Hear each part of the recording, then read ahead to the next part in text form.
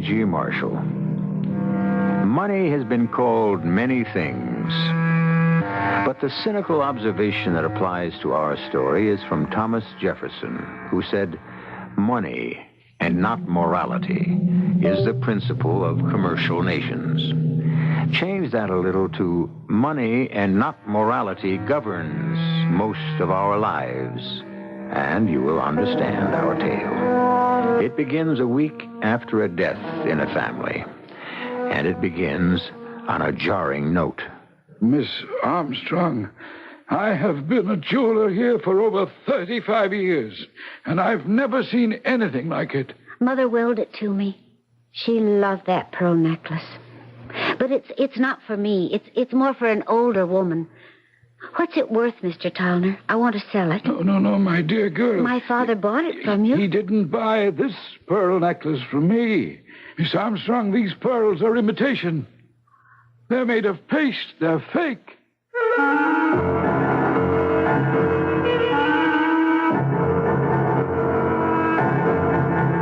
Our mystery drama, Crime Casts a Shadow, was written especially for the Mystery Theater by Roy Windsor and stars Evie Juster and William Redfield.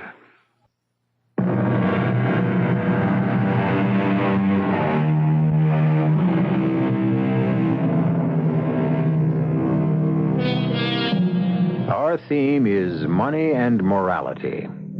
It is said of Diogenes that he walked around in the daylight carrying a lantern, looking for an honest man. Well, that was a little extreme.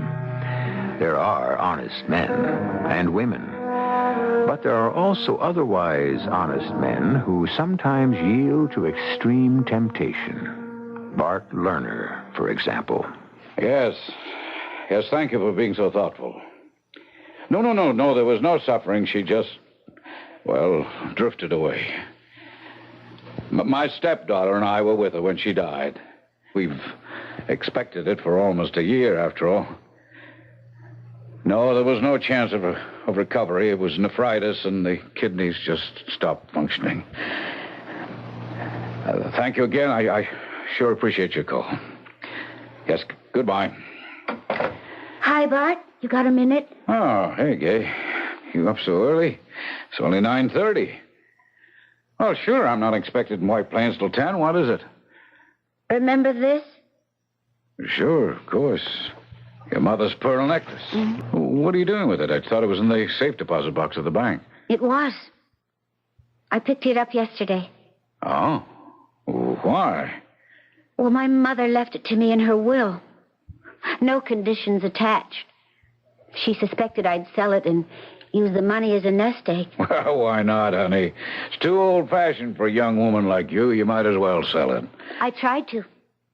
Well, you mean today? Mm-hmm. At 9 o'clock this morning. I had an appointment with Max Towner. Oh. My father bought the pearl necklace from him years ago. 15 years ago. 5 years before he died. Yeah. Well, what did old Max offer you for it? Nothing. Nothing? Nope. Not a cent. Max said the necklace is worthless. The pearls are artificial, made of some kind of paste or something. Well, be darned. Are you sure? He was.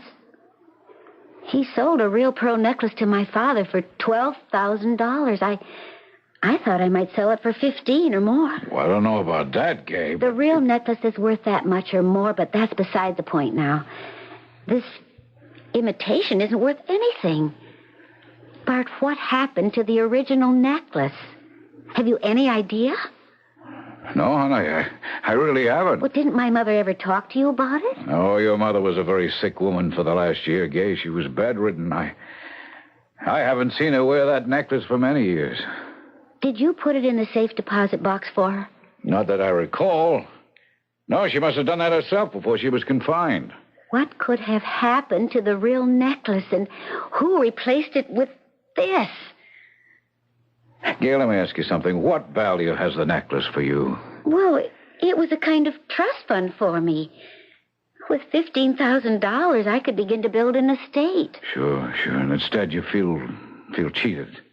I don't know what I feel. I can't believe that Mother cheated me. Do you think she sold it? But if she did, why didn't she tell me? And why should she have sold it, Bart? Well, you and my mother were pretty well fixed for money. Oh, not that well off. Oh, sure, the past year I've done well. But before that, with your mother's illness, we were pretty pinched. You know, medical expenses and... well, let's not talk about it. It's only 2 weeks ago since she... I know. I feel terrible. Like a vulture. But Mother would have understood. The necklace was left to me to keep or to sell. And now I can't do either. Could she have sold it? Sure, she may have. You say that, Bart, as if you know something you're holding back. No, it's nothing I know. But it is something you suspect, right? Well, I was puzzled at the time, I admit. I was thinking of taking out a second mortgage on the house to meet some large bills. And your mother objected strongly. You know how she was. Pay as you go and stay out of debt. I know, but if she sold the necklace, why didn't she tell me about it? Probably because she expected to redeem it. I really don't know, Gay. Well, I want to find out. Look, I tell you what. The necklace was worth, say $15,000, right? I know my father paid more than 10. And that amount of money was going to be your nest egg. Right. Okay, I'm going to make out a check for that amount and give it to you. What? No, I mean it. You'll have all your money, and we'll say no more about it. Well, but Bart... Now, not a word, honey. This is what your mother would have wanted. Oh, then you know she sold the necklace. I know nothing of the sort. All I know is that I never took a loan, and somehow the bills got paid. The nurse who stayed with us, the doctor bills, the hospital tests. Oh, sure, the insurance covered part of it, but almost half of the expenses we had to pay for. I insisted, she explained, but she just smiled, you know the way she did, and said I wasn't to worry. I had enough to worry about with my contracting business. So you suspected she'd sold the necklace, huh? Your mother never would let the subject come up. I didn't realize. Now, look, it's all settled. Bart, I just can't let you Honey, give me... look at it this way. If your mother helped me out at a time when I sure needed help, I owe her whatever the necklace is worth today. We'll make it $15,000. The necklace was left to you. It's gone. Let's forget it. But I can't forget what I owe. I'll have a certified check for you for $15,000 when I come home from work. Bart, I don't know what to say. I'm very fond of you, honey. I think of you as a daughter. Oh, and you know I'm fond of you. All I can say is thank you. It's an awful lot of money. No, I done well this year. Don't think about it. Well, what do you suppose became of the real pearl necklace? Somebody bought it. Through the jeweler, Max Tallner? Maybe, or maybe it was sold direct. I wouldn't know. Why? Curiosity? I just can't imagine Mother selling it without saying anything. I thought we'd agreed to forget about it, Gay. Oh, I suppose I should, but, it bugs me. It's so unlike Mother. Well, there's nothing to do. Just forget it. I can't. I have to find out what happened to the real pearl necklace.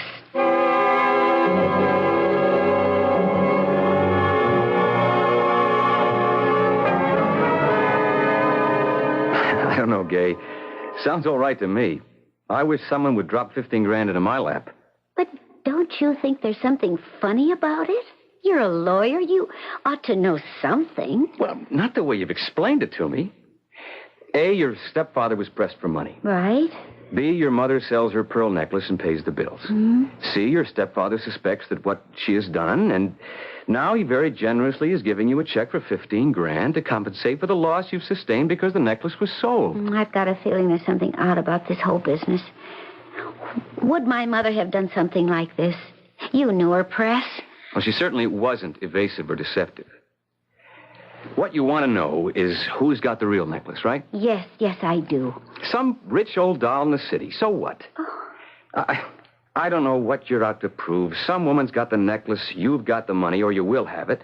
So why not forget it? No. You think your mother didn't sell the necklace. You think that maybe Bart Lerner stole it. Oh, I don't know. I just can't believe it. Not Bart. He's a good man. Well, lots of good guys have turned bad. Oh, not Bart. Well, then what about this feeling of yours? Well, it's also unsatisfactory. Now, listen to me. I telephoned Max Tallner, the jeweler, late this morning because Bart said maybe Max had bought the necklace from my mother. The answer is no. Max sold it to my father, but he hasn't seen it since, not in 15 years. So where could Mother have disposed of the thing? Oh, maybe in the city. Lots of dealers. You mean fences, right? No, legitimate dealers. The necklace hadn't been stolen. Your mother owned it. She had a right to sell it or to borrow on it. Well, but maybe somebody took it out of the safe deposit box at the bank. Impossible. Only someone authorized is allowed to examine a safety deposit box. Mother, me, Bart Lerner. And I didn't swipe the necklace. And neither did your mother. It was her property. She had a right to remove it. And neither you nor Bart Lerner had that right. So if your mother didn't sell it, and if you didn't steal it... Don't be stupid, Fred. Well, then Bart Lerner did. Look, we're going around in circles, baby. Let's have some dinner. We can talk more over some food, huh? All right, Press. But I want to get to the bottom of this funny business for my own satisfaction. It just wasn't like Mother to sell such a gift for my father.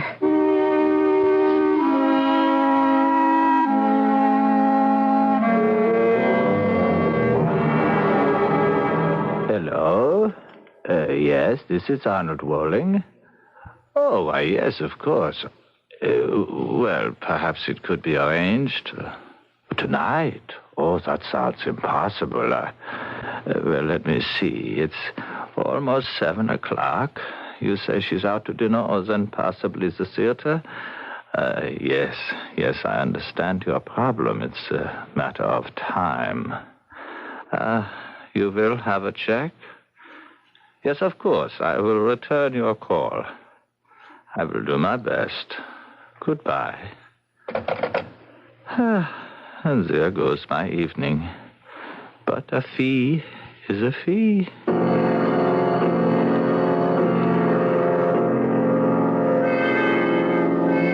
Gay, I'm glad to see you out. I was awfully sorry to learn about your mother. Thanks, Mike. How's the ambulance chaser? And how's the scandal monger? Sit down, Mike. Just for a second, Press. If Gay doesn't mind. Of course not. Oh, thanks. You all right, Gay? I think so. It was bound to come, so we were prepared for it. But it still leaves a big blank in our lives, Bart's and mine. Yeah. You gonna stay on with him? Oh, for a while. But I really want a place of my own. Well, what about this clod here? This Claude's gonna marry the lady whenever she sets the date. Oh, Gay, don't. He's just after your money. I've just come into some, Mike. Don't tell him, baby. Don't you know that a reporter is like a ferret in a rabbit warren? Scrap of news and he pounces. Well, maybe he can help. Name it, Gay. Look, Mike, as a pal, give Gay a break, huh? And no story without her approval, all right? Cross my heart, Press. What's the story, Gay? Well, my mother left me a $15,000 pearl necklace. Wow. Wow is right. It was the real thing. Genuine. And when I had Max Tallner appraise it this morning, it turned out to be a fake.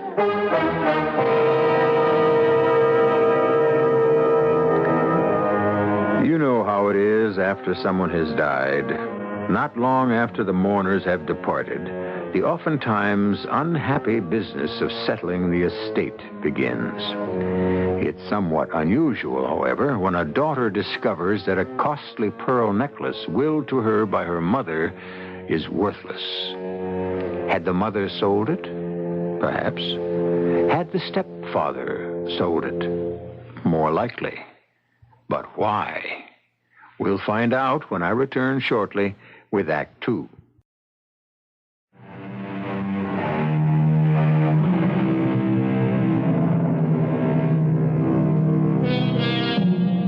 To believe with certainty, we must begin with doubting. That was written a couple of 100 years ago. Nothing highly original about it. Common sense ought to teach us, if not to doubt, at least to question. And that's what Gay Armstrong has been doing ever since her remarkable discovery.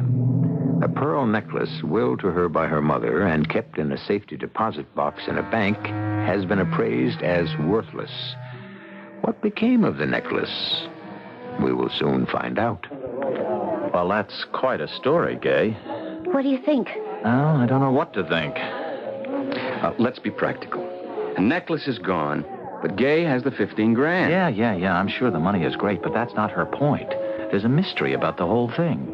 What happened? That's what Gay wants to know. Exactly. The whole thing's as phony as plastic wood. Meaning my mother didn't sell the necklace? Of course not. Bart Lerner stole it. Oh, honey, I know how you feel about him. I like him, too. But he must have needed money, so he grabbed the necklace and sold it. You really think that Bart Lerner stole the necklace? Sure.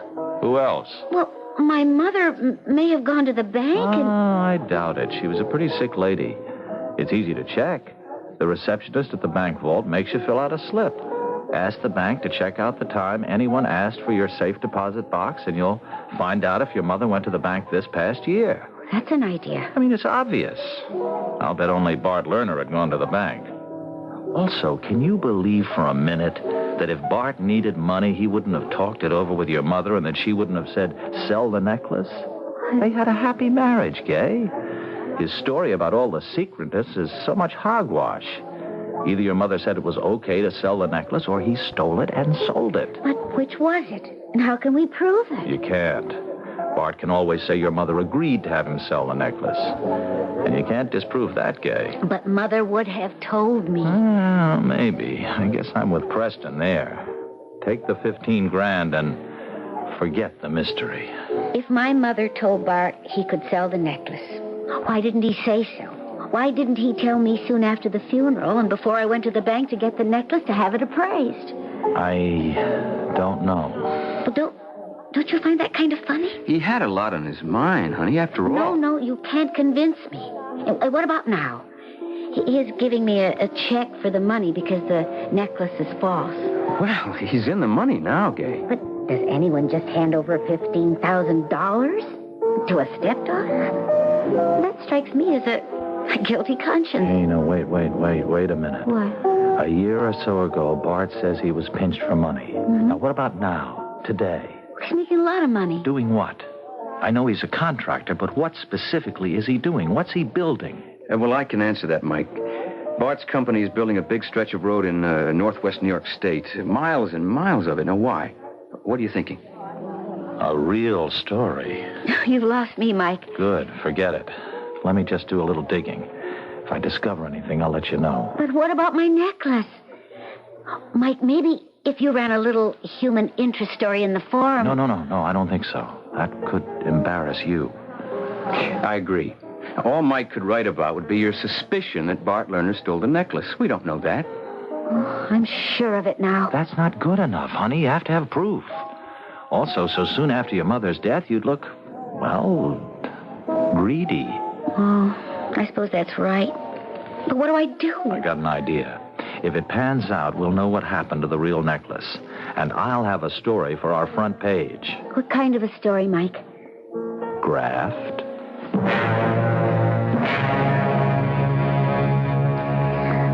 Good evening, Mr. Worley.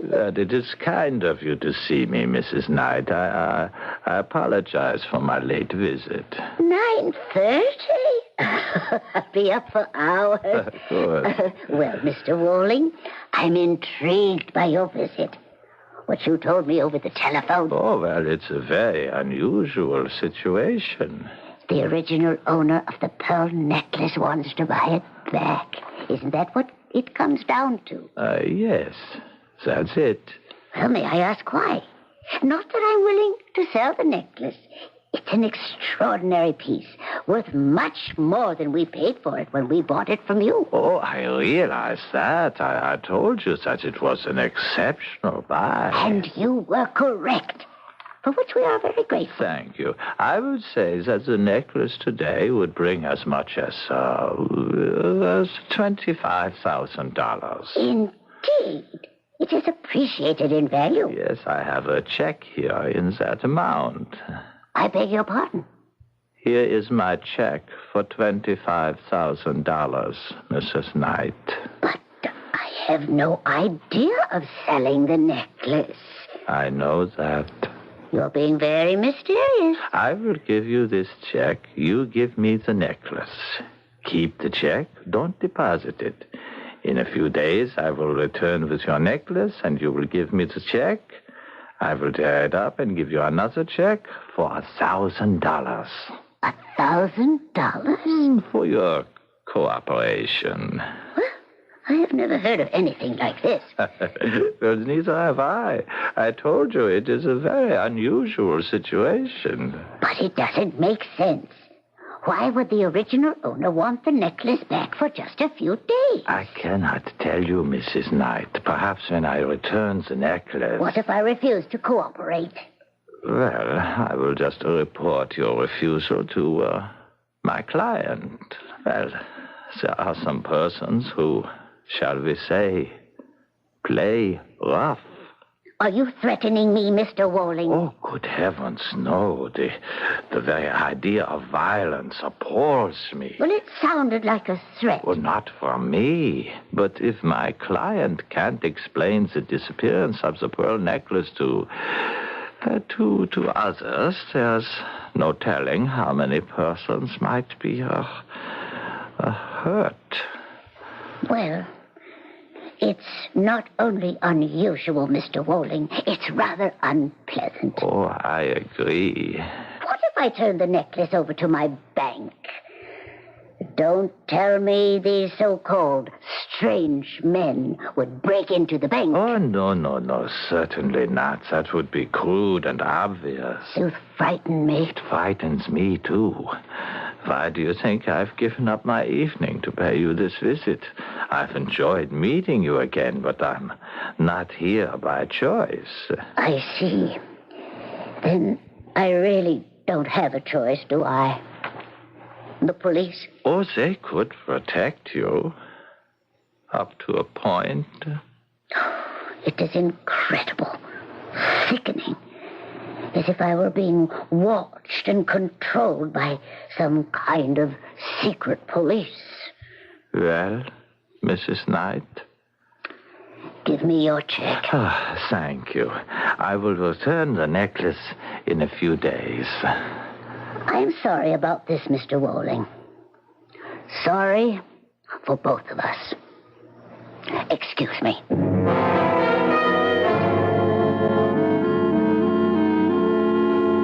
Hi, honey. What, Bart? It's almost midnight. What are you doing up so late? Oh, waiting up for you. You have a nice time? Oh, very nice. Well, how's Preston? Fine. Did you just wait up, or did you want to see me about something? Well, yeah, matter of fact, I did. Oh? I've been thinking about you all day long. How upset you were this morning about your mother's necklace. And by the way, here's that check for you. Bart, I don't know. Now, please, I want you to have it. But $15,000. The real necklace is worth at least that much. So give me the fake necklace and we'll drop the subject for good, huh? You have it here? Yes, I left it in the desk drawer. All right, hand it over to your old stepfather and you'll never see it again. All right. I might as well tell you, Bart. I talked this over with Preston. Huh? Here's the box. Oh, thank you. So, what did Preston have to say? Take the check and forget about the necklace. Smart young man. Let me take a look at this thing. It's quite beautiful, isn't it? Yeah. Hard to believe it's a fake. I couldn't tell, could you? No. But we're not experts. They look like genuine pearls to me. I couldn't possibly tell the difference. No, neither could I. I mean, I've never seen more perfect match pearls. And these are fake? That's what the jeweler said. I wonder if he knows.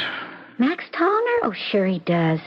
He sold the real pearl necklace to my father. Why wouldn't he know? Well, Max Teller's a pretty old man. You think he could be mistaken? I couldn't say, but these look pretty good to me. I mean, if this necklace is fake, It's one great piece of work. Oh, I wish I knew more about stuff like this. Well, let's not worry about it. You got the check, I got these. Maybe I'll have another jeweler examine them. Why don't we go back to Max? We? Well, why not? I owe it to you, Bart. What do you mean, owe it? Well, Bart, will you forgive me if I tell you something? Forgive you for what? My crazy imagination. You come again?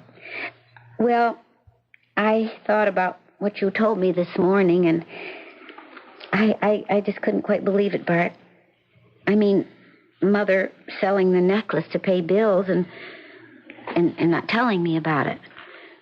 Well, don't you think it would have embarrassed her, selling something she had already willed to you? Mm-hmm. That makes sense. Now. And what else went through that imagination of yours? Oh, I'd rather not say. Makes me feel crummy. Wow. Oh. Did you think that I had stolen the necklace? Oh, please, Well, Bart. of course. It was a perfectly natural thing to think. I thought about it at work today. I knew what you were thinking. Oh, I feel terrible about it. Please forgive me. Done. And now let's forget it. Are you going to see Max Tallner tomorrow? Well, we might as well. Wouldn't it be wonderful? Oh, it couldn't be. I was going to say, wouldn't it be wonderful if this necklace is the genuine one? Why, would you want it back? Oh, no. It's beautiful. But it's not for me. You do prefer the check. Oh, yes. Oh, but I'd be happy if this thing was really worth what you paid for it. Oh, that's too much to hope for. But it would be like having $15,000 fall right into my hands, huh? Yeah, Max said it was worthless. Well, he should know. He could have been mistaken. Maybe. We'll find out in the morning. Now, come on, take your check. And I'll put this necklace in the wall safe. Just in case.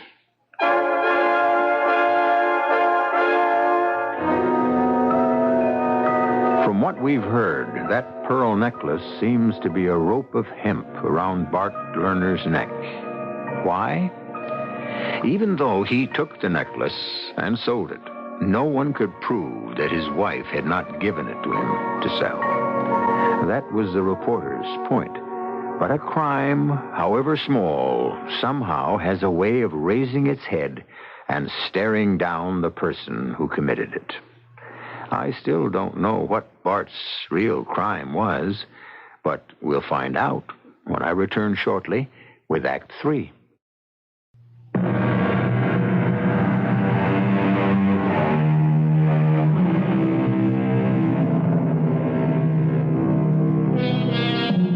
Crime really does cast a long shadow, meaning that there is always a vestige of a shadow trailing, however faintly, the person who did something wrong. Many crimes are not detected, of course, but they are known to the person, and try as hard as he will, his knowledge of something evil he has done cannot be erased from his conscience. If a man's life is his character, as many philosophers and writers maintain, then Bart Lerner was flawed by the weakness of temptation. Its consequences will now become apparent. Oh, well, my goodness, Miss Armstrong.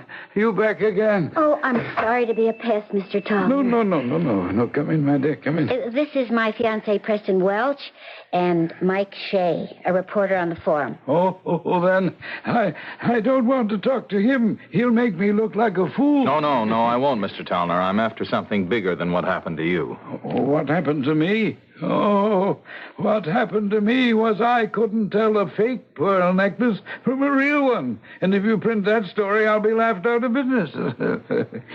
I've already apologized to Miss Armstrong and to Mr. Lerner. Mr. Tallner, is there any doubt in your mind that the necklace you saw this morning, an hour and a half ago, is genuine. No, not a doubt in the world. Yesterday I looked at the same necklace and told Miss Armstrong the pearls were fake. No, you didn't, Mr. Tallner. What? I didn't know. Well, I must be going crazy. You are the victim of a switch. The first necklace you saw was a fake. And last night, Bart Lerner and Miss Armstrong looked at it again. Lerner had his doubts about your appraisal. This morning they showed you the genuine pearl necklace. Is this true? We think so, Mr. Tallner. Well, then I haven't lost my mind. No. But why the switch? Can you prove it? We're going to try. We need your help. If you were going to sell the real pearl necklace, who would you take it to? Well, no one here in White Plains, I don't think. New York City, probably, yes. The big buyers and sellers are in the jewelry center down there. Uh-huh. Can you give me some names? Oh, there are so many. Becker, Taubner, Woling. That's Arnold Woling. He's very big. Uh-huh. He arranges many big deals and all legitimate. Press, hit the road and see what you can find out about, okay, Arnold Woling. I'll go with you, Press. No, you won't. You get back to your job. I'll report back to Mike if I have any luck. And I've got reports coming in already. Reports about what? Payola, baby. The truth about your pearl necklace could rock the state.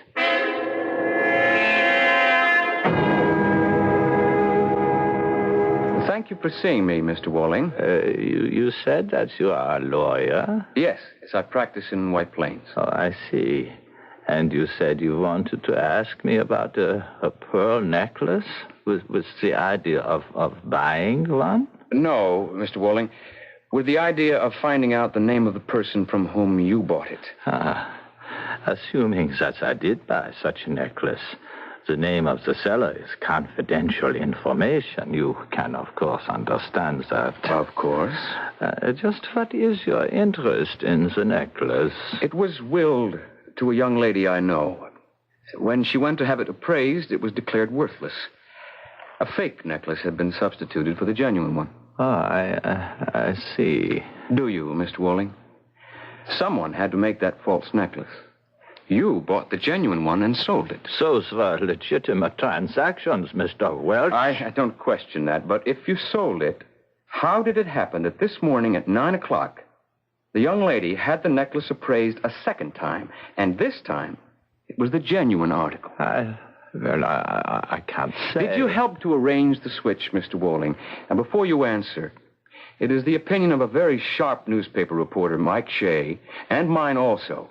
The money obtained through the sale of the pearl necklace was used as payoff money to an unscrupulous member of the Roads and Highways Commission. What does that have to do with me? I want the name of the person who sold the necklace to you and the person to whom you sold it.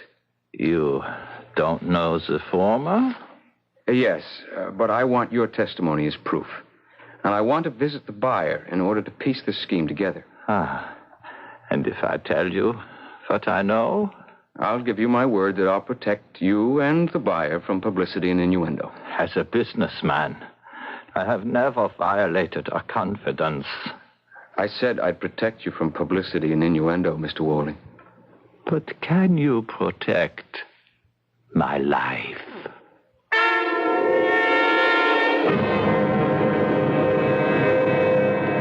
And that is all I know, Mr. Welch.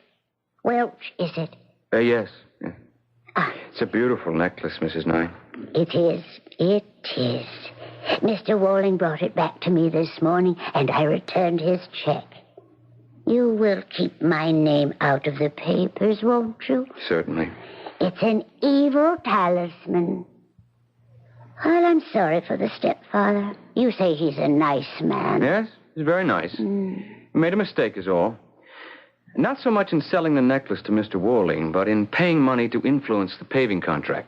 You know that for a fact? Just about. You expect him to involve the man he bribed? Well, he'll have to explain what he did with the money. If he won't, it'll go to court. Under oath, he'd have to talk. Alternative is jail. Oh. I wouldn't like to see that happen. Oh, but he'll be punished, of course. But if he cooperates with us, he might just be fined and placed on probation. I'm sorry for him. I am, too. As I said, he's really a nice man.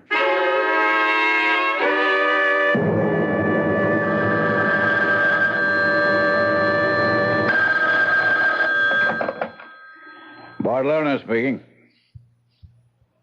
What? Why, I can't believe... A story in tonight's forum. Oh, I'll be ruined. No, of course not. Who telephoned you? Walling? Well, that knocks me out. Yes, well, let me explain, please, sir. Look, my stepdaughter had the necklace appraised this morning. It was the real one. She was happy. She kept the check I'd given her, and I returned the necklace to Walling. I thought the whole thing was over and done with. Yes, sir, I realize it isn't. Of course, sir. I'll protect you. Well, thank you. I'm going to need the best brains you can buy. I can't tell you how sorry I am. What do I do? What can I do?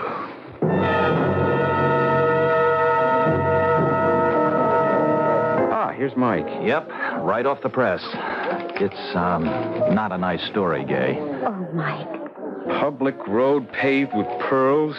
Bart Lerner suspected of selling stepdaughter's heirloom necklace to bribe roads and highways official. It's all here, except for the names of Wall and Mrs. Knight. Thanks, Mike. It's hideous. Poor Bart. Poor Bart, my foot. He stole your necklace, Gay, and used the money for payola. He's a small frog. We've got the big one on the hook, and with or without Bart's cooperation, we're going to deck him. But it is so cruel, seeing it in cold print like this. I can't face Bart. I just can't. Yes, you can. But I betrayed him. Gay, if he had told you the truth in the beginning, none of this would have happened. He deceived you. He made two mistakes. Acting surprised when you found out that the necklace was a fake, and then scrambling to work out a switch. Come on, Gay, let's get over there. You can't hide from this. He won't squeal on the commissioner. You think he'll prefer to go to jail? Oh,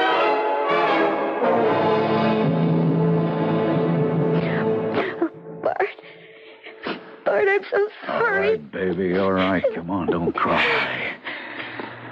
Sit down, Preston. Mike. Right, thank you. No, that rotten necklace. There was nothing wrong with the necklace, honey. Now, come on, dry your tears. How can you take it like this, Bart? What else can I do? I made a mistake. I have to pay for it. Oh, I'm so sorry. It just breaks my heart. Yeah, I'm kind of sorry, too. Well, Mike, you've had a field day, haven't you? I don't look at it that way, Mr. Lerner. You know, your newspaper is going to have a libel suit on its hands tomorrow. We can support what I wrote. You think so? Yes. All that Preston and I found out isn't in that article. Oh, I admit selling the necklace. My wife knew about that at the time. That's not what you told Gay. You said she probably had sold it. And you can't guess why. I didn't want Gay to think her mother and I had robbed her of a gift. Freely given. Wait a minute. If you agreed to sell the necklace, why did you have Mr. Walling make a paste copy of it? I don't think I'll answer that question. I gave Gay $15,000 for the imitation necklace. To make her forget the whole thing, sure. But that's where I came in, Mr. Lerner. Just a little more than a year ago, you were awarded a big paving contract. Why you? Well, we ran that down. You got the contract because one of the commissioners recommended you very strongly. Did you bribe him, Bart? Gay, I've been an honest man all my life. So you won't answer the question. I've told you that your newspaper will have a libel suit on its hands tomorrow. Look, we don't intimidate easily. If you want to sue for libel, go ahead. Then all the facts will come out, from the theft of the necklace I didn't steal the necklace, and I paid Gay what it's worth. You're going to have to explain why you engineered this whole thing. And you're going to have to explain what you did with the $20,000 you got from Walling. Where did the money go, Mr. Lerner? It'll all come out. And if you won't talk, you know where you'll end up.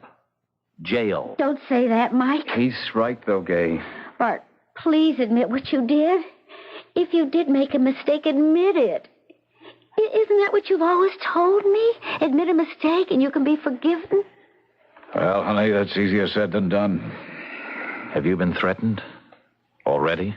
What are you talking about, Mike? Oh, Gay, you're really very naive. Your stepfather is in trouble. You mean if Bart talks, they'll kill him? Sound melodramatic? Well, it's true. Oh, no. He's already been warned, haven't you, Mr. Lerner? Yep. Well, you get rubbed out or spend a long time in jail. Not much of a choice, is it? I wouldn't like to make it. Well, I'm not talking. I'll see you in court, Mr. Lerner. Good night, Mr. Lerner. Gay, I'll be going too. Talk to you tomorrow, baby. Okay. Bart, Yeah? did you bribe that man? No, honey. You didn't? No. Well, I don't understand then. He got the money. If he had... Yeah, he got the money. Who gave it to him? Who is he, Bart? I hadn't been very successful as a road constructor, never landed a big bid. I didn't know why. The man who received the money is named Thornbury. I know him, Bart. He was a friend of my parents. Yeah, and an influential man. And you didn't give him the bribe money. No, but I intend to say I didn't. Well, if you didn't give it to him, who... Bart. It got me the bid, honey. It was well-intentioned. Mother. She did it for you. And now he'll go to jail. It's our secret, Gay, honey. And no one is ever to know.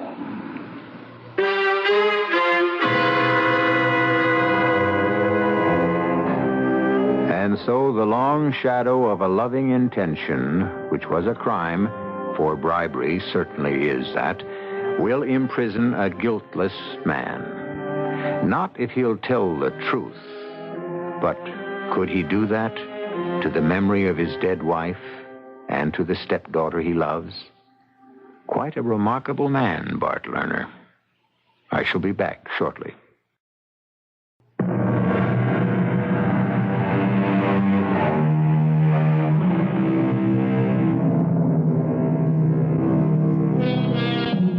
I leave you with this thought.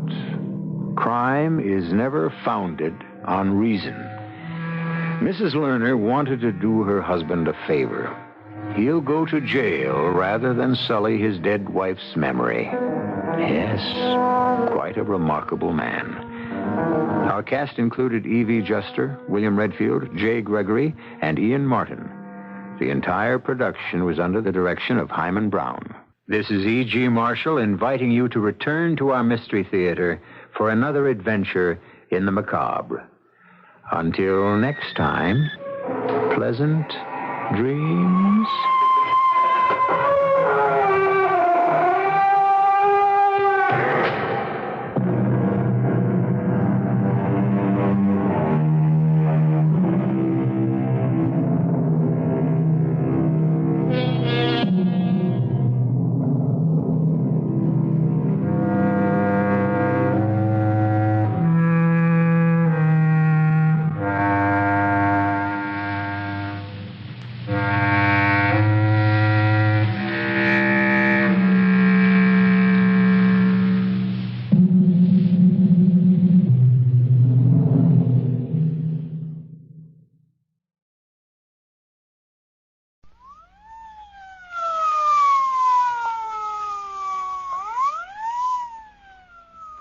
Presenting Detective Nick Harris in a salute to the law.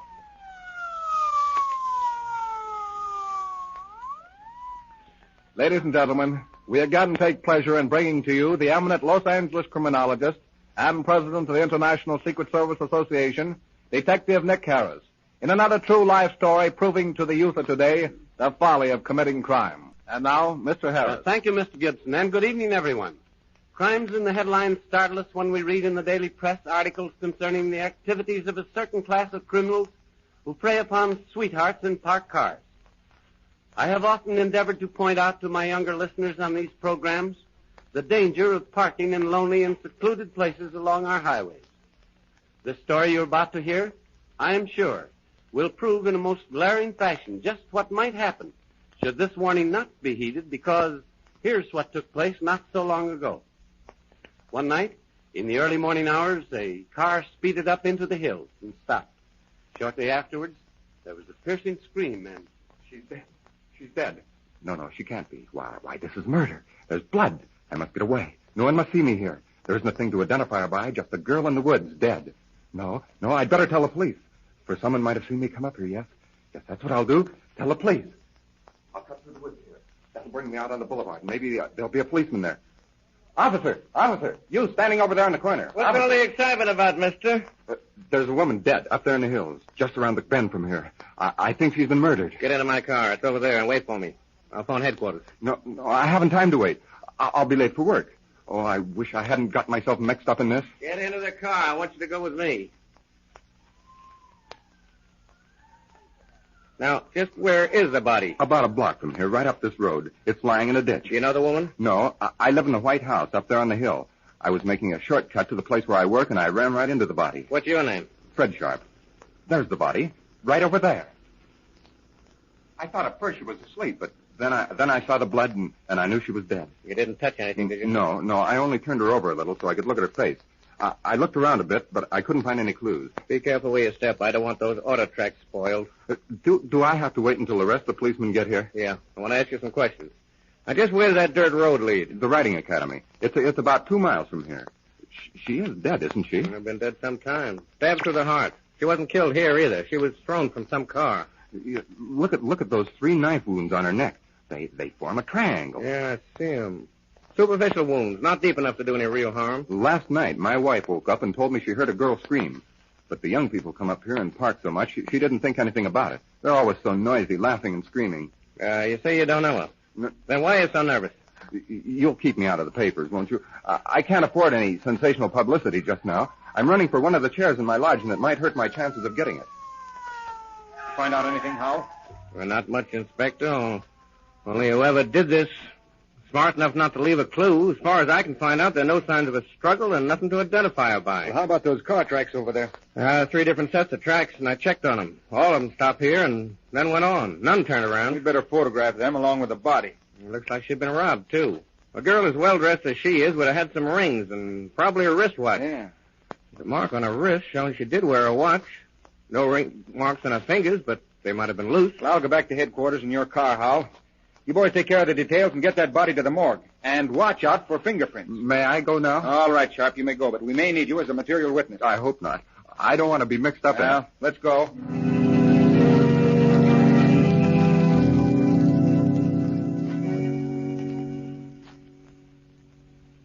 Now, if you'll just come this way with me, Mrs. Bain. Oh, and Lola didn't come home last night. Oh, I was so frightened. But she never stays out all night.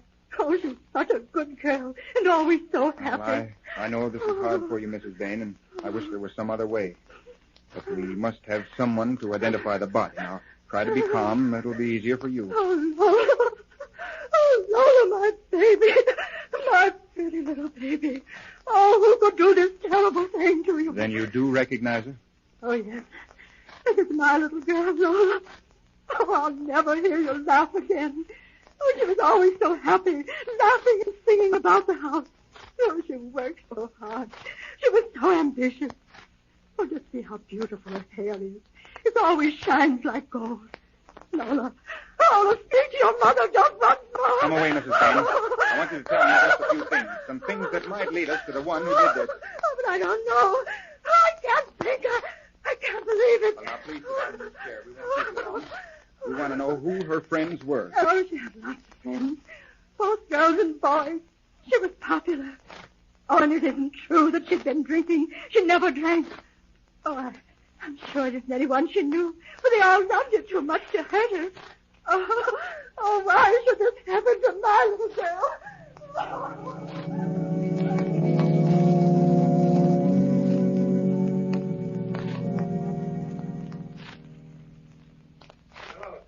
Where's the glum? Sit down, Hal, and take a load of her feet. Did Mrs. Bain recognize the body as that of her daughter? Yes, she did. Many more scenes like that, and I'll turn in my badge. Yeah. It's almost as hard on us as it is on the family of the victims. She didn't seem to know a great deal about Lola's affairs. She was in such a hysterical state, I didn't question her long. What do you know? Well, we located one of her girlfriends, a girl who works in the same beauty parlor. Anderson's bringing her in here. She seems to know more about Lola than anyone else we've questioned so far. Find that boy she's been running around with so much? Yeah. They quarreled about a month ago, and he hasn't seen her since. I checked his alibi. Nothing doing there. He's out. Sit down, please. You are... I'm Miss Betty Sparks. Oh, isn't it terrible? Poor Lola. Did you know her well, Miss Sparks? Oh, I should say I did. She was my best friend. And I told her a long time ago she'd better cut out that drinking, that she was headed for trouble. But she only laughed at me. When did you see her last? The night she was murdered. Who killed her? Do you know? Anything unusual happened that night? Nothing unusual. Only, well, you see, a crowd of us had dinner together. And then after dinner went to a dancing place and danced until 12 o'clock. Lola didn't have a date. She just went along with her gang. When we started home, Lola told me she wasn't going, that she had a heavy date for 2 o'clock. That late? Yes. I told her she'd already been drinking too much. The thing for her to do was to go home and get some sleep. She looked like heck in the shop the next morning. Us girls have to look our best, you know. It's part of the business. You can't very well sell beauty creams to a woman if you don't look nice yourself. Did she tell you with whom she had the date? Not at first, for she knew I wouldn't approve. But later she did. Then you know who she had the date with? What was his name? I don't know his last name, but his first name's Carl. Oh? She didn't know him very well, but she was kind of crazy about him. She said he was a very tall, dark, and awfully good-looking. Hmm? She'd only been out with him once or twice, and she said he was kind of fresh. I told her she was a fool to go out with a boy like that, and she said she could take care of herself. I see. He's a railroad engineer. Well, that'll be all for now, Miss Sparks. You may go, but we'll want you later.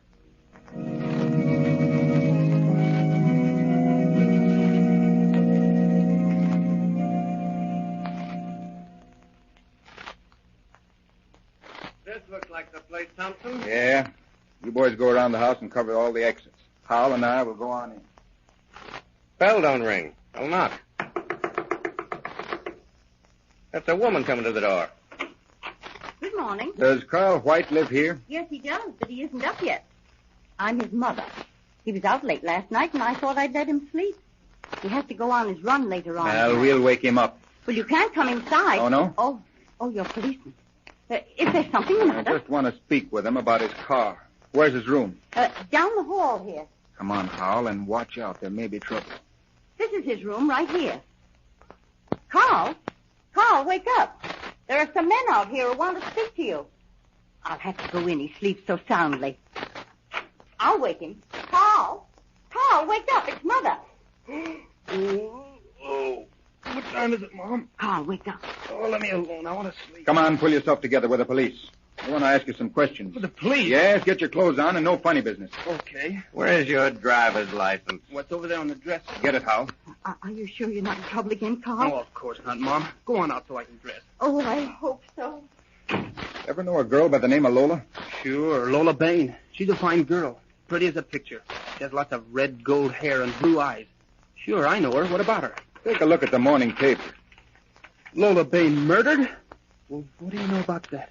I told that girl she'd better watch her step. Oh, you seem surprised. Didn't you see yesterday morning's paper? Oh, no, I didn't see a paper all day yesterday.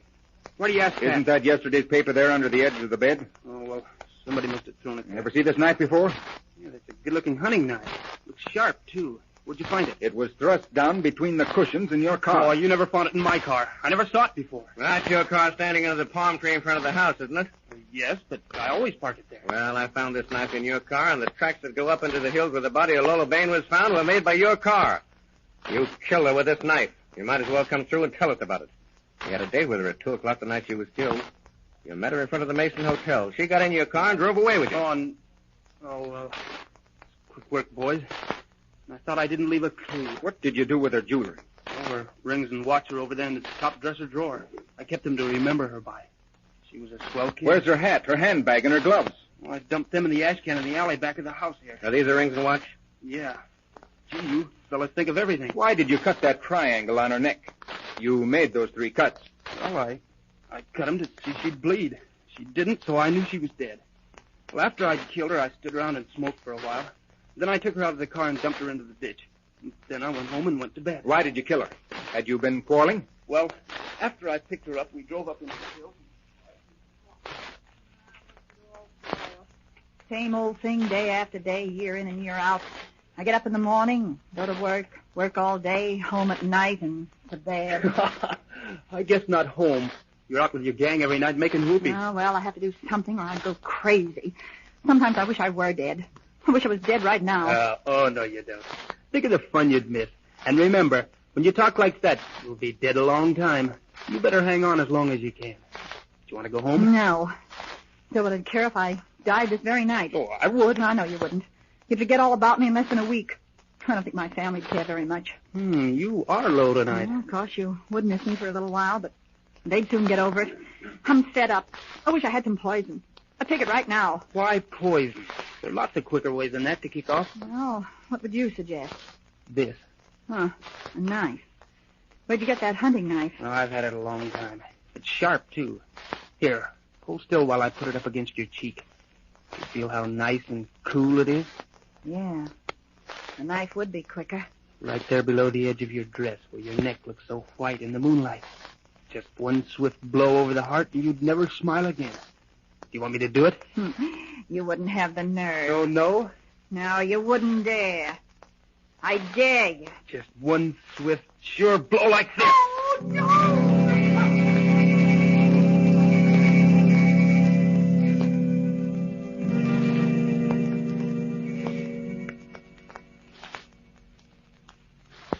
That's how it happened.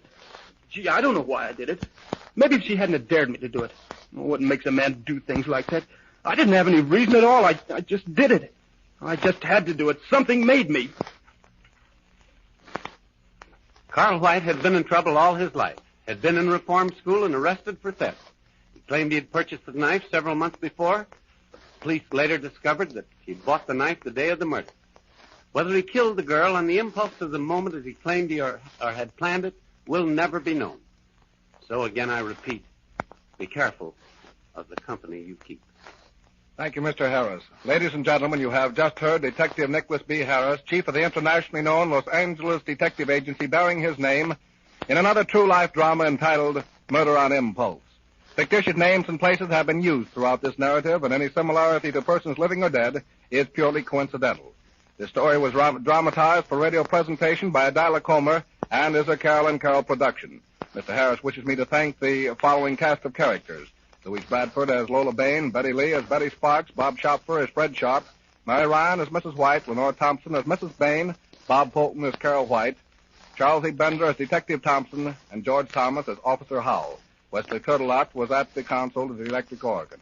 Mr. Harris will again be heard next Sunday afternoon at 12:30 over this same station. This program originated in our main studios. You are tuned to station KECA Los Angeles. Time. Time for your crime correspondent.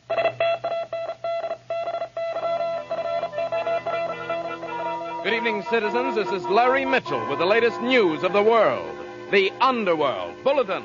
Los Angeles, California. Police tonight were close to the solution of the lurid Black Dahlia killing. After several hours of intensive drilling, Harry Forbes, 28, broke down and admitted he had known Elizabeth Short intimately.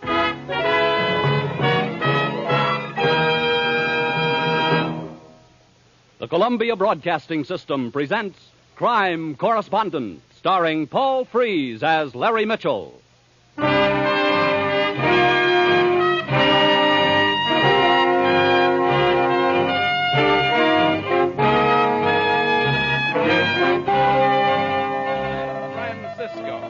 Police broke up attempted tavern robbery tonight, but a running gun battle ensued in which 2 policemen were wounded and 1 bandit was killed. To Officer Ryan, we say, good shooting. Exclusive. Now it can be told. The dramatic inside story, which I call The Chair for Dino.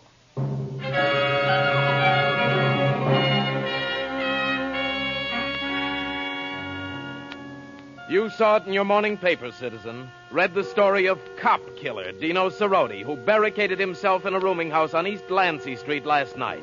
Kept the police of your city at bay for almost 2 hours. Yes, it was there in your morning paper. And on page 1 you saw the photograph. You saw the figure of a man sprawled out on the front steps. He was Sergeant Frank Vixen of your police department, who died by a killer's gun.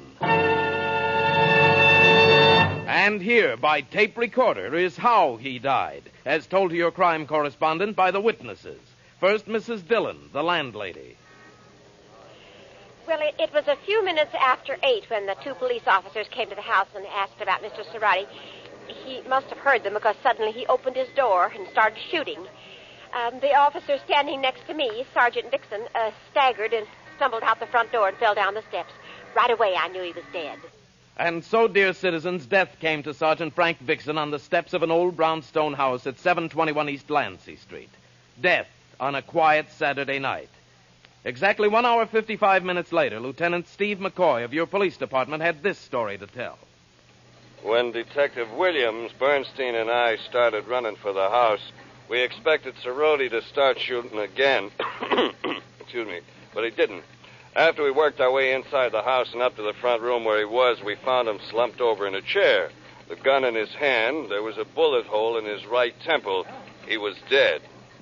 Yes, Dino Cerati, cop killer, was dead. Dead by his own hand. And up and down the street, the citizens of East Lancey breathed a sigh of relief. Happiest citizen was one Charlie Simmons, who'd been trapped in the rooming house with Killer Cerati through it all. I was taking a nap in my room here when I heard the shooting. I went out in the hall to see what was going on. That's when I saw Cerati with a gun. I ducked back into my room and locked the door. And I stayed there until the cops came. Oh, boy, am I sure glad it's over. Yes, it was over, ladies and gentlemen. Over for Charlie Simmons, who'd been trapped in the rooming house. Over for Dino Cerati, cop killer, who was dead. Over for the citizens of East Lancey Street. Ladies and gentlemen, it was not over, because all the facts were not there in your morning paper. There was more to the death of Dino Cerati. There were other facts your police department could not reveal. And here are those facts, reported exclusively here. Yes, now it can be told.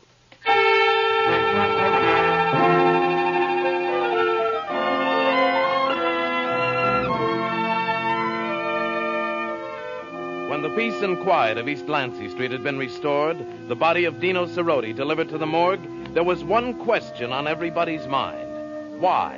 Why had the police come to Mrs. Dillon's boarding house in the first place? What had they wanted with Dino Cerati? Well, that question was on my mind, too, last night when I dropped around police headquarters. I was certain Lieutenant McCoy could give me the answer. Look, Mitchell, I've already told this to every reporter in town. We only wanted to ask Cerati some questions. Like what? I can't go into that. Now run along like a good boy, huh? I got things to do. Oh, come on, McCoy. Break down. Cerati was wanted for questioning. Let it go at that. Kind of touchy tonight, McCoy. Your ulcers again? Beat it, will you? Okay. Oh, who's Joshua Spear? Spear? How'd you know about Joshua Spear? Surprised? My leg man, Jeff Hayes, collared him down at the morgue half-hour ago. He got his name before you boys whisked him inside.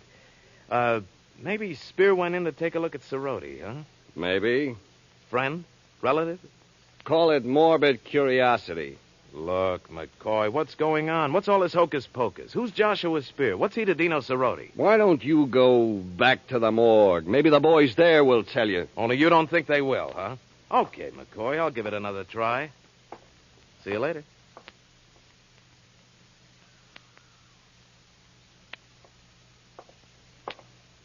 Well, Jeff, Spear's still inside the morgue? I don't think so. Got a hunch the cops slipped him out the back way. How'd you make out with McCoy? I didn't. Oh, did you look up Joshua Spear in the phone book? Oh, yeah, sure. Here's the number. But Larry, what's all this runaround we're getting? Maybe I'll tell you. After I call this number. I get it. Hang around the morgue all day, look up a guy's number. Maybe he knows what he's doing. I don't know.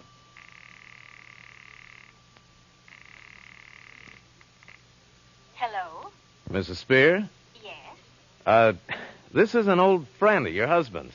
Just got into town. I thought I'd look him up. Well, I'm sorry. He isn't in just now. Oh, that's too bad. Say, how's he doing with his bakery? Bakery? I'm afraid you've made a mistake. My husband works for the Fallon Construction Company. He... Huh? Mrs. Spear? Who's this? Hello? Hello, who is this? Well, what happened? Lieutenant McCoy was out there. He grabbed the phone from Mrs. Spear. McCoy? Say, what are the cops up to anyways? Maybe Mrs. Spear said something she shouldn't have. Yeah, like what? Ever hear of the Fallon Construction Company? Well, sure. They're building that new cutoff, the tunnel road up. Hey, wait a minute. Yeah, 2 nights ago, somebody broke into the storage sheds, tied up the night watchman. A guy named Spear, that's right. Spear was the night watchman. And now the cops bring in Spear to have a look at Cerroti. Why?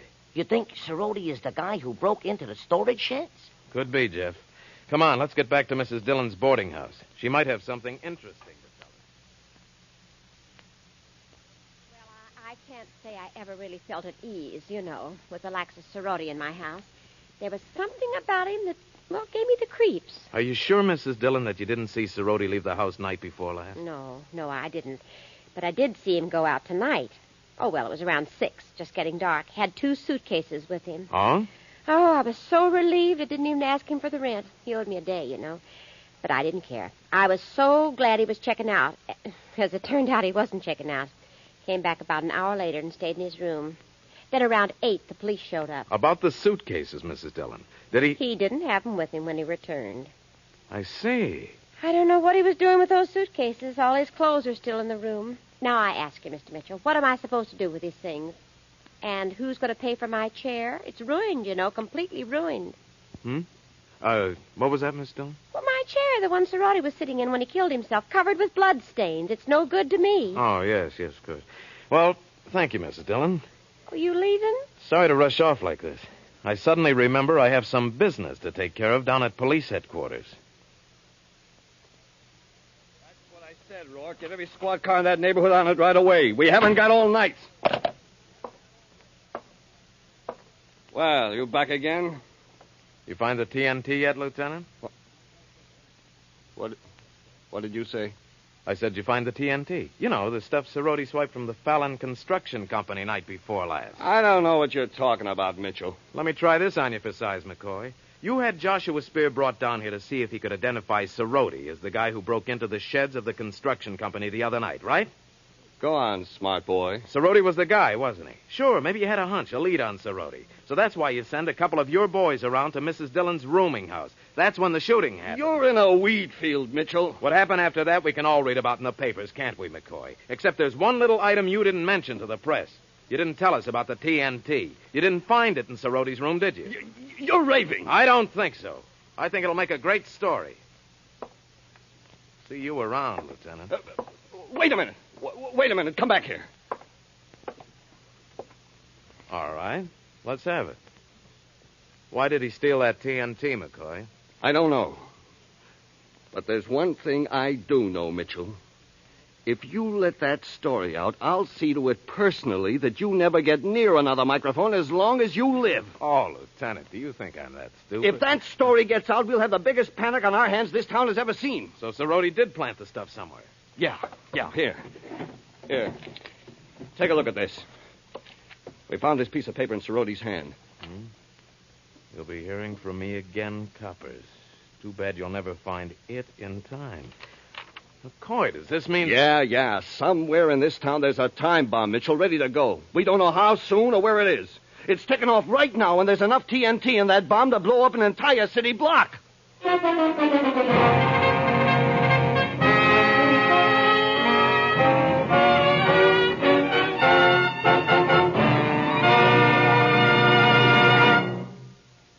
We'll return to the second act of Crime Correspondent in just a moment.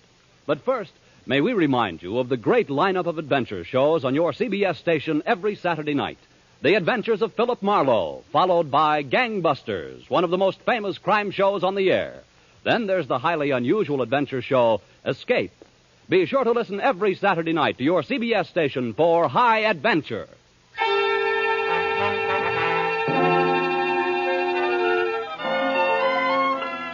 Now, back to Larry Mitchell, your crime correspondent. Yes, citizens, last night, somewhere in your city, a bomb had been planted. A bomb that would blow up an entire city block. Only one man knew where it was, DINO Cerroti, cop killer. But he couldn't talk for a very good reason. He was stretched out on a marble slab at the morgue. Why had he planted that time bomb? That was the very big question. And there was another important question. Would your police find it in time?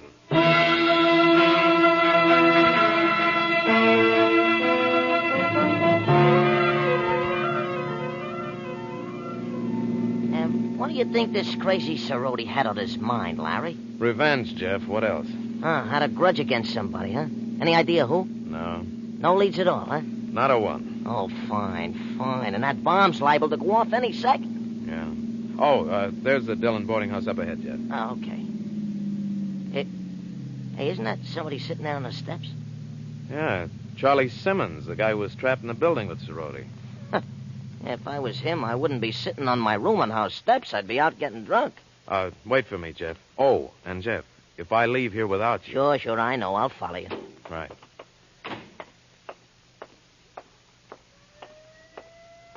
Hi, Charlie. Huh?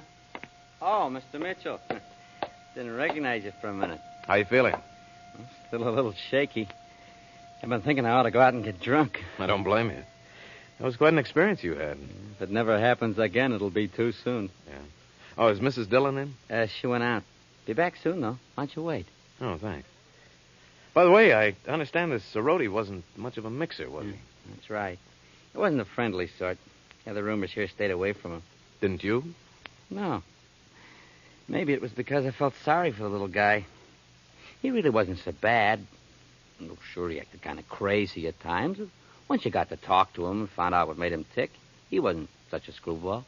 He was smart. You get to know him pretty well? I didn't say that, Mr. Mitchell. I don't think anybody could ever get to know Cerroti real well. I guess he had a mad on. Somebody must have done him a bad turn once, I guess. He didn't happen to mention who it was, did he? Nope. The police asked the same thing. Yeah, I couldn't remember him ever mentioning anyone by name. So what's going on? The law seems mighty interested in Cerroti. The law is, Charlie. Yeah. I was getting a little chilly here. Let's go back to my room if you want to wait for Mrs. Dillon. Oh, all right. Police sure are busy tonight, ain't they? It sure sounds that way. Go ahead, Mr. Mitchell, after you. It's way back at the end of the hall. Oh, thanks, Charlie.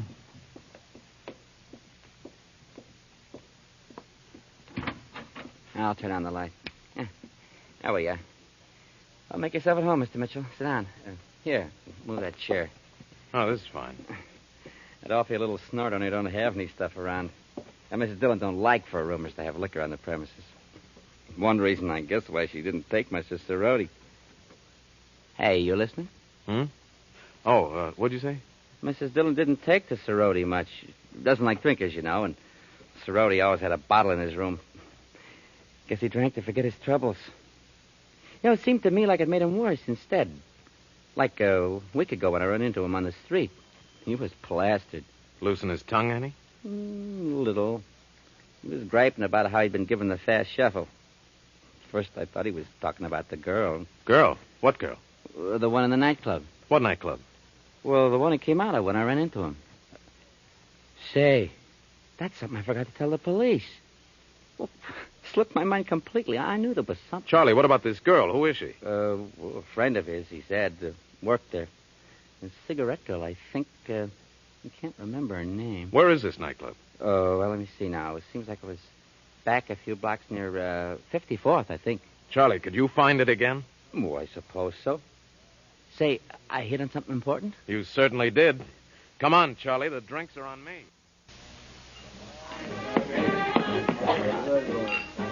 What'll it be, gents? Oh, scotch and water for me. How about you, Charlie? Well, as long as you're buying. Make that two, bartender. 2 scotch and water coming up. Oh, by the way, Charlie, I don't see the cigarette girl around. Yeah. I wonder where she could be. You sure this is the place? Well.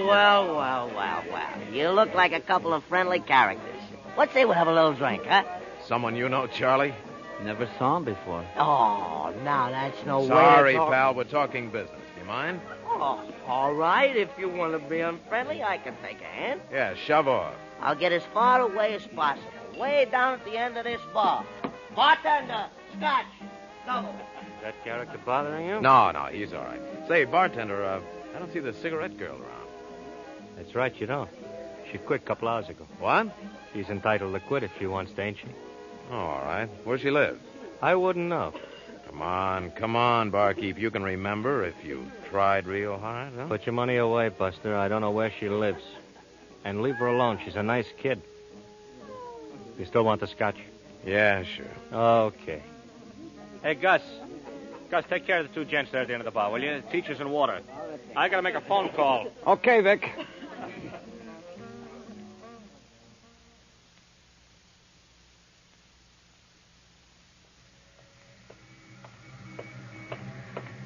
Well, you get the phone number, Jeff?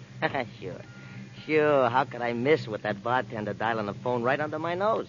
Hey, here it is. That was a good act you put on.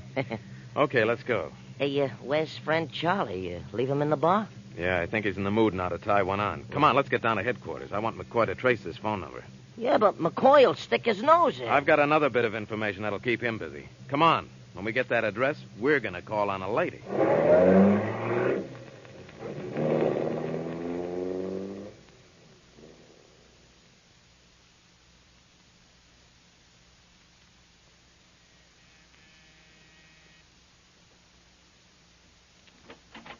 Yes. Hello? Do I know you? No. I'm just curious about a guy called Cerroti. You police? Just a reporter, Larry Mitchell. Oh. Look, I don't know anything about... Sure you do. I'll get out of here. Give me a break, will you? I don't want to get mixed up in this. You won't if you'll answer a few questions and fast. I'll tell you anything you want to know, only you gotta keep me out of this. Was he your boyfriend? No. No, but he kept coming around to the club bothering me. He wouldn't leave me alone. We used to go around together back east years ago. Before I got married. Oh, married? Yeah, my husband's been overseas. He's coming back in a week. Look, I don't want to get mixed up in anything. Okay, relax. Cerroti carried a big fat grudge around with him. He was good and sore at somebody. Who was it? A grudge? Oh, sure. Sure, that'd be a man named Malcolm. Yeah. J.V. Malcolm. Malcolm Wholesale Drugs? Yeah. It was something that happened several years ago back east. Dino said the company had gypped him. Wait a minute. This doesn't add up. Malcolm lives in New York, doesn't he? No, he and his family moved out here a week ago. Oh, this is it. You sure? Yeah. Dino told me a couple of nights ago. They're living out on River Road. That's all I wanted to know, honey. I hope you're telling me the truth. Oh, I am. All right. Mr. Mitchell, you promised you wouldn't involve me. Yeah. You know something, honey? I've already forgotten your name. Good night. Good night.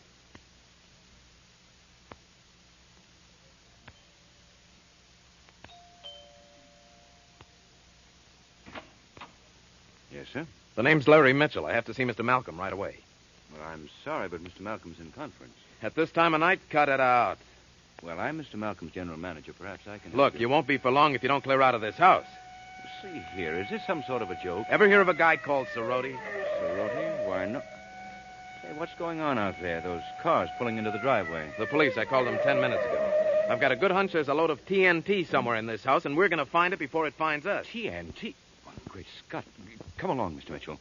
Mr. Malcolm's in the library, executive board meeting. Mr. Malcolm's selling his interests, retiring. All the big shots of Malcolm drugs collected under one roof, huh? That figures. Perfect setup for a guy with a grudge. Cerroti had it all figured out. Who is this Cerroti? It's a long story, Mr. Gargan. Let's get everybody out of this house first. I'll fill you in on details later.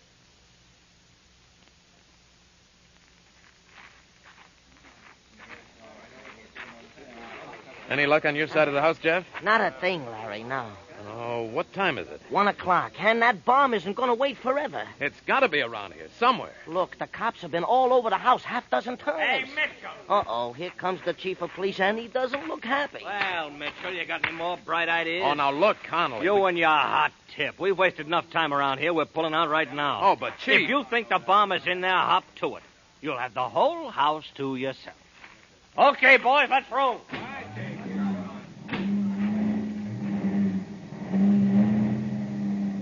Come on, Larry, let's get back to town, huh? Yeah, sure. The car's right over here. Huh? Where to now? We're not licked yet, Jeff. We better see if we can locate McCoy. Want to find out if we made any headway with that tip I gave him. Larry, you think there's really something to that... Hey. What? Hey, isn't that somebody sitting in our car? Yeah, it looks like a girl.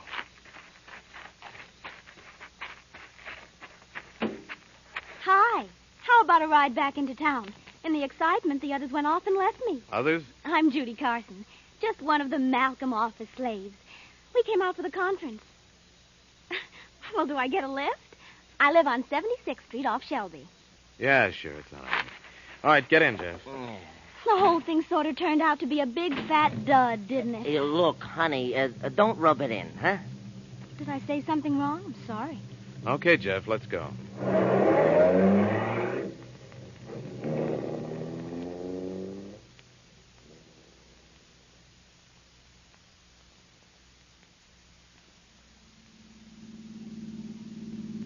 That's my apartment house up ahead. Okay. You two boys always is talkative. Oh, we got problems, honey, and not much time to solve. Well, thanks for the lift anyway. Yeah. Uh-oh. There's the boyfriend. What? Sitting in his car up ahead. He's going to be a little disturbed, I'm afraid. Had a break a date, huh? No, but I told him to pick me up tonight at the warehouse. That's where the meeting was going to be, but Mr. Gargan changed his mind. Decided at the last minute it would be nicer to get together at the Malcolm estate. Well, I'm sure your boyfriend will understand. Good night. Night. Thanks again. All right, Jeff. Let's get... What's the matter? Wait a minute. Huh? Did she say the meeting was scheduled to be held at the warehouse and the plans were changed at the last minute? Yeah, that's right. She... Uh-oh. Yeah. Come on, Jeff. Get this thing rolling. Let's get to that warehouse.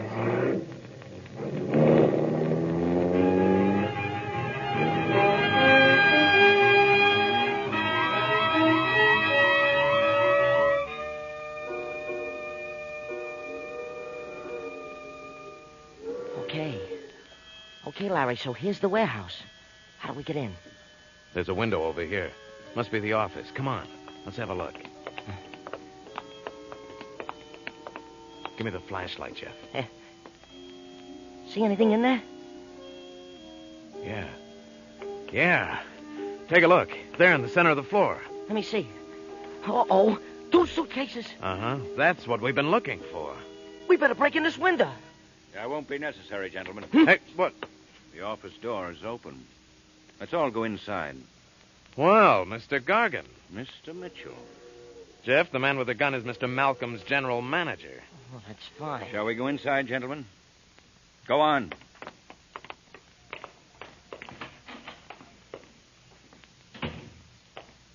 Go right on through.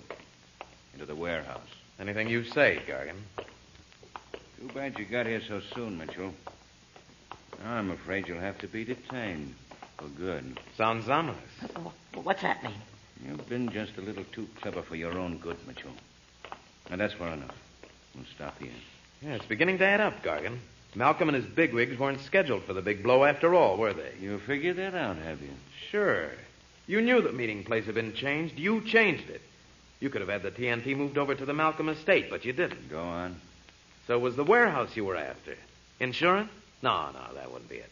Maybe, covering up something, huh, Mr. Gargan? You're quite good at these things, aren't you, Mitchell? My batting average isn't bad. Oh, company, Mr. Gargan. Open those doors behind you, quickly. All right, come on, Jeff. Let's do as the man says. Yeah.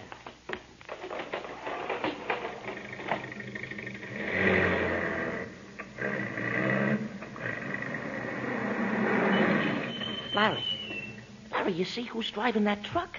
Yeah, Charlie Simmons.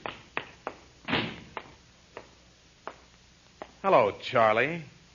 Hello, Mitchell. You know, Charlie, I figured you were in on this somehow. Did you, smart boy? I knew you were the minute you left your room tonight. When you took me over to that bar. That's so? You wanted me to find that cigarette girl, didn't you? But you were certain I wouldn't reach her until after the explosion. Then when she talked, Cerroti would be blamed for everything. It would have to do with his grudge against Malcolm.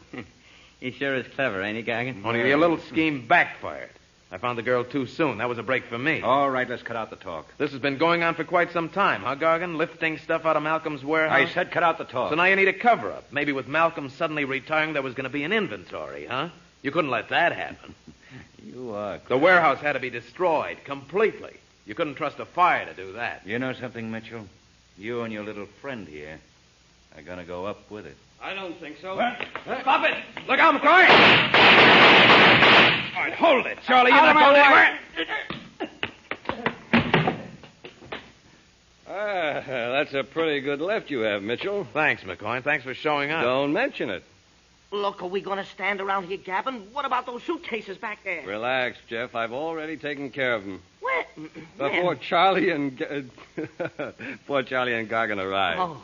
Okay, Charlie. On your feet. You're not hurt. Go on me. Looks like your tip paid off, Mitchell. I've been tagging Simmons ever since I got your lead. Took a look at his room. What are you talking about? You overlooked something, Charlie, when you killed Cerroti. What? You did kill him, didn't you, Charlie? Maybe Cerroti got panicky, wanted to give himself up. You were afraid he'd spill everything to the police. You're crazy. He shot himself. No, you shot him in your room. My room? Look, the cops found him in his room. That's right, only because you moved him there. You had to move the chair, too, because it was covered with blood. You didn't want anyone to find it in your room. So you just switched chairs, Simmons, took the one in Cerroti's room and brought it back to your own. You didn't think anybody would notice the switch of chairs because all of them in the boarding house are exactly alike. You're crazy. There was one thing you didn't notice, Charlie. There was a small hole, a bullet hole, in the back of the chair you took from Cerroti's room. What? That's right. And when I spotted it in your room, I wondered how it got there. With a gun battle raging at the front of the house, how could a bullet have lodged itself into a chair in your room at the rear of the house? But don't worry, Charlie. You'll get your chair. A hot one.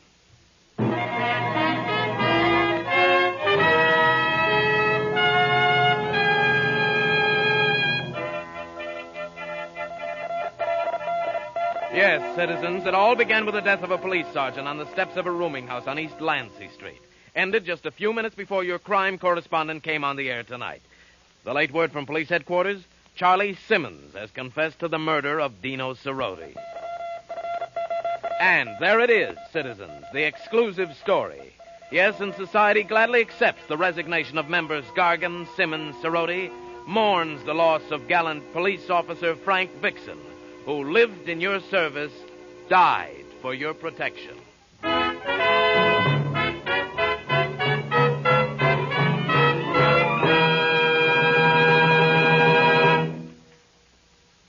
Crime Correspondent is produced and directed by Gordon T. Hughes and stars Paul Frees as Larry Mitchell. Script is by Adrian Jondot and original music by Marlon Skiles.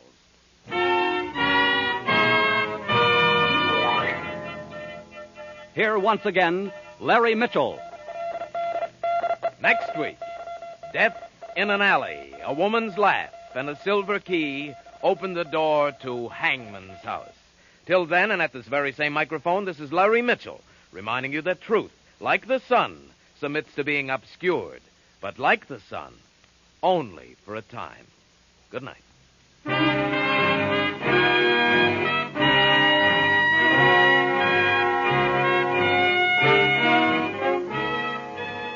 This is CBS, the Columbia Broadcasting System.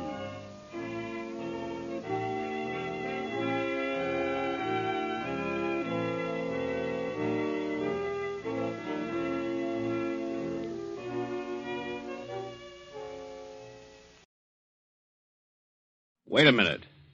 Have you heard the strange tales of the Whistler?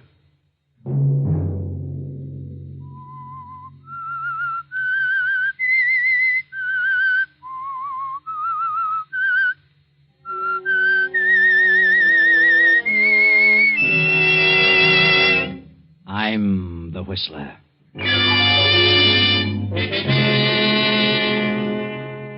I get a terrible feeling of depression. And then this awful urge comes upon me. The urge to hurt someone. The urge to inflict pain. The urge to kill. Another Sunday night, and again CBS presents The Whistler. I, the Whistler, know many things, for I walk by night. I know many strange tales. Many secrets hidden in the hearts of men and women who have stepped into the shadows. I know the nameless terrors of which they dare not speak. And so I tell you tonight the unusual tale, the urge to kill. Henry Drake sits in his big office staring out over the smoking stacks of his busy factory. Production is at its peak. The demands of the past year have brought untold problems to his desk and placed heavy loads on his shoulders. Henry Drake and his partner, Philip Putnam, had started this factory 5 years ago and built it into a smooth-running, highly profitable organization. But now the added demands of war have more than trebled the production and the worries as well. Phil had put up most of the money, and Henry the brains. It was Henry who always had to make the decisions. But now something is happening to Henry. He is beginning to slip. His memory is playing tricks on him. Good morning, Mr. Drake. Oh. Morning, Ethel. Mr. Putnam wants to know if you studied those contracts last night. Contracts? What contracts? Why, the ones he gave you last night. You said you'd take them home. They must be signed by noon. Contracts? Why, I don't know what you're talking about. When did Phil give me any contracts? What? Just before you left last evening. Well, that's funny. Don't you remember? What? Remember? Well, yes. Yes, I do remember now. Yes, of course. Well, may I have them? Well, let me see. What on earth did I do with them? Oh, tell Mr. Putnam to step in here. Yes, Mr. Drake. Mr. Drake would like to see you, Mr. Putnam. I'll be right in. I'll ring if I need you, Ethel. All right. Good morning, Henry. What's up? Why, about those contracts you gave me yesterday evening. Just what were they about? What? What do you mean? Haven't you read them? No. No, I haven't. Good heavens, man. They were supposed to be signed by noon today, and it's 10 o'clock now. Now, where are they? I don't know where they are, Phil. I can't find them. I'm sure I didn't take them home. Oh, you must have. Strange. I can't remember a thing about them. Well, what did you do after you left here? Where'd you go? Why, I went home. That is, I think I did. Think you did? What's the matter with you, Henry? I don't know, Phil. I can't seem to recall a thing I did last evening. Are you kidding? Certainly not. Why should I kid about such a thing? Well, don't get sore about it. It's certainly ridiculous. This is a serious situation. I know, Phil. I know that better than you do. Well, call your home. They've got to be there. Have Rita send them over by special messenger. Yes, sir? Get Mrs. Drake on the phone. You don't look very well, Henry. You're as pale as a ghost. Look at the perspiration. What's wrong with you, man? I don't know. I really don't know. I feel terrible, and my eyes are bothering me. Bright flashes keep passing in front of me, and my ears throb. Oh, hello? Oh, Rita, this is Phil. Henry brought a contract home to study last evening. Look around and see if you can find it, Yeah, it's very important. In a blue binder, about 20 pages. What? I see. Thanks. She's in the library now. Oh. Yes? You can't? Yes. I see. Really? Well, all right. Now, call me back. Well, what about it? You have no idea what happened to you after you left here last evening at 6? Did I leave at 6? Certainly. So did I. She said you didn't come home for dinner. She decided to go to the opera. And when she came back at 12, you didn't come in until 1. Said your shoes and trousers were all covered with mud. You went straight to bed. Was it raining last night? Of course it was. I don't remember that. Rita's going to look in the coat and suit you were wearing last night. She'll call me back. What on earth is happening to me? Where could I have gone? Yes? Yes, Rita. Well, you couldn't. I see. Very well, thanks. Goodbye. Not a trace of the contract. Now what? Phil, I've got to tell you this. This isn't the first time this has happened. It's been going on for weeks. About twice every week, a terrible depression comes over me, and then when I wake up, I can't for the life of me remember what happened the night before. Well, maybe the strain has been too much. You better see a doctor at once, Henry. Oh, I know I should, but I'm afraid to. Why? I'm afraid of what he might tell me. Oh, nonsense. Go and see a doctor right now. I'll get down to your place and search it from top to bottom. Very well, Phil. I'll go now. I'll be back as soon as I can.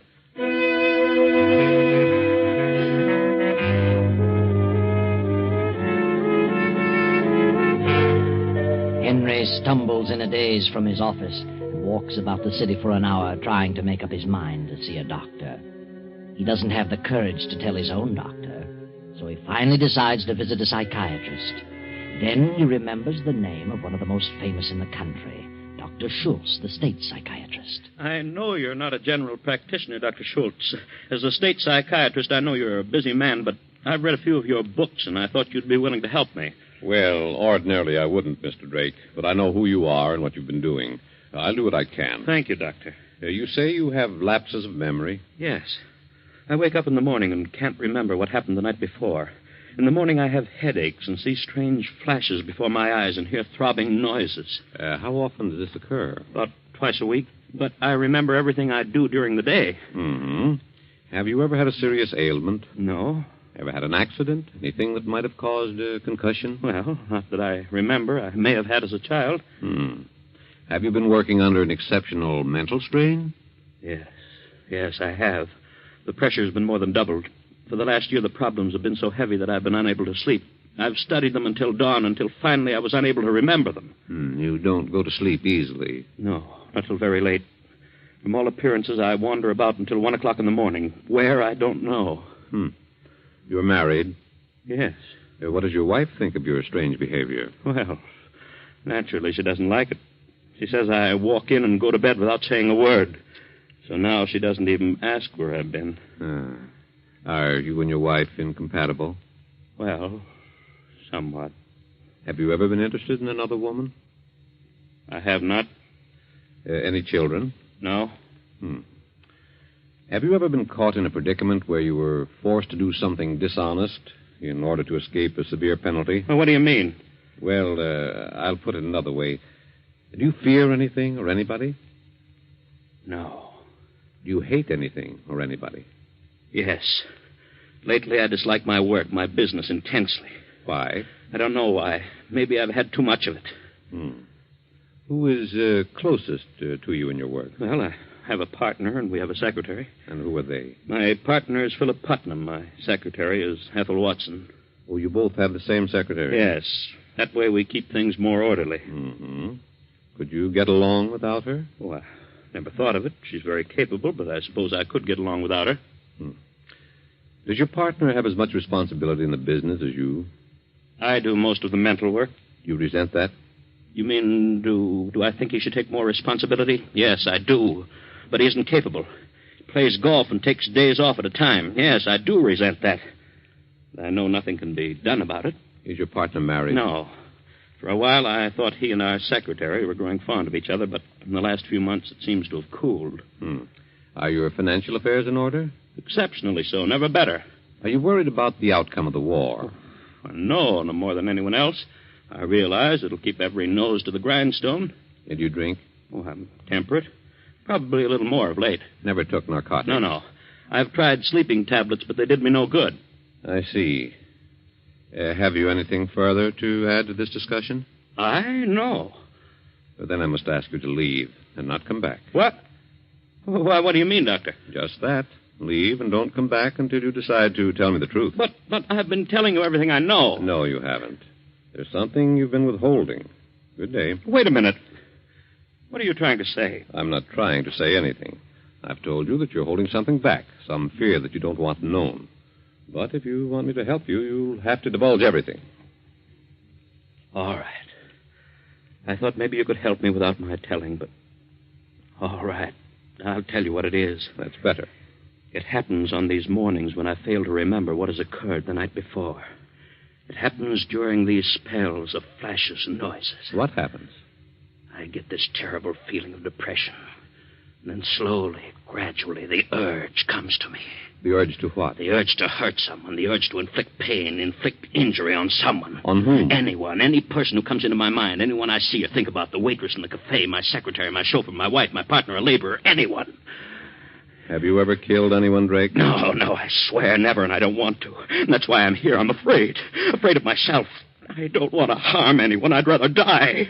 Would you? Yes. All right. Now you know. That's my great fear. Something's got to be done about it. You've got to help me. Very well, Drake. I'm glad you finally told me. Now I know what to do, know where to start. You don't think I'm going completely to pieces. Mentally, I mean. No, I don't think so. You think it's just temporary? Let's not talk about it anymore. But what can I do? I want you to stay away from the business for a week. Don't go near it. Don't think about it. I want you to stay in bed as much as possible. Read something in a light vein. Putter about if you like. In the garden, say. Anything but business. At the end of the week, I want to see you again. But above all, rest. Rest your mind and your body. Yes, I understand. And you think You think that will bring me out of these spells? I think everything will turn out for the best. Oh, thank you, Dr. Schultz. I appreciate all this, and I'll see you in a week. Goodbye, Mr. Drake. Hey, Miss Burton. Yes, Dr. Schultz. Did you take down that interview, Miss Burton? Yes, Doctor. I made a recording of it. Thank you.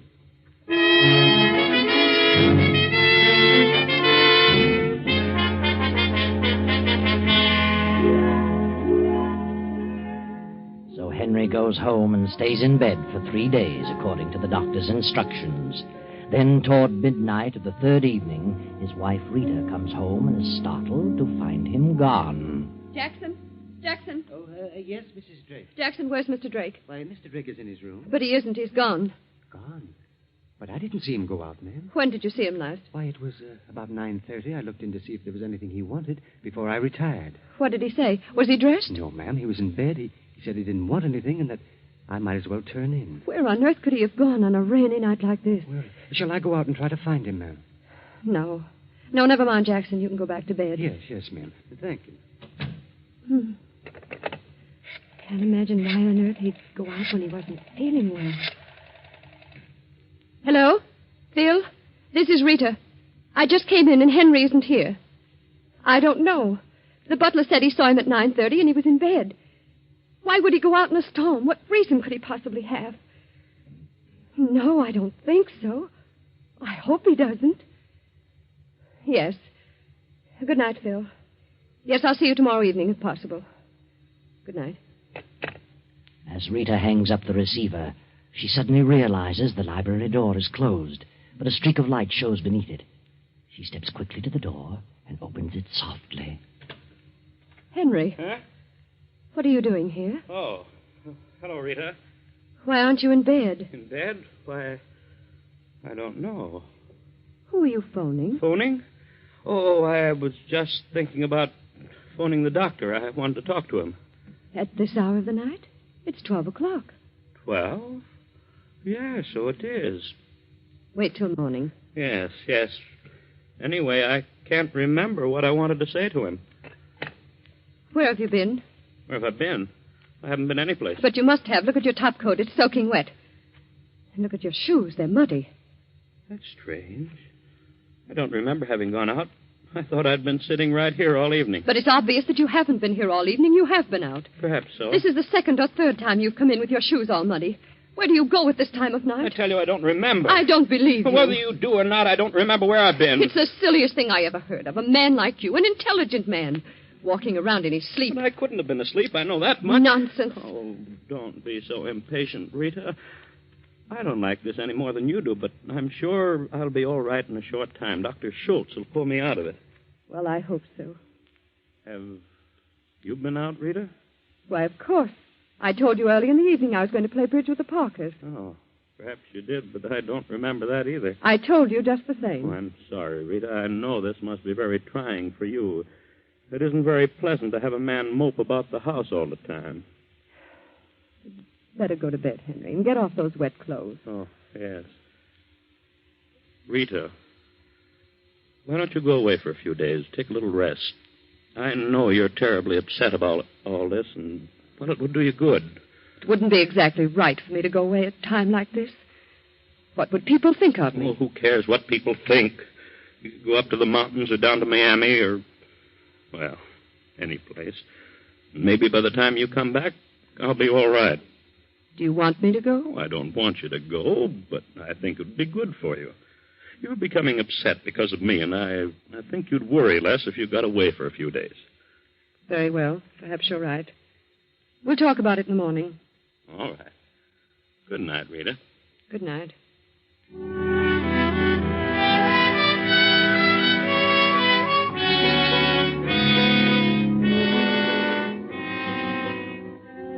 Henry sits for a while staring at the telephone, then gets up slowly and shuffles up the steps to his room.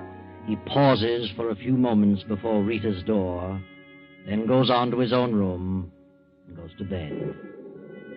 The storm continues in its fury, and from his kennel in the backyard, Duke, Rita's Airedale, begins to howl.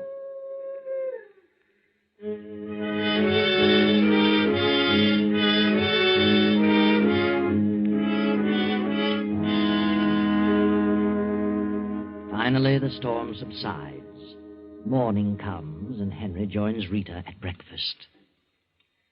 What's the matter, Henry? You haven't eaten a bite. No, I'm not hungry. I don't feel at all well this morning. You do look pale. I've never seen you so haggard. No? What's the matter with your hands? My hands? Well, yes, you keep staring at them and flexing your fingers. Oh, I don't know. They seem to... Well, it feels like rheumatism. Have some coffee. Yes, I believe I will. Here you are. Oh, good heavens. All over the floor. Oh, I'm sorry. I just seem to have no grip. Getting bad. I can't even hold on to a cup. Rita, what have you decided about that trip? I wish you'd take a few days' vacation. Oh, you sound as though you want to get rid of me. I'm only thinking of you. Very well, if you insist. I'll go up to the mountain place. Maybe it'll do us both some good. Oh, Mrs. Drake! Mrs. Drake! Jackson, what on earth are you so excited about? Something terrible has happened. Terrible? What do you mean? I don't know how to tell you. It's awful. What are you trying to say? It's Duke, your Airedale. What's happened to him? He's dead. I just went out to the kennel to unhook his chain, and there he was, ma'am. Oh, good heavens. Well, what happened to him? He's been strangled. There he was beside his house, and his tongue sticking way out. Oh, it's awful, ma'am. Strangled? But why? Well, maybe he got tangled up in his chain, but it didn't appear so, ma'am. Somebody did it deliberately. Oh, the poor fellow. I can't imagine such a thing. Wait a minute, Rita. I wouldn't go out there. Oh, but I must. Please don't. It'll just upset you. Please don't go. Very well. But, I'm just sick all over. Oh, now, Rita, I know how you feel, and it's a shame. Jackson, tell the maid to pack Mrs. Drake's things. She's going to the mountains for a few days.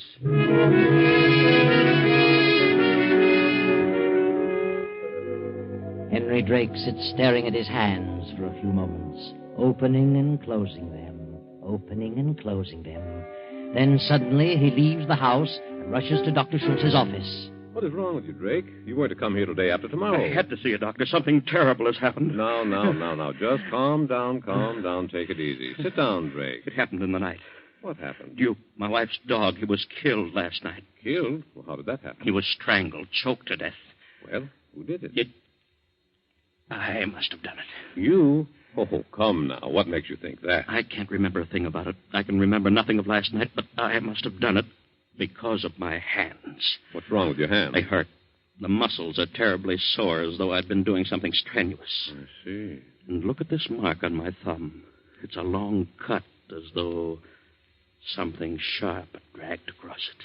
You mean like a tooth? Yes. Why not? A dog's tooth. Certainly does. You really think you killed the dog? What do you think, Doctor? Well, I suppose it's possible, but there's no proof. Could be coincidental. I don't think so. I must have done it. He never disturbed the neighbors that I know of. Did you like the dog? Why, of course. I was very fond of him. Don't you see what this means? I've been afraid of something like this. Heaven knows what else I've done when I've been in these lapses. You've got to do something for me. Drake, I'm going to have to put you through all the tests. It'll take some time, but I think we can get at the root of your trouble. I'll do anything you say. We'll start right now. Miss Burden, get Dr. Fenton. I want him to assist me in a complete examination. Yes, Dr. Schultz.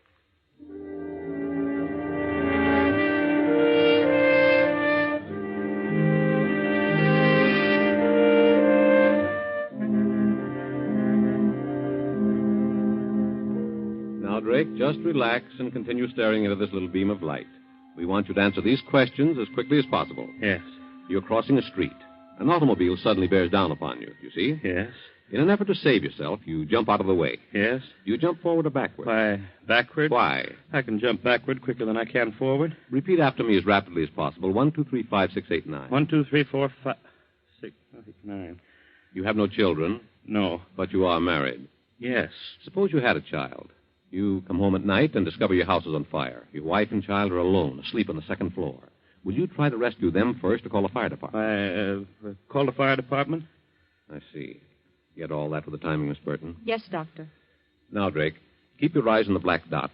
Follow it closely as it moves. I'm going to call out a series of words. As I call them, you will answer the word or phrase suggested by what I say. Yes. Green. Grass. Roses. Funeral. Orange. Sunset. Honeysuckle. Home. Violets. Wife. Red. Blood. Dog. Hands. Auto. Wreck. Rain. Mud. Love. Hate.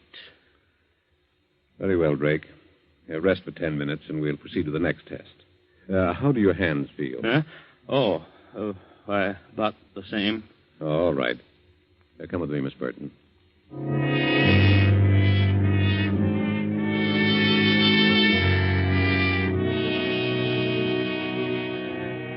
So on through the day, at various intervals, the psychiatrist continues his examination. And finally, Drake goes home completely exhausted. For an hour or two, he dozes in the library. Then about 9:30, Jackson, the butler, steps into the room. Beg pardon, sir. Huh? Oh, where have you been, Jackson? Why, no one was here, sir. I went over to visit my brother for a few hours. Where's Mrs. Drake? Why, she's going to Miami for a few days, sir. Said to tell you she thought she'd better go today. Took the 6 o'clock train this evening. Oh, I see. Anything you want, sir? No, you can turn in if you like. Yes, thank you, sir. Good night. All right. Henry sits staring into the dark for almost an hour.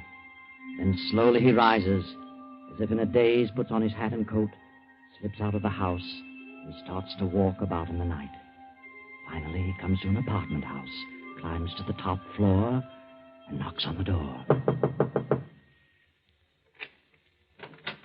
Henry, what are you doing here? I want to talk to you, Phil. Oh, come in. What's the matter with you? Sit down. I don't want to sit down. Well, just as you like. What do you want to talk about? You have your bags packed. Are you going someplace?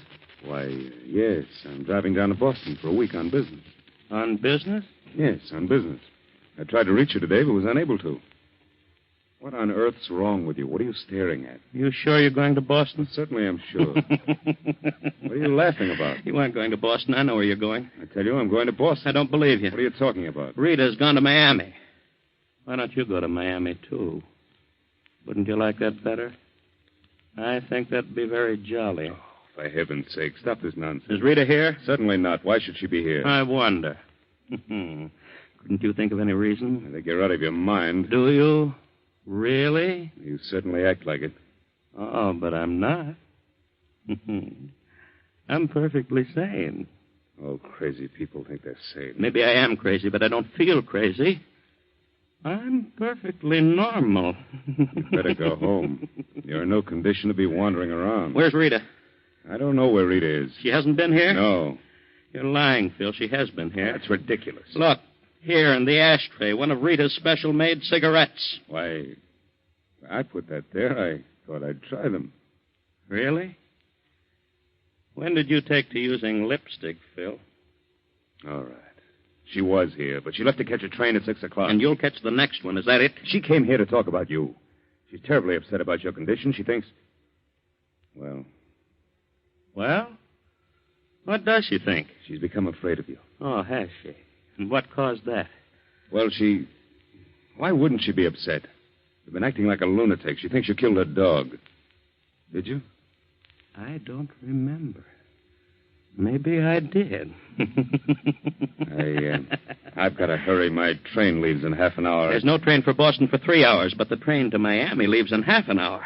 You'd better go home, Henry. Why don't you admit it? Why lie about it? You're meeting her in Miami. Get out of here. You and Rita are in love. I know it. I've known it for weeks and weeks. Last night I found out for sure. You're crazy. Maybe I am. But I heard you both talking on the phone. She didn't know I was listening in on the extension in the library. I heard you agree to meet at a certain time. That's what I've been waiting for. Now I know. All right. What of it? The way you've been acting is enough to make any woman dislike you. Oh, so you admit it? Yes. Now get out of here. Henry, put away that gun. All right. I'm going to leave it right here when I'm through with it.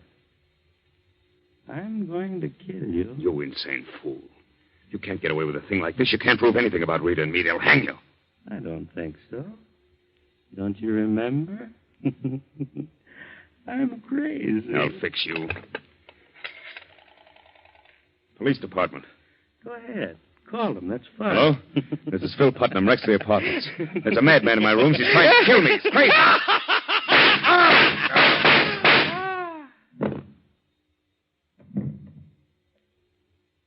What a shame, Phil. You've missed the train.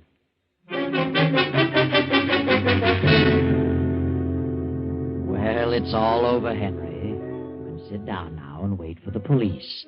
You won't have any more mental lapses now, will you, Henry? You won't need to.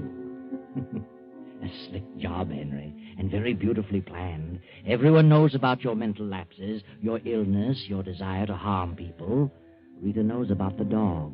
Your secretary knows about the contracts. And most important of all, Dr. Schultz knows that you've been suffering from a mental disorder for weeks. Oh, there'll be a trial. Your plea will be insanity. You'll go away for a while, and then all of a sudden you'll be cured and walk out a free man. Now we're in the courtroom. Dr. Schultz, the psychiatrist, is speaking. Mr. Drake came to me with his troubles some weeks ago. Later, Dr. Fenton and I psychoanalyzed him thoroughly. Here is a signed statement of our findings at that time, attached to our findings as of yesterday. Henry Drake was then, and is now, absolutely sane. The whole thing was a plan to escape the death penalty for premeditated murder.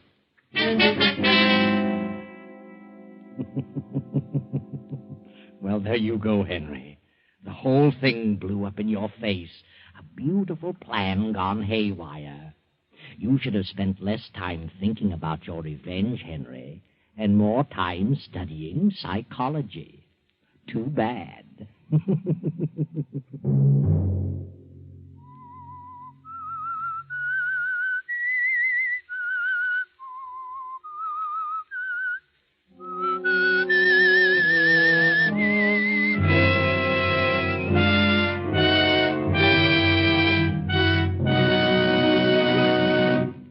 CBS has presented The Whistler.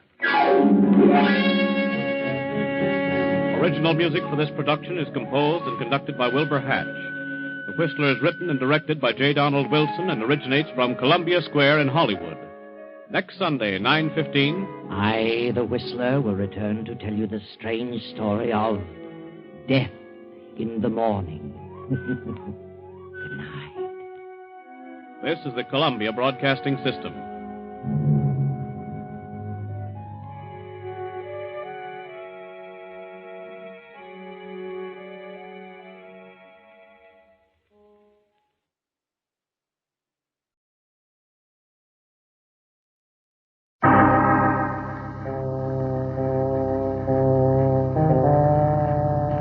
My name's Regan. I get 10 a day in expenses from a detective bureau run by a guy named Anthony J. Lyon. They call me the Lion's Eye. With Jack Webb as Jeff Regan, the Lion's Eye, stand by for hard-boiled action and mystery and thrilling adventure in tonight's story of The Gambler and His Lady.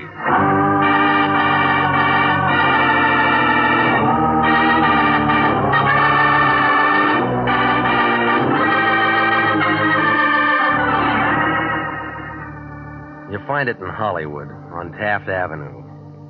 4-story apartment building, the color of a rainy afternoon. They call it the Havenwood. It sags in the middle like a tired Frankfurter. That's where I live. Apartment 3K. 2 rooms with a pull-down bed and a pair of windows that stick when it's hot. Oh, the view isn't much. 6 strands of telephone wire and the head of a shaved-off palm tree. Beyond is the city, L.A., spread out on the map like a raw egg with a broken yolk. Oh, the town's all right, I guess, if you can afford the sedatives. The Lion likes it. He set himself up as a receiving clerk for trouble, and I work for him.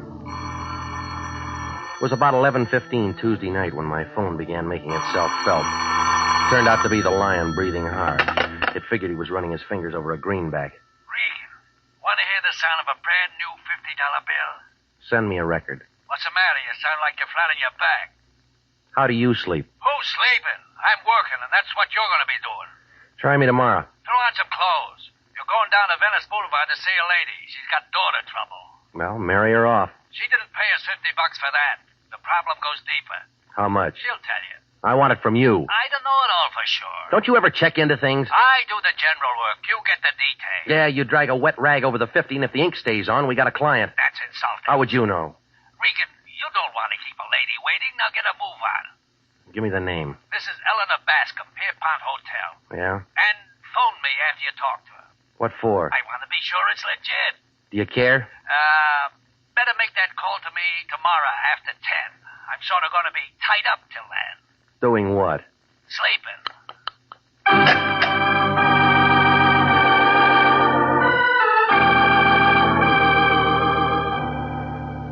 Well, I put on some clothes, picked up my car, and moved out to Venice Boulevard. The good humor men were all gone, and I had the street to myself. 20 minutes later, I came to a stop beside a garbage can near San Pedro. Behind it stood the Pierpont Hotel, a 2-deck pile of wood left over from the sinking of the Spanish Armada. There was a black and dirty white sign outside, said rooms 50 cents, weekly and monthly rates.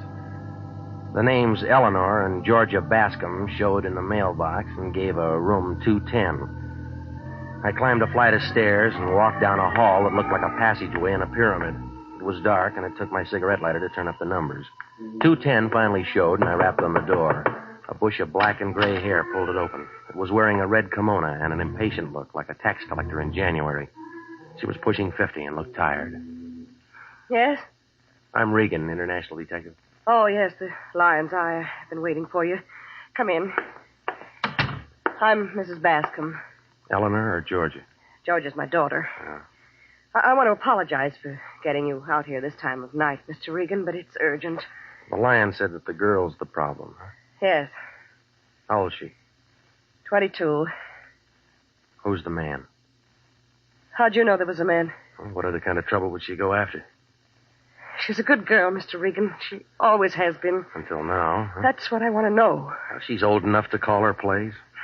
That's not the advice I'm paying for. Where'd you get the 50? It took a lot of saving. All right, give me his name. Louis Desmond. Gambler, card sharp, bookie, all-around con man. He's got a card room out toward Gardena someplace, the Five Aces Club. What does your daughter see in him? Oh, it's this place. The way we have to live. She's tired of having nothing. I've tried, but she's looking for a change. And taking a wrong turn. I'm not sure yet. Yeah, other girls have it real tough. They go to work. Well, we had a little trouble in the family once. It shows up if someone starts looking. When can I talk to Georgia? Well, you'll have to work that out yourself, Mr. Regan. What does that mean? She put some clothes in a suitcase and left earlier this evening. That's why I had to call you so suddenly. Mm-hmm. Where'd she go? Louis is a real bum, Mr. Regan. You talk like you know him. We've met. I want to know just what's going on. If Louis is forcing her into anything crooked. She force easy? A fur coat makes a young girl do a lot of things. Yeah. Oh, here's a picture of her. You may need it. Mm-hmm. It's not very good, but the only one I've got. I'll make it work. That's about all, Mr. Regan. Get in touch with me as soon as you get something. Okay. Oh, Mr. Regan. Yeah. As you can tell, I'm the kind of person who sometimes gets hysterical over things, but I'm also the kind who demands results. You sound like a radio commercial.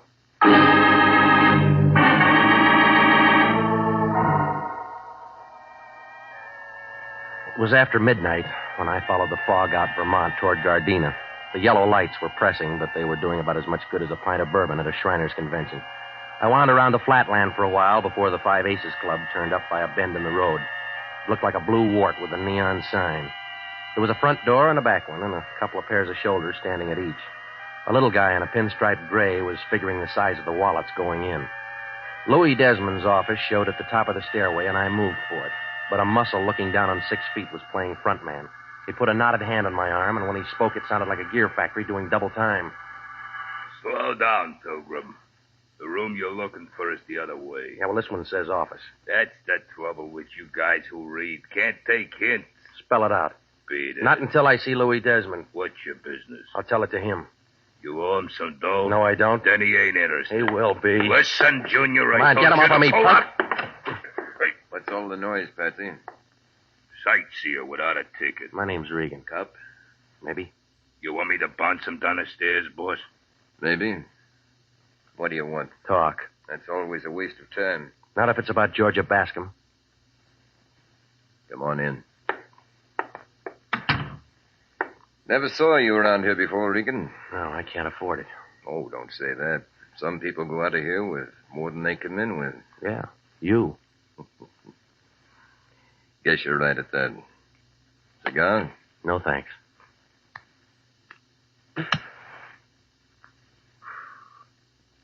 Well, what about Georgia, Regan? You tell me. That doesn't add. You came to see me. She's got a worried mother. They're all like that. Now, this one figures you're doing a little forcing. Oh. You'd know more about that. Give me a clue. Blackmail, maybe? You're a kick. Arthur Godfrey'd love to get a hold of you. I come too high. Let me give you some good advice. Go home and pull a blanket over your head and say it's all a bad dream. You know, you talk a lot, mister, but you don't say much. What's the hold on Georgia? All right, wise guy. Honey. Come over here, baby. Regan, you know this girl? I've seen a picture. Georgia, this is a peeper named Regan. He come to rescue you. But what for, Mr. Regan? $50? My mother gave you that to come and take me back? Something like that. But I can't go. Why not? Well, Go ahead. Show him, baby. look, Regan. 3 carats. With a wedding band to match. On what dice table did you pick those up? Stop the noise, Regan. Congratulate the lady. Not on a bad mistake. Listen, Shamus. Oh, never mind him, Louis. He doesn't matter. When did the furs come? Louis said soon. Tell Mama we're married and not to worry. We're going away for a few days. Ensenada for some gambling and fishing. You won't enjoy it. Sure I will. You'll be in L.A.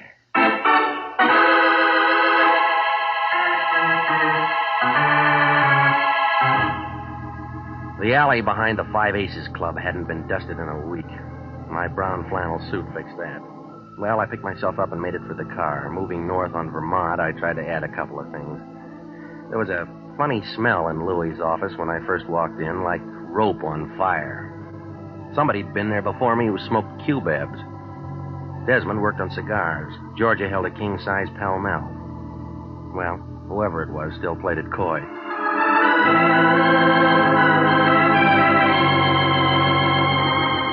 About 1 o'clock, I started raising a small campaign with the Lion's door knocker.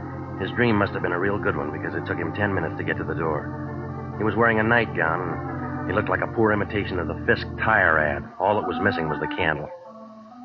Regan, I told you not to bother me until after 10 a.m. It's no bother. Get out of here, let a man sleep. Your dreams will be bad. What do you mean? You just lost a client. What's the matter? The money phony? Georgia Bascom married Desmond. There's nothing I can do about it. Well, think of something. Say you married her first. You're out of your mind. So it's a bad idea. Get a good Yeah, I already have. What is it? You give Mrs. Bascom her case back. Well, you can't do that. Try me. Think a minute, Regan. She's come to us for help. A lonely woman with no place to turn entrusts her trouble to International. You got that 50 spent? It's not the money. It's the moral obligation. Oh, stop it, will you? You don't give blood anymore since you found out somebody'd pay for it. You're getting out of line. You're the only guy in town who can turn a shaving cut into a bankroll. That's enough. Well, let's do it this way. You go over to Mrs. Bascom and give her the lowdown. Let her decide if she wants you to carry on or not. You sure go to a lot of trouble for a 50. I need a lot of new stuff around the place. Well, it's close to Christmas, right to Santa Claus.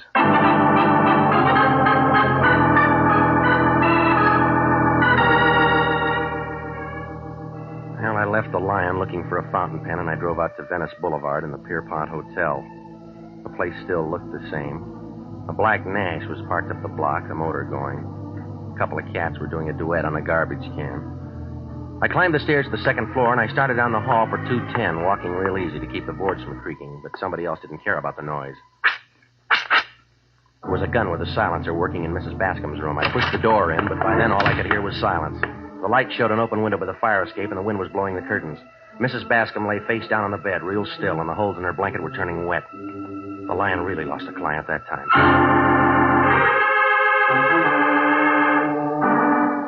Well, it didn't take Sanducci and the boys long to get there. The fingerprint men and the photographers went to work in the room. Sanducci picked me.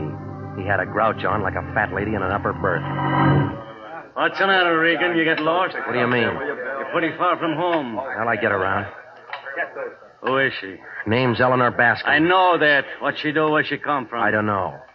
What were you doing out here? She called in the Lion. Her daughter ran off with Louis Desmond. Oh, he in it? How far? Ask him. Mrs. Bascom wants you to bring her daughter back. She wanted to know if the girl was moving into a racket. Was she? I haven't found out. I should have known better than to ask a detective. Why didn't she call us? She was behind on her taxes. What do you do, Private?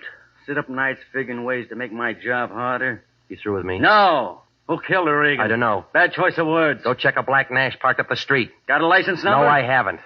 Thanks a lot. Look, I'm no medium. I didn't know she was marked. Any other big ideas? A few. Well, keep them to yourself. They're all wrong. Now get out of here. Yeah.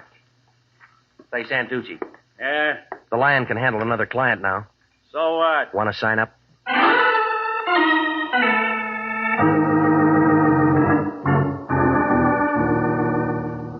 Well, I went home and slept. Coffee and warmed-over biscuits at the drugstore took care of breakfast the next morning. Then I checked the phone book.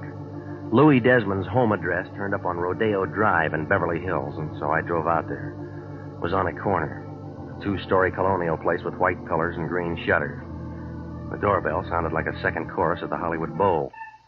The Japanese maid let me in, and I waited in the anteroom. That's when I caught that peculiar smell again.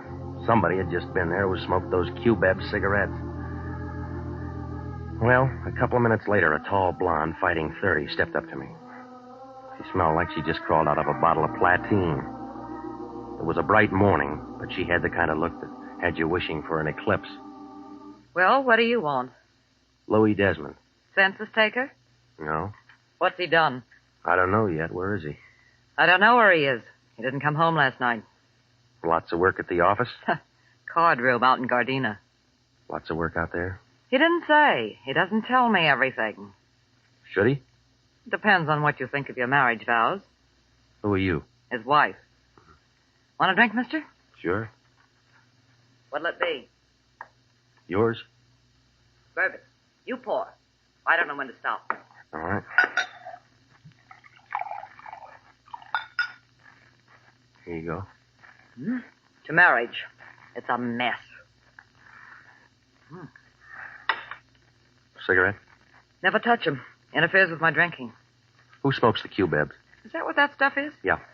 The little guy walked in here looking for Louis and smelled up the place. Hiya, Stella. Oh, hello, Patsy. Just in time for a drink. Company? Yeah.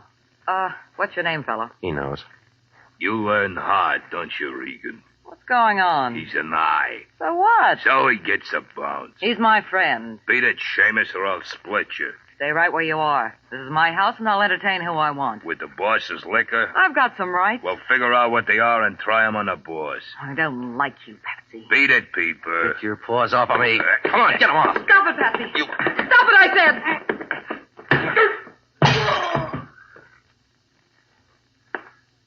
Well, you hit him pretty hard, lady. No, I didn't. His head's soft.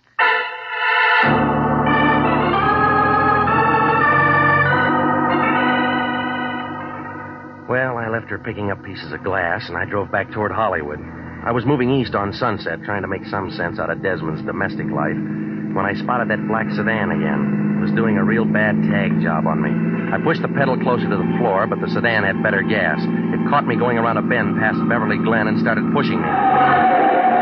Oh, it was a great place for a boulevard stop, but none showed. All it did was a reflection in my rearview mirror of the driver in the black sedan. It was feminine, and the voice spelled out Georgia Bascom. That's when she moved in for a closer look.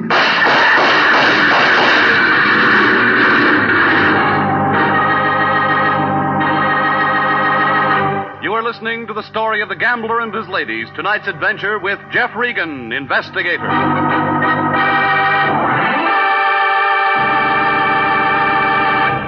Listen, this is good news. Good news for you if you're between the ages of 20 and 26 and a half, married or single, a high school graduate and want to fly for the United States Air Force. Yes, the Air Force Aviation Cadet Program is offering you the opportunity to become a pilot officer in the mightiest Air Force in history. You can be one of the Air Force's men of renown. And there's more offered than the pride you feel in being a member of America's flying team. For after your 52 weeks of training, you'll graduate as a second lieutenant in the Air Force with an income of more than $300 per month. Remember, the Air Force offers you what it offered General Jimmy Doolittle, General Carl Spaatz, and General Hoyt Vandenberg, now at 42, the Air Force Chief of Staff. Call at your local Army and Air Force recruiting station tomorrow. Apply to become an aviation cadet. And now, back to the story of the gambler and his ladies and Jeff Regan, investigator.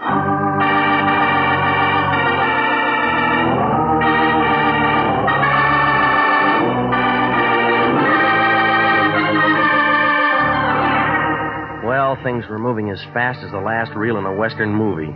The Lion sent me out to see a lady who was having daughter trouble. Georgia Bascom had done a tie-in with a gambler named Louis Desmond. Only it looked real permanent. She was wearing his wedding ring, and the mother ended up carrying a couple of bullets, and homicide moved in. That's when I met a blonde at Desmond's house who said she was Louis's wife. Well, I was working on the mess when a black sedan with Georgia at the wheel ran me off the road, and the slugs began to fly. I peeled myself off the side of the hill, and I got in touch with the police. Sanducci took over and invited me to headquarters for some more talk. He put me in a little room with pale green walls and sat behind a big desk chewing a dead cigar. He was taking me all in like a Hoover vacuum cleaner on a dirty rug. Well, how do you feel, Regan? All right. You shouldn't. Why not? Looks to me like from here on in you're a marked man. I'll get along. It'll be real interesting to see how. All right, now look, have you got something to say? Maybe. Well, let's hear it. Relax, Regan. You're not going anyplace. You can't hold me. I was the one who got shot at. Well, that's enough. I'll work out a way to hold you for creating a disturbance. It won't work. Listen, you. The bullets we pulled out of your upholstery match the ones in Mrs. Bascom's. So what? So we figure she was knocked off because she knew something somebody didn't want said. We also figure that applies to you. Yeah, well, that gets you nothing. All right, Regan. Play it your way this time. You'll come running back when the heaters close in. Don't make book on it. Well, if you've got to get yourself knocked off, don't mess up our city streets. Yeah, I'll be real careful. Oh, and wear a dark suit. Save our morticians a little trouble. That all? Yeah, go on, beat it, sure. Oh, Regan. Yeah? E buffy de tu padre. What's that mean? Your father's mustache.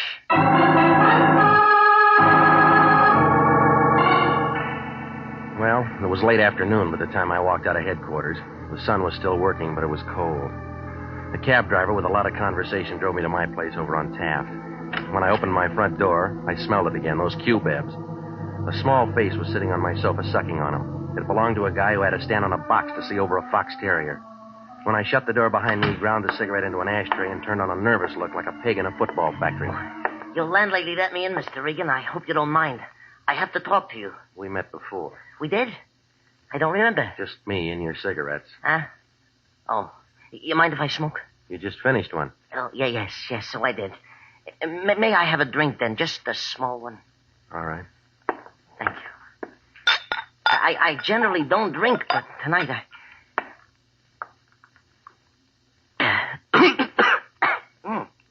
Yeah, thank you. Now, I barely know where to begin. Well, you better figure it out. You haven't got much time. Yes. Well... Start with a name. Is that necessary? Yeah, it is. Loper, Max Loper. I'm a businessman. What kind? What kind? Furrier. Yeah, I'm a furrier, Mr. Regan. All sorts of furs. Ermine's nice. Generally, I prefer sable, but it depends on the woman, you know. What does Georgia get? You beg pardon? Let it go. I'm not the man I used to be, Mr. Regan. My fortunes have changed. Yeah, it changed. I think I better have that cigarette. Save it for later and start making sense. Well, I need help. Why come to me? Well, Mrs. Bascom thought enough of you to ask you to help her. You see, I know Mrs. Bascom. That is, I knew Mrs. Bascom. Her death was so sudden. It was forced. Yeah, so the papers say. But, Mr. Regan, I want you to know I didn't do it. Who said you did? Well, nobody yet. But I didn't do it. Look, why tell me? There's nobody else I can tell. Try the police. No, that's what I can't do. I want you to prove to them that I wouldn't do a thing like that. Loper, what's your tie-in with Desmond? Desmond, why? There is no tie-in. You were at his card room. I smelled your cigarettes there. You got nothing, I guess, and you went to his house. Mr. Regan, that's got nothing to do with it. I think different. But you're wrong, all wrong. Convince me. I didn't do the murder. That's what I want you to tell the police. Who did? I don't know. Well, now I think you do. Come on. Who killed George's mother? It was her stepmother who was killed. Give me some more. Oh, you got me all confused.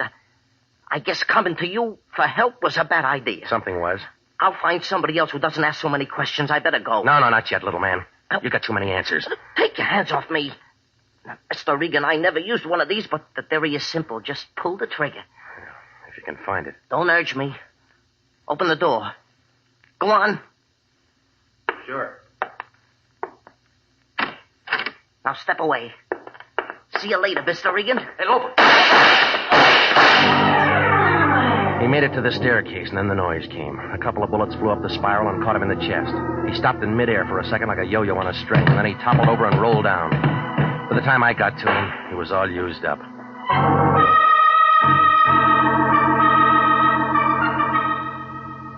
Well, a call into homicide brought some of the boys out, and they took care of him. A fat guy with a head like a plunger took him pictures for a paper, and a girl with a leaky fountain pen got the story. It took about an hour and a half to clear my place. But the minute the crowd moved out, the lion moved in. He had a sheet of paper in one hand, and his face was lit up like an old maid at a cocktail party. This concerns Louis Desmond and Georgia Bascom. You interested? Yeah? Desmond's got a wife, and her name's not Georgia. No, it's Stella, and she's a ripe candidate for a drunk tank. What else do you know about her? She's jealous. Well, there's no record any place of a divorce or of a marriage between Georgia and Desmond. That whole setup's a phony. Tell me why. Georgia's father, named Peter Bascom, was a furrier, and he was once in on a fur job with the same Louis Desmond. Go on. The old Bascom ended up with a bullet in him, and Louis with a pile of dough. How did it work? I can't find out everything. You got to do something. You know a Max Loper? Never heard of him. You got an address on this Georgia? The Arena Hotel, room 406, in Catalina, off Wilshire. All right.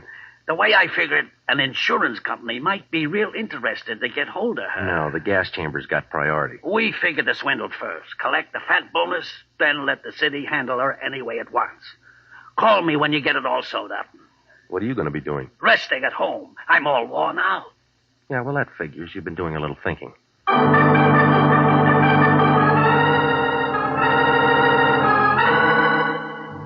The Lorena Hotel, 6 stories of plush carpet and gold paint. It was night when I got there, and the neon was on. The buzzer brought the door open, and Georgia Bascom stood there carrying an overcoat. She had her purse under her arm, and it figured she was leaving. When she saw me, she turned on a surprised look. Oh, Mr. Regan. You moving out? Just a little errand. It'll keep. Shut the door. Now, see here. Shut up. Well, that's a lot of nerve. Don't let it bother you. There are bigger things. Like what? A fur job you and Louie are working on. What are you talking about? And a little murder. Throw your purse on the sofa. I will not. Come on, lady. It's getting heavy. Now open the closet door. Come on. There. I hope you're satisfied. I'm not much on fashions. Read them to me. 3 airmen, 3 sable. 10,000 apiece. More. Max loafers. Yeah. Well, you can't wear them all. You got a friend? I don't need one. All right, sis. What is it? Nothing. That's your version.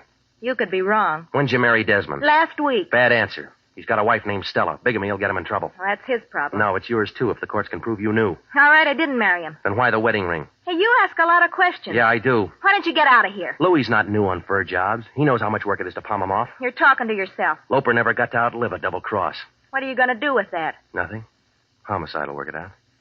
I didn't kill anybody. You'll work up a sweat proving it. Louis did it, honest. He killed my stepmother because she knew how the job worked. He gave it to Loper, too. He would...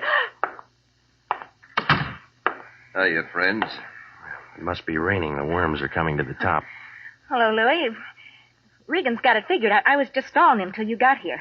Sure, Georgia. I know. Honest, Louis, honest. I didn't mean to say you did the knockoffs. We'll talk about it later. You better finish it now. You're not going to be around. We'll see. They got a spot all staked out for you up north. Isn't that interesting? Regan, I got a set of instructions for you. I want you to be real nice and follow them. What's in it for me? You kill me, Seamus. I'm holding all the cards. You want to rake in the pot. I better get going, Louis. We shouldn't be seen together right now. Slow down, baby. I got something for you, too. Louis, Big mouth. Big mouth. Look, you didn't have to hit her more than once. She got off easy. Everybody's got 32 teeth.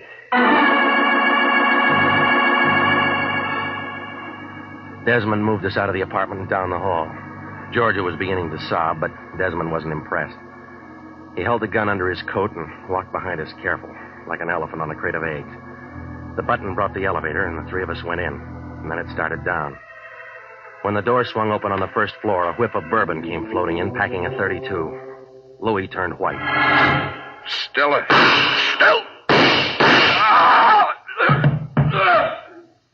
I told him if he kept messing around, he was going to have trouble at home. You want to give me the gun? No. What's your name, girlie? Georgia. Were you in love with Louis? I don't know. Well, go find out. You want it now, Regan? It's empty. You know, lady, you fixed nothing. What do you mean? Where you're going, you'll all be together again.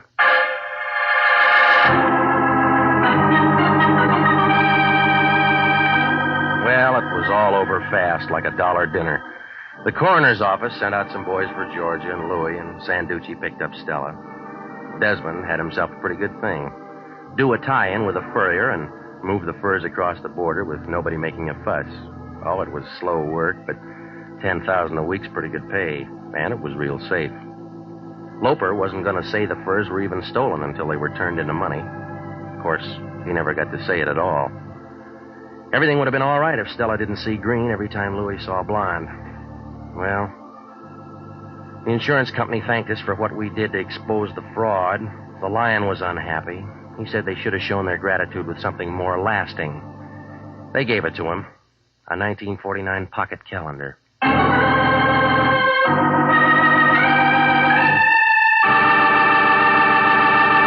Jack Webb is featured as Jeff Regan, with Herb Butterfield as Anthony J. Lyon. It's CBS at this same time next week for more hard-boiled action and mystery with Jeff Regan, Investigator.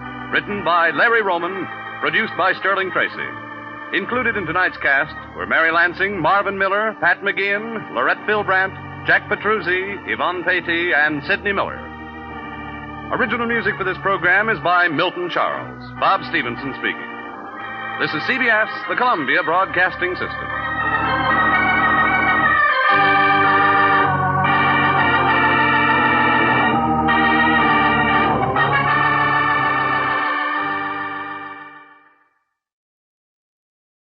This episode from the life of Sherlock Holmes will be transmitted to our men and women overseas by shortwave and through the worldwide facilities of the Armed Forces Radio Service. Petri Wine brings you Basil Rathbone and Nigel Bruce in the new adventures of Sherlock Holmes.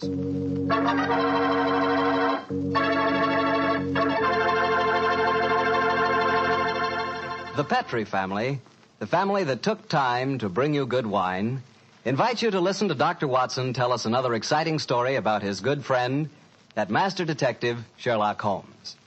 And I'd like to tell you something that maybe you already know. The fact that America's favorite wine is port wine. Did you know that? If you didn't, you'll know why port is the way out front favorite if you'll just sample some Petri California port. You just look at that Petri port and you know it's good. That wonderful, deep, rich red color. And Petri port is so clear. Just hold it to the light and you can sort of see right through the glass. But what you want to know really about a wine is how does it taste? And I'll tell you something. I've never yet been able to find the adjective that'll do Petri port justice. It's wonderful, honest. You've just got to taste it for yourself and find out for yourself. You'll love that Petri port in the evening after dinner when you're sitting around listening to the radio. And it's perfect to serve your friends when they come over. You can show them that Petri label, too. In fact, you can show it proudly. Because the name Petri is the proudest name in the history of American wines.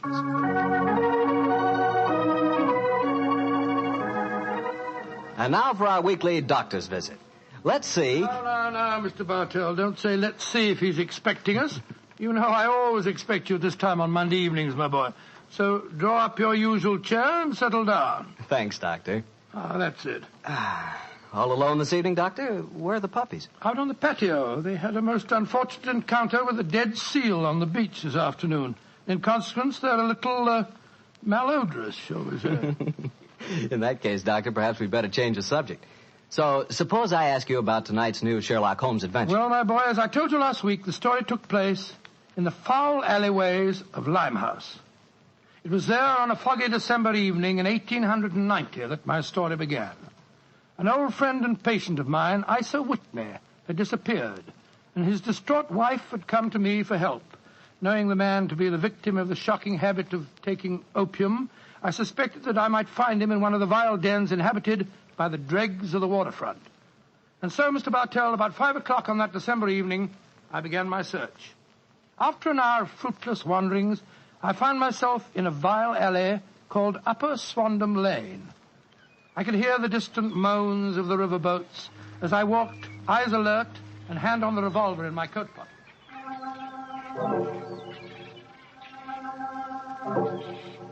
Suddenly, I saw a steep flight of steps leading down to a black gap, like the mouth of a cave.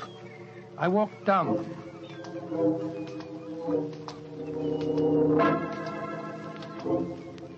The steps were worn hollow in the center by the ceaseless tread of stumbling feet. I reached the bottom. A door faced me, and above it, a flickering oil lamp winked warnings at me. I found the latch and lifted it. The door squeaked open protestingly. And I entered.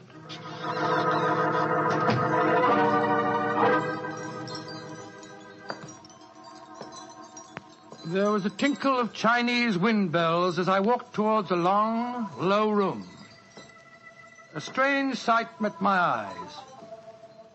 Through the gloom, thick and heavy with the brown opium smoke, I saw that the room was terraced with wooden berths, like the forecastle of an emigrant ship.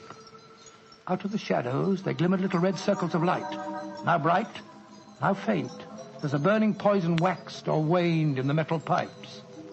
Bodies lay in strange, fantastic poses. Bowed shoulders, bent knees, heads thrown back. The attendant came up to me with a pipe and beckoned me to an empty berth.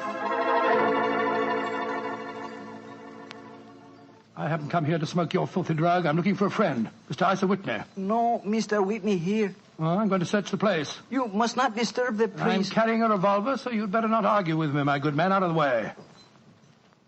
I searched that filthy den, but found no trace of my missing friend. As I was leaving in despair, a long shaking hand reached out and plucked at my sleeve. I turned, and there sprawled in a berth was the wreckage of a man, his gaunt face yellow and twitching, his clothes filthy and ragged, and the pupil of his eyes like pinpoints. He spoke to me in a thin, quavering voice. Mister, for heaven's sake, get me out of here. Now, look here, my man. Don't say you won't help me, Governor. Ain't you got an heart? Please help me, Governor. Take me out of here. Strike me pink, I'm going to bomb you, I tell you. Oh, what must you expect if you indulge in this filthy habit? Take me out of here, Governor. I'll go straight this time. Cross me out, I will. Oh, very well. Come along with me. I suppose it's my duty to help you. Ah, bless you, Governor. Here you are. Here, now, give me your arm. You cannot take him away. He owe me money. That's a bleeding lie. I paid him when I come in, I did. He cannot go with you, mister. You remember what I said about my revolver, you blackguard? If I have any more trouble with you, I'll fetch the police. Come along. He owe me money. He owe me money. Infernal scoundrel, owe me money. You tell him all proper, Governor. I'd hope you didn't.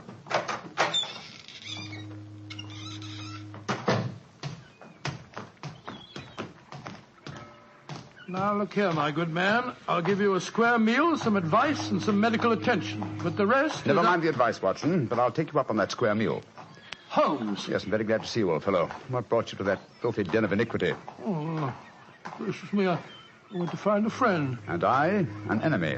Your disguise is wonderful. It completely fooled me. But I'm afraid the proprietor was beginning to penetrate it. That's why I staged the little rescue scene. Had I been recognized, my life wouldn't have been worth an hour's purchase. Well, how long had you been there? Why were you there? Come on, Holmes. Tell me all about it. With pleasure, old chap. But first, let's find a chop house. I want that square meal you promised me.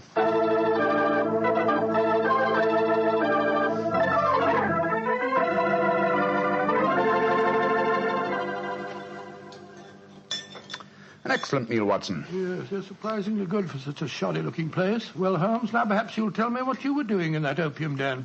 I've already told you my story. I'm shadowing a most unusual criminal.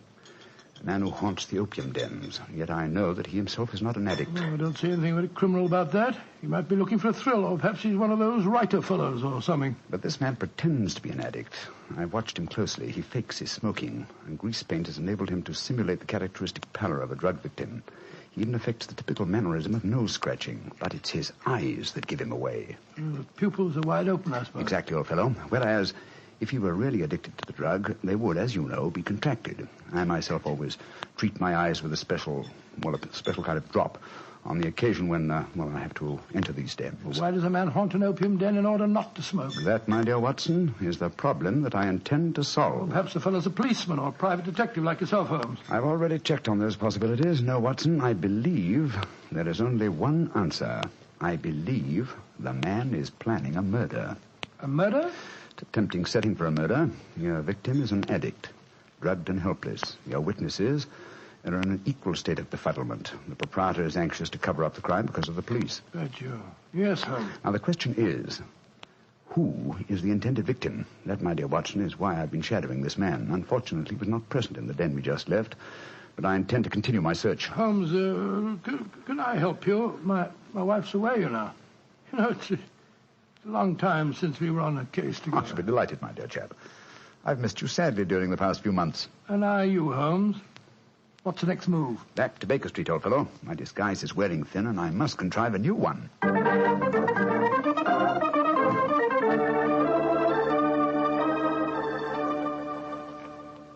New disguise, eh? Well, which one shall it be, Watson? Well, how about the old flour cellar? I love that one. Well, it's pretty fresh, Barnett. Oh, no, my dear fellow, no. Hardly appropriate for an opium den. In any case, the clothes are so wretchedly uncomfortable. Well, how about the music hall singer? Oh, that chap, yes. Oh, I don't want to be beside the seaside. Oh, I don't want to be beside the sea. I don't want to stroll along the prom, where the brass band plays tiddly-um. Oh, confound it. Who can that be? You weren't expecting anyone, were you? No. So this is just like the old days. The doorbell ringing, Mrs. Hudson toddling off and bringing up some poor devil in trouble and... You say that rather wistfully, old fellow. Don't tell me that you repent of marriage. No, of course not, Holmes. Mary's a perfect darling, and I couldn't be happier. Just the same. It is rather fun to be back here again. Come in. Yes, Mrs. Hudson? It's a gentleman, sir. He gave me this card. Says he's very anxious to see you. Wayne J. Layton, President, Layton Corporation, Chicago, United States. Ask him to come up, will you, Mrs. Hudson? Aye, sir. Well, it's quite like old times to see you back here, Dr. Watson. Just what I was saying myself, Mrs. Hudson. Mr. Layton has scribbled a message on the back of this card. If £1,000 for a week's work interests you, you'll see me. £1,000? Big fish, Watson. Very big fish. This way, sir. Thank you. Oh. How do you do, Mr. Layton? I guess you're Sherlock Holmes. You guessed correctly, sir. Excuse me. Oh, Mrs. Hudson, just a moment, Mrs. Hudson. Aye, Mr. Holmes. Sit down, won't you, Slayton? My name's Watson, Dr. Watson. I'm Sherlock Holmes' colleague. Yes, I've heard about you, too. Like a cigar, Doctor? It's a good one. Set me back 3 shillings. Oh, 3 shillings? Oh, thank you. That's very nice. Just a good one. Oh, I see you introduced yourself. Splendid. And now, Mr. Layton, may I ask what brings you here? I'll talk fast and to the point. I'm a businessman. I like to do things in a business way. I have a chance to control the guano deposits of the Republic of San Pedro. Their minister will be in London tomorrow, and if it weren't for one thing, I know that I could swing the deal and get the concession. And what is that one thing, Mr. Layton? The deal is secret, see? I thought no one knew about it, but when I got here, I found out that my biggest business rival has gotten wind of what's going on. He's an Englishman. I've never met him, but he's right here in London. Now, I'm not going to tell you his name, not until you give me your word that you'll work for me. Just what you wish me to do, Mr. Layton. Get this rival of mine and keep him out of circulation for a week. I don't care how you do it, and I won't ask. In a week's time, I'll give you the other half of this £500 I brought with me. Oh, good Scott. What kind of Watson, detective give Mr. Layton his hat and gloves. That's it. Thanks, old fellow. Goodbye, sir. What are you doing, throwing me out? I can't think where you gathered the impression that I indulged in kidnapping. Once again, goodbye, sir. And here, sir, you can take back your cigar. Well, if you don't want some easy money, I'll soon find someone else that does. This is the last you'll see of me, Mr. Holmes. Life is full of little consolations. Some people seem to think that money can Watson, the game's afoot. Mr. Leighton is the man I've been seeking. The man who pretends to be an opium smoker. Why in blazes did you let him get away? Here, I'll go after him. No. Don't worry. I've already arranged for that. Oh, how? When I left the room just now to talk to Mrs. Hudson, I was intending to tell her to summon some of my band of street urchins. You know, the Baker Street irregulars. When she informed me that half a dozen of them were in the kitchen at this very moment, partaking of one of her incomparable steak and kidney pies. The rest should be obvious. You left instructions for one of them to shadow Mr. Leighton when he left here. Elementary, my dear Watson. Oh, don't tell me that Leighton back again. No, I think not. I should say that at the moment he's just about to walk out of the front door. No, I think we shall have another visitor. And judging by the commotion, the incoming and the outgoing visitors know each other and are not on the best of terms. Well, it sounds to me as if they're having a fight. Here comes Mrs. Hudson to tell us about it. Come in. Oh, Mr. Holmes, you've got another visitor. So I gathered. Mrs. Hudson, you gave my instructions to one of the boys? I did that, sir. Young Wiggins was going to follow the gentleman. Mrs. Hudson, what was all that commotion about downstairs just now? Oh, it was the two gentlemen shouting at each other. Him that was leaving and the one that was waiting on the doorstep. And who is our new visitor, Mrs. Hudson? Here's his card, sir. Oh, thank you. Linton Chumley, 9 Belgrave Square. Well, ask him to come up, will you, Mrs. Hudson? Very well, Mr. Holmes. Oh, one thing more. Yes, sir. Please instruct another of the Baker Street irregulars to follow this Linton Chumley when he leaves here and report to me. All right, sir. You're taking no chances, Holmes, eh? You're having this fellow shadowed, too. Leighton is a potential murderer. Of that I'm convinced. This Mr. Chumley might possibly be his intended victim. While we're talking to him, Watson, old fellow, I want you to be sure to look at the condition of his eyes. Yes, I certainly will. Come in. Oh, good evening, Mr. Chumley. Are you Mr. Sherlock Holmes? I am. This is my colleague, Dr. Watson. How do you do, sir? That was Wayne Leighton that was just left here, wasn't it? Won't you sit down, sir? Thank you. I don't want to sit down. All right. You needn't answer my question, but I know it was Leighton. I've never met him, but I've seen his picture in the newspapers. Oh, very well, then, sir. It was Wayne Leighton. I know why he came to you. He's trying to have me put out of the way while he closes that deal on the San Pedro and Guana concession. Now, look here, Holmes. You've got to be on my side. Whatever fee he offered you to dispose of me, I'll double it if you'll take care of him for a few days. Oh, dear me, this is becoming monotonous. Watson? The hat and gloves? Thank you, old chap. That's right. Good night, Mr. Chumley. Look here, Holmes. I'll treble his fee. I'll quadruple it. My dear Mr. Chumley, I have accepted no fee from Mr. Leighton. I don't propose to accept one from you. Your hat and gloves, sir? That man is out to kill me, Holmes. Well, if you won't help me, I'll go to the police. That's an excellent idea, Mr. Chumley. Again, good night. Did you notice his eyes, Watson? Yes, the pupils were contracted. He's obviously an opium addict. And also a potential corpse. What do we do now? Wait for the irregulars to report? No, you'll return home for your medical bag. I have a feeling that you'll need it before the night is out. Then come back here. If I've gone before you return, I'll send one of the irregulars to bring you to wherever I may be. Wait until you receive a message from me. On your way, old chap. There's work ahead of us.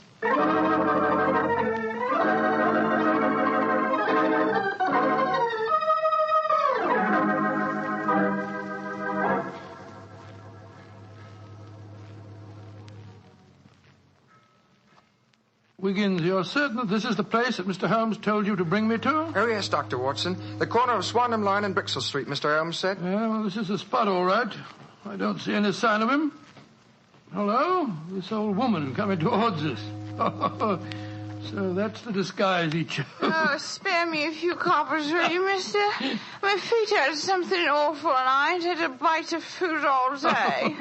No, you don't, Holmes. You can't fool me this time. As a matter of fact, your makeup isn't very convincing. You hardly look like a woman, and nobody's nose could be quite as red as that. Don't look like a woman, don't I? My nose is too red, is it? I'll take that. No, steady, look Might here. be funny, but poor old woman whose plight I made her. I'm sorry, madam. I didn't mean to insult you. Well, matey, she gave you a bit of what for, all right, didn't she? Boxed your ears. No mistake about it. You mind your own business. And anyhow, why aren't you aboard your ship at this time of night? Because I'm not a sailor, Watson. It's Mr. Holmes. Great heavens, Holmes.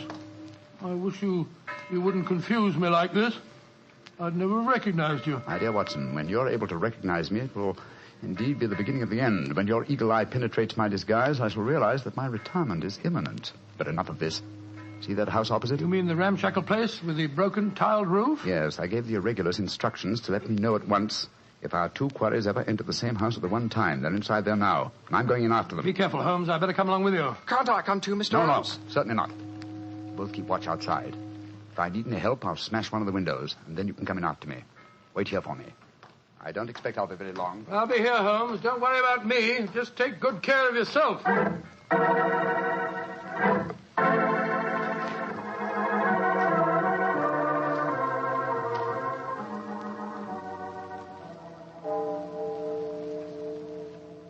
It's 1 o'clock, Doctor. Yes, I know, Wiggins. He's been in there half an hour. I'm beginning to get worried. Start going after him, sir. No, Wiggins. You know Mr. Holmes. When he gives orders, he likes them. There's the signal for help. Keep watching the house, Wiggins. I'll be out in 5 minutes. Go for the police. Right you are, sir. All right, Holmes, all right. I'm coming.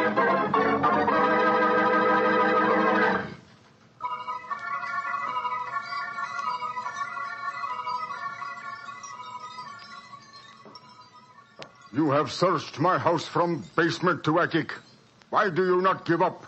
I tell you again, there has been no one here tonight. But my friend came in here half an hour ago. I saw him, and before that, 2 other men are known to have come in here. If that is so, then where are they? 3 men cannot vanish. That's just the point, you scoundrel. Out of the way. I'm going to search this hovel again. I'm not leaving here until I find Mr. Sherlock Holmes.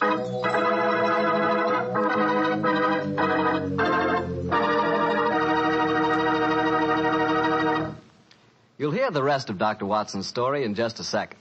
And if you don't mind, I'll take that second to say just one word to the ladies.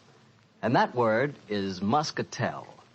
Petri California Muscatel.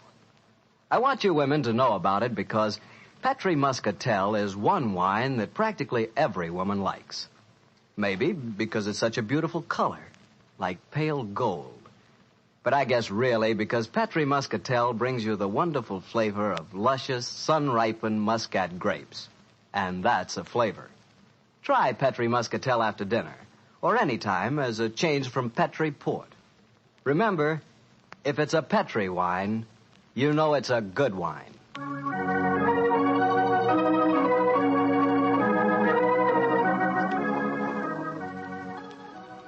And now back to Dr. Watson and tonight's story, The Eyes of Mr. Layton. Well, what happened next, Doctor? When you searched the house for the second time, did you find any trace of Sherlock Holmes or the 2 rival businessmen? No, Mr. Bartell, I'm afraid I didn't. What did you do? I told Wiggins to report the matter to the nearest police station and then rattle back to Baker Street in a hansom cab as fast as I could. When I arrived at the old familiar doorstep, I wrenched at the bell in a frenzy of anxiety. Finally, the door opened, and there stood Mrs. Hudson. Dr. Watson, what is it, sir? Why, you're as white as a ghost. Mr. Holmes, is he here? Aye, sir, came in half an hour ago.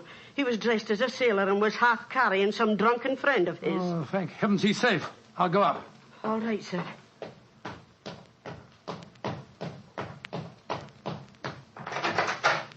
Now, what's no, chap? There you are. Holmes, I can't tell you how glad I am to see you. Who's that lying on the sofa? Well, up with your bag, Watson. Oh, I'm afraid the poor devil's done for. Great Scott, it's Wayne Layton, the American fella. With a knife wound between his ribs. See what you can do for him, will you? All right.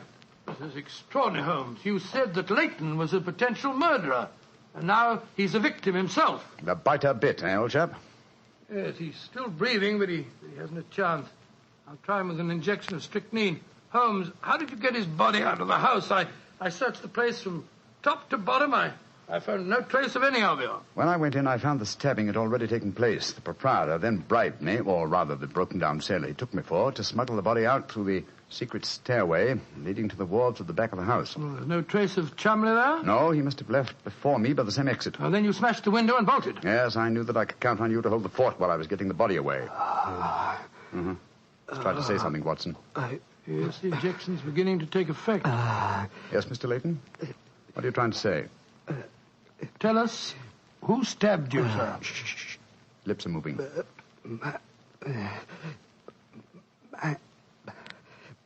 Mandalay.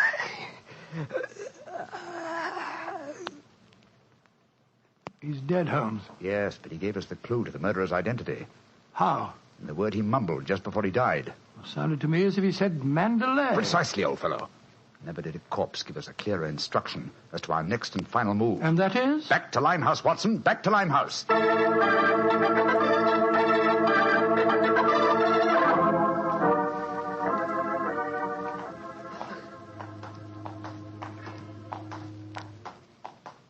here we are. This must be the place. What's this?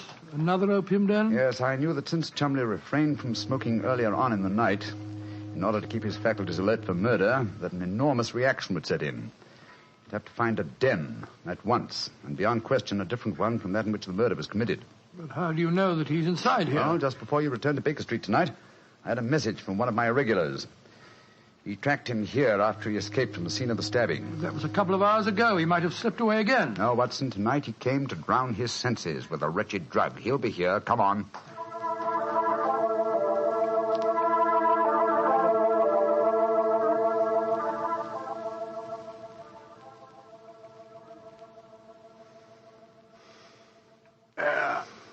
That second injection of caffeine should bring him round.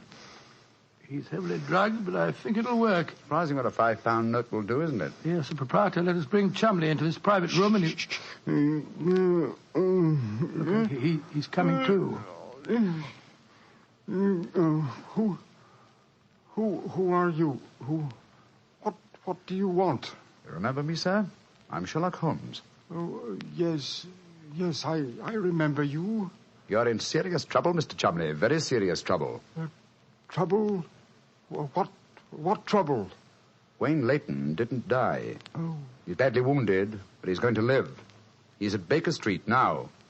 He wants to go to the police and give evidence. You've got to get me out of this, Holmes. I'll pay you anything. 10,000, 20,000. Why did you stab Layton? He was in my way. I wanted the San Pedro concession. I meant to kill him. But we can fix it up now, can't we, Holmes? We can fix it up now. Yes, we can fix it beautifully, sir. As neat a murder confession as ever I listened to, Holmes. Exactly. Come along, Mr. Chumley. I think some night air will be good for you. We'll take you for a nice drive to Scotland Yard.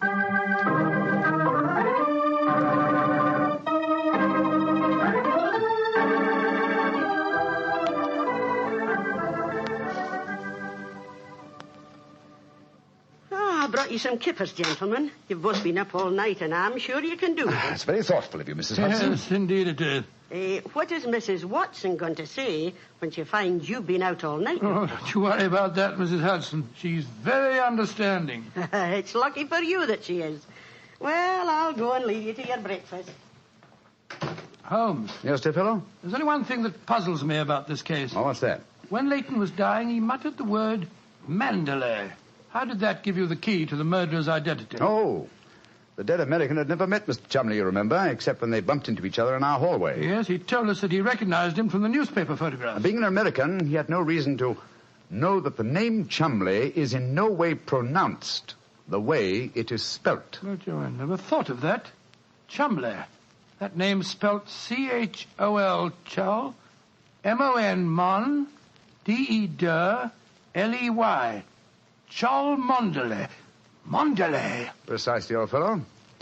What you thought to be Mandalay was really Chol Mondele, the name of the murderer. What an amazing case. You did a remarkable job, Holmes.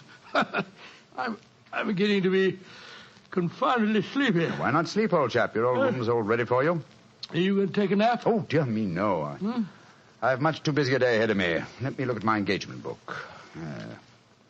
Baxter Square murder. I've put the police on the track. The Duchess of Ferrers. I've got her material. The princess who was about to run away from home. Good gracious me, let her run. The Pope's cameos. Ah, yes. His Holiness must not be kept waiting. Can I help you again, Holmes? Mary doesn't return until tomorrow. Well, I thought you were sleepy, old fellow. Sleepy rubbish. I never felt more wide awake in my life.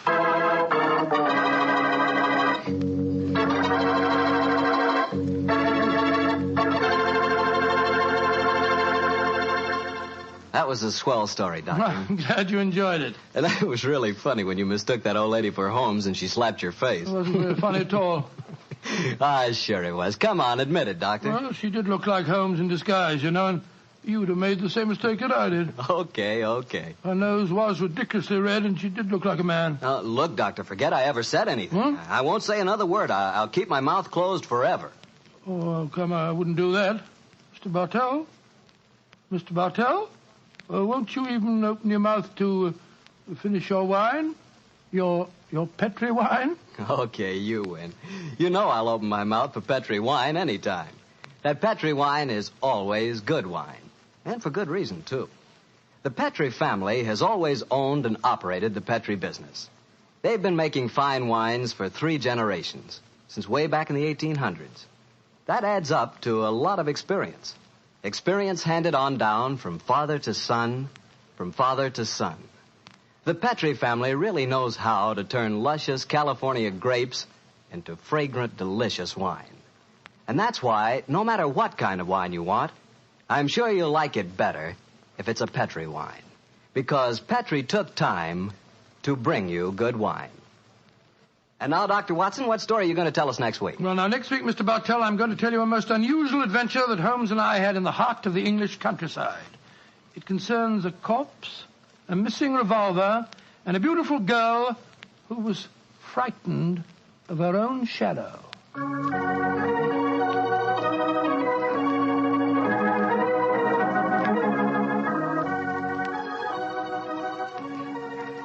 Tonight's Sherlock Holmes adventure is written by Dennis Green and Anthony Boucher and is based on an incident in the Sir Arthur Conan Doyle story, The Man with the Twisted Lip.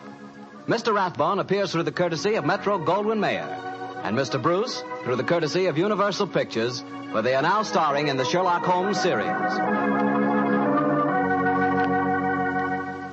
The Petri Wine Company of San Francisco, California, invites you to tune in again next week, same time, same station. The Petri family took the time to bring you such good wine. So when you eat and when you cook, remember Petri wine. To make good food taste better, remember... Petri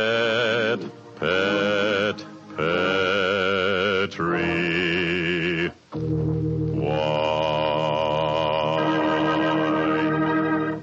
This is Harry Bartell saying good night for the Petri family. Sherlock Holmes comes to you from our Hollywood studios. This is the Mutual Broadcasting System.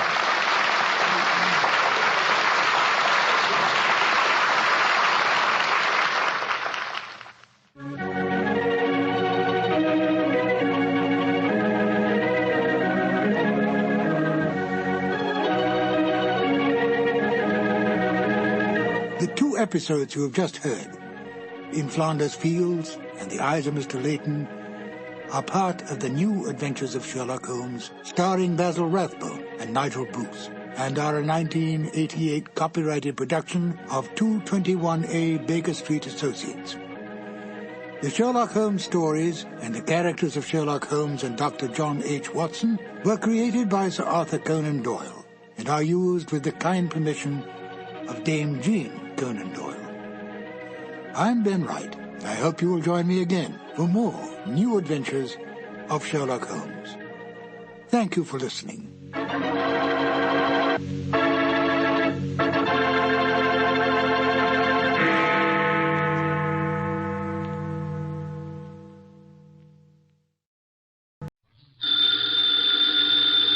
Ladies and gentlemen, the ringing of that phone bell means mystery, adventure. Nero Wolfe's office, Archie Goodwin speaking. What? You're expecting Mr. Wolfe at your place in 3 hours? Your place is where? Yes. Well, I'm expecting Hedy Lamarr in 15 minutes. Yeah, but, mister, we're both out of luck. Archie, what are you babbling about? There's a character on the phone who's laboring under the naive delusion that you're about to make a trip upstate. His name? Finley, he said.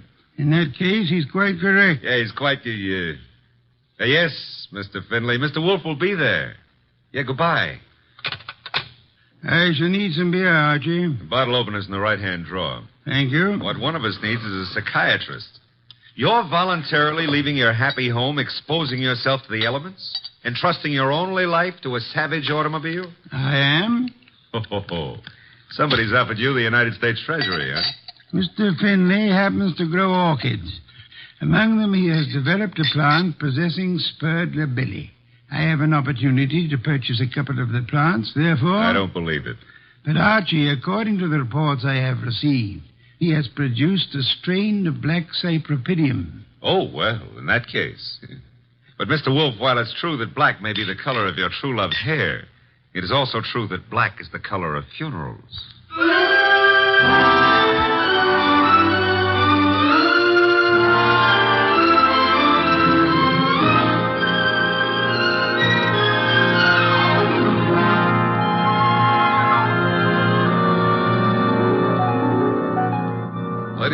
gentlemen, it's the detective genius who rates the knife and fork the greatest tools ever invented by man. The ponderous, brilliant, and unpredictable Nero Wolfe. Created by Rex Stout and brought to you in the person of Mr. Sidney Greenstreet.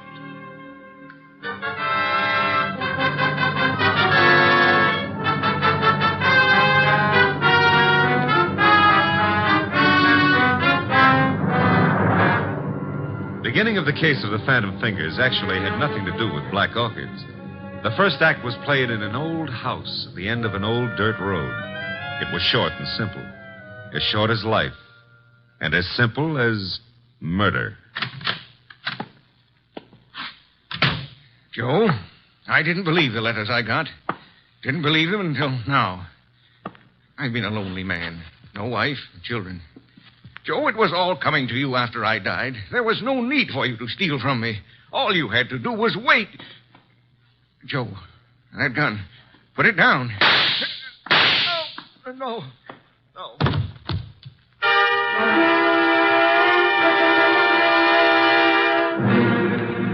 Archie. Yes, Mr. Wolfe. How much longer? Oh, an hour, maybe. Why? I'm a fool.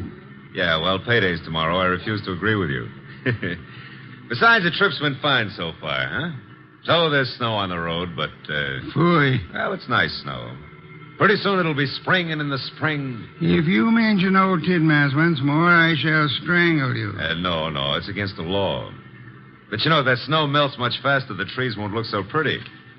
Trees, are they really necessary? Uh-huh. People cut them down and make paper out of them. And they take the paper and make dollar bills. Mr. Wolfe, we're surrounded by future fees. I prefer the finished product. What on earth is that? Sounds like a river. Indeed. Except there aren't any rivers around here. Hey. Yeah? Up ahead. What? Huh? It's a river. Only it isn't a river. It's wet. It's wet and it's got waves on it. Had to start raining, too. Nature. Phooey. The road behind us is covered with water. We'll just have to keep going onward and upward. Would you like to recite Excelsior to me? Why, sure. Shades of night were falling fast when through an alpine village passed... An idiot of your caliber, no doubt. Oh. That infernal engine has died. No, the road dips up ahead. And where it dips, there's a junior Mississippi growing up. Splendid. Not so splendid. We can't go back and we can't go forward. Why not? They didn't build this model to swim. No foresight. What do we do now? Well, we could abandon the car and, Walk, are you mad? Are you seriously suggesting I indulge in a foot race with the flood? Yeah, well, not seriously, but, Oh, you've decided to give the car a swimming lesson? No. There's what looks like a cow path leading off the highway. To your right. Maybe it's a road. We progress. We now follow the footstep of the cow. Ah, it is a road. An old dirt road. Not only that, it goes up. Is that good? Theoretically. We might get above the water that way. And if the theory fails? Mr. Wolfe, how are you on the Australian crawl? Hey, there's been another car on this road before us. You can see the tire tracks in the mud. Interesting. An indication that there are other maniacs about. I myself would not have chosen this particular spot to picnic in. Well, it's not that. There's somebody lying on the road. People have peculiar habits. Ignore him and drive on. Hold on a moment.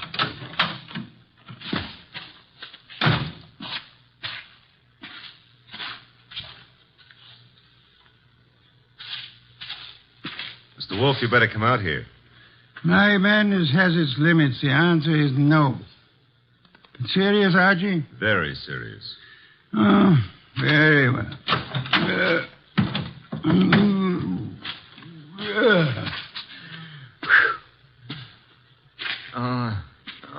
Good heavens. Yeah, still alive, but... The man's been shot. He's mumbling. Joe. Yelling for Joe. Be still. Don't forgive stealing. Don't... So much for that. Pick him up, Archie. Put him in the car. Might be bad for him to be moved. No. There is nothing that can be bad for him. He's dead.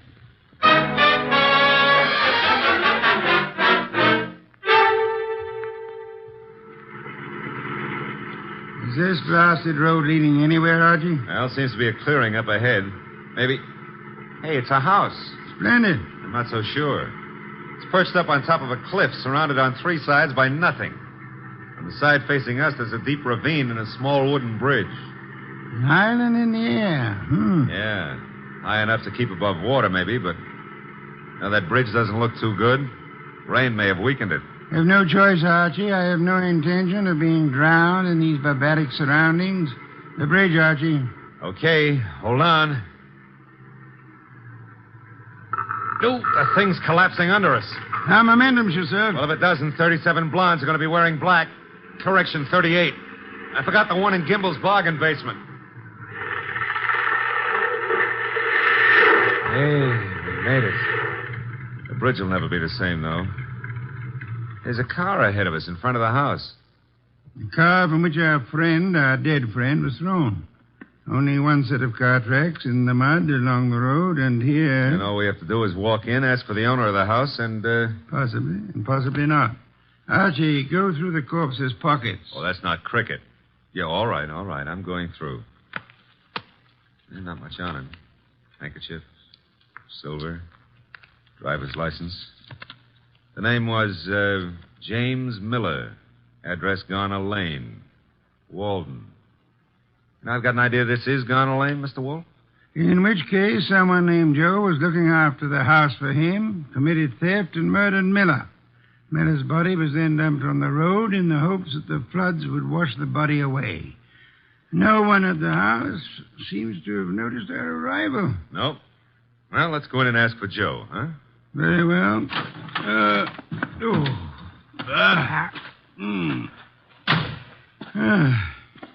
Hard. With the bridge down, there's absolutely no way of getting on or off this place. Except for a mountain goat. I don't know any mountain goats. I used to know a plain goat once, though. Indeed. He ran at the 5th at Jamaica. Stop maundering. I never maundered. Also, I never win bets on horse races. That's why I continue to work for you. That is also why you had better ring the doorbell. Okay. Nobody's going to break a leg rushing to open the door. I suppose you try it. I have had more than enough of the weather. Is that polite? Besides, the killer may have some more bullets in that gun. Are you afraid? Sure. Fooey, the door, Archie. But old Dr. Tidmouse would say... Well, never mind. Hey, somebody was careless leaving the door open like that. On the other hand, has a spider ever shut its web? The answer is no. Are we flies? Yes. Out of my way, Archie. There are lights up ahead. Must be the living room. Excuse me. Sure. You're excused. Do you live here, sir? Do we... No, don't you? Of course not. This is very strange. I came out to see the people who live here, or the person. I found the door open and no one about. I've been sitting in this corner now for a long time. Well, it's a pity no one offered you a plum pie. Then you could have stuck in your thumb. You saw no one enter, sir? No one at all. I didn't want to go any further. It would have seemed like prying. Perhaps you had better come along with us. Well, all right. You know, this place, it has an evil atmosphere. Certainly has. What it needs is fresh air. Fooey. This would be the living room door. Ajar a bit. It is. Looks as pretty as a picture. Oh. Hello. Well, just think of it. 5 minutes ago, you know, I didn't know you existed. And you didn't know I existed. And now... Archie, your existence would have a sudden end unless you keep quiet. Excuse us for intruding, Miss... Intruding? Oh, but I really should ask you to excuse me. You do not live here? I wish I did, but... You see, I've been out walking. I live maybe a mile from here, and then when the flood began, I thought I'd come in here and stay for a while. And you found? An empty house. That's not what I found. As old Dr. Tidmouse has often said... Go through the rest of the house, Archie. Go through the rest... Yeah, well, never mind. I'll, That sound? Somebody's walking. Coming downstairs. I'll go and see. Hey, you! Come on into the living room. Meet your guests in one or several pieces, as you prefer. What? Oh. Hiya, folks. Ah, a host at last. That's very funny. I think I'll laugh. Ha, ha. May I ask why? Because this here ain't my dump. I was just casing the joint. I was just taking a stroll. Through the house? I'm eccentric. Oh, clever. However, I think you'd better stay. Why?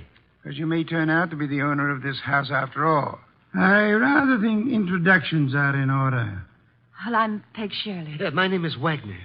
Joseph Wagner? Lewis. How about you, Stroller? Cregan. Sam Cregan. Peg, Louis, Sam. Mr. Cregan, while you were strolling upstairs, did you notice anyone else about? No. There was no one outside when Archie and I entered. The bridge is down, effectively cutting us off from further visitors. We may assume, therefore, that we are the only people in or about this house. Yeah, it's cozy, ain't it? Which further means that one of you three is a murderer. What did you say? The murderer is the person who owns or lives in this house. All three of you denied being that person. Conclusion, one of you is a liar. I hardly expected a full immediate confession. However, we are absolutely isolated here. No one is going to come or leave until we have our killer. You know, you can't really keep us here. The flood can and will. Remember, the bridge is no longer. So you see, just the five of us alone. No one else inside the house, no one outside. Therefore... Correction, Mr. Wolfe. Maybe it's a branch or something tapping against the door. Unlikely. Archie. Okay, I'll go see who or what it is. Hey. Who in the world is that? I got him. Somebody shut the door. Yeah, all right, I get it. A disreputable and unwashed gentleman. Head badly hurt. Is he conscious, Archie? I don't know. He's mumbling something. Legs pushed off. Fell from the legs. He's passed out. I guess he was trying to say that somebody pushed him out on a ledge. On the side of the cliff, maybe. He must have regained consciousness and crawled to the house. Where'll I put him, Mr. Wolfe? Bedroom, I suppose. Where he'll need first aid. We can't get a doctor. Cregan, where are the bedrooms?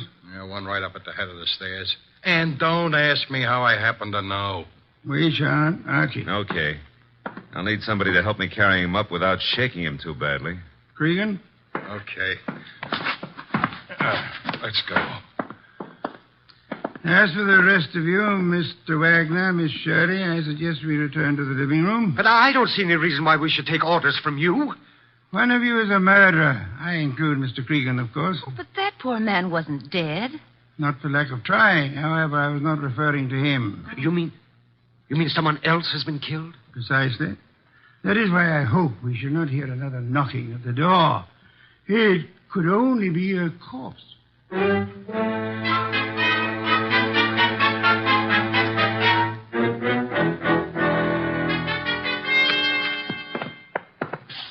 Archie. And Cregan. Yeah. The injured man? Still out. Probably got a concussion. Did he say anything further? Well, he babbled a bit. I don't know if... We should assume we're among friends, Archie. Exactly what did he say? Well, he was pushed over the edge of the cliff because he saw Miller killed.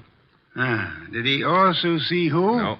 Passed out before he had a chance. He's an old tramp, Mr. Wolfe. He was bumming his way through the country when he saw the murder. He must have decided on a touch of blackmail and receiving a concussion instead, which may last for hours or for days. Somebody's playing with the lights. Some fool. The switch was over this way. Lights are on again. Whose idea was that? I had nothing to do with this. Me neither. Miss Shirley, why did you scream? Well, someone brushed against me in the darkness. You were standing? Near the table, this table. Archie? No, nothing on the table except a bunch of keys on a ring. Something screwy. Why should a guy put the lights out just to deposit a bunch of keys on a table? Obvious. Without doubt, those are the keys of this house. Possession of them would have disclosed which of you lives here and which of you therefore killed Miller. It's late. I shall sleep down here, lacking an elevator to transport me upstairs. The elevator's lacking. Yes, the rest of you should be able to find bedrooms upstairs. Good night. Archie. Yeah? Follow them upstairs. Spend the night awake. Okay. Good heavens, Archie. On my way. What's cooking up here? Somebody's playing with the lights up Strike here, a match. You don't have to. I got a flashlight. Here it is. Light switch. You know, this putting out of lights is getting to be somebody's bad habit. Well, all three of you seem to be okay. Stay here. Where are you going? Tramp's room, right here at the head of the stairs. Think of all your good deeds while I'm gone. All right, downstairs again. What, again? Oh, dear. What happened? Well, it was more than a bunch of keys this time. Oh, that knife. There's blood on it. There should be. I just pulled it out of a man's heart. Well, Mr. Wolfe, one of these three babies doused the lights, popped into the tramp's room, deposited the knife in his chest, and popped right out again. The knife you're holding? Yeah. Intelligent of you to wrap a handkerchief around the handle. Well, whoever killed the tramp didn't have time to fool around with gloves, so... There should be prints on the knife handle. Satisfactory, Archie. That's mild enthusiasm. Archie, on that desk, an ink pad. Yeah. Miss Shirley, you carry face powder, of course? Yes, I do. Archie will need it to bring out the prints on the knife. He will then fingerprint each of you. Compare your prints with those on the knife, and we shall have a murderer to hand over to the police. Archie, will you begin, please?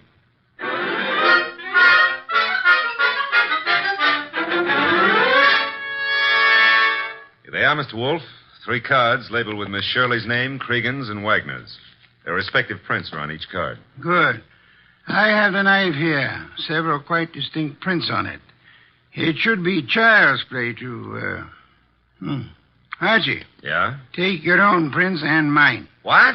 Do as I say quickly. Yes, sir. All right, give me your thumb. Thank you. That's it. Now mine. Thank me. That's it. There's something wrong. Something wrong and deadly loose in this house tonight. Well, there's a card with your prints and mine. Thank you. Now you got 5 cards altogether.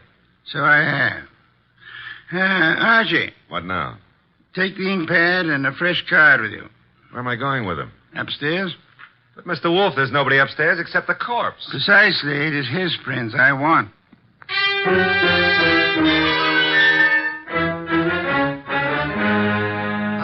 This is so ridiculous. I'm over with. Tired of it. Archie? Yeah, I got the dead man's prints. Will all of you please sit? All right, but Good heavens, young woman. Be careful. We want no accidents. Sorry, I caught my high heels in the rug. Archie, the card with the corpse's prints on it. Yeah, sir. Thank you. You know, I've had quite enough of this nonsense. Have you, Mr. Wagner? Yeah, and so have I, Mr. Wolfe. Also, I don't think you know what you're doing. Perhaps not. However, I have something rather interesting to tell all of you. There is no one in this house besides yourselves, except, of course, for the dead man upstairs. There is no one on the rock on which this house stands, except for another dead man in our car. Look, we already know all that. Bear with me. We may rule out secret passages, unusual hiding places, or anything of that esoteric and childish nature. We may also rest assured that no one has come to or left this house or rock within the last few hours. Well, that means we're kind of hermetically sealed here, huh? Meaning also that whoever was here when the tramp was killed is still here. Still here in this room. Correct, Archie. Now then, I have checked the dead tramp's prints against those on the knife. Theoretically, suicide was possible. However, the prints do not match. That guy was in no condition to kill himself anyway. True. Then I checked Archie's prints and mine against those on the knife. No similarity. Oh, but no one suspected either of you. Thank you, but I had to be thorough. That left only the 3 of you. I compared your cards and the prints on them with the prints on the handle of the knife. And? I want you to remember one thing very clearly. We are the only living people in this house or on this rock of land. No tricks are possible and may be ruled out. All right, so what? This. The prints on the handle of the knife that pierced the heart of the man upstairs do not match his prints or the prints of anyone in this room. Yeah, I knew mine wouldn't match. Would you mind saying that again? He doesn't have to. And those cards, Mr. Wolfe, has the prints of everybody here. And yet none of them match the prints on the knife handle. But, well, in that case, who or what killed him? Why, there must be someone else in the house. I give you my word, there is not. Hey, you thinking about ghosts or something? Ghosts never leave fingerprints. I've got to get away. I can't stand this. Me too. Come on, lady. But I'll come along with you if you don't mind. Mr. Wolfe. Let them go.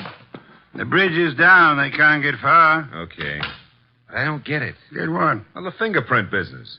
And who killed Miller, plus the tramp? The identity of the killer, Archie, is quite obvious. It is? To who? To whom? Who's whom? That's a joke. Yeah, I'm stalling for self-respect. You know? Of course I do.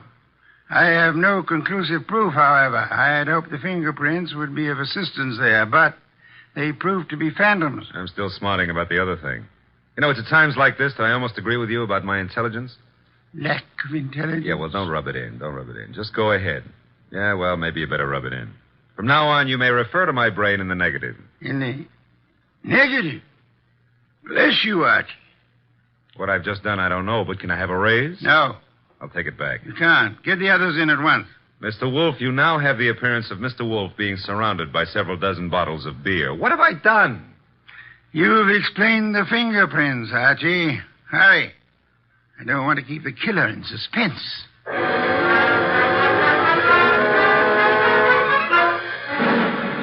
don't care. No, I'm very nervous. I don't like this. Archie. They're all here. Yes, but they're all making a noise. Stop them. Miss Shirley, Mr. Cregan, Mr. Wagner, will you please shut... Mr. Wolfe, they have. Thank you, Archie. Now then, I have known for some little time which of you killed the tramp and Miller. I lack proof, however. And you have it now? I will admit for a while I was flummoxed by the negative evidence of the fingerprints. They seem to indicate that the tramp was murdered by a phantom. However, the word negative itself has solved the minor problem. Minor to who? To whom? Never mind. Shh. Archie, what is the salient feature of a film negative? Well, I suppose it's the fact that the darks are light and the lights are dark. Huh? Precisely. A reversal, then, of the actual appearances. Now, are there any similarities between filmed images and fingerprints? Oh, in a way. You could call the whorls and hollows that determine the individual characteristics of a fingerprint the lights and darks, huh? You could. I shall. Miss Shirley, would you help in an experiment? Well, of course. Thank you. Archie, I want you to take Miss Shirley's fingerprints once again. Okay. Pad and card. Here you are, Miss Shirley. All right. Archie, quick. Huh? Grab her arm. I got it. Well, usually I don't have to be coached, but... Let go of me. What are you trying to do? Miss Shirley, you already had pressed your fingers on the ink pad once. Why were you about to do it a second time? Well, I just wanted to make a better impression. Phooey. Archie, wipe some of the ink off her fingers. Oh, but then it won't be any good. It'll be very good, Archie. I've done it. And take the print. No, let go of me. Maybe. I never hurt women if I can help it, but right now I won't be able to help it. Mr. Wolfe wants your prints all over again, so down on the nice white card. No. There, thanks. Will you let me have that card now, Archie? Sure. In the meanwhile, hold on to Miss Shirley. A pleasure. Indeed? Would you continue to think so, Archie, if I told you that Miss Shirley's first name is not Peg, but happens to be Josephine, for which the diminutive is Joe?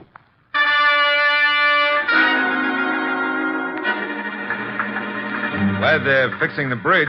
I was beginning to think we'd be here forever. Phooey, we have been. You know, if those black orchids have been holding their breath waiting for you, they're going to be red in the face. Hey, new breed, red orchids, huh? Archie, must you talk? Well, it's fun. Also, you've been holding out on me about the case. I surrender. Okay.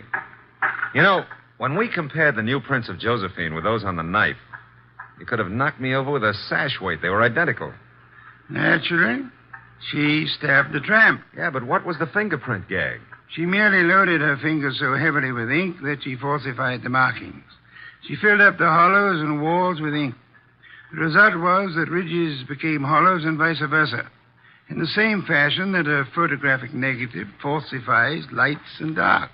You got that when I mentioned the word negative. It works, huh? Try it sometime. Yeah, the very next bank I robbed. But you said you knew who killed Miller and the tramp even before you exposed the fingerprint gimmick. How? We knew Miller's murderer lived in this house. Had been stealing from him and so on. Stealing what? Cash, of course.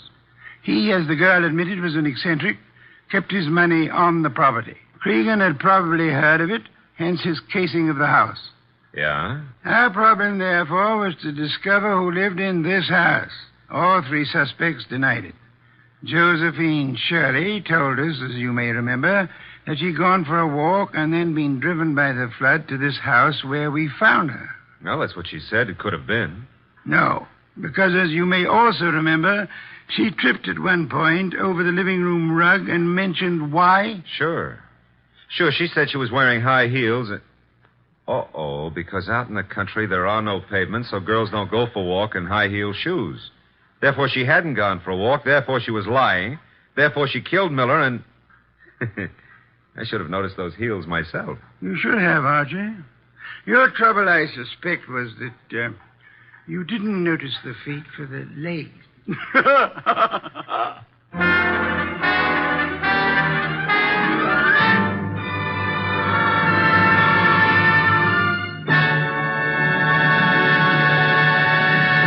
You have been listening to The New Adventures of Nero Wolfe, starring Sidney Greenstreet.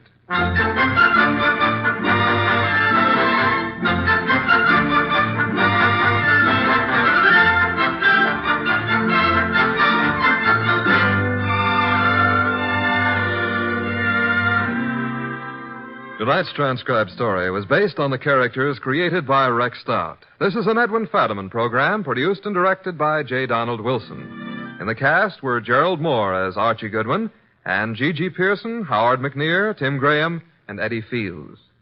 Next week at this same time, Nero Wolfe and Archie will bring you The Case of the Vanishing Shells. Don Stanley speaking. 3 chimes mean good times on NBC.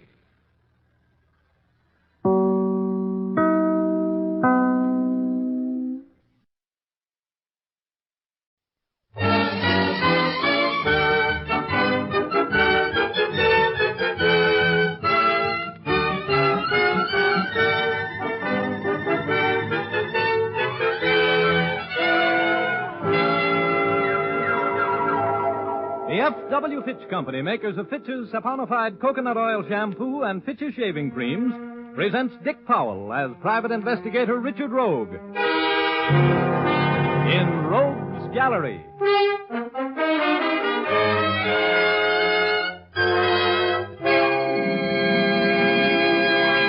Rogue speaking. You know, there's something about me that is to trouble what molasses is to flies. I never go around looking for trouble. Trouble goes around looking for me. Now, take that afternoon a few months ago when I walked into the press room of the Hall of Justice and found, among others, Clark Ames, the young City Hall reporter for the Chronicle, expounding on his favorite subject, a deep hatred for a man named Fred Curtis, nicknamed the Alibi Master. Ames and the other newspaper men had watched Curtis win acquittals for a dozen different clients and always by the same route: unbreakable alibis. This made the clients very happy and the district attorney very miserable. The Chronicle, a crusading newspaper, had, at the instigation of Clark Ames, been running an anti-Curtis campaign, bordering pretty close on libel. And Curtis, who was sharper than a razor's edge and harder to catch up with on the horizon, hated Ames with a wonderful passion. Curtis had won the last round, and Ames was telling me about it. So Curtis goes to Williams, my managing editor, and threatens a libel suit. Well, I had gone a little overboard, I guess. And Williams had to let me go. Temporary layoff until the heat died down. But now I'm back on the job, Rogue, and I'm solid. And you wait until that phony Curtis sees me sitting here. Wait till he finds out I'm back on the job. Huh? Look, Ames, I've been around this town for a while, and if I'm picking out a guy to buck, it won't be Fred Curtis. Huh? How come you decided to make a career of locking horns with the smartest mouthpiece in the business? How do you expect to win? Oh, don't worry about it, Rogue. I got that phony right where I want him. You wait a couple of days, that's all. Mr. Alibi Master Curtis is going to be nailed to the Chronicle's masthead. Hello, Ames. Did I hear you taking my name in vain? Could be. How uninteresting. What are you doing sitting around in the press room? It's reserved for the working press. Hello, Rogue. How's your trial going, Curtis? Oh, my client will have dinner at home tonight. Jury just retired. Your client is guilty as the devil, Curtis. What's his alibi this time? Now you know he couldn't have committed the crime. I've just proved to the jury that he was in San Francisco at the time the murder was committed. How are you getting along on your unemployment insurance, Ames? was a pleasure getting you fired. Too bad it didn't last. Well, I'm back on the job, which means I'm right back on your trail. That's bad news for you, Curtis. Do me a favor, will you, Ames? When you call in the report of the not guilty verdict the jury's about to bring in for my client, tell your stupid managing editor I'm filing a libel action against him the first thing in the morning. Look, Curtis, let's go in the courtroom, will you? I'm going to be there when the jury comes in. Okay, Rogue. Oh, here, Ames. Here's $10. Go get a haircut, will you, kid? And have your suit pressed. And don't forget to spell my name correctly when you phone that story in. Here's your 10 right in your face, Curtis. I'll see that your name is spelled right. In the biggest type in the shop, right at the top of the page when you're tried for falsifying evidence. And that's going to happen to you awfully soon, wise guy. Here. Take it easy, Ames. Oh, let him talk. Let me give you something to kick around in that warped mind of yours, Curtis. You remember a guy named Don Thompson? Your alibi witness for Ed Harris a year ago. I'm sure you remember Thompson. What about him? Would it put a crimp in that famous poise of yours if you knew that Thompson had given the Chronicle a signed and witnessed statement admitting that he had perjured himself in that alibi statement for Harris? That is preposterous. Is it? Well, you'd be in quite a spot if the Chronicle happened to have a statement like that, wouldn't you, Curtis? A statement that swears that you paid Don Thompson $1,000 for the perjured testimony that kept Ed Harris out of the gas chamber? That'd sure stop your clock, wouldn't it? Have you been drinking, Ames? You sound even a little more illogical than usual. Oh, that's right. You like logic, don't you? Mm-hmm. Well, figure this one out. I've been trying for some time to get convicting evidence on you. You got me fired for trying. The Chronicle was scared of a libel suit. But all of a sudden, my managing editor, Williams, doesn't seem to be very afraid of your suing the paper. Now, what could be the reason for him giving me my job back? It could be that statement from Thompson did it, couldn't it? All right, now sweat it out, Curtis. You'll be seeing your picture in the Chronicle with bars in front of you and a number on your chest in about 48 hours. Not even one of your phony alibis can keep you out of this rap, big shot.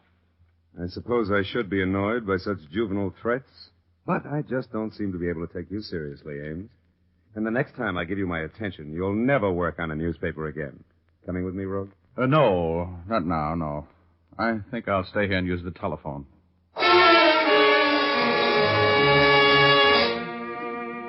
You could see and feel the hate that hung in the air in that press room like a cloud of poison gas after Fred Curtis left. Clark Ames went all to pieces as soon as we were alone, paced the floor, said he'd talked too much. He was as worried as a man with a 3-horse parlay and 2 winners. Pretty soon, though, he left, and I used the telephone to call a couple of girls I know. They weren't home. I was about to give up and go to dinner by myself when I turned around and saw Betty Callahan standing there behind me, looking like $1 million, which is a nice figure, which is what she has, if you know what I mean. Betty had a funny little quizzical smile on her face. Hello, Richard. What's the matter? Aren't you having any luck? Well, honey, I was just going to call you. You mean that if Alice isn't home and Liza doesn't answer, I'm next in line? Oh, now, you know better than that. You're always first on my list. Remember, Richard, I was standing here when you were phoning. Sure. I was just trying to get a substitute, that's all. Uh-huh. Well, what do you want? The names of some girls and a few phone numbers? Now, don't look at me like that, Betty. The only reason I was calling those other girls was because I couldn't find you. Well, I'll forgive you if you'll take me to dinner and then to the theater to see Tallulah Bankhead. Oh, my goodness, you have such expensive taste. Oh, really, my dear man. I have something infinitely better. I have 2 passes for the show. Well, good. I've got 2 passes for a drive-in. Come on, I want to see if I can walk through that door without eating the jam off of it. I'm hungry. So am I. That's the only reason you have a date with me tonight, Richard. Well, then come on. All through that hamburger, I kept dividing my thoughts between how such a little girl could eat so much food and that scene in the press room at the Hall of Justice. I knew Fred Curtis for what he really was, cold-blooded and completely ruthless. I remembered that look in his eyes as he left the press room. A little puzzlement, a little fear, and a great deal of malice. Even if nobody else believed the story Ames told, I was sure that Curtis more than half believed it. And that meant trouble for somebody. Betty and I finished our dinner at last, and in spite of everything she could eat, I still had money enough to pay for it and a cab to the theater. We were just back in our seats after the second act intermission when I heard my name being paged. If Richard Rogue is in the audience, will he please report to the lobby? Mr. Richard Rogue, please report to the lobby. Isn't that a sort of obvious piece of publicity, Richard? How the devil did anybody know I was here? You better go see what's so important. But you hurry back. I'll be right back, baby.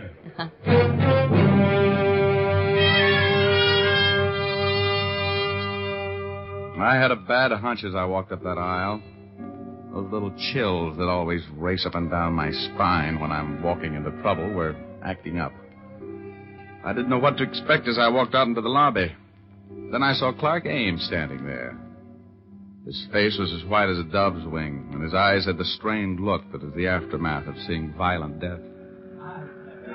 Rogue. Yeah, what's the matter, Ames? You look like you've seen a ghost. I've seen something worse, Rogue. You gotta come down to the Chronicle with me. Now, get a hold of yourself. You're shaking like a dice cup. What's the matter? Williams, my managing editor, was just killed. Huh? Murdered in his office.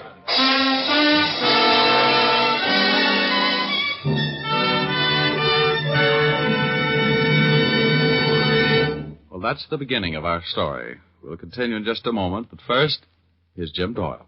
Romance and soft feminine glamour are back in style. Women are taking off the bandanas they donned in war plants and are again letting their hair reflect moonbeams and stardust. That's why Fitch's saponified coconut oil shampoo is in more demand now than ever. Because Fitch's saponified shampoo brings out the radiant beauty of your hair. Its fragrant, creamy lather cleanses so thoroughly and rinses out so completely. Fitch's saponified shampoo contains its own patented rinsing agent, so no special after rinse is needed. And best of all, you can wash your hair as often as you like with Fitch's saponified shampoo, and it will never become dry or harsh feeling. That's because this shampoo is made from pure, natural oils that keep your hair ever soft and lustrous. Ask for Fitch's saponified shampoo the next time you're at your beauty shop, or buy an economical bottle at your drug or toilet goods counter.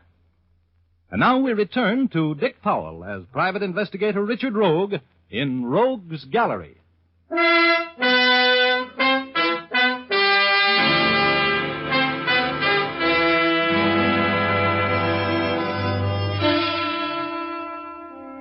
Well, I was working.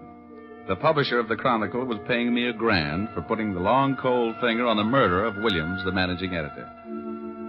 I was pretty sure I knew who the murderer was, so it looked like a soft buck. When Ames and I arrived at the Chronicle, homicide was already there. My friendly enemy, Lieutenant Urban, was in charge, as usual. He walked over from where he was examining the remains of the late Mr. Williams. Hey, Sam, help me with this. What are you doing here, Rogue? Now, Urban, you know whenever anything comes along you boys can't handle, they always send for me. Who's paying you? The publisher of this paper. Now, shall we go on with the third degree, or shall we get to work on the murder? What do you know about it? More than you do.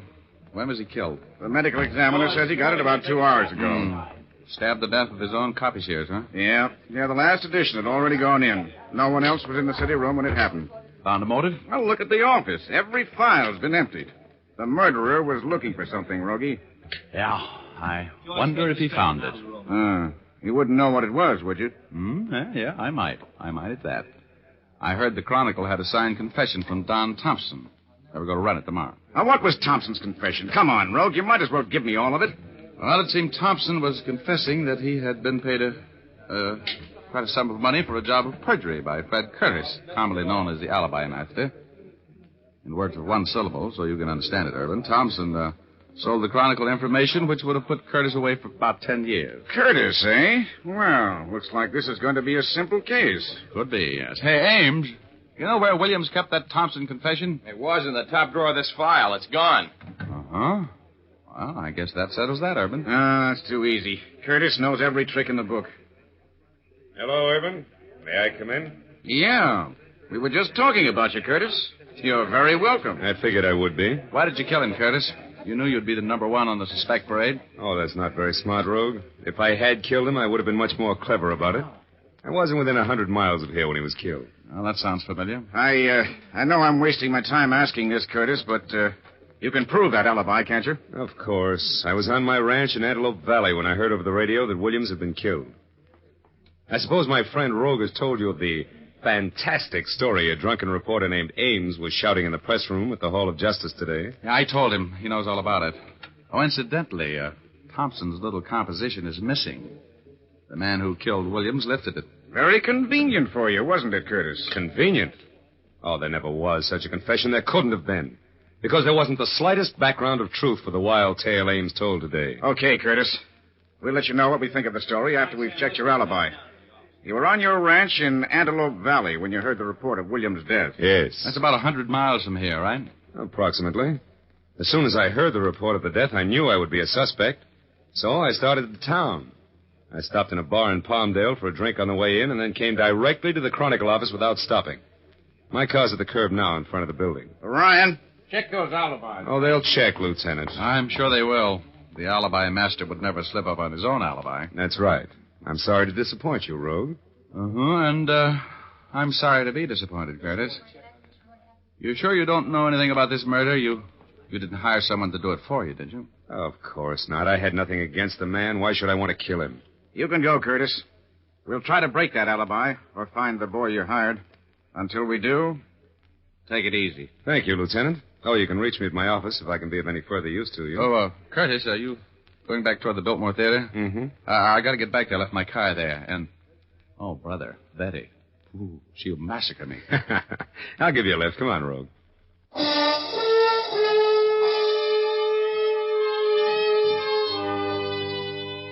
This Curtis guy was strictly the deluxe type. His car was a long, sleek black job a few sizes smaller than the Queen Mary, but with approximately the same amount of power. We got in. Curtis turned on the ignition, and the gas gauge swept clear across to full. Curtis had said he drove directly from the bar in Palmdale to the Chronicle office without stopping. About 70 miles. Mr. Curtis's carefully planned alibi was not so carefully planned. I was enjoying a short ride with a murderer. He saw my eyes on the gasoline gauge, followed them with his own, and then put his hand in his coat pocket. I knew there was a gun in it. As we drove away from the curb, I picked up a copy of the Chronicle, which had been lying in the seat beside me. I thought perhaps if I could hide my thoughts a little better, if I pretended a great nonchalance, with no part of which I felt. Curtis was not sure that I'd attached the proper importance to the story the gas gauge told. He was being nonchalant, too. I had a little dough riding on Prevaricator 7th today when I came out. Ought to be in that paper. Final results. Where'd you get it? I bought it in Palmdale. Then? Oh, this is the Bulldog edition. Oh. The Bulldog edition is sold only on the streets in Los Angeles. Yeah, that's right. I'm afraid I made a mistake, huh, Rogue? Yes, I'm afraid you made two of them, Curtis. This paper and that full gas tank. You didn't drive 70 miles in this gas eater without stopping and arrive here with a full tank, did you? You're very observant. Looks like you're cracking my alibi, huh? You killed Williams, didn't you? Yes, I had to. I had to get that confession of Thompson's that would have ruined me. I owe that impetuous reporter a great debt for tipping me off to the Chronicle's plans for crucifying me. You, have any plans for me? Yes. Yes, I think I have it worked out. I'm going to drive you out to the suburbs to a spot I know that's probably deserted by this time. Now, if you were found there, shot... Aren't you overlooking something? If I'm found there, shot, Urban is going to pick you up fast. You're going to do better than that, Curtis.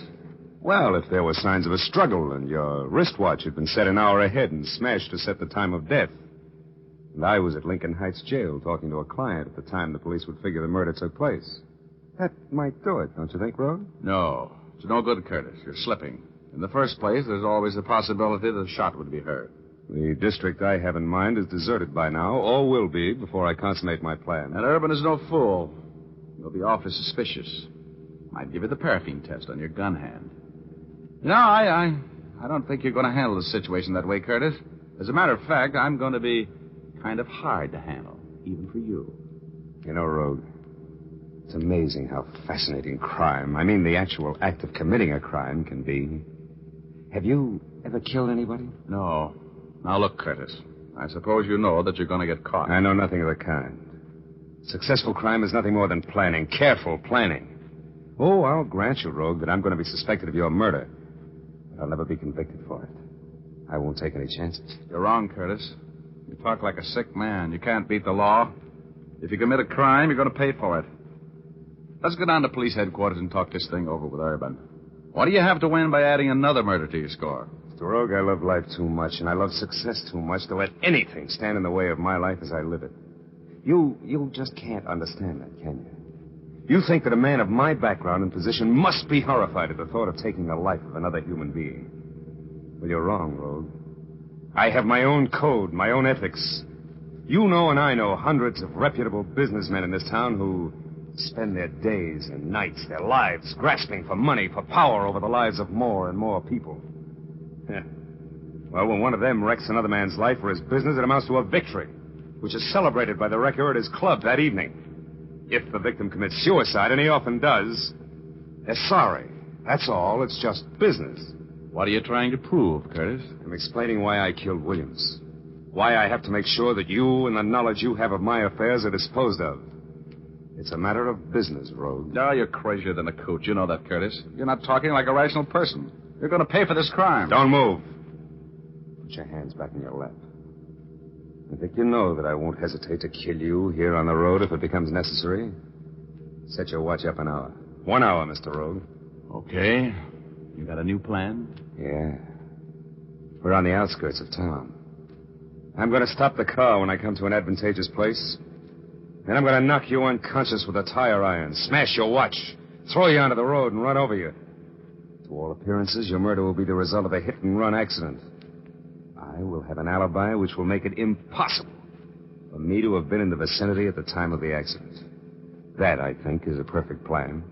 It's full of holes. In the first place, Urban will check the tread on your tires, and in the second, he'll never fall for that smash watch trick. You'll never get away with it, Curtis. You've been buying up juries and alibis and evidence for so long that you've forgot that they're honest people. People who can't be bought. Urban's one of them. He'll stay with you until he gets you for killing me, Curtis.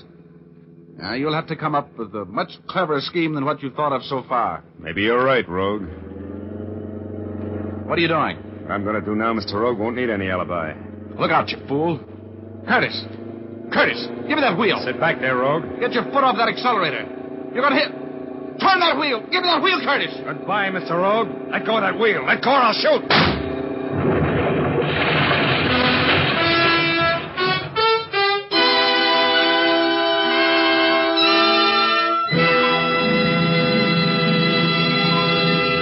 We'll continue in just a moment. But now, here's Jim Doyle.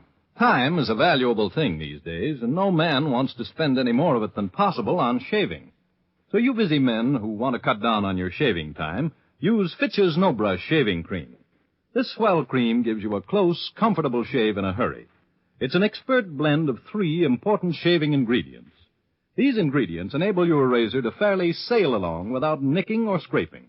The creamy, non-greasy texture of Fitch's No Brush saves you time, too, for it won't clog your razor or the drain.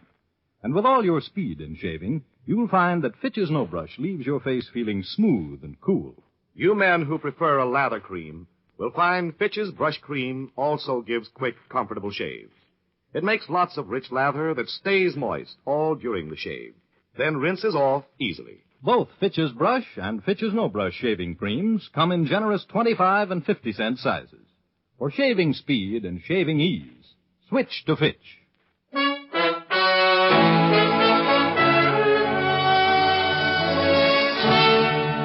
Now back to Dick Powell as Richard Rogue in Rogue's Gallery.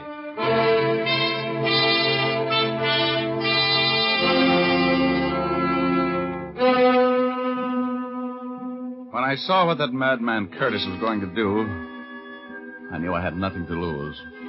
He had that big, powerful car wide open and heading straight for a stone wall. I tried to grab the wheel and turn it. He fired at me just as we crashed into the wall. I only remembered turning the wheel enough to deflect the shock a little. And then I was on cloud number 8. Hugo was there, waiting for me. Hello, Chief. You had a close call there. Hey, Hugo, where have you been? Well, I had a little trouble with the OPA about Cloud 8, and I had to go and see them. Oh. Then I had a tough time getting a reservation back. But I'm glad to see you, Rogie. with your usual bump on the head. Oh, am I dead? Only the good die young, Rogie. Hey, you got company. An old friend of yours is up here. Look, over on Cloud 9. See him? Oh, Curtis. He isn't dead either, huh? Oh, no. But I sure thought I was out of a job when I saw you slamming into that wall, Rogie. You ought to take better care of yourself. For me. Yeah. Look, I gotta get out of here, Yugor. How badly am I hurt? Oh, you're okay.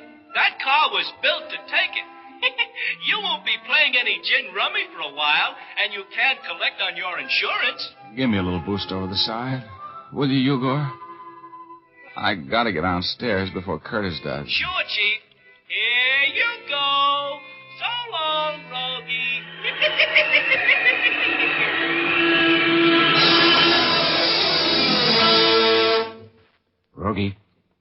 Rogie. Hello, Irvin. Fancy meeting you here.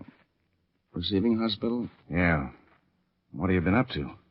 What were you trying to do? Kill yourself? No. Is Curtis here? Yeah. Now, I'll ask the questions. What happened? How badly is Curtis hurt? Leg broken, that's all. He's still unconscious. Look, Urban. He killed Williams. He tried to kill me. He admitted it, eh? Yeah, after I caught a couple of flaws in his alibi. You got enough dope on him to make it stick? I don't know. It would be my word against his.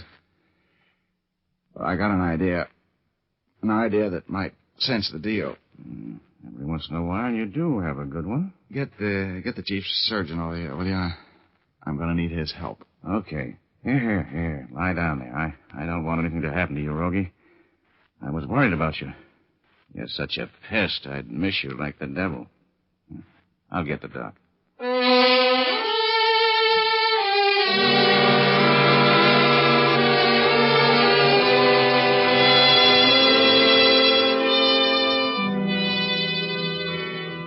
When I outlined my scheme to the chief surgeon, he looked for a minute like you might call him the head of the psychiatric ward. But with Urban's help, I finally got him to agree to play it my way. He bandaged Curtis from head to foot, put constricting straps across his chest, and cinched him down like a saddle on an outlaw horse. Then they put him in an oxygen tent and brought him out of shock. Urban pulled out all of the stops as he stood by the side of the hospital bed and talked to the murderer, like a father. Curtis, can you hear me? Yes. Who is it? Lieutenant Urban. Did the doctor give you the bad news yet? Yeah. Crushed chest. Nothing they can do, I guess. No. You haven't got long to live. Anything you want to tell me? Might as well go with a clear conscience. Did you kill Williams? Yeah. Yeah, I killed him. I had to do it. I killed him.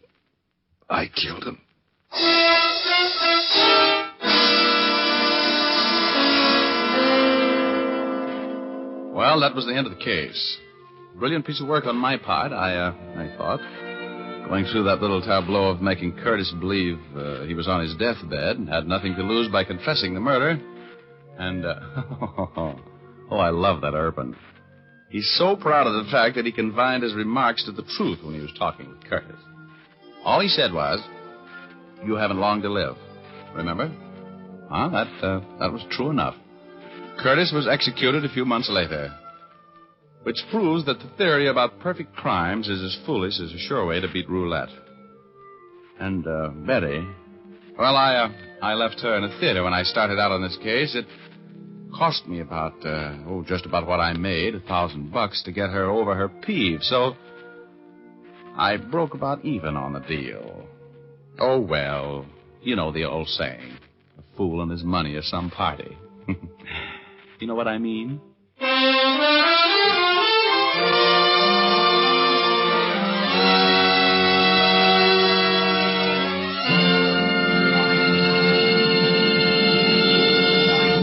This is Dick Powell again, ladies and gentlemen. Hope you enjoyed our story tonight. Ray Buffum wrote it. Leith Stevens composed and conducted the music, and D. Engelbach produced and directed. Don't forget, you've all got a date with us next Thursday night. We have a story for you about the last time Rogue saw prison. So make a date with us, will you? Thanks for listening. And now, once again, here's Jim Doyle. Be with us again at the same time next week. Oh, and be sure to see Dick Powell in his latest RKO picture, Cornered, at your local theater soon. Remember, tune in next Thursday, same time, same station, when you will again hear Dick Powell as Private Investigator Richard Rogue in Rogue's Gallery.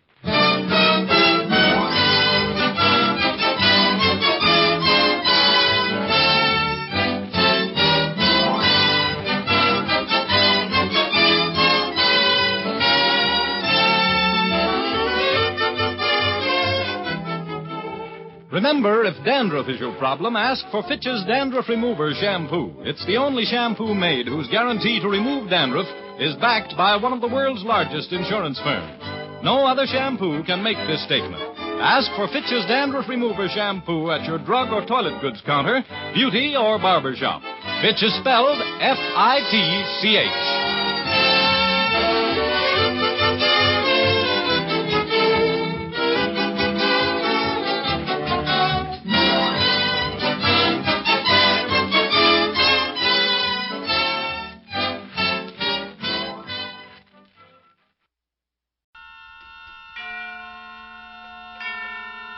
And now, tonight's presentation of radio's outstanding theater of thrills, Suspense. Tonight, we bring you a story of a killer and the family which he held in a night of fear. We call it Strange for a Killer. So now, starring Mr. John Daner, here is tonight's suspense play, Strange for a Killer.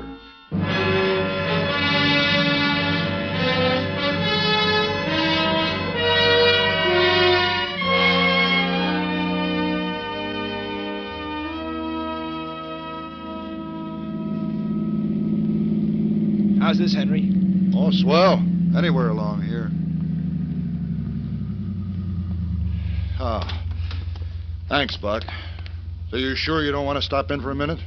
You haven't seen the kid yet, have you? Gee, I'd like to, but I have to get home early myself tonight.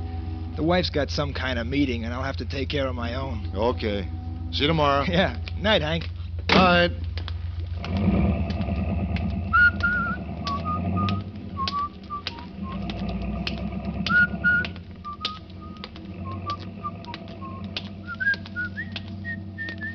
All right. Hold it right there. Oh. I didn't see you, officer. What's wrong? You'll have to wait a while. You can't go down that street. But that's where I live. My wife's waiting for me. You'll be a little late. Well, now, wait a minute. Look, will you keep your voice down and stay back? You'll get hurt if you don't. Oh, you after someone? Roy Gilleska. Gilleska? That's right. And he's been living in this neighborhood? Where? Right across the street, down 3 doors. There's a cop every 10 feet from here to the river. You better go back in that drugstore and wait. Call your wife if you want. Yeah, I think I'd better. Where'd you say he was? Across and down 3 doors. Yeah. Well, we're in the apartment house right next to it. You don't think there'll be any shooting? Eh? Just tell her to stay inside and keep her door locked. She'll be all right. Oh. Thanks.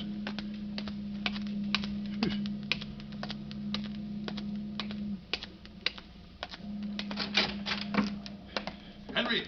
Hi, Charlie. Hey, it's that Jaleska guy they're after, you know. Been living in the boarding house right next to you. Yeah, I know. How long has it been going on? Yeah, they've been here almost half hour now. A half hour? What are they waiting for? Don't ask me. I got here about 5:30 when the police were just coming in. They only took about 5 minutes to cover the whole block. And a party of 6 or 7 of them went in after them. And they haven't come out? No, I've been watching. Why, I wonder? You haven't heard any shooting, eh? No. We ought to hear something by now. Hey, does seem funny, doesn't it? Unless he got out of his room.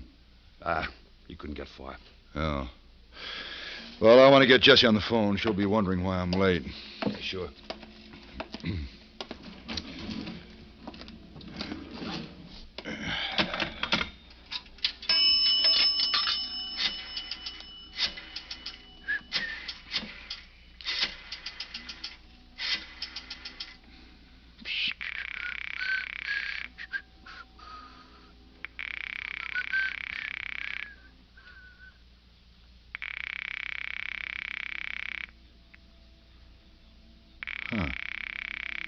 funny.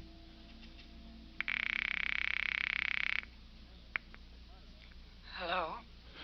What's the matter, honey? I thought you weren't going to answer.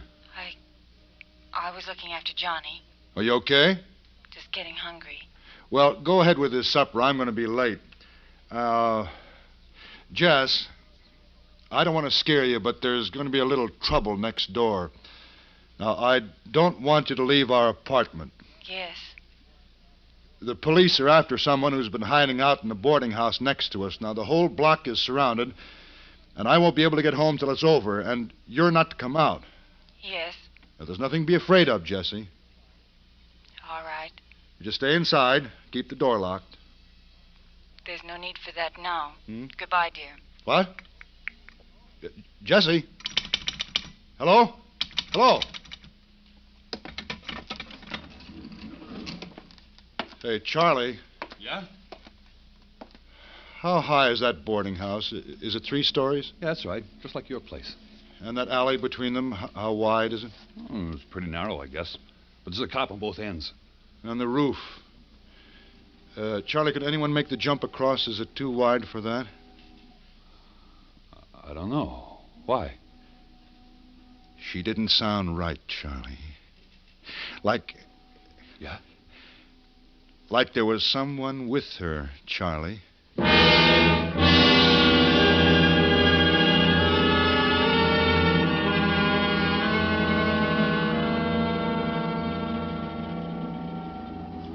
I tell you, I spoke to her on the phone about 10 minutes ago, and I'm sure there's something wrong up there, Captain. What makes you sure? Well, she was afraid of something. I know she was. Something right there in the room with her. Where do you live? In the boarding house? No, the apartment house next door on the 3rd floor. Reader? Yes, sir. Farrell's got some men going to the apartment house next to Gillespie. Stop him. Yeah. He's in there with her, isn't he? He's in with my wife. I don't know, fella. He could be anywhere now. You didn't find him in his room? No, he's not in the boarding house. I knew it. He's with Jesse and my son. Take it easy, Hayden. Well, he got across the roof, didn't he? Our apartment is on the top floor. He could get in easy enough. Maybe. Look, let me go up there, Captain. Please, let me go up there. No, I want to be with my wife and kid. I'm sorry, Hayden. If it's true he'll use them as hostages to make us hold our fire, it's better that there are only 2. What difference does it make? Look, we're not even sure he's there. You haven't given us any real proof. It's the only way you can make sure. Look, now... Look, if everything's all right, if he isn't there, I'll call the drugstore and have them tell you so. If he is, I'll let you know somehow. We can think of some kind of signal. You can't stop me anyway. It's my home. My wife that's in danger. I have a right to be there. I could stop you, mister. I should stop you. But you won't. I can go? All right. Listen to me. Yeah? You may be wrong about no, this, but... what do you want me to do? Go straight to your wife. Don't do any investigating on the way. No looking down the alley or around corners. Get in your apartment. Lock the door behind you. He's trapped, Hayden, and he's scared now, and he'll kill you if he thinks you're onto him. I know it. If he's not in your place when you get there, call headquarters and ask for Grimes. I'll have him standing by. He'll flash the message to my car. Yeah. If he is there, well, there's nothing I can tell you. You'll be on your own. But don't try to signal. Now, if I don't get your call 10 minutes after you go in, we'll know. Yes, sir. I can say this, Hayden. If he's there, don't try anything brave. You know what I mean? Yeah. That's about all. Just be careful. We want this man, Hayden. We want him badly. But we don't want anyone hurt getting him. You understand? I do. Thanks. Okay, Captain. Farrell's holding up his men, but he wants to know the score. Get over to my car, Reader. Have his men surround the apartment house, block every exit, put someone on the fire escape and on the 1st floor. But no noise. Do it quietly. Okay, Hayden. You can get going. Yep. If he's not there, get the call in right away. Sure.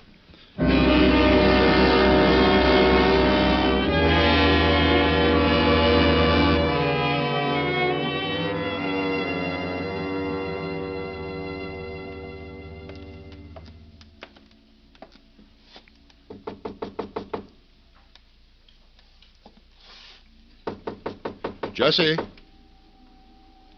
Jesse? It's me. Jess! Oh, honey. Honey, is everything okay? Is it? Come in, Henry. You sounded funny over the phone. I thought there was something wrong. It's okay, isn't it? Why don't you answer me, Jess? Henry. Where? Where? Get your hands over your head. Get up against the wall. Don't make any noise or I'll kill you.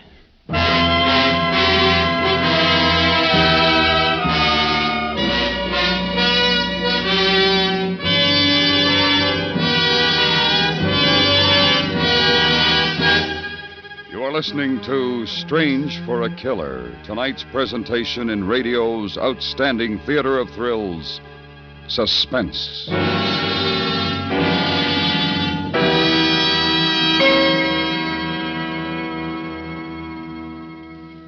The money you meant to save but never actually did will never see you through an emergency.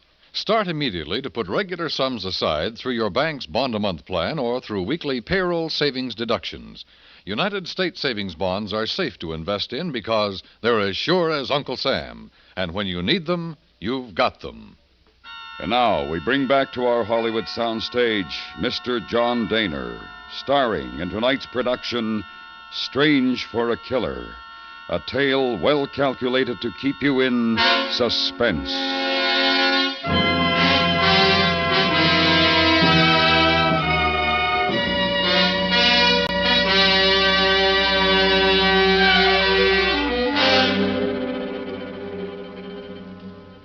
I know what you're thinking, but don't you try it, mister. This is a 45.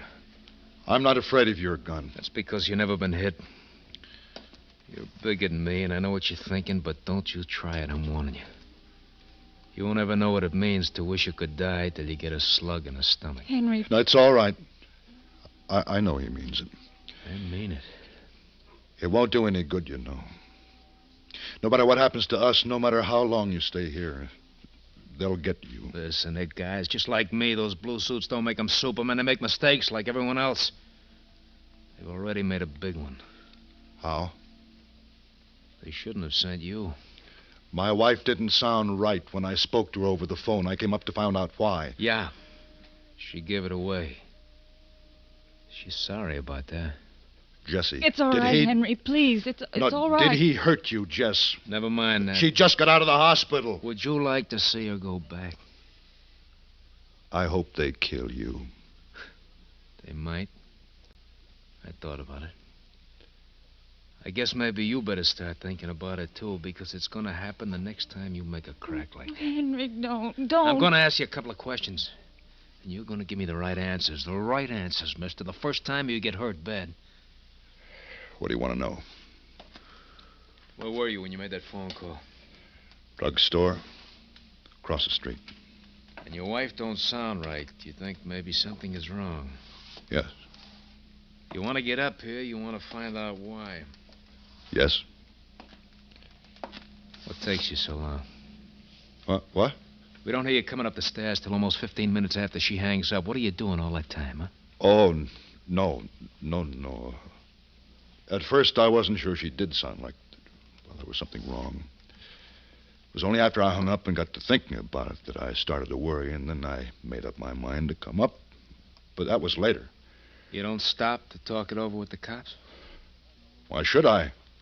How could I know it was you in here? Cops all over the block looking for me, searching every building. Street's probably closed off, and your wife sounds scared over the phone, but she won't say why. Sounds like someone's with her. She don't say who. But you don't think it might be me? Well, yes. Maybe I began to. Yeah, but you don't say nothing to the cops, though. No. Just come up all by yourself. Yes. You sure of that?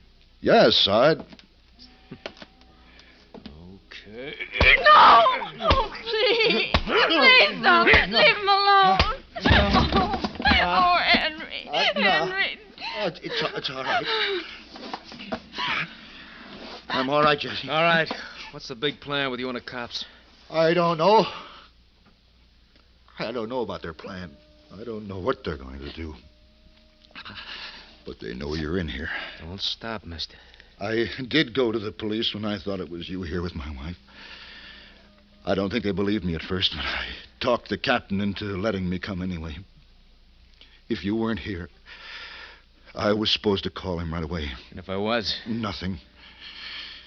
Just wait, and if they didn't hear in 10 minutes, it meant I couldn't call. You were in this room. You old lady, go get the kid. No. No, why do you want him? We'll do anything you say. You don't need to touch our kid. You look okay. You don't want to hurt the kid. Get him, lady. Henry. It's all right. I'm sure of it. You haven't got much time, Jaleska. You know it. Killing our baby is something you wouldn't do. You can bring him in, Jesse. Yes. If you say so. You're so sure this is the end of the line for me. And those cops down there, they're so sure. Well, I'm telling you, I got lots of time, and you're going to help me take it. Yeah. Yeah. Now, back up to the wall and peel off that jacket. What? Come on. Take off the jacket, throw it on the floor. Sure. Why not? What are you going to do? I'm not going to do anything. You're going to take it for a while. What do you mean? You don't see it, huh? I'm kind of surprised.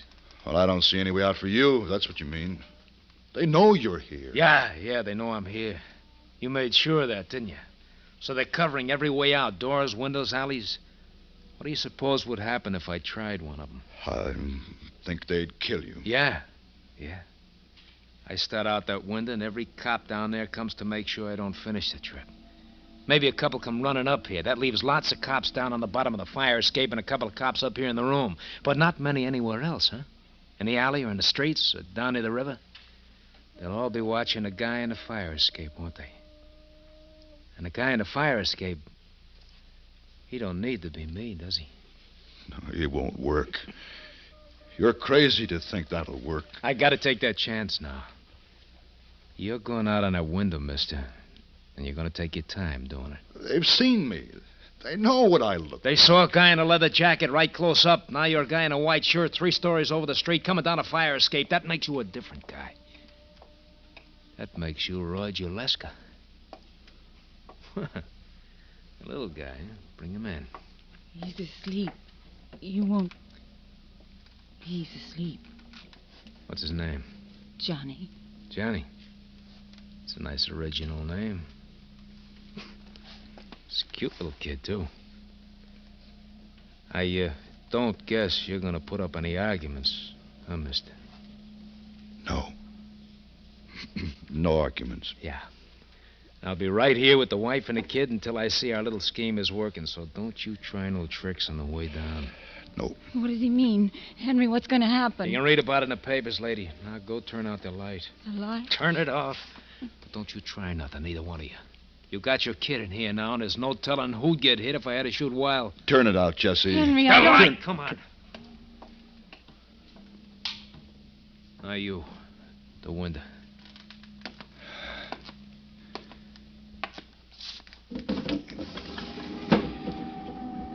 Okay, they're all waiting. Get going. You can't let him go out there. Jesse, it's all right. Hold on to Johnny. And wait for me. It'll be all right. Henry.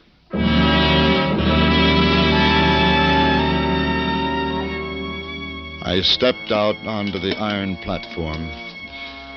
Below in the street, I could feel every eye on me. Hold up, Jaleska! We see you! Don't take another step! And then I knew there was a part of the plan he hadn't told me. I jumped back against the wall. But it was already too late. From the window behind me, Jaleska fired down into the police. Their guns flew up automatically, and every one was aimed at me. There's pain. Pain came from everywhere. There were waves of pain. Voices. Voices I knew. Don't touch him. Don't touch him. Let him alone. He's losing blood. I've got to get a doctor. You'll get a doctor, lady. Well, why don't you go? What are you waiting for? Haven't you done enough? He's been shot. He's hurt, and you just stand there. I thought you wanted to get out. Well, get out! Get out! Jessie. Henry, it'll be all right. Don't try to move, darling. You'll be all right. Is he gone? Please. No, mister, no, I ain't gone. A little scheme. Don't look like it's gonna work. It should have. No reason it shouldn't. But they're moving up on the stairs right now. Oh, don't move, Henry. We'll get a doctor. It'll all be over in a minute. Yeah, you're glad, huh? No. No, I'm not glad. It's ugly, all of this. I feel sorry for you. Don't, lady. I've been running for a long time. I think it's gonna feel good to stop. It's a funny thing when they're after you, when you're running away. You look the same, you act the same as you always did, but it's different on the inside. You're tight, twisted. No matter what you're doing, you can't relax. You can't get a good deep breath. Yeah, I think I'm glad. Gillespie! Ryan Gillespie! Those guys. Gonna do a lot of bragging tomorrow. We know you're in there. Come out with your hands up, or we're coming in after you. So they finally get me. You killed a man. Yeah. Yeah, but one day you're just a guy, and then something happens and you're a killer. Won't you go now, please? Sure, please. sure, I'll go. Why not? Don't make much difference now, huh? Buddy, listen to me. You know what I mean, don't you? You're just a guy. Yeah. Put your gun down. Maybe they'll give you a chance. What chance? I've been waiting for a chance all my life. Give her the gun. It'll be better. Look, forget it, will you? Get out of the way, lady. I'm going out. You wouldn't try. Oh, why don't you let me have your gun? Get back. Get way back. Jessie? It's all right, Henry. It's all right. That's it. Stay there. You'll stay. Just like that.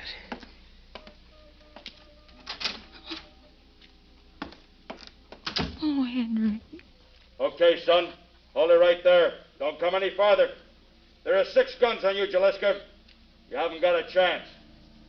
Now drop that thing and come down with your hands over your head.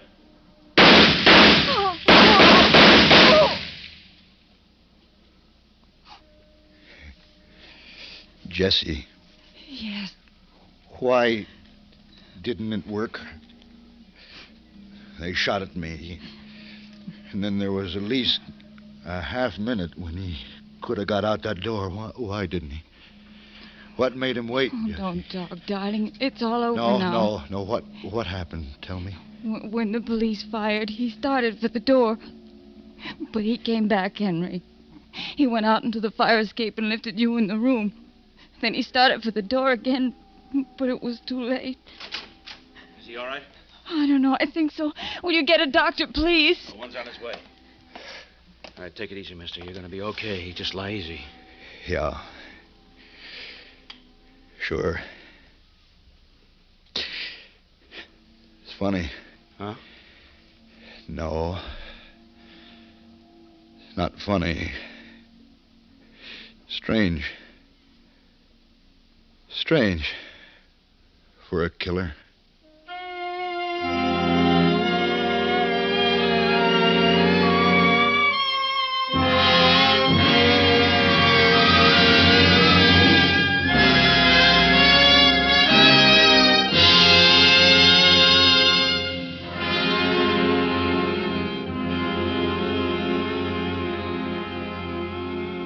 Suspense, in which Mr. John Daner starred in tonight's presentation of Strange for a Killer.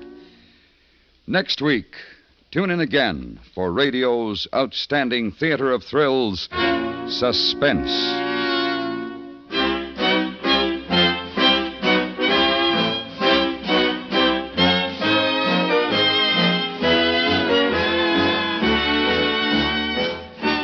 Suspense is produced and directed by Anthony Ellis. Tonight's script was written by Robert Essen. The music was composed by René Guéragan and conducted by Wilbur Hatch. Featured in the cast were Tony Barrett, Eve McVeigh, Jack Crucian, Leonard Weinrib, Charles Seal, and Tom McKee.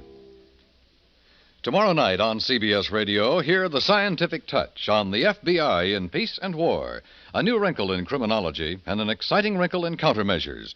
Remember, on most of these stations, every Wednesday night, the FBI in Peace and War. Stay tuned now for Douglas Edwards with the news, followed by Disc Derby.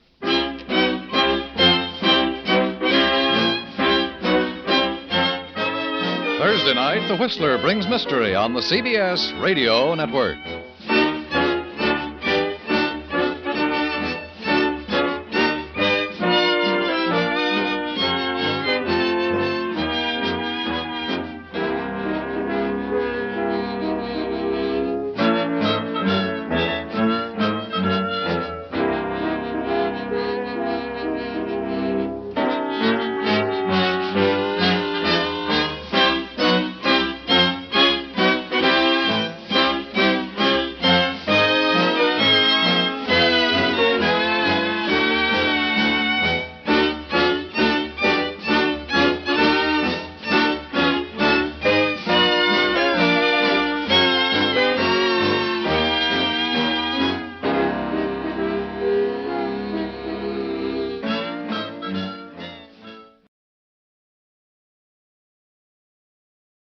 From Hollywood, it's time now for...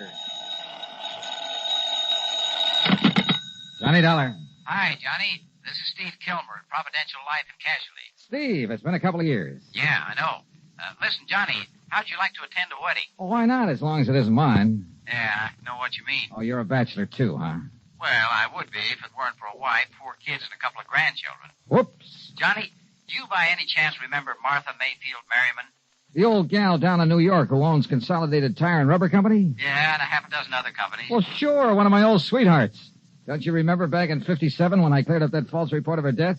Well, I thought she rigged that herself in order to make a killing in the stock market. Well, of course she did. But, Steve, she must be 73 or 4 years old. 74. Well, don't tell me she's getting married again. No, it's her son, Edgar. Oh. But she insists that you be among those present at the ceremony. Well, now, that's kind of funny. I wonder why. Yeah, so do I. And I wonder why she'd have me call you. Unless she anticipates trouble of some kind. Johnny? Okay, Steve. I'll run on down there.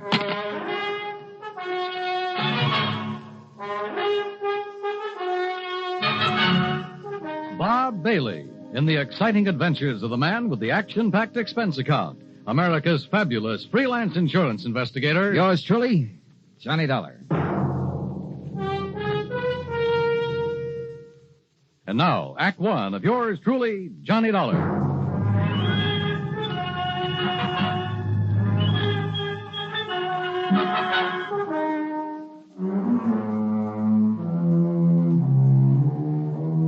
Expense account submitted by Special Investigator Johnny Dollar to the Providential Life and Casualty Insurance Company Home Office, Hartford, Connecticut. Following is an account of expenses incurred during my investigation of the SHANKAR diamond matter. Expense account item 1, 780, train to New York in a cab to the Brownstone house on Sutton Place. Martha Mayfield Merriman, who looks more like somebody's cute little grandmother than a clever stock market operator, but who thinks and sounds like, well, judge for yourself. Can you dig that, Johnny? That sprout of mine is finally taking the leap. You sucker. Well, after all, Martha. Say, how about you, Johnny? How about what about me? You know, marriage. Well? Let's change the subject, huh? Turn me down, huh? Well, then I'll just have to wait a couple of years and try again. Or has that Betty Lewis been making time with you behind my back? Oh, do you know Betty? No, but I heard the broadcast of that case where she kept you from getting knocked off by that gangster, that Curly Waters. Yeah, Martha, she saved my life. And then didn't have sense enough to get her hooks in you, huh? Johnny, the dames nowadays are really slipping. Just don't you forget, though, that I've got a lead on all of them, because I've already proposed to you. Martha, you are a doll. Sure I am. And if I was a couple of years younger, Johnny, I'd run you ragged. Well, what do you mean if you were a couple of years younger? Have you forgotten our night on the town after I handled that other case for you? Hey, we really had a ball, didn't we? Oh, boy, it took me nearly a week to recover. Well, then we'll just have to do it again after this wedding's over with. Speaking of which, how would you like a little snort? Larkin! Well, don't you think maybe we'd better... Oh, of course you would. Larkin! Larkin! You called, madam? Fine thing, snooping around outside the door, eh? Trying to find out what Johnny Dollar's doing here. Oh, certainly not, madam. Of course you were. Now bring us a couple of drinks. Scotch on the rocks okay, Johnny? Sure, anything. Well, hop to it, Larkin. Oh, and crack the wall safe and bring me the ring. The ring. Very good, madam. No, good old Larkin. He's leaving me, you know, and I'm really going to miss him. Hey, wait a minute, Martha. Larkin has the combination to your wall safe? No, or not. What would he ever do with the junk I keep stashed away in it? Well, what kind of No, junk? just some odds and ends, and necklaces and brooches and rings mostly. A couple of bracelets. And what's the ring? A Shankar diamond. Isn't that the one I've read about? Probably. The one supposed to be the opposite of the Hope Diamond that's supposed to have good luck charm about it? No, neither. Why, that thing's worth close to $1 million, isn't it? That's what the insurance company says. And you plan to wear it when your son Edgar gets married? Oh, well, it's silly superstition, I suppose, but maybe it'll bring him and Mary Luann good luck in their marriage. Mary Luann? Mary Luann Melanie Beaufort Exum Culpepper. Sounds like something out of Gone with the Wind. The most gorgeous belle in Greensboro, North Carolina, sir. Oh, is that where the wedding's going to be? And at the old family plantation right outside of town. You're going to escort me to the wedding and the bang-up reception afterward. I understand those southern folks really know how to throw a wingding. Hey, tell me, Martha, do you expect somebody to make a try for that diamond? Well, sure, I always do. Some of the top jewel thieves in the country have tried to snatch that rock. Uh-huh. Now, who else knows that you've called me in? No, not a soul. Well, good. Let's keep it that way. I'm with you. Okay, then. I'll run on back to Hartford and get some clothes to fit the occasion. Johnny, with you and tails and me and a set of threads that Balenciaga socked me a couple of G's for, we're going to knock 'em dead. Then I'll come back here, we'll pick up the diamond and go down to Greensboro together. I know. We'll take one of my company planes. Just the two of us, Johnny, with maybe a case of champagne on board. How about that? Martha, we will have us a ball. Quite a gal. And if I have that much get up and go when I'm her age, well, I hope she'll live forever. Yeah, the trip to Greensboro sounded like it would really be a ball. But just before I left her, Larkin brought in the Shankar diamond. All 34 carats of it. Flawless. Perfect. Beautiful. And it suddenly occurred to me that somebody who wanted that stone, wanted it really bad, might not hesitate to kill for it.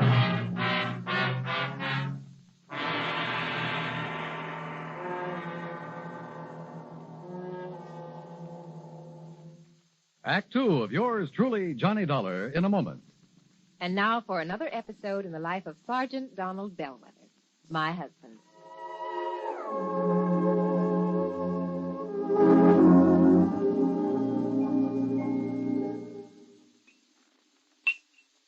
Oh, that's what I call a good dinner, Rita. Oh, that was delicious. Well, I'm glad to hear that, dear. More coffee? Yeah, just about a half a cup, please. All right. There you are. Thank you. Now, tell me all about your safety class. Did the boys enjoy your speech? Oh, yeah, they sure did. Thanks to you, I did quite well. My lieutenant complimented me afterwards. Well, good. Yeah, but that same lieutenant threw me a curve, too. How, dear? Well, after I gave my talk, he asked the men if there were any questions. Well, that did it. But one of the guys stood up and said, look, Sarge, you claim there were over 95,000 deaths and over 9.5 million people injured in accidents in the U.S. last year. Looks to me like all those safety campaigns and slogans are doing no good at all. Well, how did you answer it? I didn't. I couldn't think of an answer. I got out of it by saying I'd have more facts and figures at the next meeting. All right, let's see now. Oh, yeah, here it is. Now, first, Sergeant Bellwether, you start off by telling the boys that since 1913, the accidental death rate has been reduced 35%. Mm-hmm. Or, in other words, if there hadn't been campaigns and safety measures put into effect to reduce accidents, almost 1 million more people would have been killed in the last 46 years. Is that right? It certainly is. I'm reading it right out of the National Safety Council record book. Oh, and another thing. Accidents in the farming areas are much higher than in the cities. Now, do you know why? Why? Because in rural areas, there are fewer policemen enforcing safety laws and less traffic signs and signals to guide the motorists. Mm-hmm. You know, many more cars travel the city streets, and yet the per capita rate of accidents is much higher in the rural areas. Of course, the reason is obvious. In the city, more safety measures are instituted and obeyed. Reba, you are wonderful. That's a good, logical answer. I don't know what I'd do without it. Oh, that's my Donald. That's my doll.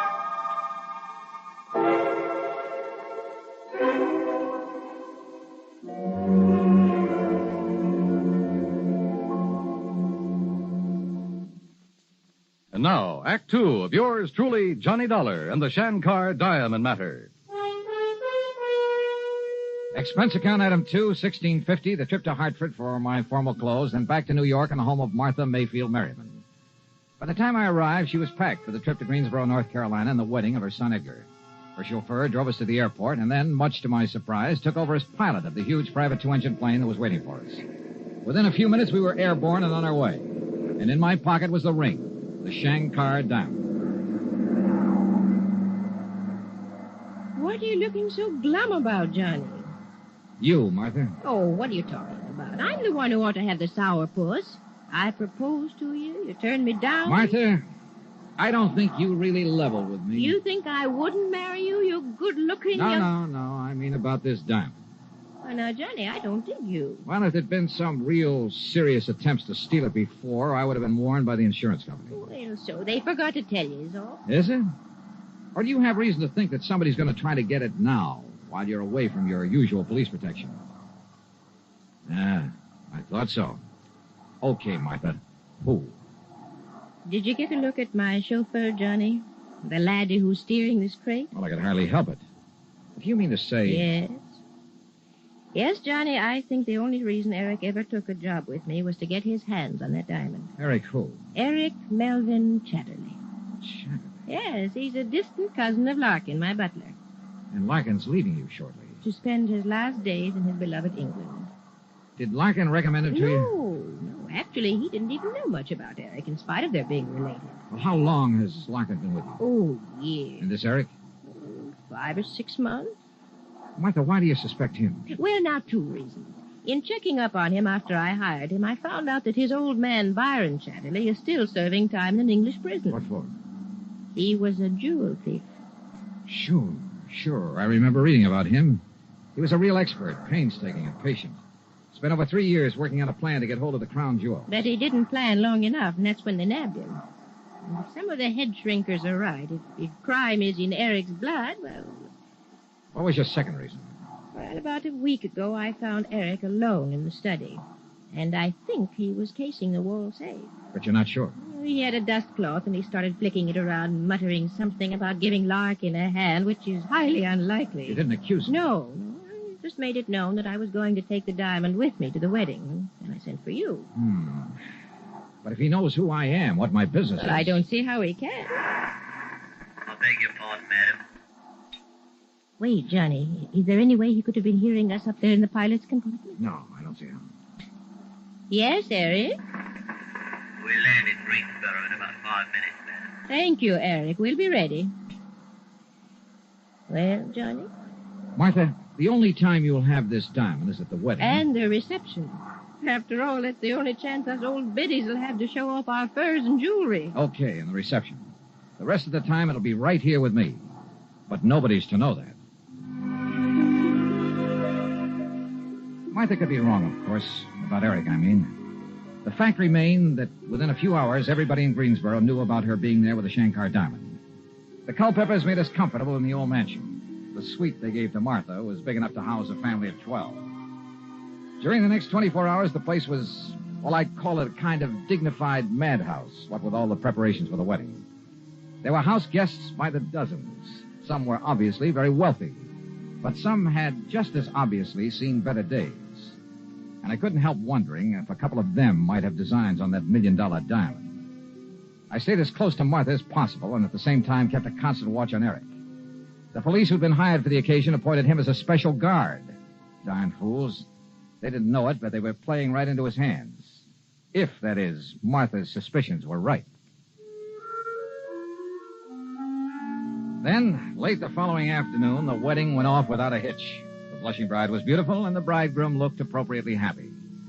After the ceremony, the ladies all retired to bedeck themselves in their most fetching gowns and furs and jewels. And finally, about 8 p.m., the big reception got underway. There must have been a couple of hundred people in that ballroom, and the champagne and bourbon flowed like water. Yeah, and I danced with some of the prettiest, most gorgeous girls I've ever seen, right out of Charles of the Ritz. Then, it must have been well after midnight. I caught a glimpse of a shadowy face outside one of the big French windows. As I looked again, it disappeared, but I was sure that it was Eric. I excused myself from Martha, with whom I'd been talking, and, well, that was a mistake. As I reached the window, all the lights suddenly went out, and behind me I heard a scream. It was Martha, no question of it. By the time I fought my way back through the crowd to where I'd left her, the lights came up again.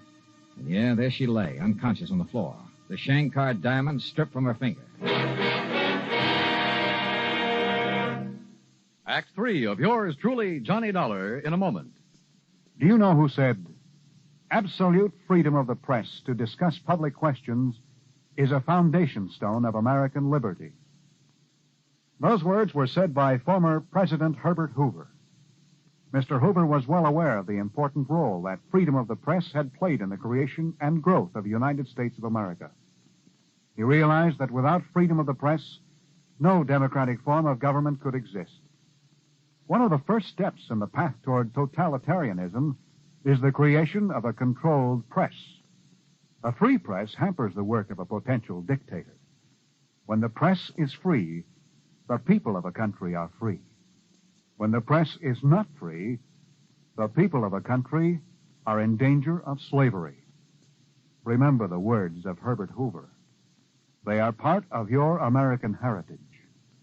Freedom of the press is a foundation stone of American liberty. And now, Act 3 of yours truly, Johnny Dollar. Within a few minutes of the time the lights had gone out and Martha had been robbed, we had her upstairs in a suite, a doctor in attendance. Fortunately, she'd only fainted from shock and the pain of having the Shankar diamond forcibly stripped from her finger. I acted fast. I had the special police haul Eric Chatterley into Greensboro. Then, after organizing a methodical search of the old mansion, I checked around outside the window where I'd seen Eric's face. And there, sure enough, was a main fuse box where the lights had been turned off. I checked back with Martha to be sure she was okay, then borrowed a car and drove into Greensboro to police headquarters. You all better give us some other reason to hold them on, Mr. Dollar. What do you mean, Chief? My boys went over every stitch on him, but they've found absolutely no sign of that diamond you're talking about. How about his quarters there at the plantation? Now, you know as well as I do, sir, he had no chance to hide anything, except on his person. Hey. No, sir, unless you can prove me wrong, we got no reason to hold him. Wait. Where's the nearest hospital? Hospital? Yes. And, Chief, I give you odds I can find that diamond on Eric Chatterley. The X-ray of Chatterley's midsection took a few minutes. Development of the film, a few minutes more. Careful examination of it, only a few seconds. Great day, Mr. Dollar, you were right, sir. Yeah? Was I? Look for yourself. He must have taken it out of the ring. But the important thing, the diamond is sitting right there in the middle of his stomach. The outline of that stone is just as clear. And that's just the trouble, Chief. Trouble, sir? Oh, that's the stone that Eric tore off her finger, all right. So go ahead, hold on to him. But if that's it, sir... But, Chief, that's not the Shankar diamond. All right, Governor, all right. You caught me with the ready goods on me, so I'll take the rap for it. And it won't be the first time. But you got to admit it was pretty clever of me. Clever? When you couldn't tell the difference between the real thing and a carefully made imitation? Imitation? That's right. The stone that you swallowed. No. He told me she had the real thing. When he got me the job with her. Who, Eric? At least when he wrote me I should come over from England and apply for the... Who, Eric? I've said enough. Yeah, I think you have at that.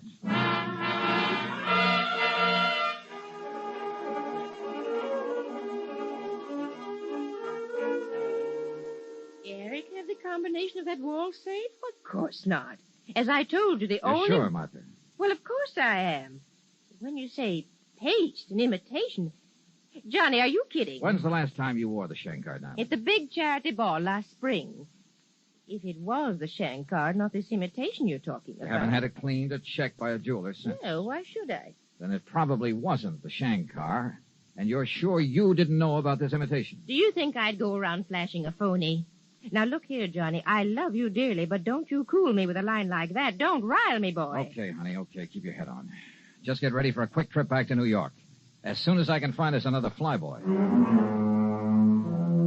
During the flight back to New York, Martha asked a lot of questions, but I sidestepped all of them, promised her a real dramatic ending to the case. And I kind of quietly prayed for one myself. When we reached the old brownstone house on Sutton Place, we told Larkin the butler about the robbery. Then, at my insistence, went upstairs to his quarters on the 4th floor. Here you are, sir. I'm afraid I don't understand. You've sure got me bugged, too, Johnny. Larkin, I see you're already packing for your trip back to dear old England. Yes, sir. During my 4 years of service with Madam, I find I've accumulated quite a... I beg your pardon, sir. I'm going through every one of these bags of yours, Larkin. Now, Johnny. Maybe even tear them apart to look for false bottoms, hidden compartments. Sir. I'll do the same thing to your clothes, your shoes, if necessary, until I find the Shankar diamond. Mr. Dollar, Madam. Now, Johnny, what's the gag? Sometimes blood will tell. Isn't what that head shrinker said to you? Well, yes, Yeah. but I...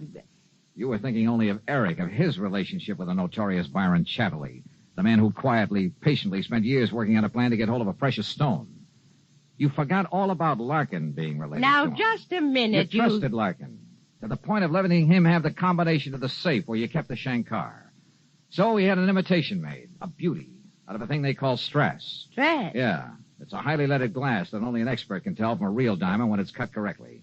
That's what you've been wearing the last few times I up. just can't believe it. But Larkin realized that sooner or later the fake would be spotted. So he evolved another scheme. To have the fake one stolen by his distant cousin, Eric. Same blood, remember? If Eric got away with it, okay, and Larkin was clean. He could split with him later when Eric got wise to the phony. If Eric was caught, as he was, Larkin's skirts would still be clean. Right, Larkin? Quite, sir. And you won't need to destroy my luggage. I'll fetch you the diamond. Yeah, you may as well. But I must say, if you hadn't discovered the one Eric stole was paste... I'd never have got on to you. May I ask how you did it, sir? Sure. The X-ray of your beloved cousin's belly. Well, I realize, sir, that that's how you located the stone. It also told me it wasn't the real one. Well, so help me, Johnny, I don't dig you. We'd never have seen the real one. What? Genuine diamonds are completely transparent to X-rays.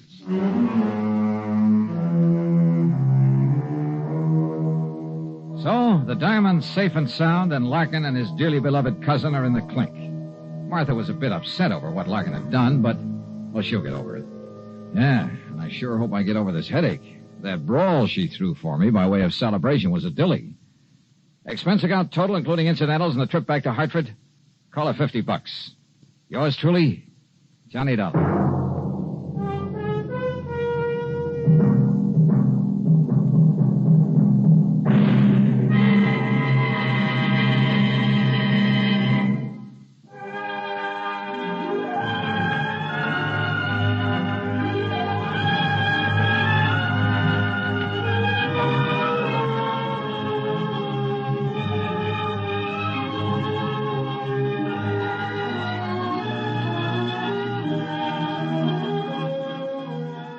Yours truly, Johnny Dollar, starring Bob Bailey, originates in Hollywood and is written, produced, and directed by Jack Johnstone. Heard in our cast were Lillian Bayef, Jack Edwards, Barney Phillips, Forrest Lewis, and Eric Snowden. Be sure to join us next week, same time and station, for another exciting story of yours truly, Johnny Dollar.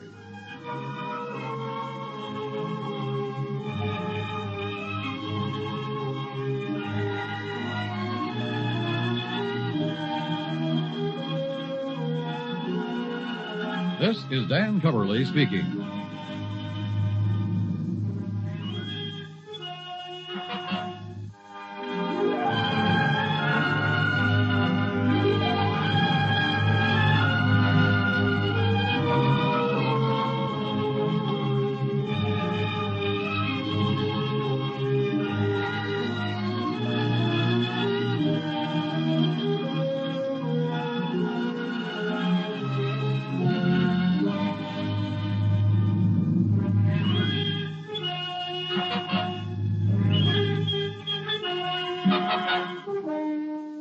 Johnny Dollar has come to you through the worldwide facilities of the United States Armed Forces Radio and Television Service.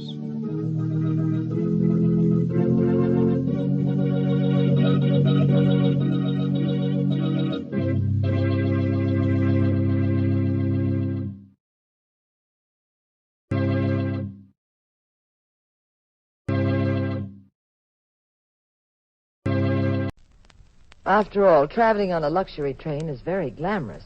But did you ever read one of those timetables where it says, baggage car, note, does not carry corpse?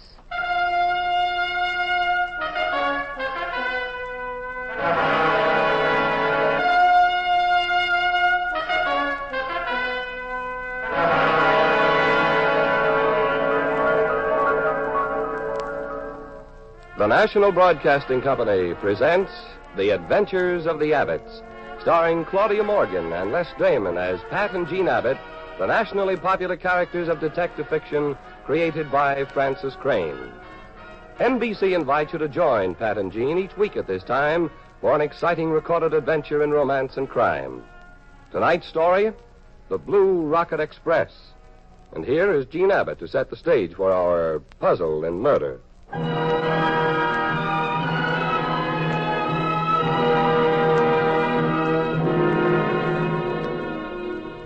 Pat's office is in San Francisco, but he'd been called to New York on a case, and in order to clear it up, we had to take the Blue Rocket from New York to Chicago for a quick one-day visit.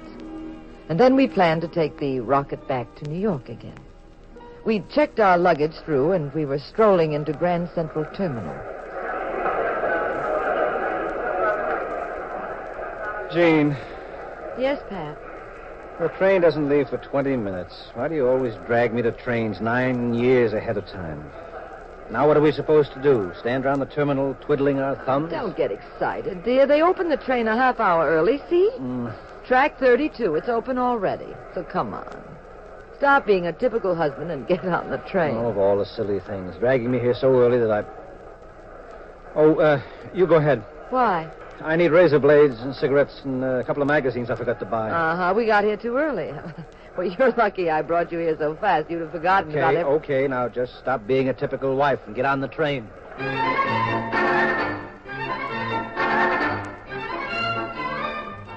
I checked our space at the desk inside the gate and went into the lounge car. I just lit a cigarette when the only other passenger in the lounge, a small, bespectacled chap, nodded at me quite cheerfully. Rather pleasant to board the train early, isn't it?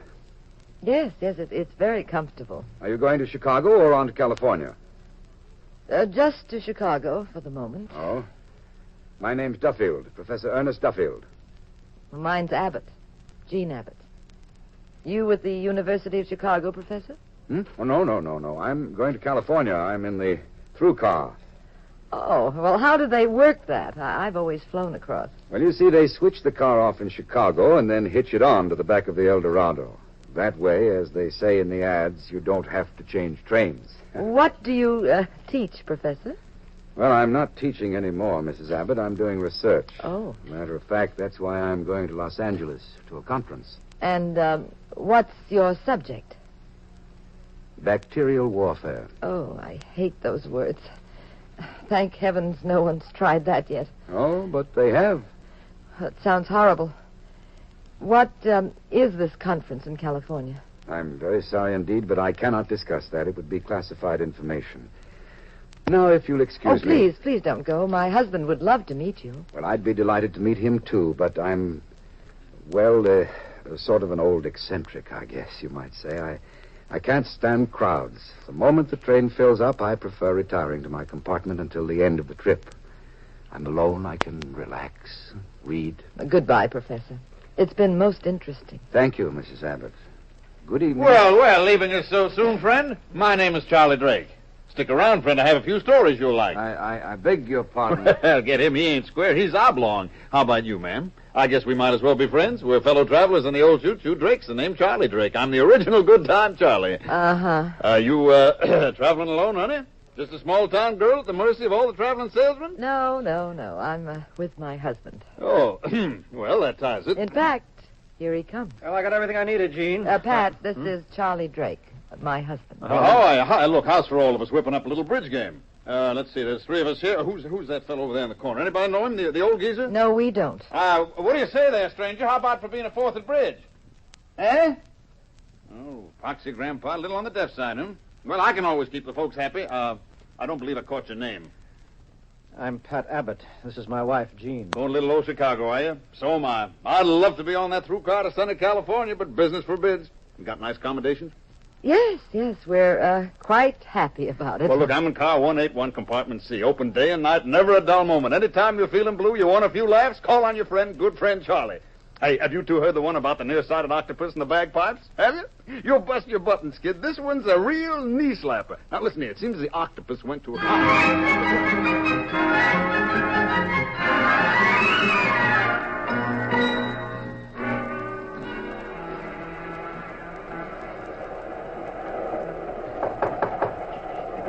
Who is it? Pullman conductor, sir. Urgent telegram for Professor Duffield. Oh, all right. Just a moment. I'll find the light.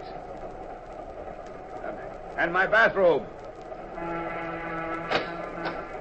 Yes? Shut up, Professor. Get back into your compartment. What are you doing with that gun? Who are you? What do you want? You're bringing something to that California conference, Professor. It's a culture. Little germs in a flask. I don't know what you're talking about. Now, don't stall. There's no time. I know all about it. You've made a discovery. It's the most powerful bacterial weapon ever devised. The easiest to make, too. Quickest, cheapest. Now, where is it? Where's the flask? Get out of here. I want the flask, Professor, and right now. Be smart and turn it over. Who are you? Well, I guess you'd call me a salesman. I pick up little items like yours and then put them on the open market. Sell them to the highest bidder. You'd be surprised how these items draw customers. In America, Mexico City, Cairo, Berlin. I get around. I do very nicely. Now, where's the flask? Stay away from there. Is it in the medicine cabinet? All I have to do is shout. The conductor will You come. open your mouth, and I'll put 6 bullets into that celebrated brain of yours. The flask in one of your valises? I'm going to give you 5 seconds to get out of this compartment. The flask is top secret property of the United States government. You must be out of your mind trying to get away with a thing like this. I've done pretty well before. Now talk up, Professor. Where the devil is that culture? I said I'd wait 5 seconds. You've about used them up. You don't really want to die, do you, Professor? You have so much to contribute to America. Why get yourself knocked off? Don't you have a family, Professor? Friends? Don't you want to go on living? Professor, you're just begging to be killed, and I'm just the guy to do it. You know, I could even make it worth your while, Professor. I'll get lots of dough for the flask. Maybe I could cut you in for a piece. Now, where is the blasted culture, Professor? Don't touch that bell. Keep your hands off that bell, or I'll crack your head open with this gun. So help me out.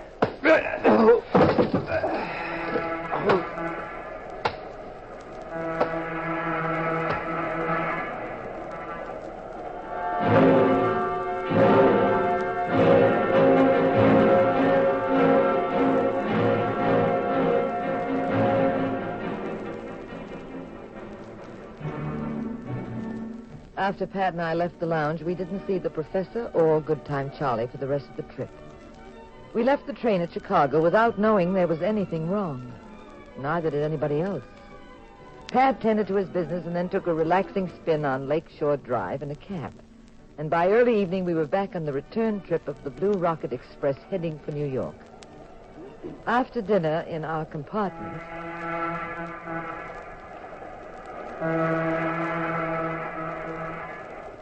Pat, I've been wondering. This is car 181, compartment C. Now, where'd I hear that before? From that big bore, Charlie. He said this was his compartment on the way to Chicago. Oh, I'm awfully tired, darling. I think I'll hit the hay. Well, I'm wide awake. Night Owl Jean, they call me. Okay, you go on up to the lounge. I'm going to ring for the porter and have him make up the berths. I'm knocked out. Well, thank goodness we lost Good Time Charlie. I was afraid we'd run into him again. Or when we got off in Chicago. Yeah. Yes, come in. Oh, Porter, make up our berths, please. Thank you. Oh, I'll step out of your way, Porter, so you can pull down that upper.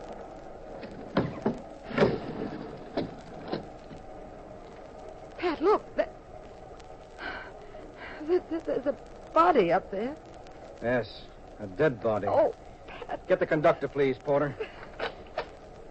Oh, someone did quite a job on him. Well, it's Professor Duffield. What? Who's he? Well, I met him in the lounge car when we were leaving New York before you got here.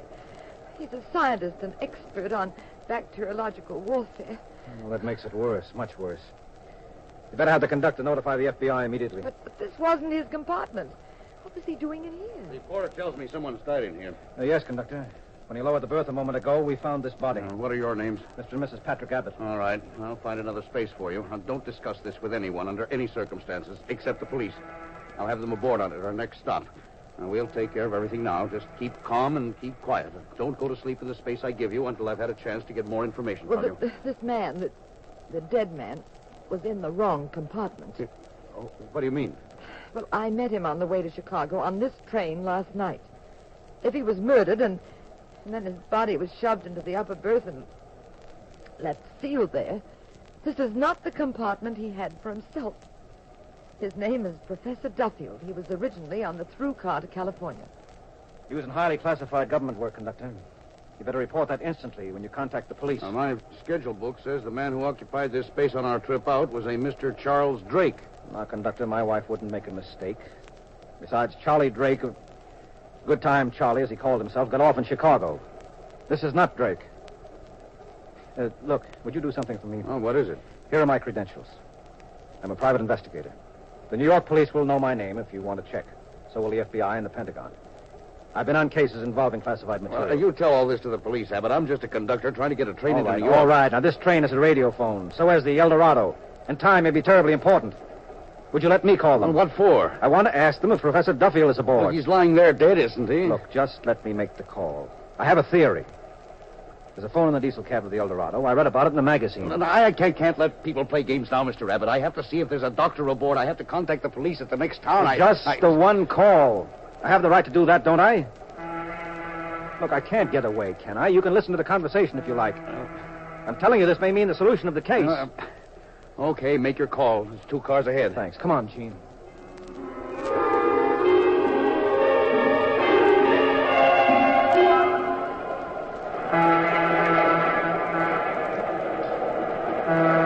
Where are we, conductor? And what time is it? Approaching Manfield, Ohio. It's 8:55. Mobile operator. This is RY64372.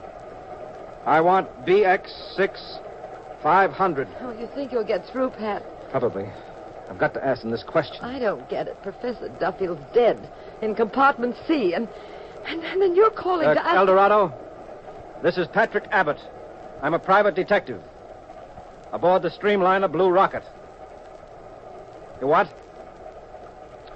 Okay, get on, conductor. Hello, El Dorado. This is John L. McLeod, conductor aboard 15. Yes. Yes, it's all right. I understand. Yes. What's your question, Abbott? Do they have a Professor Ernest Duffield aboard? Passenger for Union Station, Los Angeles. In a compartment on the through car. Duffield for L.A. in the through car. Got a passenger of that description? Well? But what's the answer? Yes. Are you certain? He is? Thank you. Goodbye. What'd they say? They have a Professor Duffield. He's fine, enjoying the trip. Of all the ridiculous gags to Well, pull... that's impossible. The dead man is the professor. All right. The police will take over shortly. We'll find out all the answers. They're getting aboard at the next stop 2 or 3 minutes now. You said you'd find another space for us. Yes, I'll try. Now, please, you wait here. I'll be back shortly. All right. That's good. This is just what I wanted. What are you going to do? Follow me to the door. But now, Pat, never mind. The conductor has been so nice, I wouldn't want to spoil a beautiful friendship. Now, this train is slowing down. Just stand here. I'll get these latches open on this door. Now, in about 10 seconds, as the train slows down some more, you jump. What? Just fall easy. You'll tumble on the ground a bit, that's all. Well, you can't skip out now. We're in the middle of nowhere. You'll be a... And we need every second, dear. Not any interference. Are you ready? Well, the train's going too fast. I'm now not... jump!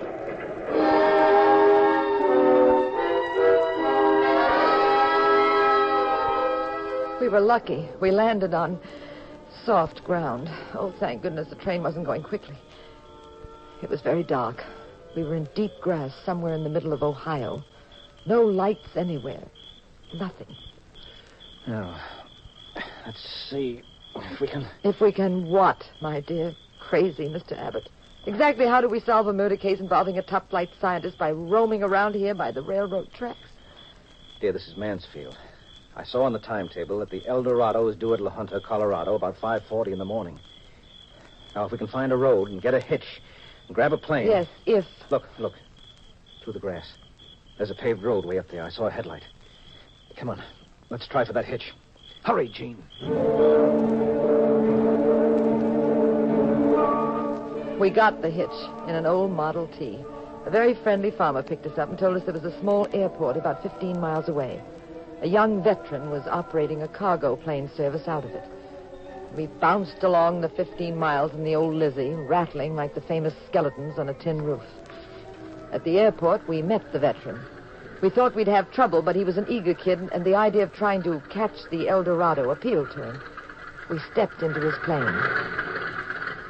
Yeah, I think we can do it, Mr. Abbott. Where do you figure on landing? Well, that would be up to you, of course. Oh? But I'd like to pick them up somewhere around La Junta. If not, perhaps we might catch them in New Mexico. Okay, now, you keep the timetable of the El Dorado in front of me, and I'll head for La Junta. Well, isn't that country out there pretty rugged? Yes, ma'am. Cliffs, hilly, rough terrain. Well, can you make a landing out there where we can walk away from? Ma'am, I used to fly over a spot called the Hump back in the war.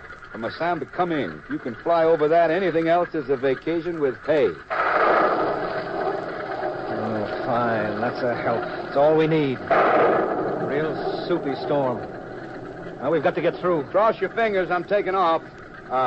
Only by the way. Yes? There aren't any parachutes.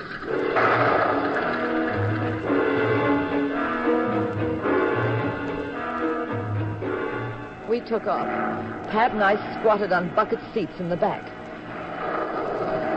The weather was awful. The little plane rocked, rolled, and practically stood still in midair. Time was passing. Precious time. Pat? Yes, Gene? How do you fellas do it? Do what? Just sit there quiet-like as if you were on a pleasure jaunt. Me? I've bitten what's left of my nails. I've recited pertinent excerpts from a book I read called How to Keep Calm in a Crisis. Well, just relax. There's work to be done. Oh, yes, you always say that. But you have ice water in your veins. You're the rugged type.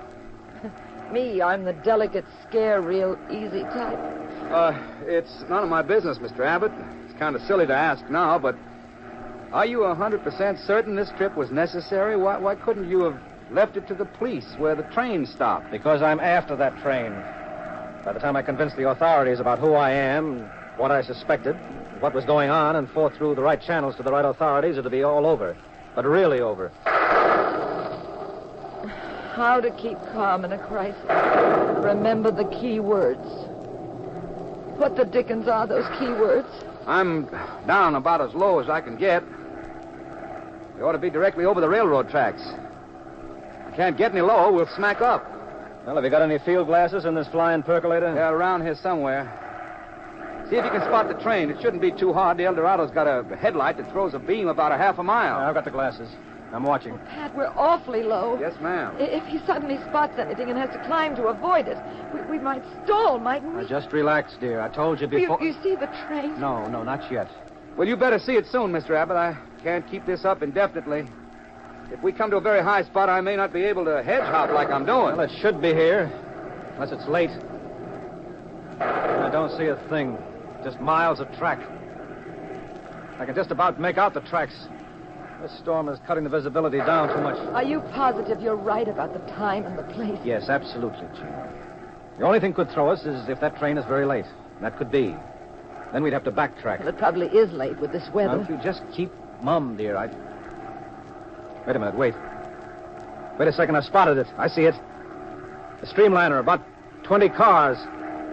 There's no freight. This is lit up like a Christmas tree down there. Oh, thank heavens. Now what? Can you get about 10 or 15 miles ahead of her and find a place to sit this plane down? I can try. Oh, my aching GI back. Find a place to sit down here, huh? We've got to, my friend. The scientist with top secret information has been killed. His head was bashed in. Holy Aunt Hannah, is that what yes. this trip... The killers are on that train. So put it down sweet and gentle and make it real fast. If I can see a big enough stretch. This is a very small plane, but that doesn't mean we can land on a dime. You know, Wait a minute. I see a spot. doesn't look too bad. Of course, that rain's got so many puddles going, we could land and maybe hit a ditch or a gully or give hole and turn right over. I'll never see it coming. All right. Put it down, pal. Huh? Right where you think we have a chance to make it. Okay, now if I overshoot this field, there's a cliff up ahead there, see? Let me see. We'll go right off the cliff. Now put it down, I said. Steady. Jean, dear. Yeah. Brace yourself against that seat. Wish I could see more, but here goes. Start praying. Easy, boy. Easy. That's it.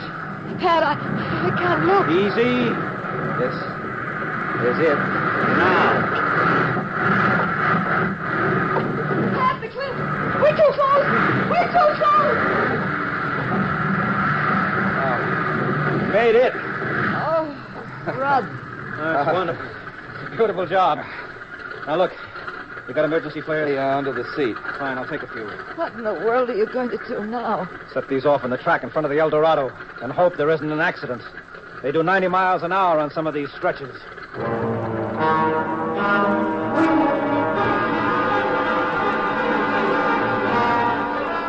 We ran through the rain to the tracks. The pilot stayed back with his plane and was to join us later. I'll light a flare here, Gene. There. Just hope the rain doesn't kill it.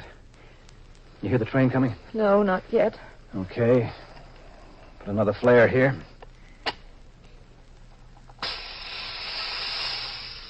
There. Now, let's see. Well, there are no curves on this approach. That's good. The engineer will see the flares early. Only it takes him almost a mile to come to a full stop. There. That's it. Now, just wait and watch. Pat, you need a gun if you're going to board this train. Yes, I need a lot of things, but I don't have any of them. I just have to take my chances. Good. He's seen it. You keep wide of the track, Gene. Very wide. Yes, I am, dear. He's slowing down. Now, look, when it gets to very slow speed, you watch down the left side. Watch the car doors. Someone might try to sneak off. I'll watch to my right. Shout if you see anything suspicious. Now, as she stops, run down a way so you can see more of the train. That's the girl. Now, look for the conductor. Don't say anything. Let me do all the talking. There he is. There comes the conductor. Hey, what's up? I set those flares, conductor. What's the matter? Is this spot a washout? What's wrong here? My name is Abbott, Pat Abbott. This is my wife, Jean. I'm a private detective. We had to stop your train. Why? I want to see a passenger of yours immediately, Professor Duffield. We called you about it on the radio phone, remember? Yeah? Now, I have no time to explain. The through car, the last one? Yes, now, but wait a minute. You have no right to do this. You've already broken the law. Setting up flares like that. All right. Now, you come with me. There's a murder involved. Any armed police aboard? We could use them. No, and if what you're telling me is a lot of malarkey, Now, let's get I'll on tell... board. Step up, Gene. All right, now. Which compartment is Professor Duffield? Compartment D. Here it is, Pat. Sorry, conductor. I'm going in. No, just a minute. You can't just... Yes, what is it? Pat, it's Charlie. Good time, Charlie. Well, what are you doing here? I thought you... Thought that we were on our way to New York by now, Charlie? Yes, we might have been. Well, Mr. Abbott, there's Professor Duffield. Now, what's all the excitement about? You're talking to Professor Duffield. This man is not Duffield, What? conductor. Get out of my way. Stay where you are, Charlie. Charlie? This man has been masquerading as Professor Duffield. He murdered the professor on the blue rocket to Chicago. Then he hid the body in the upper berth of his compartment. You don't get out of my You way. left the body in your own compartment. Then you took the professor's space in the through car. All the crews are changed. You told everyone in the El Dorado that you were Duffield. All right, Abbott. If you won't get out of the way. Put down that gun. Everybody, out of my way. I'll shoot anybody that tries to follow me. Don't move till I'm off this car. Pat, how will we stop him? I'll get after him. That flask he took with him may be terribly important. Pat, come back. He'll kill you. He's left the train. I can see him through this window. He's running up the hill out there. Pat, don't! The door he slammed. There, I got it. Come back, Charlie! I told you not to follow me, Abbott. I said come back! I won't miss this time. Now look out! Behind you, the cliff!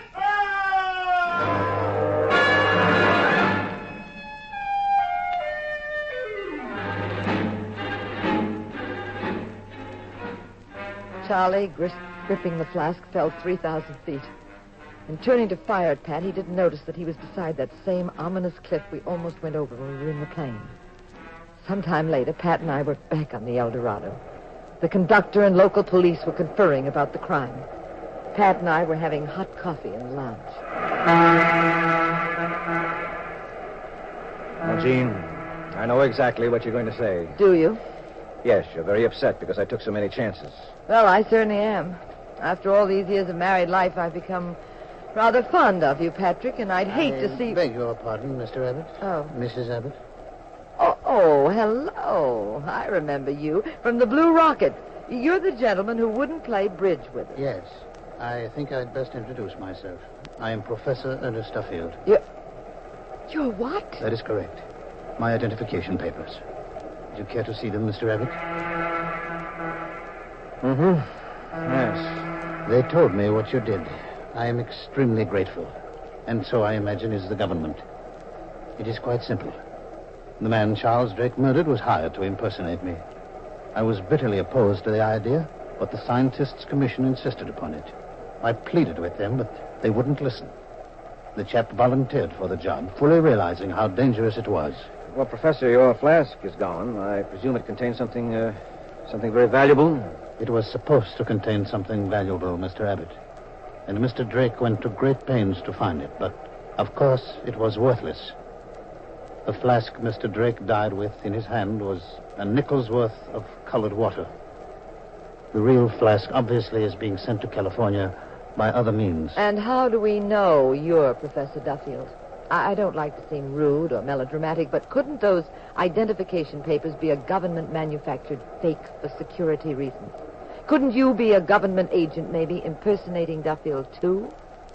Did the government take the chance of revealing who the real man is, even now? Did they, Mrs. Abbott?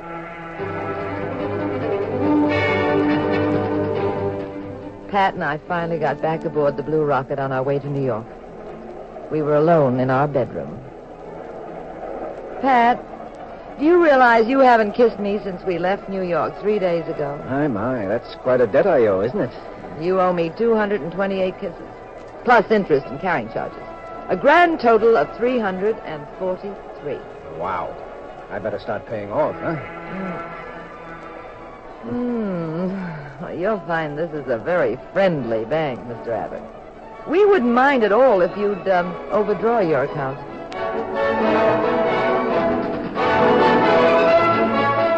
Moral of the story. There are plenty of fast express trains from Chicago to New York. But if you have a handsome husband who likes to make love to you, don't be a fool. Take a slow train.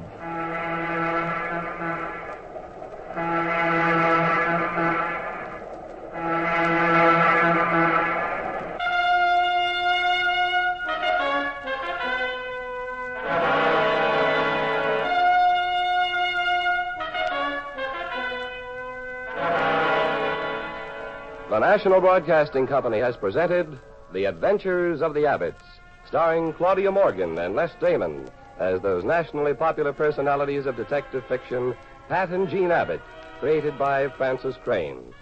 The cast included Kenny Delmar, Louis Van Ruten, and Mandel Kramer. The Adventures of the Abbotts was written by Howard Merrow. Original music composed and conducted by Dewey Bergman. Produced by Ted Lloyd and Bernard L. Schubert. Directed and recorded by Harry Frazee. This is Bill Rippey speaking. Next week, same time, same station, another exciting adventure in crime with Pat and Jean in The Adventures of the Abbotts. This is the United States Armed Forces Radio and Television Service.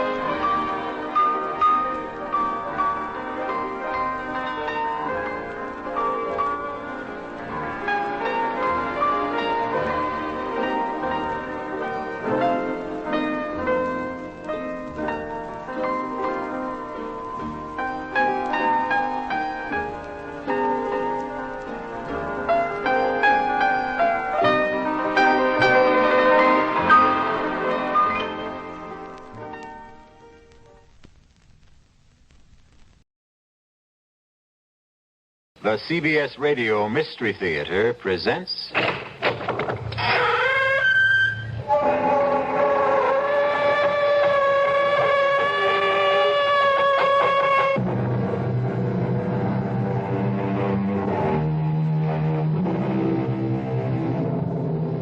Come in. Welcome. I'm E.G. Marshall. Welcome to the sounds of suspense, to the fear you can hear. Welcome to the world of nightmarish probability, where the icy fear of the unknown can lead one down strange and terrifying paths. In our story, Alex Harper confronts the impossible, and the encounter produces a devastating effect.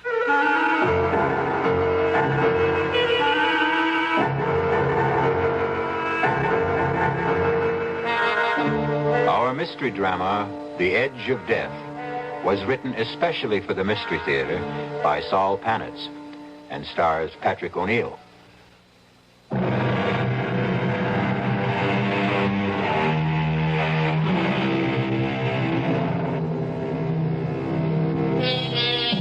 Meet Alex Harper, farmer. Right now his left arm is in a sling, heavily bandaged to protect the more than 20 stitches.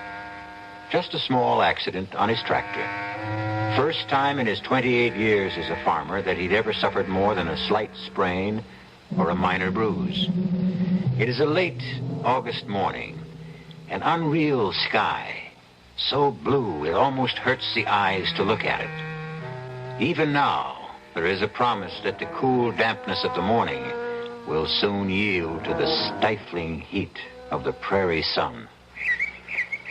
No matter what you say, I still don't think I ought to leave you alone. Who said I'm alone? You hear what Judy said, huh, Ace? Can't you be serious for a second? Only because I think you should go. Now, we've been over this a dozen times. If something was to happen, I'd never forgive myself. Oh, what if the sky fell down, Chicken Little? Well, your arm, it hurts, doesn't it? Did I say so? Oh, whenever you get this way sarcastic, you're covering up. You can't fool me. Take another pill. Another one, and I'll be going around like a zombie. Oh, and I'll ask Doc Stevenson if he can give you something else. But I don't want something else. Now, you go on, get your annual checkup, do a little shopping if you like. But I still think I ought to be here. After last night. Oh, boy, last night again. I am not a hysterical woman. I didn't say you were. Well, you thought so. Well, you get me up out of a sound sleep and insist that there are lights and noises. I know. I heard something last night. It wasn't a rabbit or a deer. There was a flashing light. I'm not an idiot, and I haven't got that good imagination to make it all up. And now I'll go.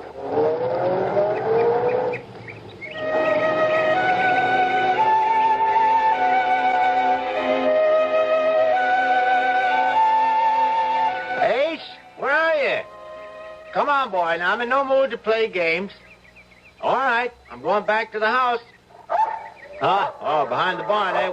What you got cornered, a 10-foot rabbit or... Oh, there you are now. Hey, you did find something. I'm coming, Ace. All right, now bring it to me. Come on, boy, give it here. Give it here, that's it. Good dog. Hey, let's see what you discovered. A bag. Looks just like Doc Stevenson's bag, only it couldn't be his. This one's shiny new. Feels funny. It's not leather. It doesn't feel like vinyl either. How the deuce can anyone possibly use this? No lock, no zipper, no buckle. No way to open this case. It's a gag. I'll bet that some of those college kids from town, sure, that's it. Judy did hear some sounds last night. The kids. And they left this stupid bag. Of course, Ace. Now, you'll get full credit. Yes, sir, boy. I'll tell Judy you found it. All right, come on. Let's go back to the house. Come on.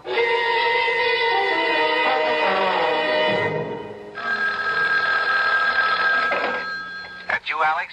Doc, hello. How's the arm? Not bad. Now, when are you going to take the stitches out? One of these days. Now, don't rush it. That's a mighty bad tear. Will you level with me? Shoot. Will the arm be as good as new? really. Some of the muscles were torn. Oh, you'll have movement, but there will be limitations. You were lucky that it's the left and not the right. Yeah, lucky. And you'll end up with a beautiful scar. Say, Doc, is Judy still there? She left about 30 minutes ago. She check out okay? Well, there are some tests that will take a few days. But from what you could see, Well, that's the real reason I called, Alex. there is something? There is. Well, not serious. Yes and no. Oh, what the devil does that mean? Well, it's your heart. And before you jump to conclusions, listen. If she watches herself, obeys a special diet, there's no reason why she shouldn't live a normal span of life. Did you tell her? Well, only that it's a rather common condition that can be controlled. She's not alarmed, and she needn't be. Now, I mean this, Alex. I've seen patients like her do almost everything they used to do and go on and on. Almost. Oh, Doc, last time you dropped by, let's see, that must have been at least a week ago. No more like 10 days. By any chance, did you leave something out here? You aren't missing one of your black bags. I've only got one bag. What are you talking about? Nothing. Doc, I think I hear Judy. Yeah, it is. Hey, she's driving kind of funny. I better hang up, Doc.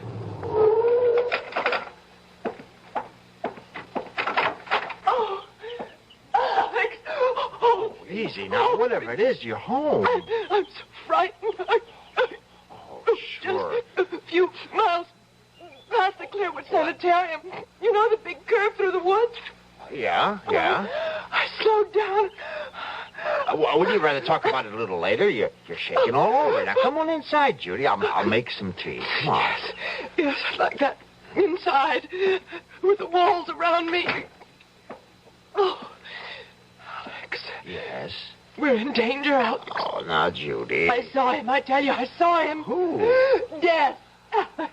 I saw death.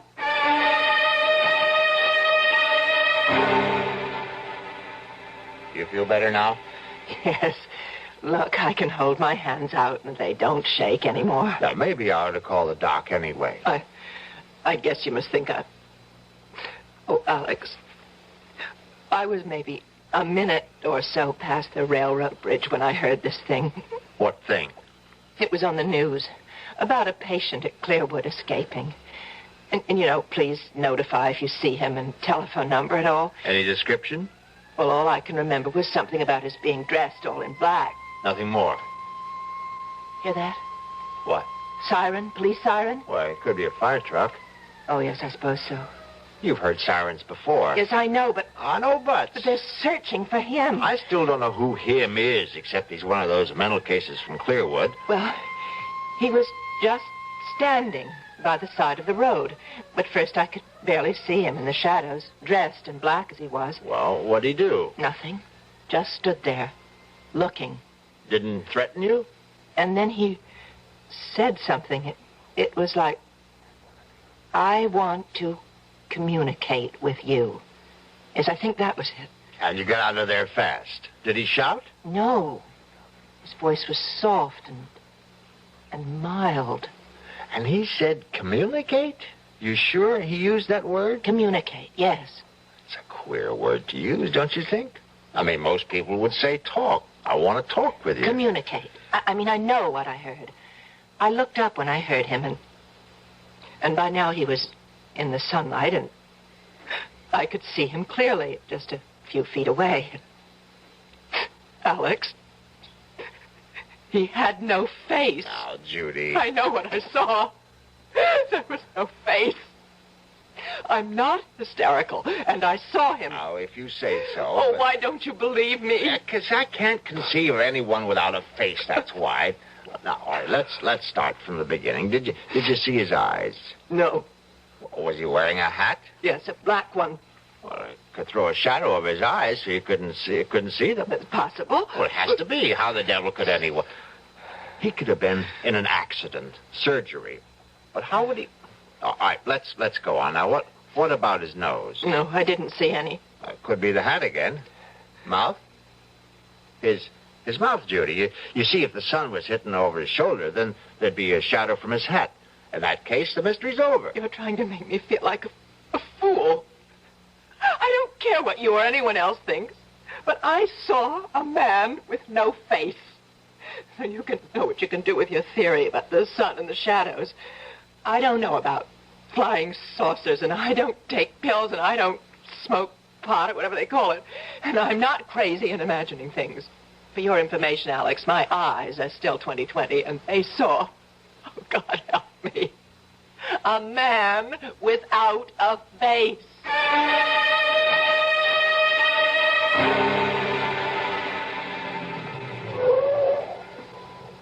Alex, what's this all about? I mean, meeting you down the road instead of at your house. I didn't want Judy to worry, Ben. Well, I'm a police officer, not one of those secret agents you see in the movies. Ben, she says she saw the patient from Clearwood. Is that why you got me out here like this? He escaped. You make it sound like he's Jack the Ripper. Because he's from Clearwood, you got the idea he's a raving homicidal maniac. Oh, sure. All they've got out there are a bunch of lovable folks who are just a little mixed up. You're really upset. Never seen you like this. I guess I didn't know how much until right now. Judy ran into him on that big curve near Clearwood. She wasn't the only one. We've had calls from all over. Funny, you get sober citizens see him at the same time, and miles apart, and dressed different. Happens every time. Take a hot day, mix in a little imagination. Now, this was real. Of course it was. And Judy's not, she's not the type. Now, take my word for it, Alex. Every time something like this happens... Naturally, they're doing something about it, like cruising the highways, enjoying the scenery. I'll give him credit for enough brains to hide out. Oh, I suppose you want police officers out in the field? That's where they ought to be. Sure. We'll hire a couple of hundred extra. Won't that make the taxpayers jump for joy? Come here. What for? Now, come here. I won't bite. I want you to hear this. This is 5. This is 5. Receiving 5. That you, Ben? Over. Look up something for me, will you? Over. Go ahead. Over. How many identifications we got on the Clearwood thing? Give me a second. Here it is. Ben, we got 12 so far. Over. Hear that, Alex? 12. Everyone's a positive, too. Point blank range. Over. What's the spread? Over. This'll kill you. Nearest one is 2 miles. Longest is over 30. Over. See, Alex? Everybody sees what he wants to see. You still with me? Over. Yeah, right here. Over. Something you might be interested in. Over. Standing by. One of the boys here says it must be some kind of calls it mass hysteria or something. About half the idents claim this guy is nothing like anything you or me ever seen. Like how? Get to it, will you? Well, they say they had a close look and that he ain't got a face like you and me.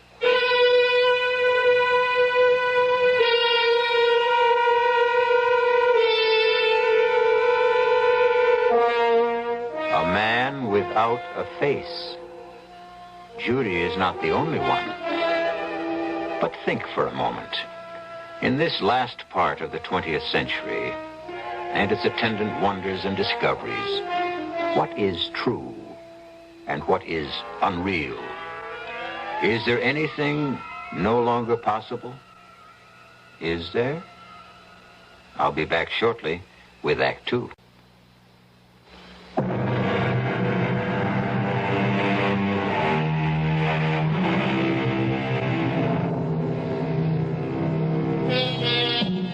Well, the doubting Alex knows that there's nothing wrong with his wife's power of observation. She did see a man, and though he does have a face, there is something missing. A mouth. Result of an accident? Or is he a mutation? A gruesome congenital result? Or perhaps from out of this world? Let's join Alex and see if we can find out. This is Alex Harper calling. Could you connect me with the director of the sanitarium, please? Rich is here. I'm sorry to bother you, Doctor. I'm Alex Harper. I have a place on Route 36, about 8 miles from you. Well, of course. I've passed by there quite often. What can I do for you, Mr. Harper? Doctor, I hope you won't laugh or anything, but I have a couple of questions about this fellow who broke out of your place. Oh, Michael. That's his name? Michael? Michael what? Well, now, we have no full identification. He gave us only his first name. But he was a patient at Clearwood, wasn't he? In a sense. Was he or wasn't he? Well, only for one day. You see, Michael is a rather unique case, most unique. In all my years, I've never seen anything like him. Look, I have to speak low because I don't want my wife to hear. She's in the kitchen and she's plenty upset already about your Michael. But she's seen him? Where? Have you notified the police? Well, I thought I'd speak to you first. She saw him, and from what she says, she's either crazy or hysterical. And I can tell you, she's not either one of them. Well, Michael is, well, he's different. Different? That what you call a guy without a face? Without a... Oh, no. He has features. The eyes, nose, and the rest of it? Well, of course. Well, then my wife, she didn't see what she says she saw? No, I haven't said anything like that, Mr. Harper. What I was referring to was his appearance, not his powers of reasoning or social behavior, because, quite frankly, he didn't talk to us.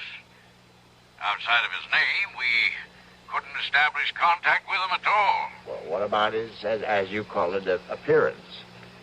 Michael has no mouth. From what we can tell, he was born without a mouth. Now, we don't know how he communicates, or if he does at all, or how he manages to ingest food. Truth is, he wrote his name on a scrap of paper. You see, Michael may be something quite new to our world, Mr. Harper. Perhaps one of a kind. Maybe he's, what's the word I'm hunting for? Mutation? Yeah, that's it. I hope to God that he is what he appears to be. A freak. A one-time thing. But suppose he's only the first, the beginning of perhaps a new kind of man.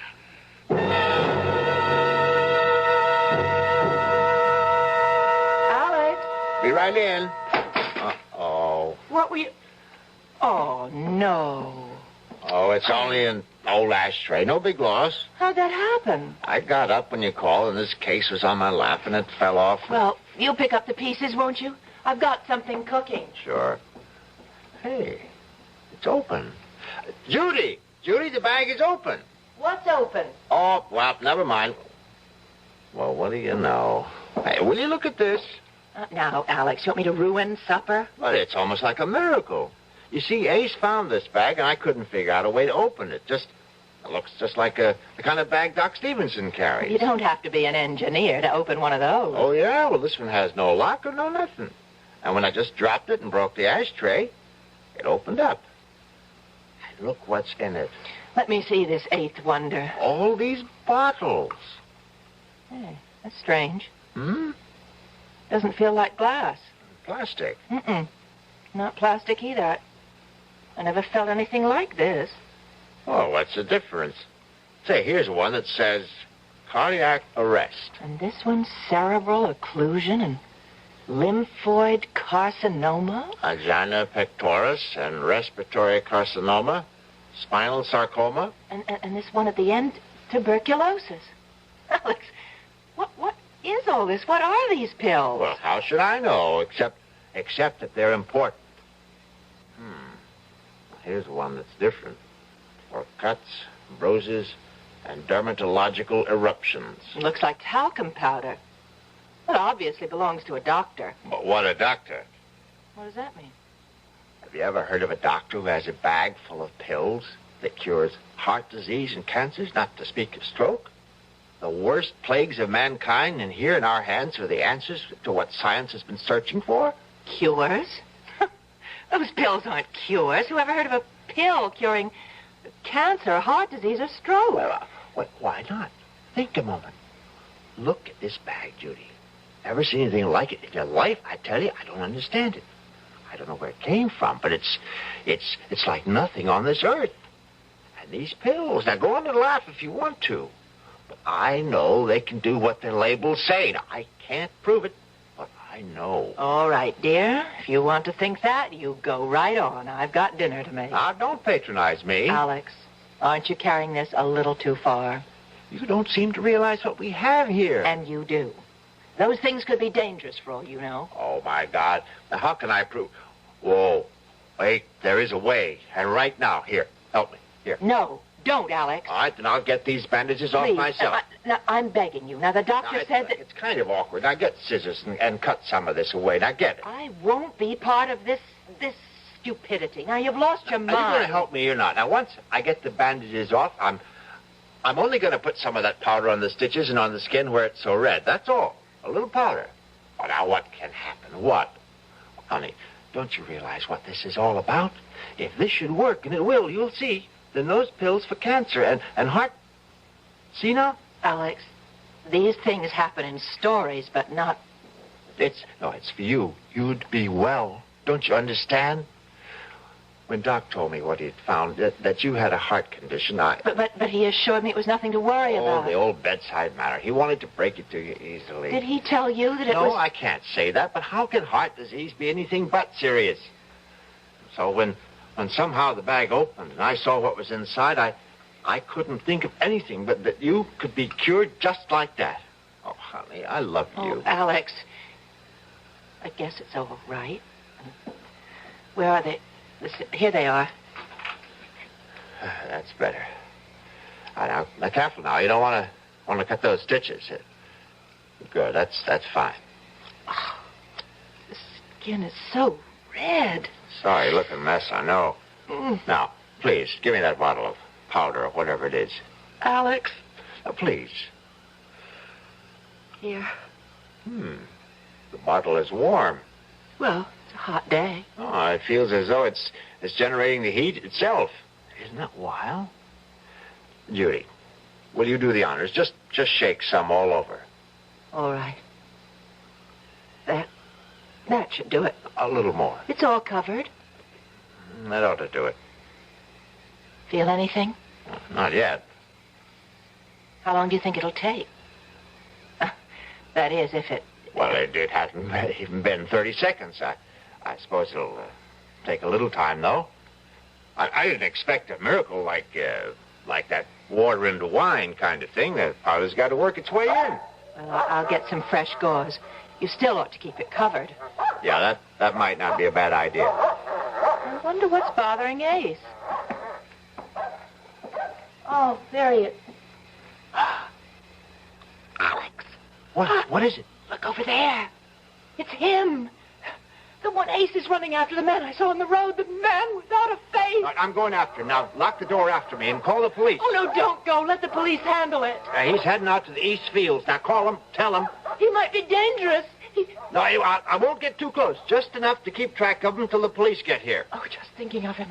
I'm so frightened. Oh, now, there's no need to be. I didn't want to tell you before, but I talked to the head of Clearwood, and this guy, this Michael is his name. He's a little queer, but he's not dangerous. Anyway, there's nothing to worry about as long as you stay inside. Twice in one day.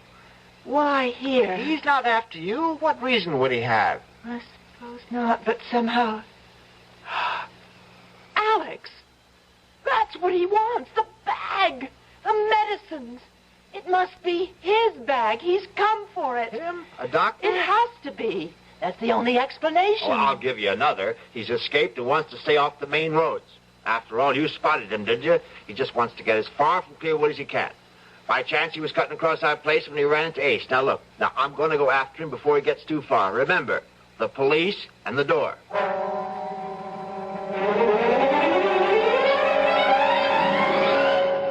Now, don't get your dander up, Alex. We've known each other too long for that.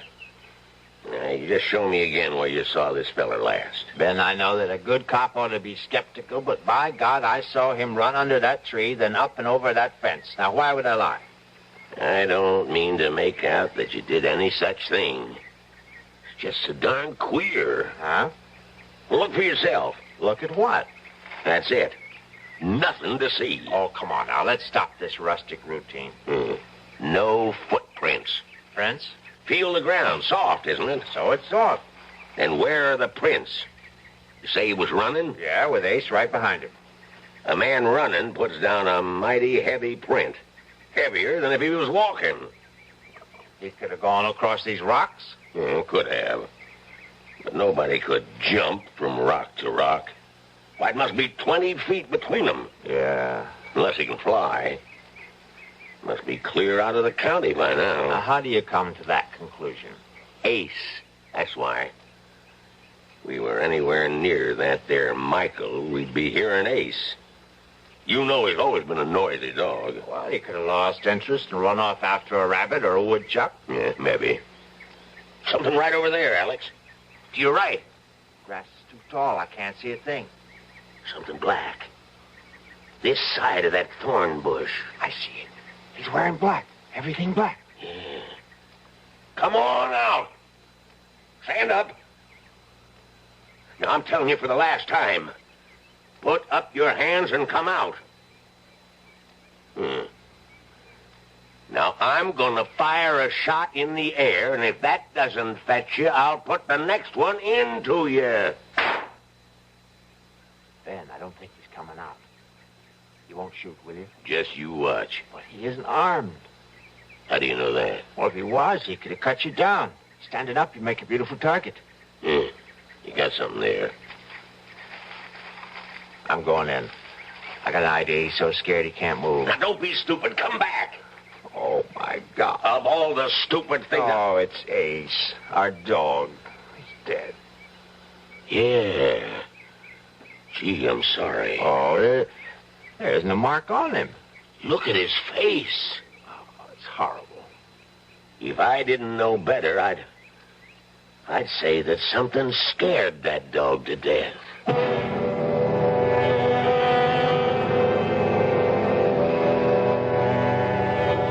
There is no medicine for fear.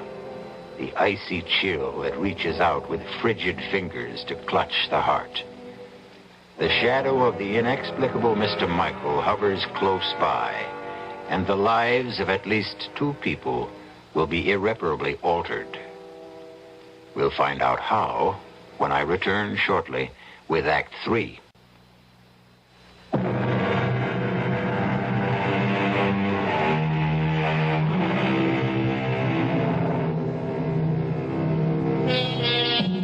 The family dog has died mysteriously, and the presence of Mr. Michael is as real as if he had knocked at the front door.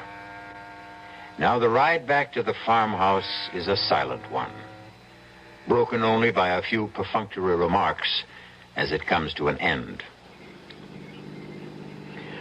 I'll keep in touch, Alex. If you see anything, give us a call. Yeah. Mighty sorry about Ace.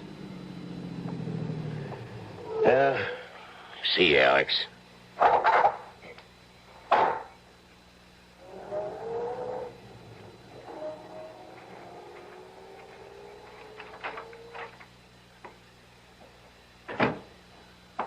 You okay? Okay. Is that Ben in the police car? Yeah, it's Ben. Oh, you should have invited him in. I guess so. I just didn't think. Judy. Did he get away? The man who... Ben thinks he's out of the county. Oh, I hope so. Judy, we were following Ace. Alex, and look at it. It's the miracle you were talking about. I met Ben and we were over in the Call North the doctor. Field. He'll drop everything and come out when you tell him. And I was the one who didn't believe. I don't understand you. I thought you'd be jumping up and down because what you said would happen did. I'm so happy for you. Huh? Don't you hear me? Alex, look at your arm, your left arm. My God in heaven. I didn't believe it. Oh, what an idiot I was. Talcum powder. You want to know the truth? I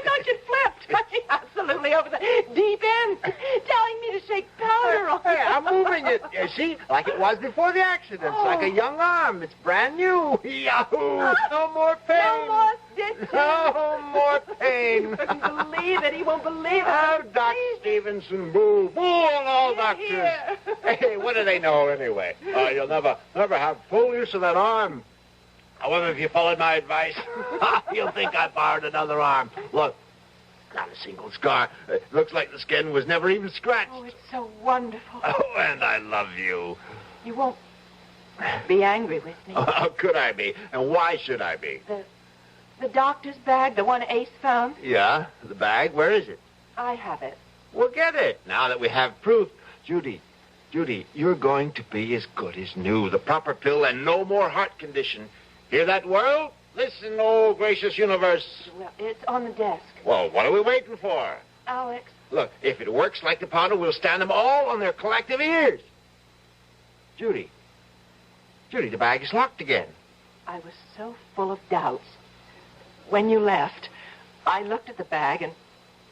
Oh, Alex, to me it was the embodiment of everything evil. And I wanted to destroy it, so I picked it up and somehow I pushed the flap down. Well, now, I can't tell where one part fits into another. See, I can't find a seam anywhere. I think it was just about here. Try there. No, that's no use.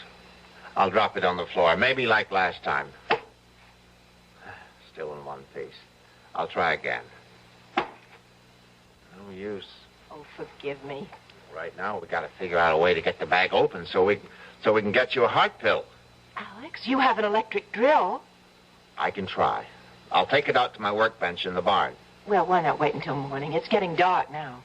No time like the present. Now, give me a shout when dinner's ready. If I'm lucky, I may be back before then. I'll get this thing open if I have to use dynamite. Oh, here goes.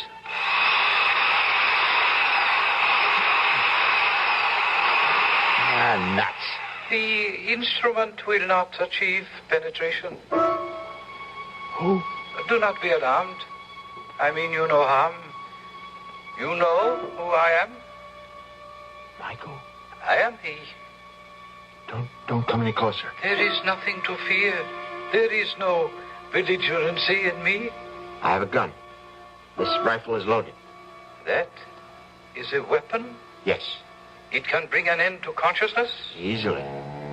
It is not my intention to cause any fear. But you have. You killed my dog today. The creature threatened me, and I did not intend to. I did not realize how weak it was. A simple mental probe, and I regret the occurrence. Haven't you ever seen a dog before? They are images in books and pictures. There are no dogs or animals where you come from? There is barely enough room for the higher forms of life. We have never learned to curb our reproductive powers, it seems. Well, where is this place you come from? This is Earth, the third planet from the sun, I think. I know. It is my home, too. Oh, that can't be. I exist, but not of your time. Not of my time? Time runs on. There is a past, a present, and a future. The threads are simultaneous. Oh, now, you don't expect me to leave. I am fatigued from my experience, and I must return. If you will kindly give back my case to me, the one you have on the bench. It's yours? That is why I have come. It was misplaced, lost, but now that I have found it... Well, there's no argument about it, Doctor. It's yours. I am not a doctor, not in the context of usage in your time. Well, then who cares? Listen, the case was opened. I don't know how. The mechanism is faulty. I must exchange it. You did not utilize any of the contents. Well, only some of the powder in the bottle labeled... Yes, I am aware. But I did a fantastic job with my arm. Look at it. Look at it, Michael. Would you believe that only a few hours ago it was a match? I am well aware of the powers inherent in the powder. But now, please, give me the case. You cannot open it, for the key is in my hands alone. Stay back. I must open it once more. Or you will. I've got to have something from it. Comprehend this. My time is far in your future. The compounds are of another time, different metabolisms. Evolution has caused basic changes. But the powder worked on me. It is probably the single exception. I don't believe you. Look, I'll give you anything. Money. How much do you want to open it? I shall prove my point to you. You must be aware of the differences in our physiognomies. You mean your face? Exactly. The lack of an aperture above the jawbone. You call it a mouth. Have you wondered then how we are communicating? I have no mouth, for we ingest our nourishment through an osmotic process unknown to you. And if I have no mouth, then how do we communicate? Well, You are moving your mouth, and I hear. I, on the other hand, send my thoughts to you through my mind. You see this is so? Yes. Think of it in this manner. I am you in a distant time. You should be able to comprehend then that medicinal compounds of my time may not be of benefit in yours. The differences in us are too great. But my arm. You were lucky to have chosen that particular container. My wife will die unless she has a pill. Just one pill. I have explained why you cannot have a pill. Open that bag or I'll kill you. Now, I mean it. My demise will not help you. Comprehend. An unusual accident took place. A time warp misfunctioned, and I found myself in your time. The accident must have disturbed my balance, and I wandered from this place, leaving my case behind. We have communicated sufficiently.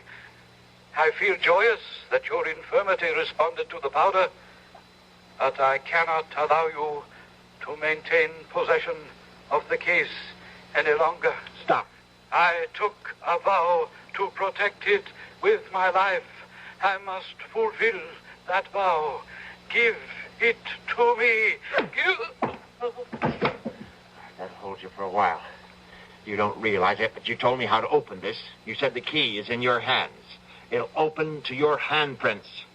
Now your right hand on the bag. Oh, nothing. Well, maybe both at once. There.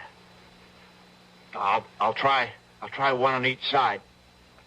Yes, I've got it. Judy, it's open.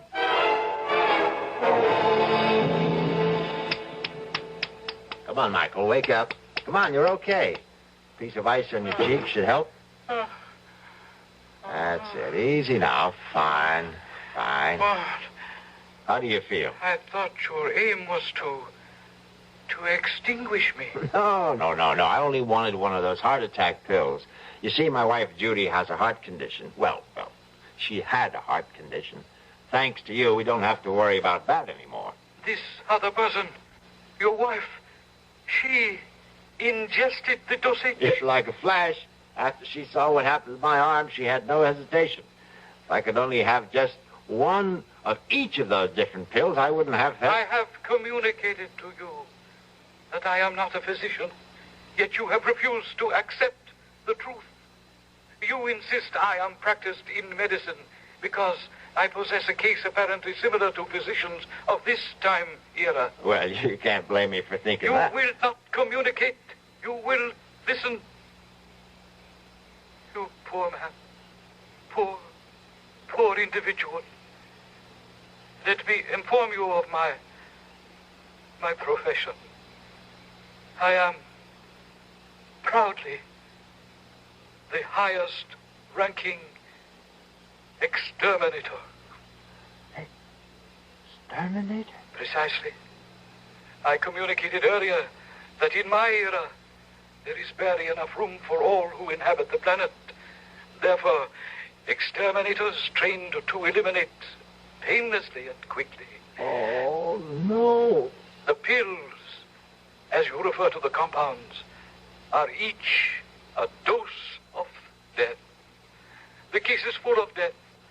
The tools of my trade. Oh, no. All except the container of first aid powder which I keep for my personal needs. Fortunately for you are now thoroughly healed arm. But the rest... But the labels, the tuberculosis, the heart attack, cancer... The compounds act within a matter of minutes, bringing death, of course. Instead of resorting to the crude murders of earlier, more primitive eras, it is more comforting for the family to report that one of its members has died of cancer, heart disease, or any one of a dozen other diseases. Murder. Elimination. Murder. My case, please. You must have an antidote. If you make a mistake, there must be some way you... are not committed. I am sorry for your bereavement.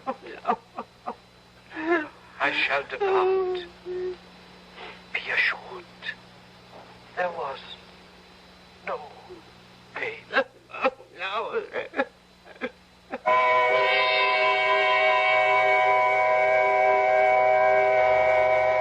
Naturally, there were those who were skeptical. A man from another time who conversed through telepathic means? Much too fantastic. Alex Harper would look with infinitely sad eyes and agree that it was too much to expect anyone to believe his story. Except for one thing. And he would bare his left arm. Explain this, he would say. And if you can, I will agree that I dreamed the entire nightmare. I'll be back shortly.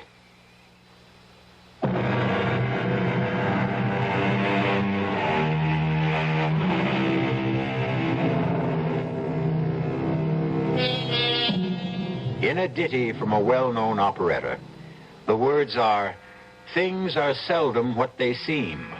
Skim milk masquerades as cream." And as you have just heard, words alone may tell only part of the real story. But for stories guaranteed to increase your pulse beat, my suggestion is the Radio Mystery Theater. Our cast included Patrick O'Neill, Marion Seldes, Ian Martin, and Leon Janney. The entire production was under the direction of Hyman Brown. This is E.G. Marshall inviting you to return to our Mystery Theater for another adventure in the macabre. Until next time, pleasant dreams.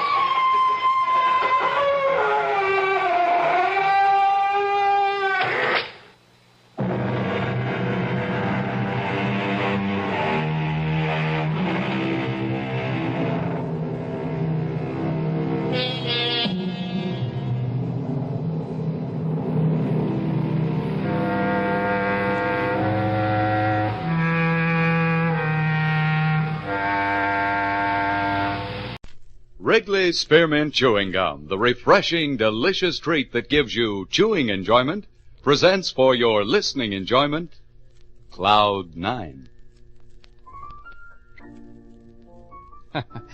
Like I was saying, people are crazy for gimmicks and gadgets. Another one? Huh? Oh, yeah. One more, Lou. Yeah. The great American public, of which is me, is gadget crazy. Yeah. Like, a guy comes in to me and he says, Mr. Harrington, here's the greatest thing in the world. And I buy it. Yeah, look. Yeah, what is it? It's a little bottle. Got some stuff in it supposed to clear the air. Oh. Know what I mean? Great. Keeps the air real fresh. That's expecting a lot of a little bottle. Yeah, I know, but... Oh, they got different odors. Sea breeze, heather... Makes a place smell different, see? Yeah, what's that one? This is, sagebrush, yeah. Sagebrush, huh? A wide open spaces. I don't know why I buy these things. You like gadgets? Stuff like that? Yeah, sometimes. Guy left me a catalog. Very interesting. I got it in the back room. I'll get it for you. Well, watch your place for me, will you? Be right back. Okay, Lou. Anybody sitting on this stool, friend?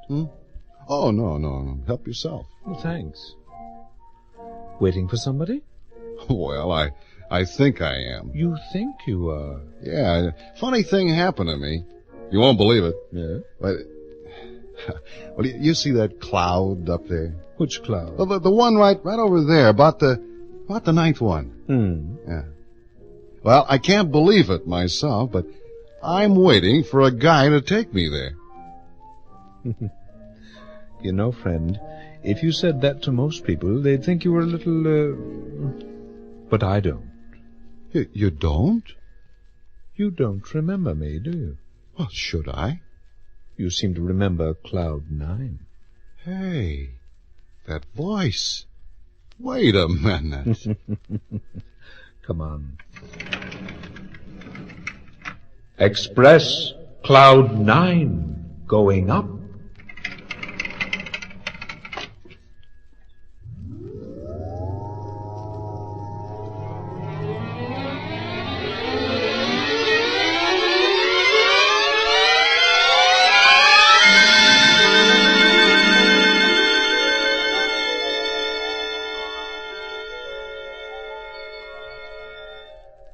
To make every day more enjoyable, treat yourself often to refreshing, delicious Wrigley's Spearmint Chewing Gum. Here's a taste treat you can enjoy indoors, outdoors, at work, or at play. The cool, long-lasting mint flavor refreshes you. The smooth, steady chewing helps keep you fresh and alert, adds enjoyment to whatever you're doing. Wrigley's Spearmint Chewing Gum. Healthful, refreshing, delicious. Next stop, Cloud 9.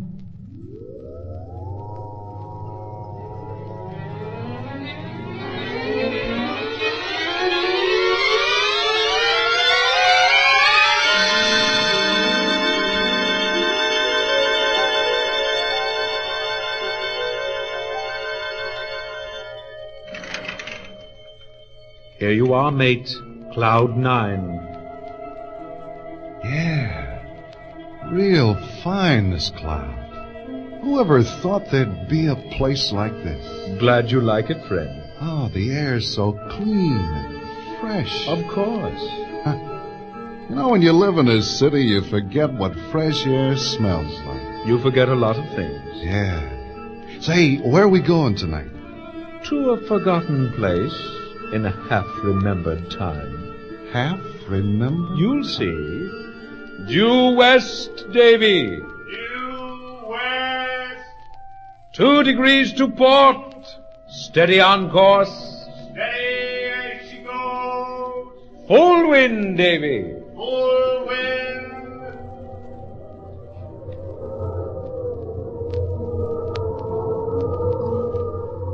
wind. Say, what did you mean when you said we're going to a forgotten place? In a moment, my boy, in a moment. Say, this Cloud 9. This is the way to travel. It has its advantages. We cover a continent in a matter of minutes. Excuse me. Prepare to descend, Davy. Half wind. Half wind. Prepare to cast. Cast and hold. Settle her in easy, Davy. Steady. Easy. Easy.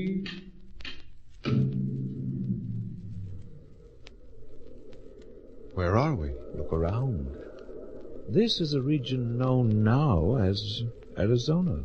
Yeah, but why did you bring me here? This is the forgotten place. Look to your right. What do you know? It's a town. No, that was a town. Come along.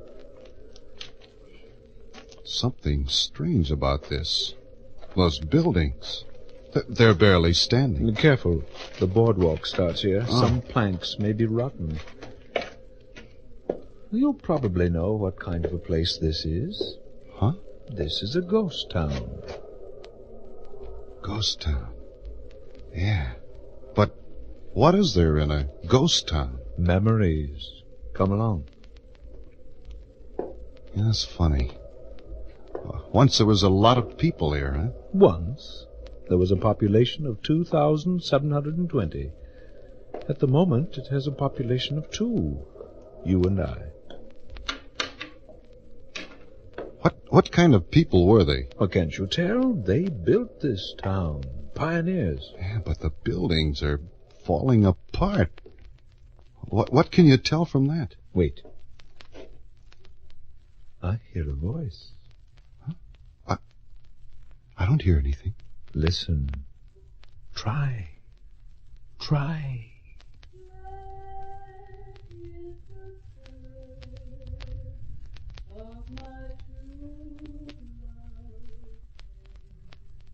I hear it.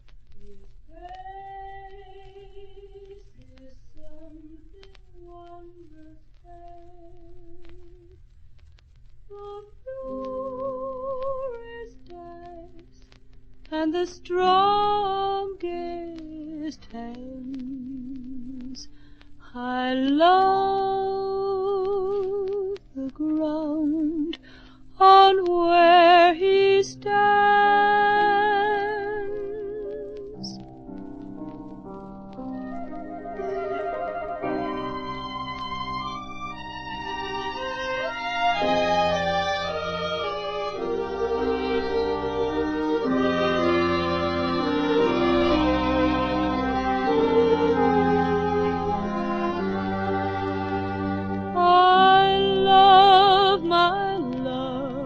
And well he knows I love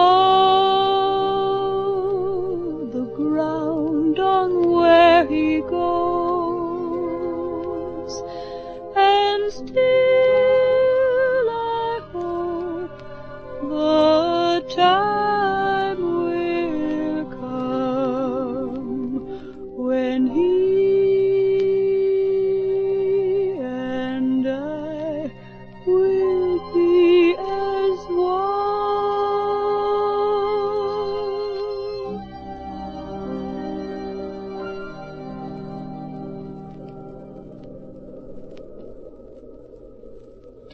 Did you hear what I did? Perhaps.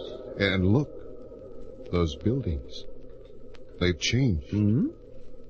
Before I couldn't make out that sign across the street. And now it says... J. Jones Hardware. Yeah. That frame building next to it. It's standing upright now. What's happening? You're beginning to see. Wait a minute. There's a guy sitting in that doorway. Or is it just a shadow? Depends on your point of view. You mean that he... As you wish. Oh, look down the street there. Hey, look. Look, there are people. Lots of them. Yes, this was a busy town. Look at the clothes they're wearing. Don't wait for me, boys. May take me some time to get my story. Here comes Slim! Hey, what's all the excitement? You ain't heard, mister? The stagecoaches are coming in.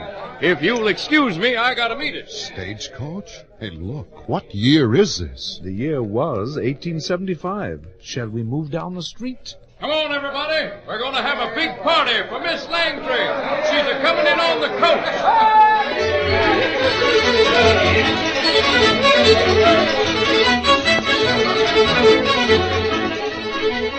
Slim, you can get them decorations all put up in the ballroom. Gotta have some help with them streamers. Well, all right, take whoever you need. Say, Bat, is this Miss Lily Langtry as pretty as they say? Boy, she's prettier. What is this, a special holiday? Who's Lily Langtry? A very good friend of mine. I thought she was the most beautiful actress in America. Come on, folks, pitch in. There's lots to be done. Well, just tell us, where do we start? All of you, come on into the hotel ballroom.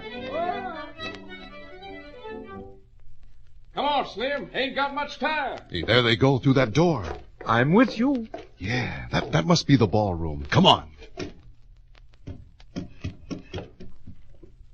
Hey, there's nobody here. That's funny. So, you've lost them? No, I'm sure they came in this door. I saw them. Then where are they? Yeah. Where? This room. Look at the dust. It's old. Falling apart. What happened? This was the ballroom. Yeah, I know. There's the bandstand and the wreck of the piano. Ghost town. Doesn't seem to be anything here.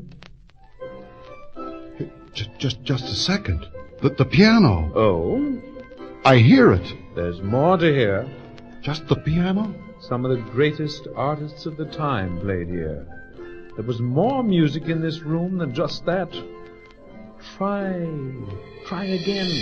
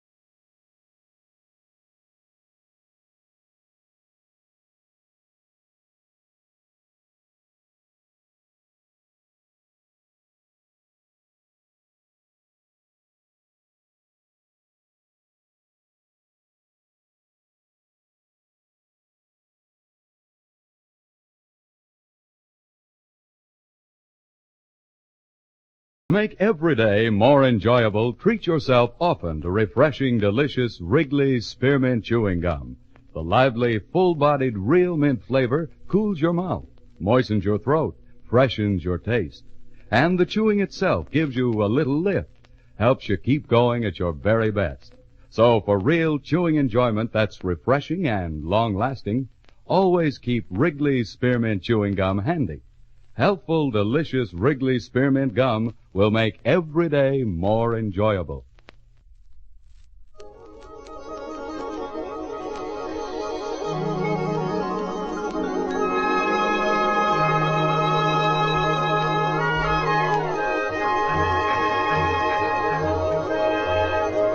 Hey, the stage is a-coming. Everybody out to meet the stage. Hey, the town's alive again. There's the stage. Lily Langtry. Here she comes. Whoa, Welcome to our town, Miss Lily Langtry. Let me through, boys. The press wishes to interview Miss Langtry. Miss Langtry? What is it, boy? Ma'am, I'm Bat Masterson, local reporter for the Tombstone Epitaph. We'd certainly appreciate a statement from you. Well, what sort of statement would you want? Well, ma'am, Miss Langtry, you undoubtedly know about our plans for the big celebration in your honor this afternoon. A celebration, huh? I just love to celebrate. Well, thank you, ma'am. And if I can get a statement from you about how you feel about the East and the West. Oh, you want my honest opinion? Why, certainly, ma'am. Well, if you want the truth, East is East and West is West, and the wrong one I have chose. Let's go where you keep on wearing those frills and flowers and buttons and bows, rings and things and buttons and bows. Can I quote you, Miss Langford? Don't bury me in this prairie, take me where the cement grows. Let's move down to some big town where they love a gal by the cut of her clothes, and you'll stand out in buttons and bows. I know what you mean, ma'am. I love you in buckskin, or skirts that you've homespun, but I love you longer, stronger, where your friends don't tote a gun. My bones denounce the buckboard bounce, and the cactus hurts my toes. Let's vamoose where gals keep using those silks and satins and linen that shows, and you're all mine in buttons and bows. Gosh, mine, Miss Langtry? Give me Eastern trimming where women are women in high silk hose and peekaboo clothes. French perfume that rocks the room, and I'm all yours. In what? In buttons and bows. In buttons and bows.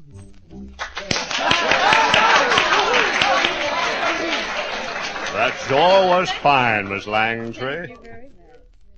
You couldn't arrange to give me a You see what I mean about the beautiful actress? Boy, if I was only born 75 years sooner. There's no reason you couldn't impress Miss Langtry now if you wanted to. Yeah, but that young guy picking up her bags might be my granddaddy. I think your competition is that other young fellow over there. Thank you for the interview.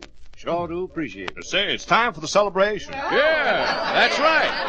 And say, who's going to escort Miss Langtry? Well, I'd be happy to take her. Miss Langtry, you can ride with me in my buckboard. Oh, just a moment. Young man, what do you suggest? You talking to me? Well, ma'am, I can borrow a surrey. Comfortable? Mighty.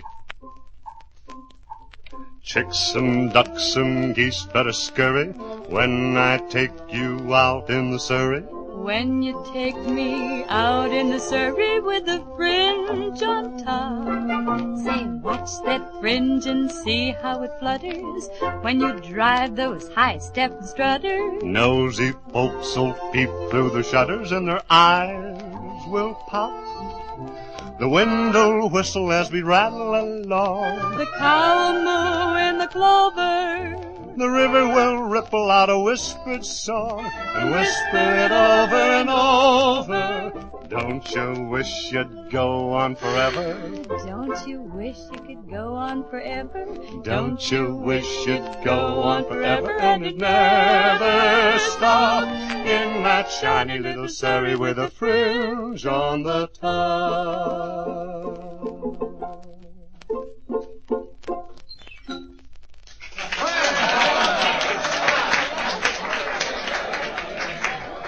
Hey, you know, I'm amazed. At what? Well, I never thought there were pretty women 75 years ago. I just never stopped to think of it. Well, you plan to do anything about getting to know her better? Well, what can I do? You'll get your chance. What? Just a chance. Could I have your attention? Oh. Since you've been so kind with this celebration for me and all, I would like to offer a small prize. A daguerreotype picture. Yes, a daguerreotype picture of me to anyone who rides that wild black stallion. Ma'am, nobody has ever ridden that stallion. Worth a man's neck even to get near him. Worst critter in the West, ma'am. Let me through, boys. Who's the stranger? He's plumb foolish. Yeah, looks like might be a Easterner. Well, it's only a horse. Got a kind of a mean eye. Come on, boys, give me a boost. All right. Up we go. Steady it, well away. Hold on to him, boy. Stay with it.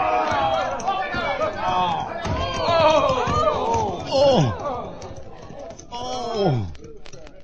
What happened? You fell off. Nice try. Too bad. Now, wait a minute. I can ride that horse. Would you care for a pair of Cloud 9 spurs? I sure would. Well, what are Cloud 9 spurs? A special type, Miss Langtry. They jingle a little. Here you are, my friend. Oh, thanks. No. Yeah. Now, lead me to that horse. Okay, fellas, up we go. He's sticking with him. Look at him. Ride him, friend. Hey, that fella can ride.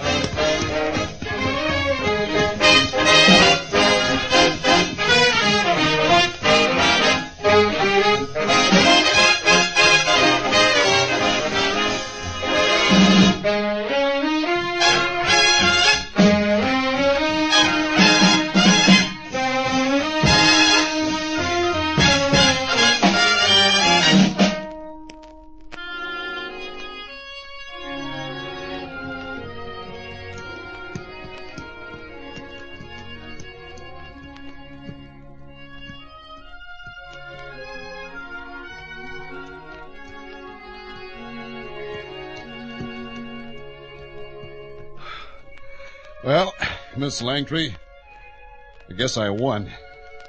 Now, about that picture of you. Oh, I'll keep my promise. Here's the daguerreotype. And, something more. Yeah? A man who rides like that deserves a kiss. Oh, yes, ma'am. Hey, a storm's coming up. Looks like a bad one. Better get back to town, folks. Yeah. It's blowing up hard from the southwest. Let's go.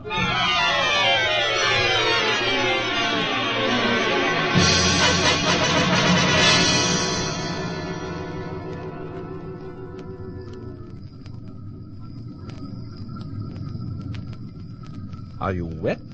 How did they learn to kiss like that 75 years ago? Oh, they discovered it before that. Oh, move back a little. The rain's blowing in this doorway. Okay. Oh, that's Langtry. The rain is diminishing. Yeah, that was quite a storm. They blow up quickly in this country. Yeah, like a cloudburst. Wait, it stopped. Shall we go on?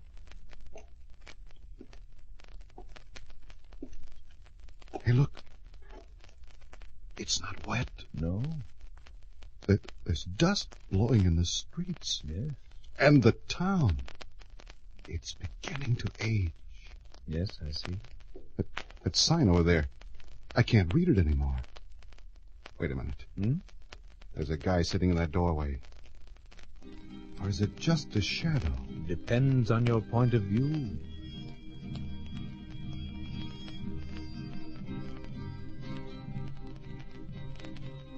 Old cowpoke went riding out one dark and windy day.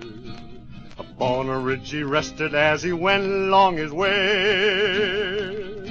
When all at once a mighty herd of red-eyed cows he saw, a-plowing through the ragged skies and up a cloudy draw. Yippee-yi-yi, yippee-yi-oh. Riders in the sky.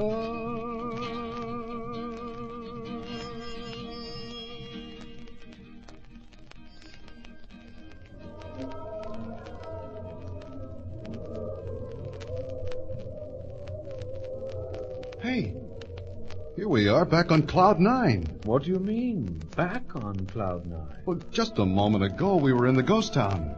Are you sure you know where we were? But you told me. Oh, you told me. Perhaps we were never off Cloud 9. Yeah, but I kissed Lily Langtry. I hurt my back falling off of that horse. Funny, doesn't hurt anymore. Surprised? It's hard to believe. Oh, wait a minute. Just a second. Sorry, friend, but time's up for now. You know, I could have sworn I kissed her. That's Cloud 9.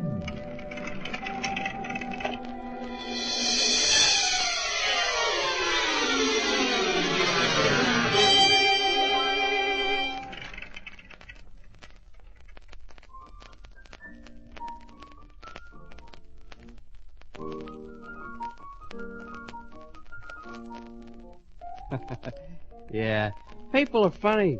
Spend their dough for anything. Little gadgets, gimmicks, you know. Another one? Hmm? Oh, yeah, I guess so, Lou. Yeah. A common personality trait. Uh-huh. Yeah. How much do I owe you, Lou? $1.55. $1.55. Yeah. Okay. Here, I got a lot of change here. Here. You too, huh? Hey, what's that? Something new? What? You just pulled out of your pocket the little picture. Huh? Yeah, the dame, the old-fashioned photograph. Oh. Hey, you know what this is, Lou? Huh? This ain't a photograph. It's a daguerreotype. Yeah? What's that?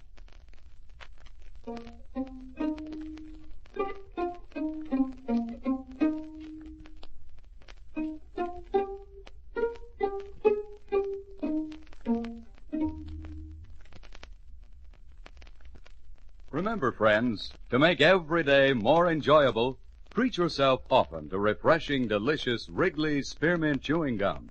There's lots of cooling, real mint flavor in every stick. And chewing Wrigley Spearmint helps keep you feeling fresh and alert. You feel better, work better, get more fun out of doing things. So indoors, outdoors, wherever you go, keep some healthful, refreshing Wrigley Spearmint Chewing Gum handy. To make every day more enjoyable, treat yourself often to delicious Wrigley Spearmint Chewing Gum.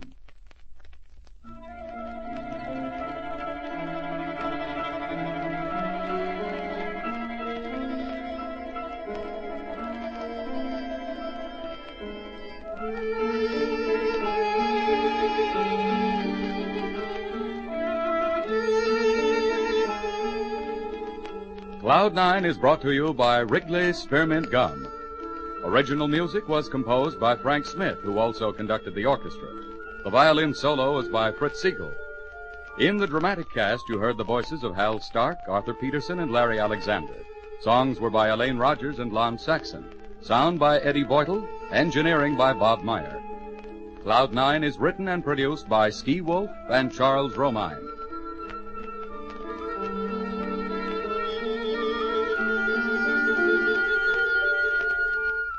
The makers of Wrigley's Spearmint Chewing Gum hope you enjoyed tonight's journey on Cloud 9 and that you're enjoying Wrigley's Spearmint Gum every day. We invite you to join us next week for another visit to Cloud 9.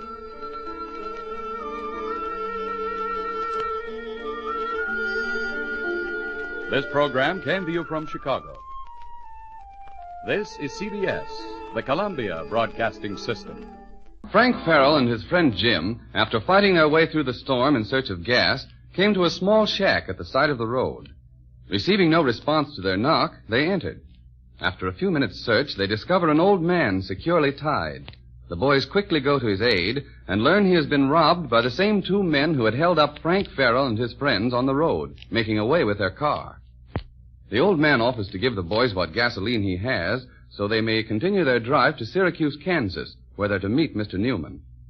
Returning to the car abandoned by the two bank robbers, the boys expect to find Helen and Spud, who were left to look out for things during their absence. Much to their surprise, when they reach the car, they find Spud lying on the ground, unconscious, and Helen gone. As the present episode opens, the boys have put Spud inside the car and are trying to bring him to. Frank is speaking. Well, what do you suppose could have happened here? If anything happens to my sister, somebody will pay for it. I can tell you that. His head looks to me as though it's been bumped. It hasn't been cut. Boy, he's got a knot as big as an egg. Whatever happened to him sure put him out of commission. Oh, why don't he come too? We've got to find out what happened to Helen. Now, look, I'm just as anxious as you are, but we'll just have to wait, that's all. Jim, there's someone standing out there. See by the car? Where? Oh, yeah, I see. I wonder... Oh, I believe it's the old man, isn't it? It may be. Say, go out and see if everything's all right. Okay. Is that you, Mr. Beasley? Oh, yes, it's me. I was just wondering what was holding you up. Want to pull the car out now? No, not just yet.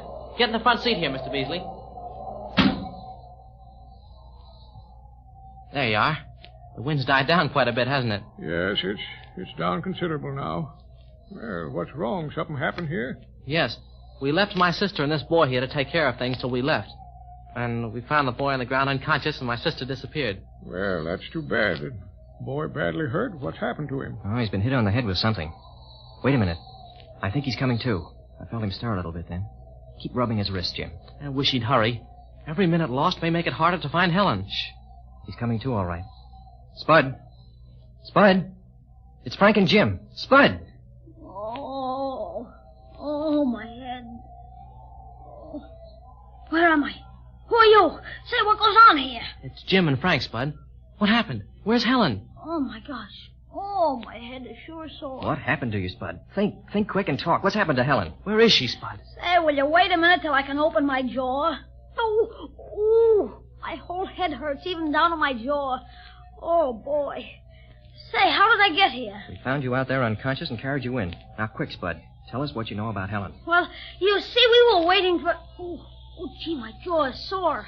If you don't tell us what you know about Helen, I'll make your jaw hurt worse than it does now. Hey, you say it could make my jaw hurt worse than it does now? Yes, and I will if you don't talk. Well, what are you all so excited about? Has anything happened? Plenty has happened. We leave you here to look after my sister. We come back and find you knocked out and my sister gone. Now talk a little, will you? Well, what do you think I have been doing? Just making motions with my mouth so my jaw will hurt? Come on, Spud. Don't you see Jim is worried about Helen? Yeah, and you were gone so long that she worried about you, too. We thought maybe something had happened to you. But you can see nothing's happened to us. What we want to know is what's happened to you. Well, you can see what happened to me. Look at my head. Why, say, is the boy still out of his head? He talks like he might be. Say, I resent that. Who said that? Never mind who said it. No, Mr. Beasley, it isn't a question of being unconscious with him. He's unconscious most of the time. Come on, Spud, what happened? Now, is that a nice way to talk in front of strangers? I ask you, is that nice? Now, Mr. Beasley's a friend of ours, Spud. He's going to give us some gasoline to pull this car out of the ditch so we can get to Syracuse. Well, what do you know about that? That's where Helen went to get some gasoline. You mean to say she left here to try and find gasoline? Yeah, but she didn't go alone. Who'd she go with? Come on, Spud, quick. Who did she go with? Well, if you guys will quiet down for a minute so I can tell you what happened here, maybe you'll find out. Well, that's what we're waiting for, so come on, talk. Boy, did I get a bump on the head. Oh, say, you fellas hadn't been gone more than 5 minutes before... Uh-oh, look, here comes a car. Is your trunk off the road, Mr. Beasley? Yes, it's pulled over to the side. Oh, that feller's lights are plenty strong. He can see my truck all right. Well, I guess they're going to stop. I wonder who this is. I don't know. We'll find out in just a minute. A woman's getting out. I'll climb up and see what she wants. Huh, she's coming down here. She's... Why, Jim! It's Helen! It sure is. Hey, sis. Oh, now she's back before I had a chance to tell you what happened. Yes, now you can save your breath. Helen! Gee, sis, I'm glad to see you. What happened? Where'd you go? Didn't Spud tell you? No, we came back and found him unconscious. Unconscious? Well, has something happened to him? Well, how is he? I think he's still unconscious. Hop in, sis. I'll close the door. How are you, Spud? Well, I don't know, Helen. I may pull through, but I doubt it. See, I told you better take me with you. But what happened to you? Well, I've been trying to tell these guys for the last half hour, but they want to do all the talking themselves. I can't get a word in sideways. Can you beat that guy? I'm sorry he ever came to. Jim, don't talk like that. Did someone hit you, Spud? Hit me? Ha. Say, you should know better than that. If anybody ever hit me, they'd be the one that'd be unconscious, not me. Oh, I just bumped my head. I don't know yet, but I think I caved in that radiator. Did you notice if it's leaking? Well, how did you do it? Well, when you drove away with those people, and I stood up there on the road all alone, I thought sure I saw someone running across the highway at me. But it was only the wind blowing a big piece of paper. Well, I started down the hill and I couldn't stop. I tripped over something and I hit my head on the radiator of the car, and that's all I remember. Well, at last we found out what happened to him. Now, for goodness sakes, Helen, let's have your story. There isn't time for that now. We've got to hurry. Oh, the people in the car up there, the name is Williams. Oh, by the way, they have 5 gallons of gas for us. Whose truck is that up there? It belongs to this gentleman. Mr. Beasley, my sister, Miss Newman. Well, I'm pleased to know you, miss. Thank you, sir.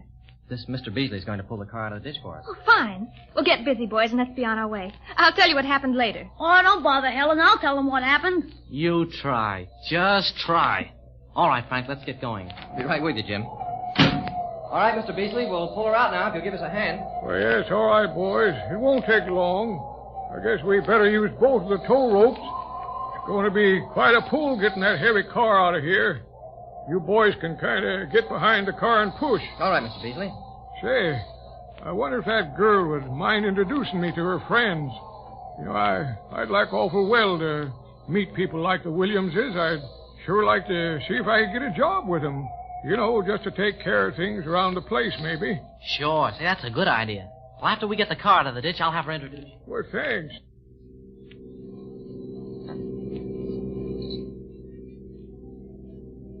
I'm surely grateful we're on our way again, and I'm certainly glad the wind has died down. Never mind the wind. Go ahead with your story. What happened?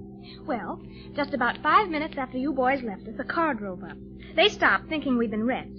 When I explained the situation to them, the woman felt so sorry for us that she made her husband turn back and take me to the nearest service station. Why didn't you drive the other direction and pick us up? Oh, we did, but we couldn't find you. We drove for at least 2 miles before we started back towards Kendall. We took the side road leading to the right. That's why you didn't see us. Sure was a break for poor Mr. Beasley, you meeting those people. Can you imagine it? That's what I call fate.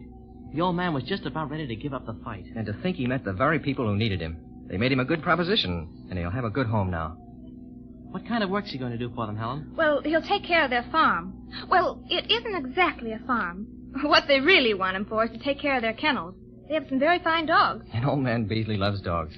He sure felt bad about losing Prince. He must know all about them because, well, Mr. Williams was perfectly satisfied with them after a few minutes' conversation. He told his wife he had a real find. Gee, I'm glad. We told the old fellow that things would brighten up for him before he knew it, but I had no idea it'd be that soon. And out of a clear sky, he was taken care of, and, well, the Williamses are happy because he's the very man they needed. Now, if we can just get your dad's car back, we'll be happy, too. Boy, this is a swell running car, isn't it? I'll say it is.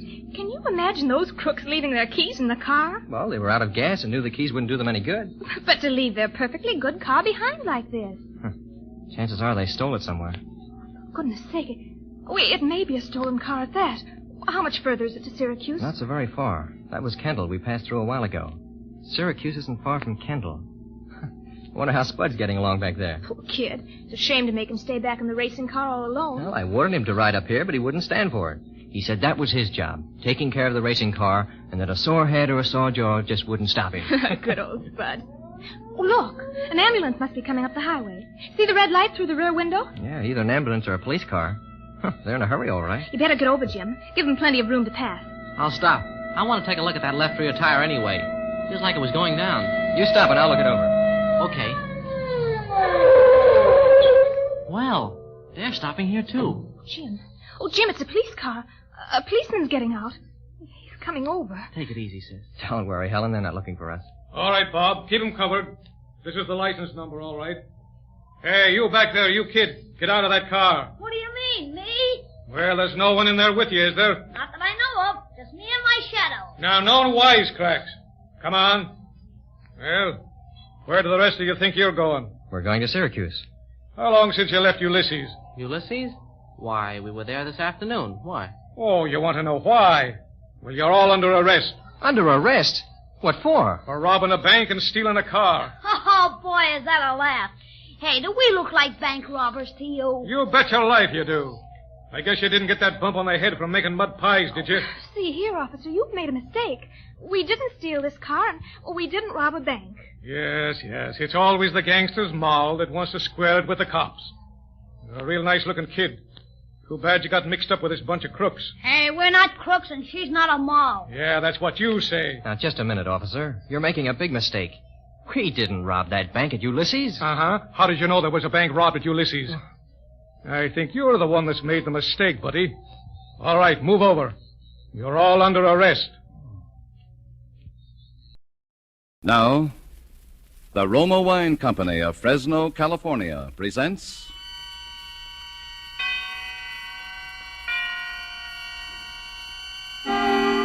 Suspense. Tonight, Roma Wines bring you from Hollywood Miss Bonita Granville as star in Bank Holiday, a suspense play produced, edited, and directed by William Spear. Suspense is presented for your enjoyment by Roma Wines. That's R-O-M-A, Roma Wines. Those excellent California wines that can add so much pleasantness to the way you live. to your happiness in entertaining guests, to your enjoyment of everyday meals. Yes, right now a glassful would be very pleasant as Roma Wines bring you a remarkable tale of suspense. And with Bank Holiday and with the performance of Bonita Granville, Roma Wines hope indeed to keep you in suspense.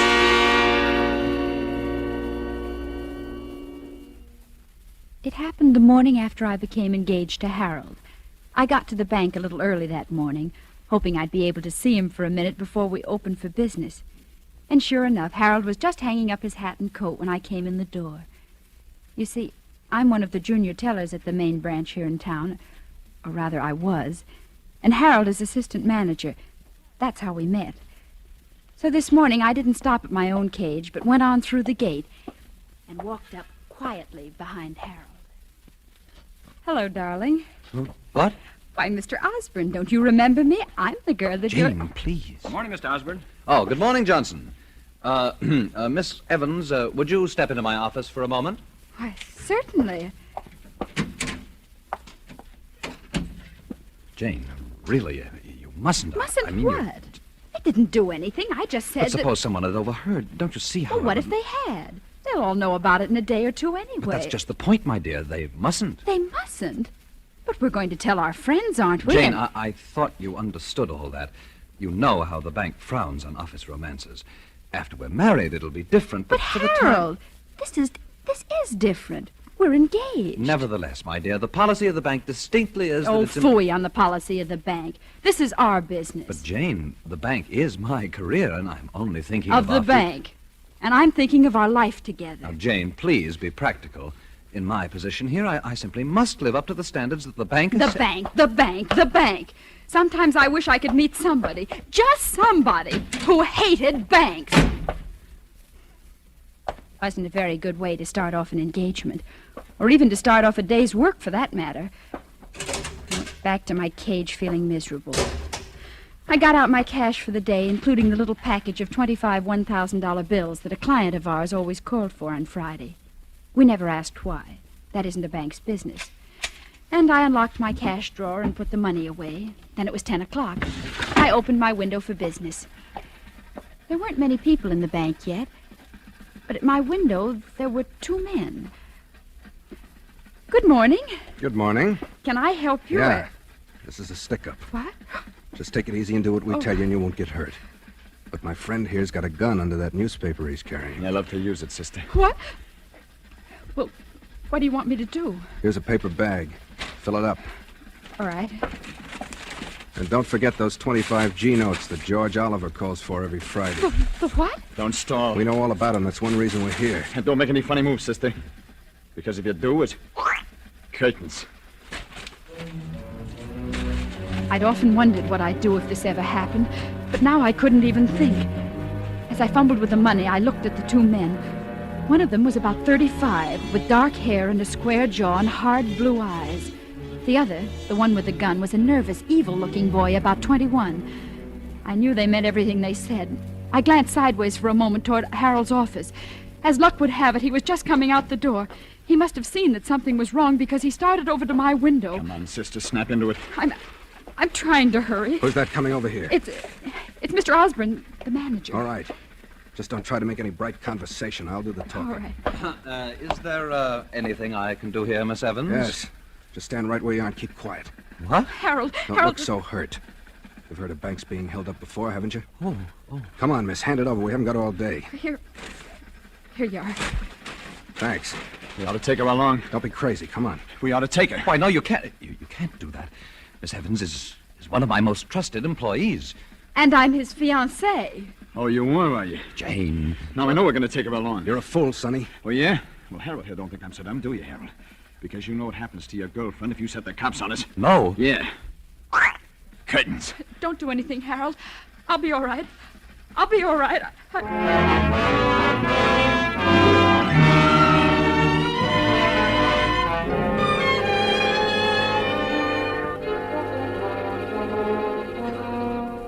For Suspense, Roma Wines are bringing you a star, Bonita Granville, whom you have heard in the first act of Bank Holiday by Robert Richards, which is Roma Wines' presentation tonight of Suspense.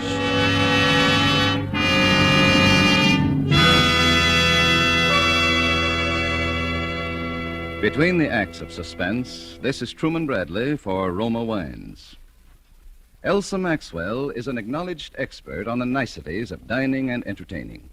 Recently, she said, "Gracious little touches can do so much to make meals more enjoyable. Dine by subdued light. If possible, adjust radio or phonograph for soft, mellow music. And as the crowning touch, serve well-chilled Roma California Sauterne." A most excellent idea from Miss Maxwell. Good Roma Sauterne is pale gold, delightful in bouquet, and even more important, exquisite in taste. Created in the Roma tradition, Roma Sauterne is always unvaryingly good. The goodness of luscious grapes, selected at peak of flavor richness in sunny California's choicest vineyards, carefully pressed, then, unhurriedly, guided to perfection by the ancient wine skill of Roma's famed wineries. Good Roma wines are always delicious, yet cost only pennies a glass. Remember, because of uniformly fine quality at reasonable cost, more Americans enjoy Roma than any other wine. R-O-M-A, Roma Wines. And now Roma Wines bring back to our Hollywood soundstage Bonita Granville, who, as Jane Evans in Bank Holiday, continues a narrative well calculated to keep you in suspense.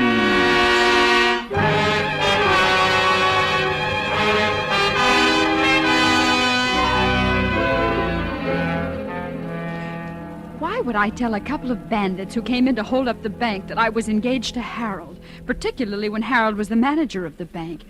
It was crazy, but there were a lot of crazy things I did that day that I didn't understand myself until later. Naturally, when I told them that, they took me along as a hostage. And the next thing I knew, I was sitting in the front seat of a big blue car beside the one called Frank, and the other one called Sonny had tied a blindfold over my eyes. And we were driving. Once we drove in somewhere, and for 15 or 20 minutes, there was a lot of banging and clattering around the car. Then we drove on. At first, I was too frightened to even breathe. Then I began to get angry.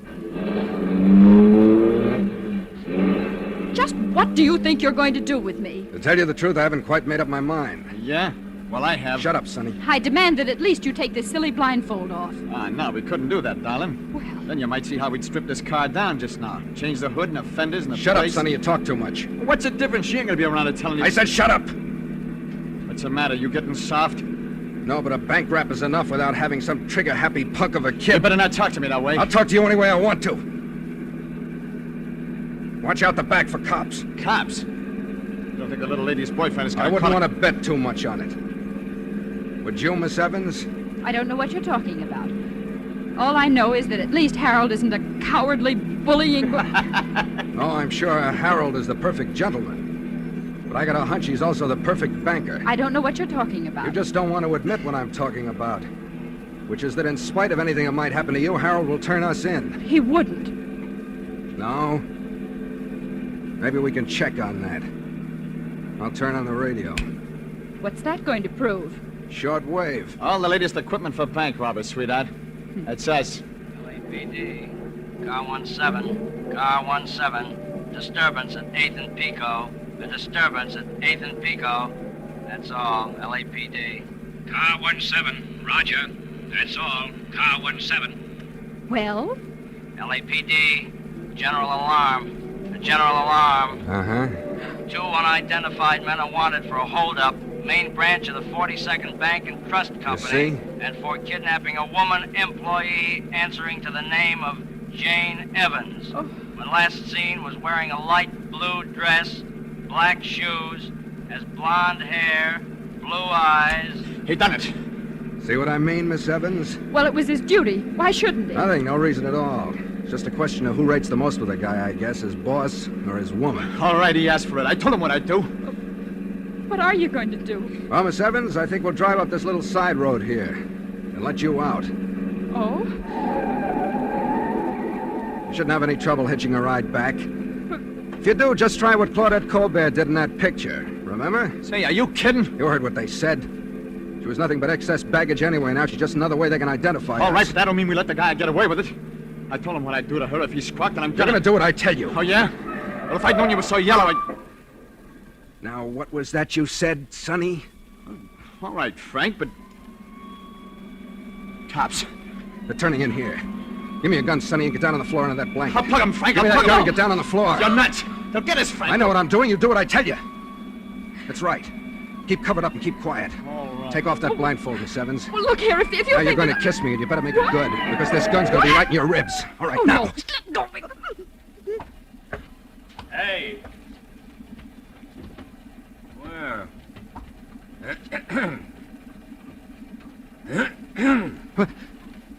Oh, you kind of startled me, officer. What are you doing here?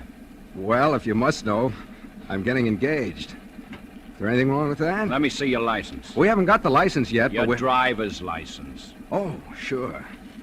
What's the matter? Just let me see your license. Here you are. You looking for somebody? Just a couple of guys who held up a bank and kidnapped a girl. Is that right? The young lady got any identification? Well, Go on, tell him, honey. You see, we left town in sort of a hurry. You might call it a sort of elopement. Oh, sort of elopement, huh? Yes. Well, I guess you're all right. But you know, you shouldn't be parking in here in the broad daylight like this. Yeah, but you know how it is. Sure. I know how it is. You can come up for air now, Sonny. They'll leave it. Are you sure? Yeah.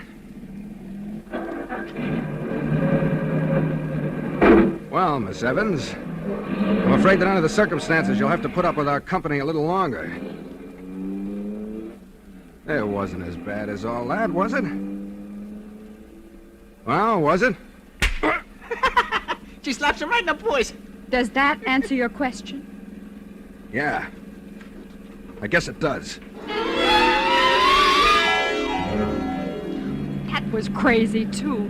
Here I was, my life completely in this big ape's hands, and I had to slap his face. I knew I'd made him angry, and what was even more dangerous, I'd hurt his pride. But there was nothing to do about it now.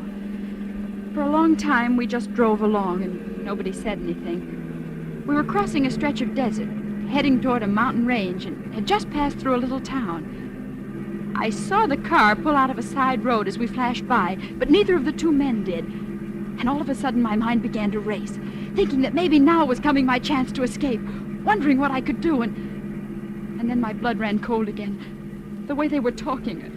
Still heading for the same place, Frank? Yeah. Mom place? That's right. What about Miss Spitfire here? I'll take care of that when the time comes. She knows too much. That's right. Hey, if I thought you was getting soft, Frank. What would you do? Well, you know what we gotta do, don't you? Yeah? Where? Not right out here in the open desert. That's a cinch. The mountains? Yeah, maybe the mountains. Maybe. There better not be no maybe. Cops again. Look right behind us. Yeah. Those others must have got to thinking things over. Cops in the middle of the desert. No one in sight for miles. What are you talking about? I'm talking about this. Sonny! I've been wanting to do this all day. You crazy fool! Who's crazy? We get them before they get us, that's all. Hey, they're shooting back. They know they got a fight in their hands now. So have we. Shoot at their tires, you hear? Okay. Oh, hey, they hit us. And that's not supposed to happen the way you saw it in the movies, huh? You. Me? Yes, you. Get down. Down on the floor. Well, what are you going to do? There's only one thing to do now. Drive light.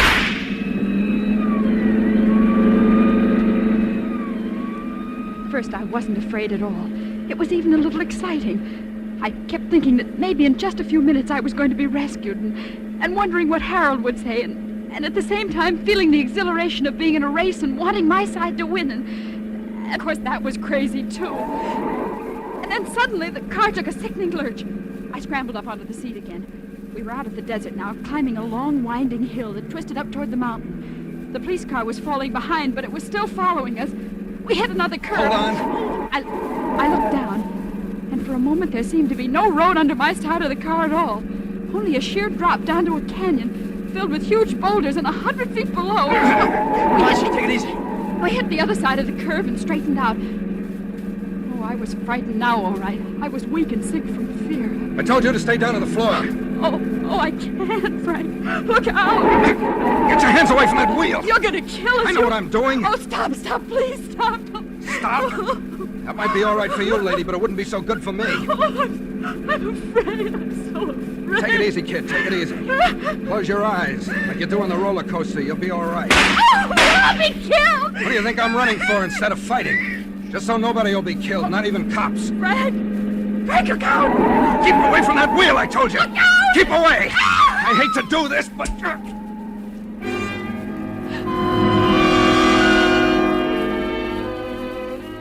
I saw his fist rush toward the point of my jaw, and that was all. When I woke up, it was mid-afternoon, and I was lying on a bed in a bare little room of what was obviously a mountain cabin. Through the one window, all I could see was the jumble of rocks and boulders piled up against the mountainside. I felt my chin. It was sore, and there was a little bruise on it. But aside from that, I seemed to be all in one piece. Don't worry. Then suddenly I heard voices. They were coming from the next room through the crack of a door left an inch or two ajar. I crept over and listened. Don't worry, I'll handle it. Okay. Right? Yeah, sure. Now go on down in the tower, get some grub like I told you. Okay, Frank. Are you sure you don't want me No. Get going. Okay, Frank. I stood there by the door, frozen with fear. I didn't need to hear any more to know what they'd been talking about. For a second, I thought of escape. I looked wildly over toward the window. Oh! Ah. Been listening, huh? Yes. How do you feel? All right. Oh, I'm glad to see you're up and around. Why? Because it's against your principles to kill women who are unconscious? There's a path down the backside of the mountain that leads into the main highway. It's 4 or 5 miles long and pretty rugged, but you ought to be able to make it before dark if you hurry. Oh. Does that answer your question? Yes. I guess it does. Better get going. How do you know I won't... Because you're going to promise me not to. Aren't you? Yes. All you have to say is that I slugged you, and that's all you remember until you woke up by the side of the road. We'll be out of here and over the border by morning anyway. What about Sonny? I can handle Sonny. Well, I guess I do owe you something after all. Me? What? My life. That plays strictly for me. I just don't want that punk kid with his movie idea, cops and robbers, to be hanging a murder rap on us, that's all. You're a strange man to be A crook? Listen. There are just two kinds of guys in the world, right guys and wrong guys. And the wrong kind can be the usual bum with a gun in his hand, or he can be a pillar of society that sits all day behind a big shiny desk. He can be kind to his mother and nice to little kids and have a lot of fancy excuses and reasons he gives himself. Or just no reasons at all, like me. But a wrong guy is still a wrong guy. He's no good. Well, thanks anyway. You better get going now. By the way, I'm sorry I hit you. That's all right. I guess I had it coming. I'm sorry I let you get into this mess in the first place, but But what? that kiss. I meant that. Did you? Yeah. Frank. Frank, so did I. Jane. Frank! They must have trailed us here after all. Frank! Frank, the cops! Yeah. I saw him down ahead of me on the turn of the road. I just had time to turn around and get back. You still got the dame, huh? Yeah. I was hoping you hadn't done nothing yet. She's about the only ace we got left. Take the south window. I'll take the west one. Yeah. Don't try to go knocking them off. It'll only make it worse. Just keep them covered so they can't rush us. Oh, yeah? Well, if I got a clean shot at one of them... You do what I tell you. Can you see them? Sure. They're down behind the big rocks. That's as far as they can get. That's as far as they could get even if they had an army. Until it gets dark. All right, we can turn the car headlights on them. They'd only shoot them out. We can hold them, Frank. We got enough ammunition to But hold you can't eat ammunition. Oh. Maybe they can't get up, but we can't get down either. We can't stay here forever. Well, they ain't gonna take me alive. They'll never take me alive as Stop long it, as will you? Try using your head for a change. What? The phone. Yeah. Frank, what could that be? I don't know. The boys seem to have stopped the artillery barrage, too. Oh. Don't answer it. What's the difference? You don't think we're going to kid anybody we're not home, do you? Yeah? Oh, yeah. Uh-huh. Yeah, she's here. Hmm? Sure, she's all right. Frank, who is it? It's your boyfriend, Harold. Harold? He came with the cops. He's on the Forest Ranger's emergency call box just down the road. Let me talk to him. You worried about him? No, it isn't that. But let me talk to him. Sure, go ahead. Harold? Oh, yes, so am I. Oh, no, nothing like that. They've been quite all right. Yes, of course they are. No, there's nothing to prevent them from killing me any time they want to. Listen, Harold, all you care about is getting the money back. And me, isn't it? Yes, I know. All right, wait a minute. Frank, you said you were near the border. How long would it take you to get there? A couple of hours. One would put us in the clear. Would you give them back the money and me? Will the cops go for a deal like that? They got to. Harold, what's getting dark got to do with it? Well, of course you can't storm the place and expect to find me alive. Now listen, they'll give back the money. Yes, I'll bring it down myself. But you've got to give them an hour's start. Oh, well, you can just say that they rescued me and the money, but the men got away. Oh, no, Harold, nothing like that. No, you've got to promise me, Harold, on your word of honor, your solemn word of honor. All right? They'll do it. Okay. Are you nuts? It's our only chance. Harold? All right? Yes. I'm coming down now. Yeah, but if she goes She's back... going. The dough's still in the paper bag. It's on the table. Frank. Get going. All right. Goodbye. Goodbye. Harold, just so you don't have an idea you're getting away with anything, I think you're a dirty liar.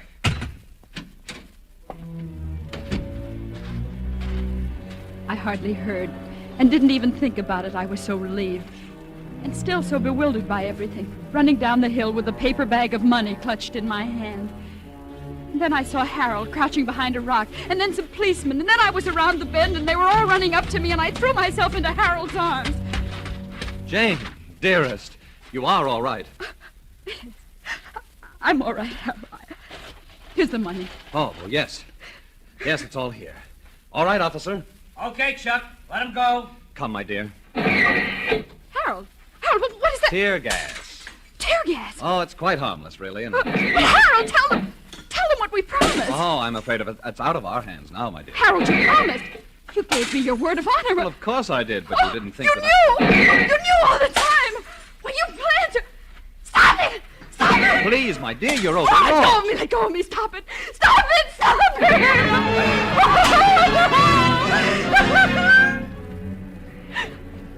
I tried to run back, but they held me. And I had to watch. I couldn't help it. It seemed like hours.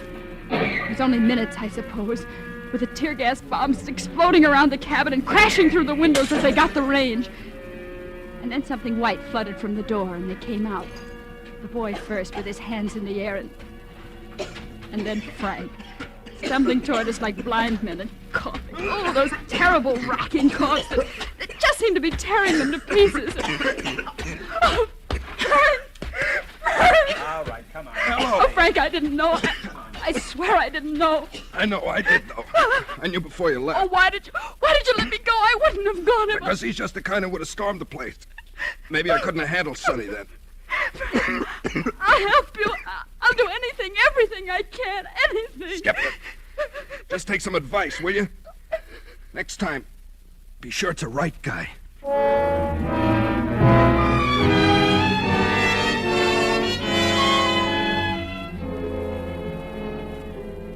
Yes, it's funny. It's like he said. People can be honest and dishonest in so many different ways. I got to the bank early the next morning, too. Harold was already there waiting for me. Hello, darling. Hello? I'm so glad you're here early. There are some things I wanted to talk over with you. You know, you're quite the heroine now. Am I? Oh, yes. And you know, I've been thinking, perhaps I was a little too conscientious yesterday, about our marriage, I mean. I think perhaps you were right after all. We ought to tell... Harold, about our marriage. Yes? There isn't going to be any marriage. Isn't going to be any? I found out something about a girl getting married, Harold. Marriage is something you do second. Do second? Yes. First, you find a right guy.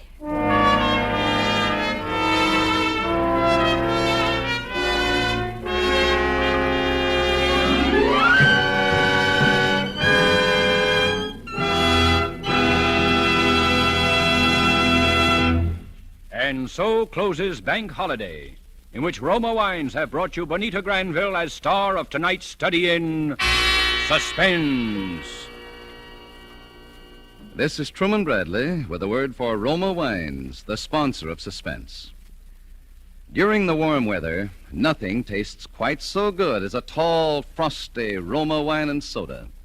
And as Elsa Maxwell recently remarked, serving Roma wine and soda is smart 1945-style hospitality. You'll find this delightful iced drink as refreshing as it is delicious. Yes, and Roma wine and soda is so easy to prepare. Half-filled tall glasses with Roma, California Burgundy, or Sauterne. Add iced cubes and a bit of sugar.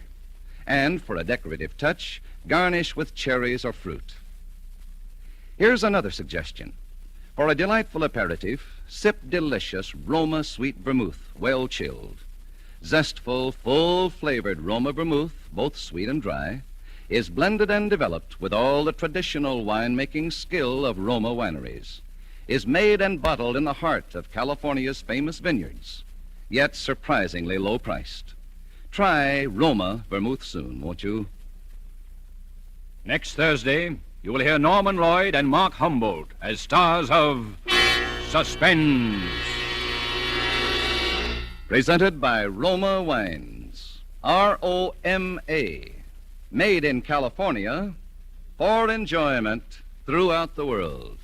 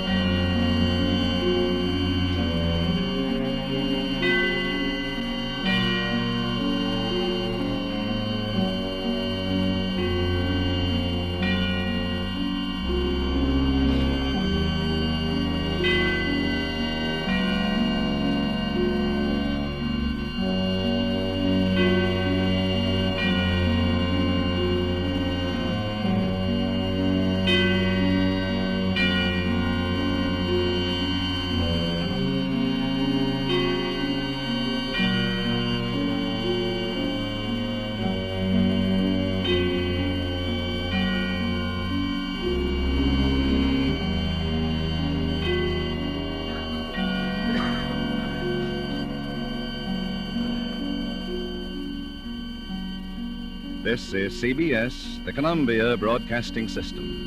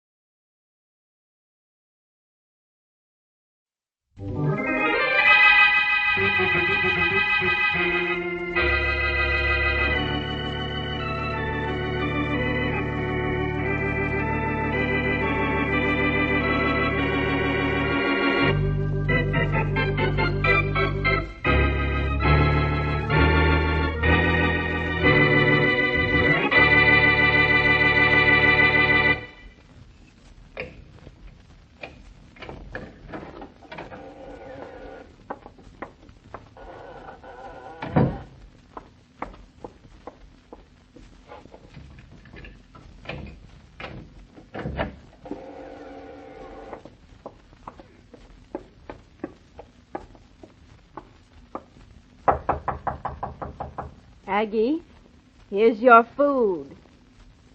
Sister, can you hear me? Open the slot in your door. Go away, Martha. I don't want any food. But you have to eat. Open the slot. All right. It's open. I hope you've still left room between the boxes in there for me to push the food through. Go ahead and push it through. There's room for the food to get through. But you can't get in here. I won't come into your part of the house. Have I ever tried? If you do try, I'll kill you. This is my house. The money's mine, too. You love that money more than anything, don't you? I gave up marrying to get the money. Father willed it to me. If I'd never marry. And you haven't married either because you want the money when I die. Don't you? But my money is going to someone else. And you ought to know who. Yes, I know all about that. Aggie, I'll need a few dollars again. You won't go out of the house, and I have to bring you things to eat. If you weren't afraid of what would happen to you, you'd leave me here to starve, wouldn't you? Aggie, we've lived in this house together for 25 years, and I've never failed to bring you your food. You want my money, that's why. You want this house. Well, it's mine. You hear me? Oh, Aggie, won't we ever leave here? Must we live with this filth all our lives? Are we going to die among the boxes and barrels and rags and papers? I like the house the way it is. It's safe. It's dirty and musty and damp and it smells. But I like it. I like it. And I hate you. Now go away. Go away. And don't ever talk to me. Go away. I'll bring you some food again day after tomorrow. Keep well, dear sister.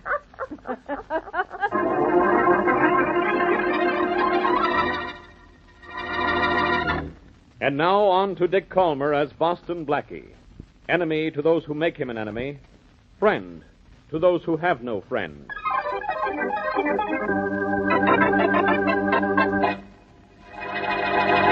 I realize I'm a complete stranger to you, Blackie, but I'm sure you're familiar with the house I'm talking about. I certainly am.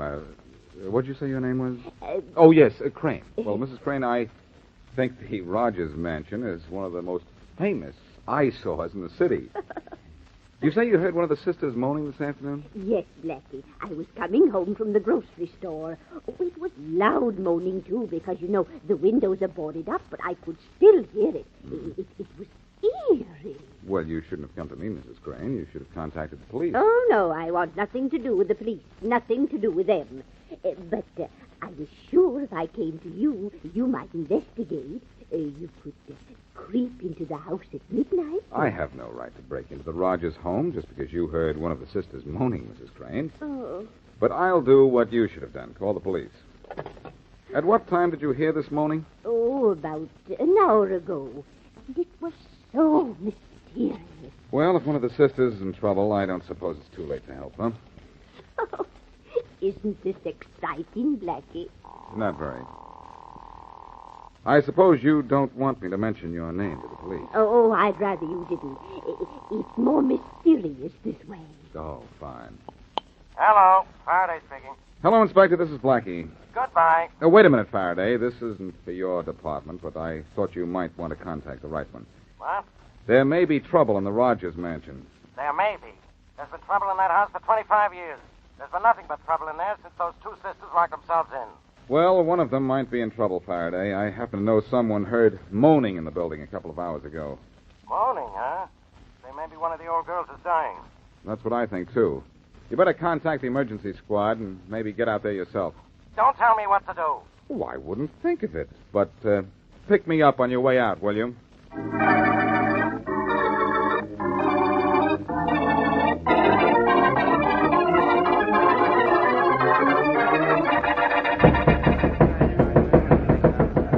No use, boys. No one's going to answer the door. I guess we'd better bust the door down, eh, Dugan? Sure. Bust it down and get sued by the Rogers sisters? No, thanks.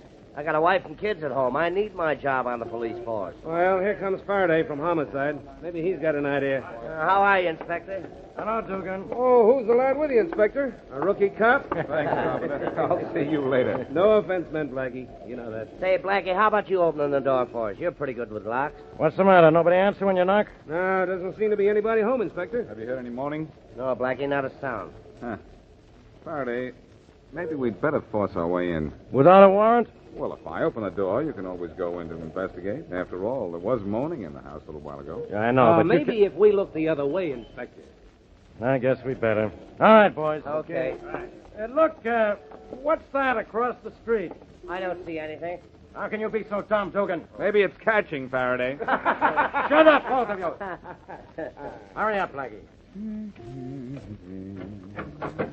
Door's open, boys. I trust no one looked, because how I open locks is my secret. No one looked, Blackie. It was... Holy mackerel. What do you know? Look at the junk piled up there inside that door. What is this place? A home or a warehouse? We can't get through that pile of junk. I think we crawl. Here's a sort of a tunnel under the junk. Follow me. I'll go right behind Blackie, boys. You better leave one of your men here, Dugan. Yeah, okay. Right. Frank, you stand guard. You come with me, Carpenter. Right. Hey, what was that? I tripped over a wire in here and loosened those boxes. Must have been a booby trap. Blackie, you hurt? Do I sound it? No, but it's so dark in here. Hey, Blackie, what did you run into that time? Sounded like he knocked over a pile of junk. Hey, Blackie! Blackie! Inspector Faraday! Inspector! Holy mackerel, Carpenter, go for help. Blackie and the inspector sound like they've run into trouble.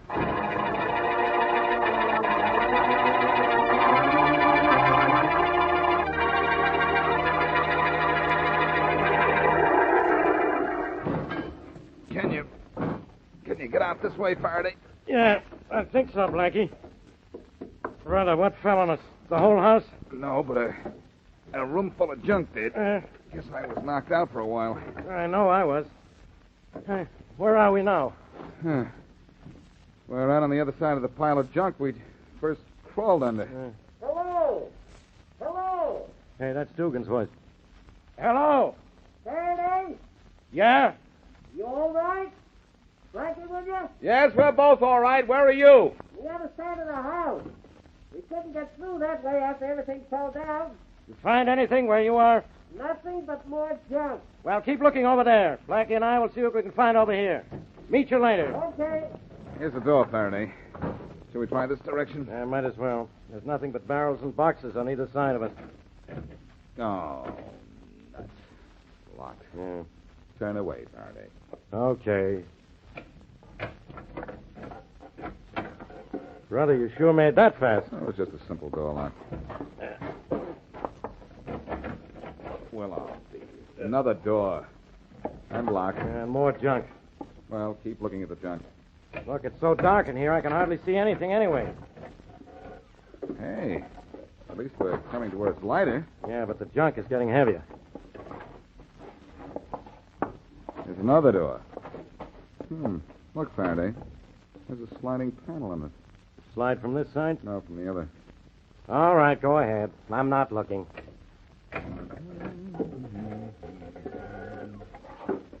Well, we've come all the way to one end of the house, Faraday. There's a window and... Uh-oh. I see it too, Blackie. She looks dead. She is, too, Faraday. From a blow on the head. There was moaning in here, after all. The woman probably didn't die right away. I guess that's the boys. Yeah, Dugan and Carpenter must be coming this way, and they're having trouble, too. I wonder which one of the sisters this is. This was Aggie, the older one, according to the pictures I remember. This is the one who owned all the property and had all the money. Oh, yeah. The one who never came out of the house.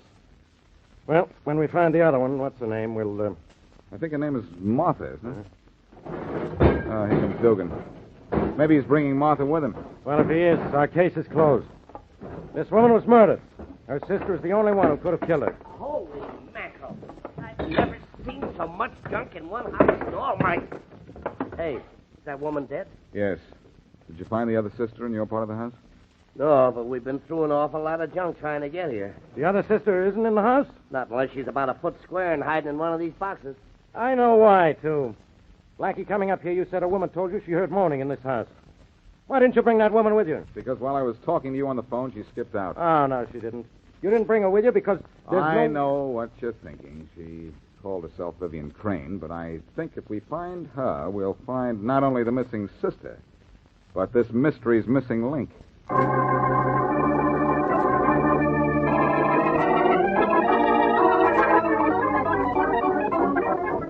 Paper, mister? Yeah, I'll have one over here. Okay.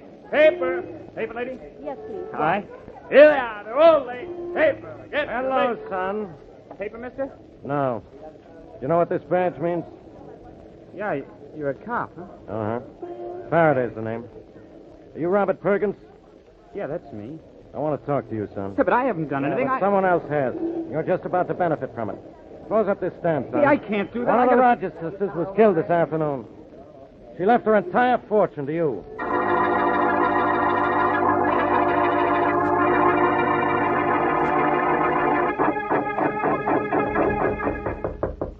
Yes, who is it? Telegram from Mrs. Perkins. Oh, I thought you were one of those reporters. I'm sick and tired of talking to newspapermen. Mrs. Lawrence Perkins? Yes, where's my telegram? Oh, there isn't one, Mrs. Perkins, but there's my foot inside the door. Oh, another report. No, I'm Boston Blackie. Oh, get out of here. What? After just this minute getting here? I don't want to answer any questions. Everybody's been asking me questions today, ever since the police discovered Agatha Rogers' will. You want to know why that Rogers woman left everything to my son. That's it. Well, she was in love with my late husband before I married him. Now, will you get out? If you'll just answer one... You first, Oh, son. now the police. Well, oh, dear. Faraday. Blackie, do you have to beat me to everything? Well, I don't have to. I just do. Who's the boy? Mother, this policeman says I've inherited a lot of money. That answers my question. Yes, you have, Robert. But we're not going to accept it. I won't let you take money from that crazy old woman. But, Mother, I... No, look, Robert, Mrs. Perkins. Of course you can. Martha Rogers is missing. Do you have any idea where she might be hiding? Listen, I'll have you understand we're not in any way connected with the crazy Rogers women. Never saw either of them. Now get out of here. That means you, Faraday. And you, too. I see what you mean. Well, we've got no search warrant. Let's go, Blackie. Mother, why are you so obvious? Quiet, Robert. Come on, Faraday, let's go. I'm way ahead of you. Goodbye, Mrs. Perkins. Goodbye, and don't ever come back. Mother, I wish you Robert. would... Well, Faraday, I suppose you know what to do next. Of course. Sure I do. What?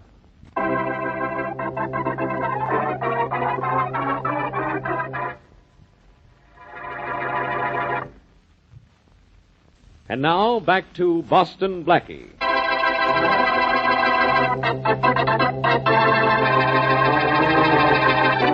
Aggie and Martha Rogers are two recluse sisters who have lived alone in a junk-filled house for 25 years. A woman who calls herself Vivian Crane goes to Boston Blackie and claims she heard moans in the house one day.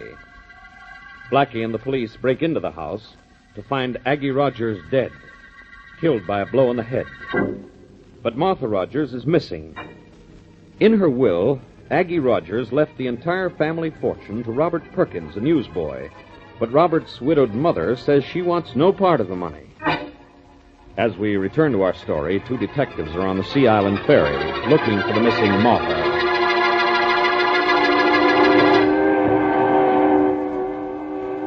They're going to search the Rogers home we busted into yesterday, Carpenter. You think they'll find the missing sister? I wish they would, Dugan, or I'm going to get picked up for staring at middle-aged women. We've been riding this ferry for hours, and I've been eyeing them all day. Fine job for a couple of cops. Yeah, we would have to be looking for a dame in her 50s, wouldn't we? Holy mackerel, why couldn't Martha Rogers be 19? Huh? I know what you mean. Holy mackerel, Carpenter, look. Huh? There's a dame starting to jump off the ferry. Let's get her. Hey, I noticed her looking down at the water. Yeah, and then up at us. Yeah, let's grab her, quick. Oh, no, lady. Oh, no, you don't. Holy mackerel, Carpenter, we're going to be too late. Oh, no, we're not. Get her. Gotcha, lady. Go on, please. Let go. Yeah, I'll give you a hand, Carpenter. It's okay, No, Dugan. please, I got her. let me jump. You don't right. No. Holy mackerel, Carpenter. You know who this is? I got an idea. She's Martha Rogers. Let Now, will now, you lady. stop struggling if I let you go, lady? Oh, yes. Yes, I might as well now. Okay. Makes you say you might as well, lady. Oh, because you know who I am and the police are looking for me. I called myself Vivian Crane, but I'm really Martha Rogers.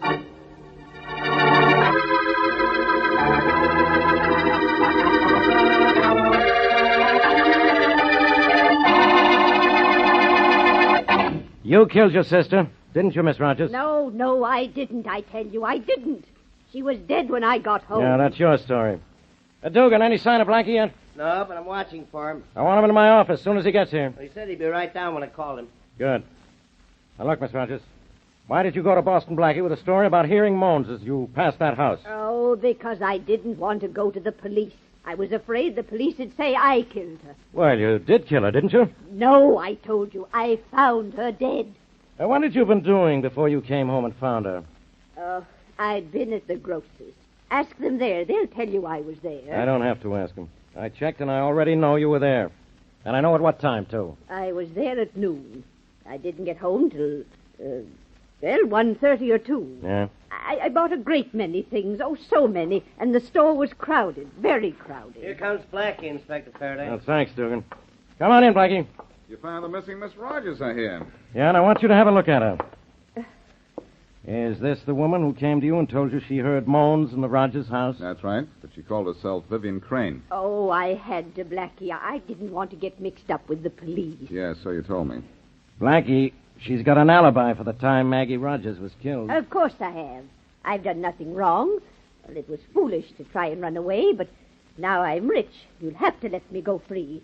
I get all of Aggie's money now. You don't read newspapers, apparently, so you wouldn't know about your sister's will, huh? Faraday, don't release the news that you found Miss Rogers. Huh? And as for you, Miss Rogers, I'm afraid you're due for disappointment, and the rest of us are due for a surprise.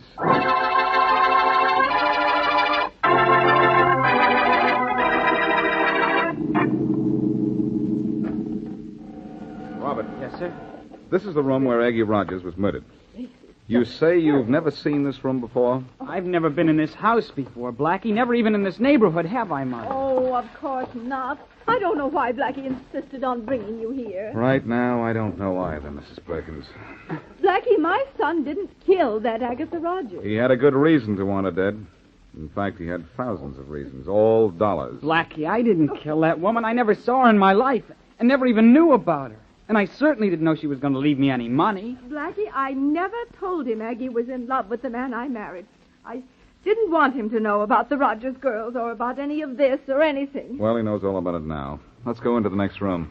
Be careful where you step, Robert. Oh, be careful. Why? Well, one false step and a barrel of junk falls down on you. This way. This passageway between these barrels. Careful. Right.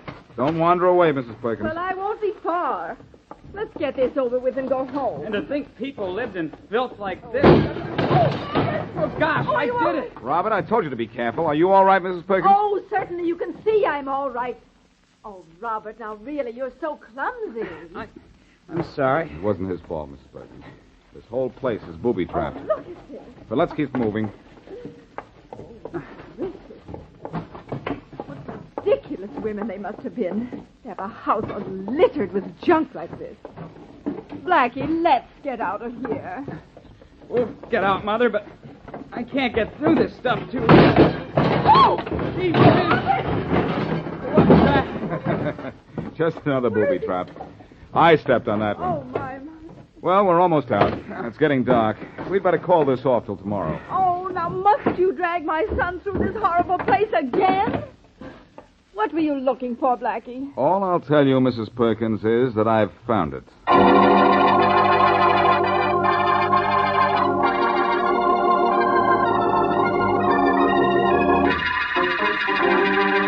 Blackie, if Mother and I aren't being held for anything, why have we had to sit in Inspector Faraday's office for so long? Sorry to inconvenience you, Robert.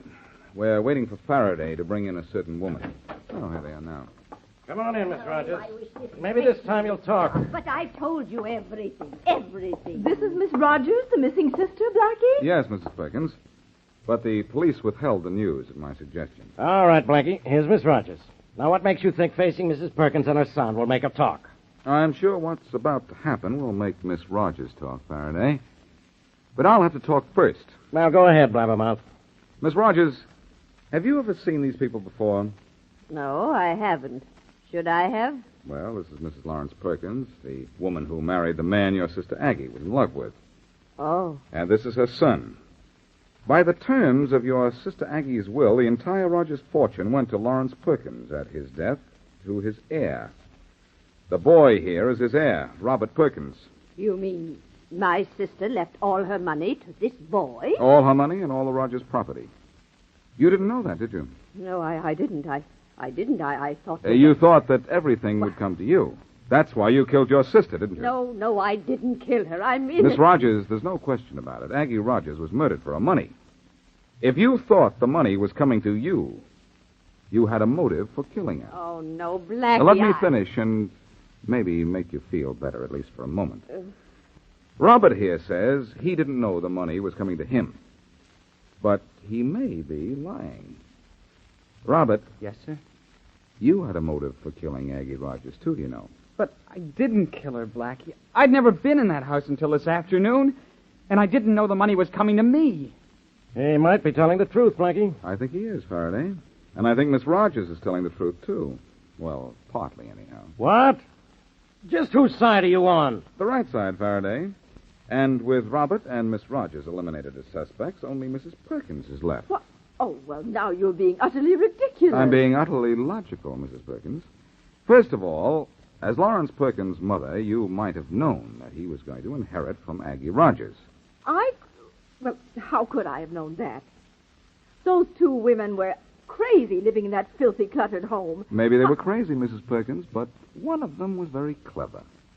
Clever enough to kill the other and almost get away with it. Well, then don't look at me. Look at that woman there. She's Martha Rogers. Oh, I only said that. I'm not Martha Rogers. I quite agree with you, Mrs. Crane.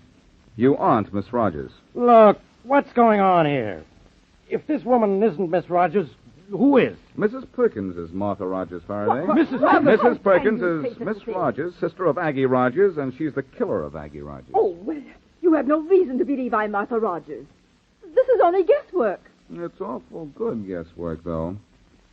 But there's another thing that convinces me that you're Martha Rogers. Oh, there is? When I took you and your son through the Rogers home, who touched off booby traps? I did, and Robert did. So? So, I knew Robert here hadn't been in the house before. He touched off several booby traps. So did I. But you, Miss Rogers, because you are Miss Rogers, failed to set off a single trap. It is impossible to move around that house without setting off a trap, unless you know your way around. Blackie, I hate to admit it, but I think I've been holding the wrong woman. I'm telling you that I'm Mrs. Perkins, widow of Lawrence Perkins, and this boy's mother. Yes, you are, Mrs. Perkins. But you're also Martha Rogers. But don't worry. Even if you have led a double life, you can be punished only once.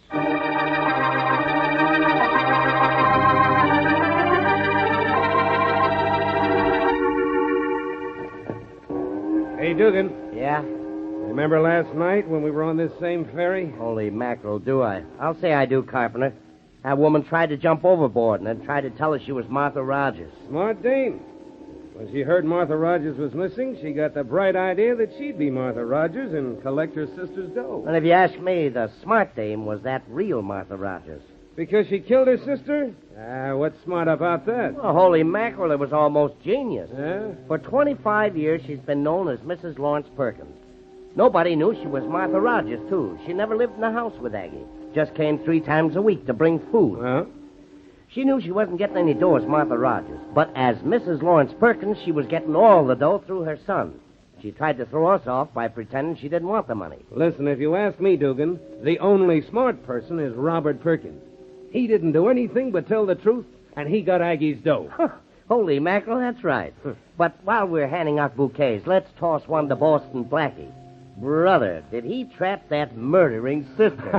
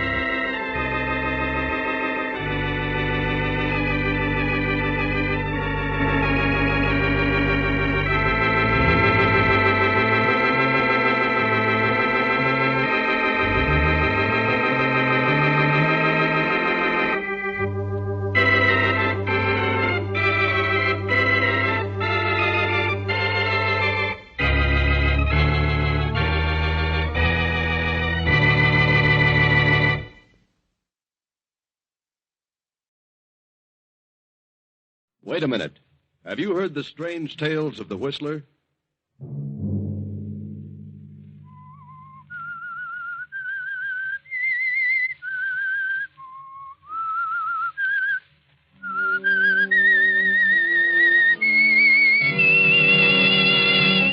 I'm the Whistler.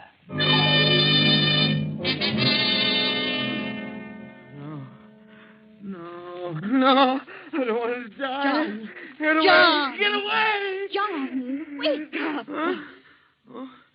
Oh. Where is he? Where's who? That man. Oh, you've been having a nightmare, John. Huh?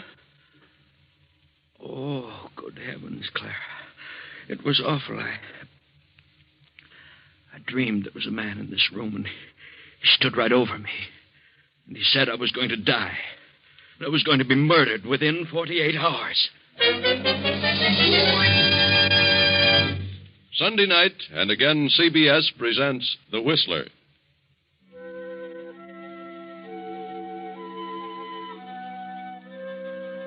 I, the Whistler, know many things, for I walk by night.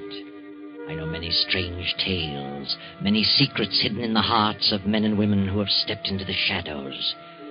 I know the nameless terrors of which they dare not speak. And so I tell you tonight the strange story, Death Comes at Midnight.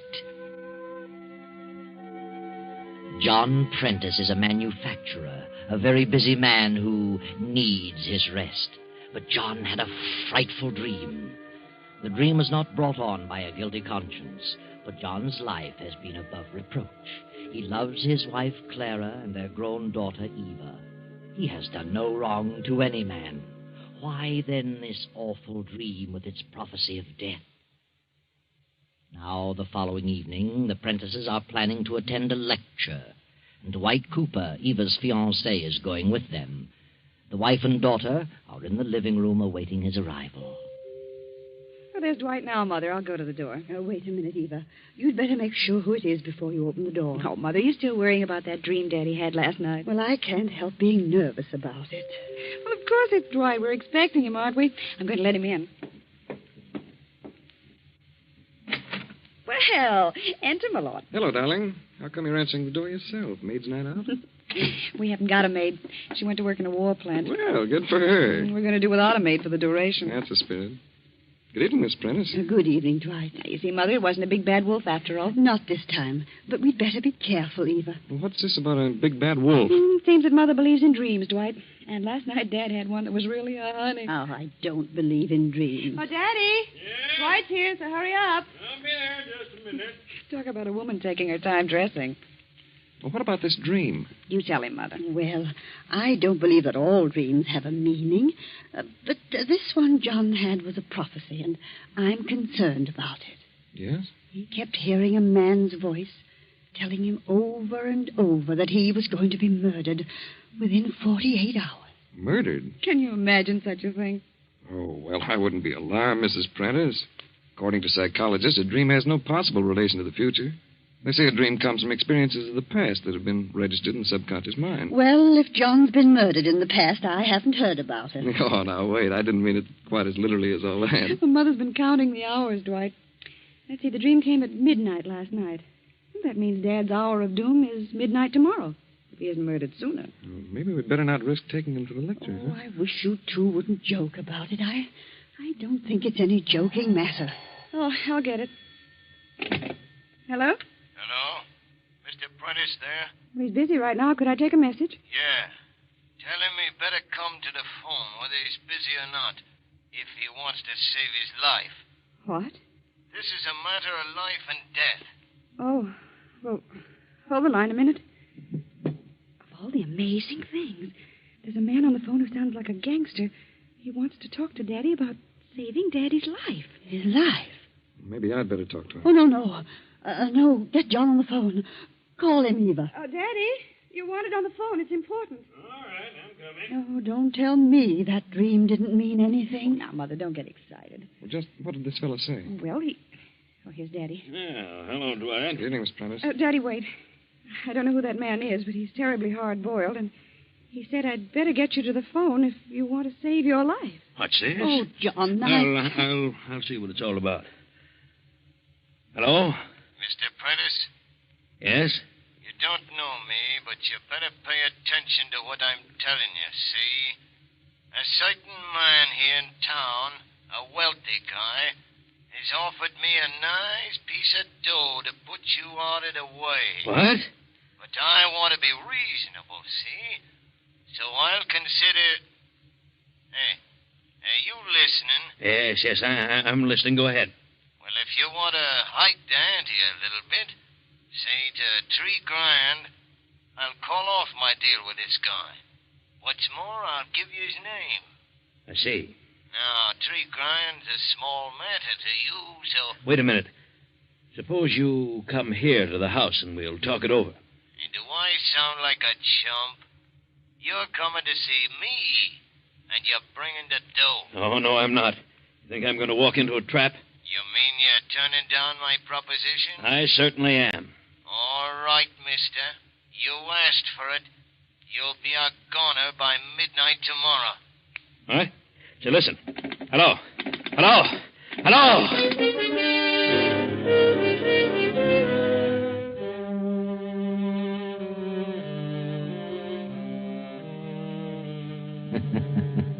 Midnight tomorrow. Now, not only in a dream, but in actual fact, John has been told that he will not live beyond that hour.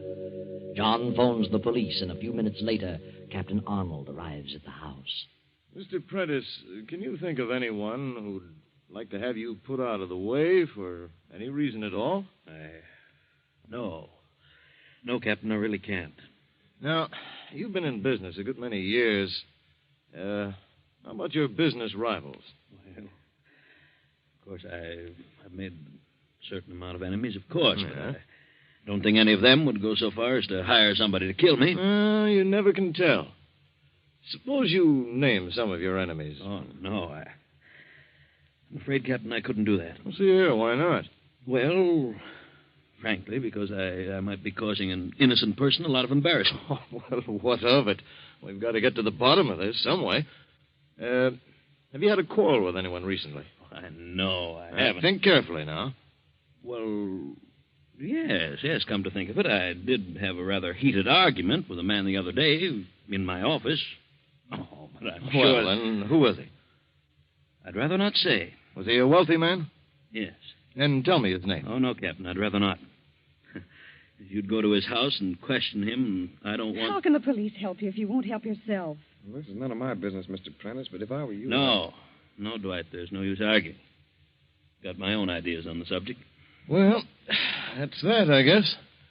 We'll have to conduct our investigation without your help, Mr. Prentice. Oh, by the way, Captain, I'd feel a lot safer if you'd send an officer out to watch the house tonight. Well, I brought a man with me. He's out in the car. I'll leave him here. Oh, that'll be fine. I'll leave the car, too, in case he needs it. Well, we'll do what we can, Mr. Prentice. Let us know the developments. Oh, of course. I want to thank you, Captain. Good night. Good night. Good night, Captain.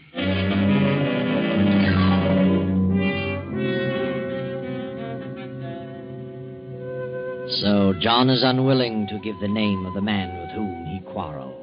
Is it really because he's concerned about the possible embarrassment of an innocent person? Tonight the house will be well guarded, and as an added protection, Dwight has agreed to stay in the Prentice home. John, feeling quite safe, has gone to bed and fallen into a sound sleep. Then, at exactly midnight... Let me go. Let me go. I don't want to die. John. No, don't throw me off the bridge. No. Wake up, John. No. Wake up, John. What? Oh, John, you're in your room. Nothing's happening to you. Oh. You've been shouting your head off. Mother, what is it? Oh, your father's had another nightmare. I thought that was it. Yes, Evelyn. It was terrible. What kind of a dream was it? Like the other one? Oh, it was worse. Now I know how I'm going to die and when. Oh, you're not going to die. I'm afraid of. What did you dream, John? He took me in a car to the old river bridge on Tower Street. Who took you? I don't know. I never saw him before. He tied my hands behind me with a rope and When we got to the bridge, he dragged me out of the car and threw me into the river. Oh, my heavens. Now, Mother. Just as we came to the bridge, I saw an illuminated clock. The hands were pointing to 12. That's when I'm going to die. Oh, Daddy. What time is it now? Well, it's after 12. Oh. Then it's tomorrow at midnight, just like that man said. Daddy, don't talk like that. This dream doesn't mean anything. What about my other dream? It meant something. No, it didn't. That phone call didn't have a thing to do with your dream. It was just a coincidence. Now, things will look different to you in the morning. Eva. Yes? Would you mind sending Dwight in here? But he's asleep, Daddy. I know, but please send him in. I want to talk to him. Well, all right.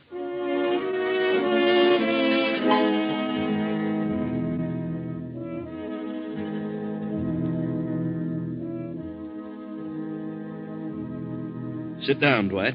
They told me about the dream, Mr. Prentice, but I wouldn't let it bother me if I were you. I can't help being bothered. The dream was so vivid, Dwight, and it fits in so perfectly with what's happening in real life. Yes, I'll admit that's rather strange. The reason I sent for you, well, if anything should happen to me, I want you to sort of take charge of things for Clara and Eva.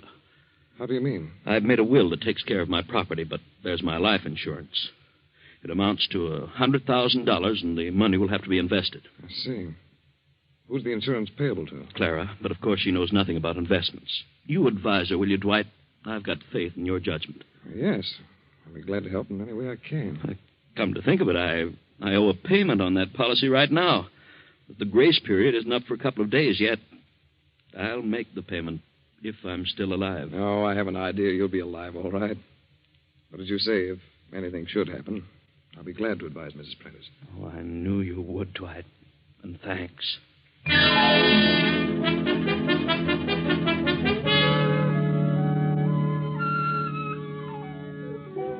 Next morning, John announces that he will stay at home all day. Clara, upset by the events of the night before, remains in her room. But John is feeling much better.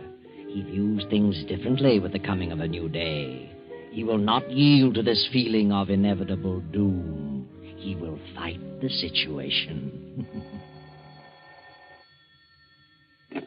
Hello? Mr. Prentice? Oh, it's you again.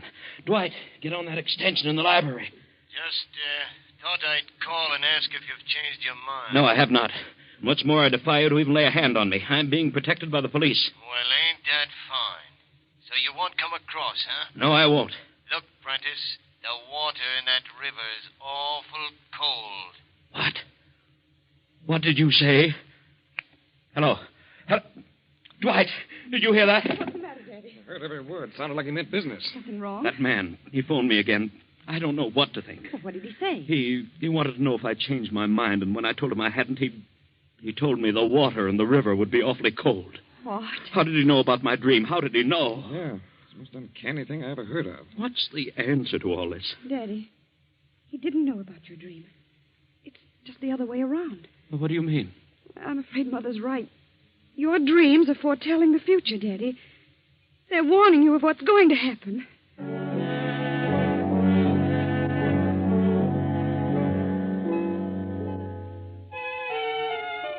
And now John's spirits are crushed again. For if the dream told the truth, then his fate is sealed in spite of anything he can do. Dwight, however, is not ready to give up.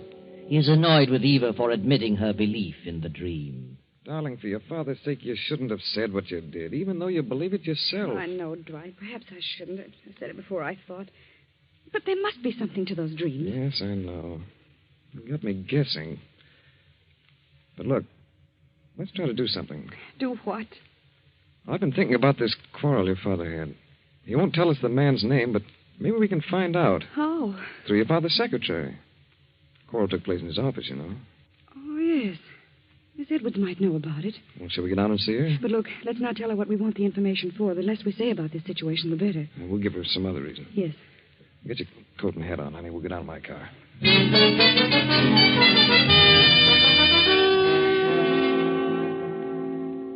Miss Edwards, this is Mr. Cooper, my fiancé. How do you do? Miss Edwards? We'd like to ask you a few questions if you can spare us a few moments. Why, yes, of course. My father isn't feeling very well today, and that's why he didn't come down. You see, we've learned that he's rather upset about a heated argument he had recently with some wealthy man here at the office. Argument? Daddy won't talk about it. He hasn't even mentioned the man's name, but it's quite necessary that we find out all we can about it. And if you'll tell us who the man was, we'll treat the matter in confidence. But, I don't know of any fuss your father had, Miss Prentice. He's quite an even-tempered man. Yes? Are you sure you don't remember? Very well. There was an argument. I couldn't hear what was being said. They were in your father's private office, but I did hear your father talking quite angrily with Mr. Reeves. Who's he? Milton Reeves. He's been in several big deals with Mr. Prentice. Oh. Couldn't you hear anything that was being said? No, just their loud voices. Mr. Reeves was angry, too, but I really couldn't make out what they said. No? Well, at any rate, we've got something to go on, Eva. Yes. I think we'd better have a talk with Mr. Reeves. Thank you, Miss Edwards. You won't tell Mr. Prentice that I said anything, will you? Or Mr. Reeves either? Oh, no. You can depend on that.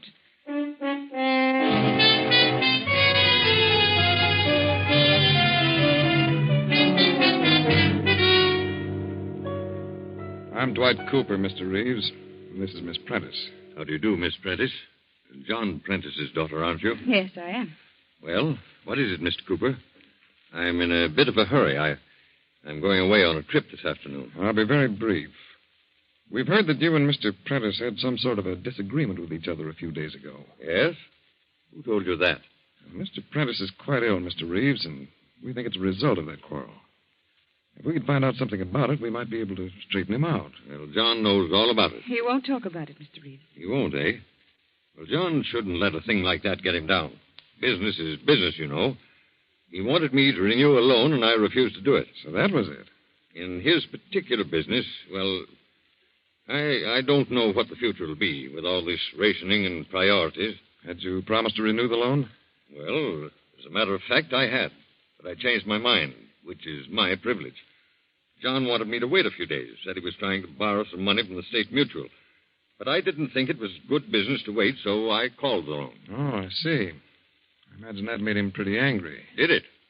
You'll pardon me, Miss Prentice, for talking so frankly about your father, but really, I never heard a man get so abusive in my life. Why, he actually threatened me. Yes? He acted like a schoolboy. Said he'd get revenge. Do you think he will get revenge? Oh, no, Oh, yes. You're afraid of him, aren't you? You'd like to arrange things so he couldn't possibly get revenge, wouldn't you, Mr. Reeves? Did you threaten him? Say, what are you getting at? I think you know what we're getting at. I do not. Now, see here. I've told you all I'm going to tell you, so now I'll ask you both to leave. Surely. You've told us quite enough, Mr. Reeves.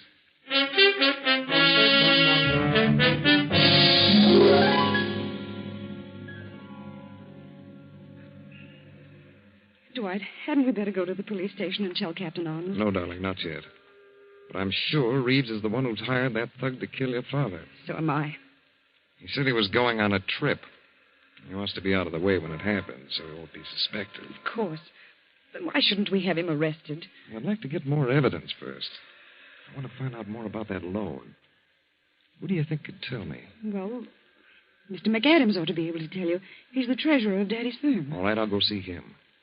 Look, honey, suppose you take a taxi and go on home. See how things are getting along. Oh, Dwight, Please, honey, I may have to do some running around. Look, don't tell your father about this. Oh, no. All right, Dwight. But don't be gone too long. I won't, darling.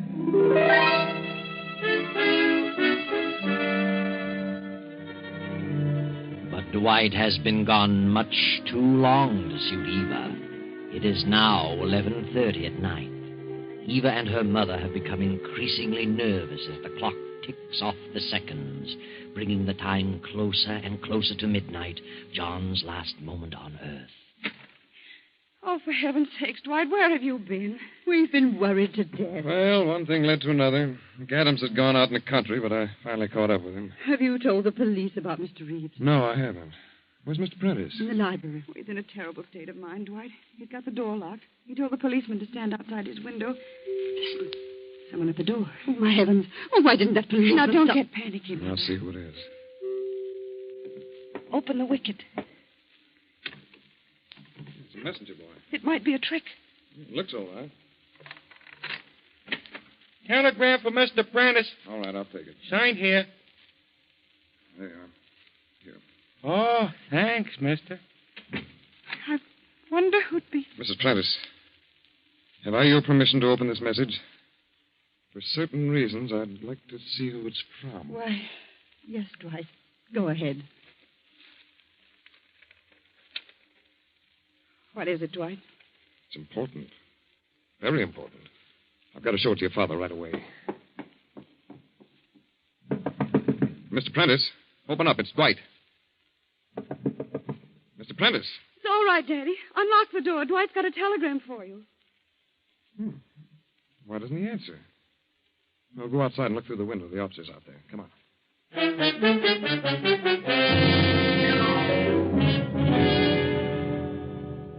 Where is that officer, Eva? I don't see him. I don't know, Dwight. Daddy told him to stay right here by the window. Eva, look. The window's wide open. Why? What's that? Oh, my heavens. There's a policeman on the ground. Something's happened to him. He's hurt. Officer! Officer! He's coming around. What happened? I seen a car drive up in the alley. Oh. A light-colored sedan. And just as I started to investigate, somebody slugs me in the back of the head. That's all I remember. And they've got him. They've got Daddy. Darling, I'm going after that sedan. How do you know where it went? I'll find it. I'll drive to the Tower Street Bridge. I'm going with you. No, you stay here, Eva.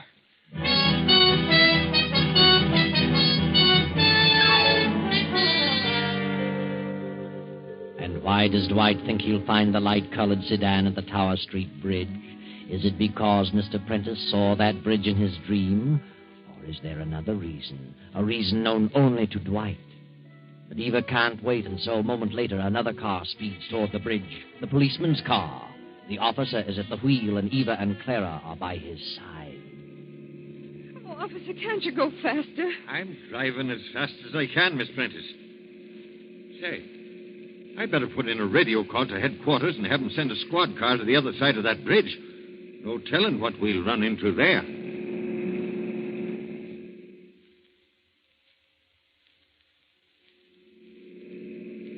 There's the bridge right ahead, officer. And there's the clock. What clock? The one Daddy saw in his dream. And look, it's midnight. I don't know nothing about the dream, Miss Prentice. All I see know... a car out on the bridge. You see it? That's the baby. That's the one I saw at the house. Where's Dwight's car? Dwight's car isn't there. He must have got lost. Say, we'd better watch our step. The squad car ain't come to the other end yet. Oh, hurry, officer. Now, don't you get out of the car. You stay here. I'll see what's going on. Yes, but hurry.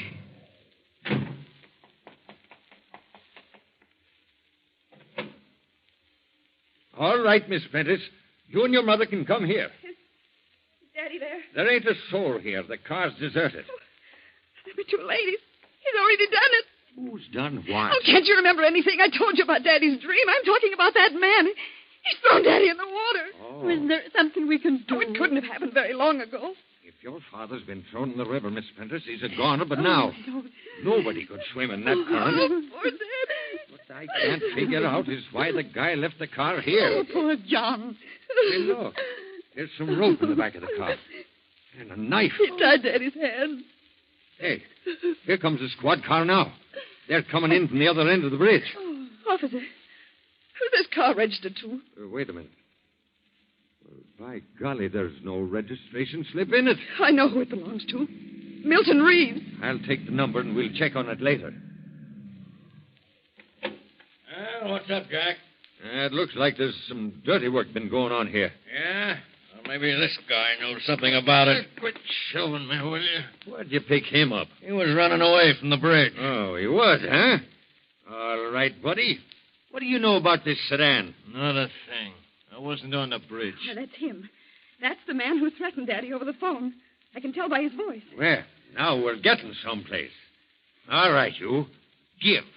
Where's Mr. Prentice? I don't know what you're talking about. You threw him into the river, didn't you? No. You're a liar. Come on, talk. I don't know nothing. We'll get you to talk at headquarters.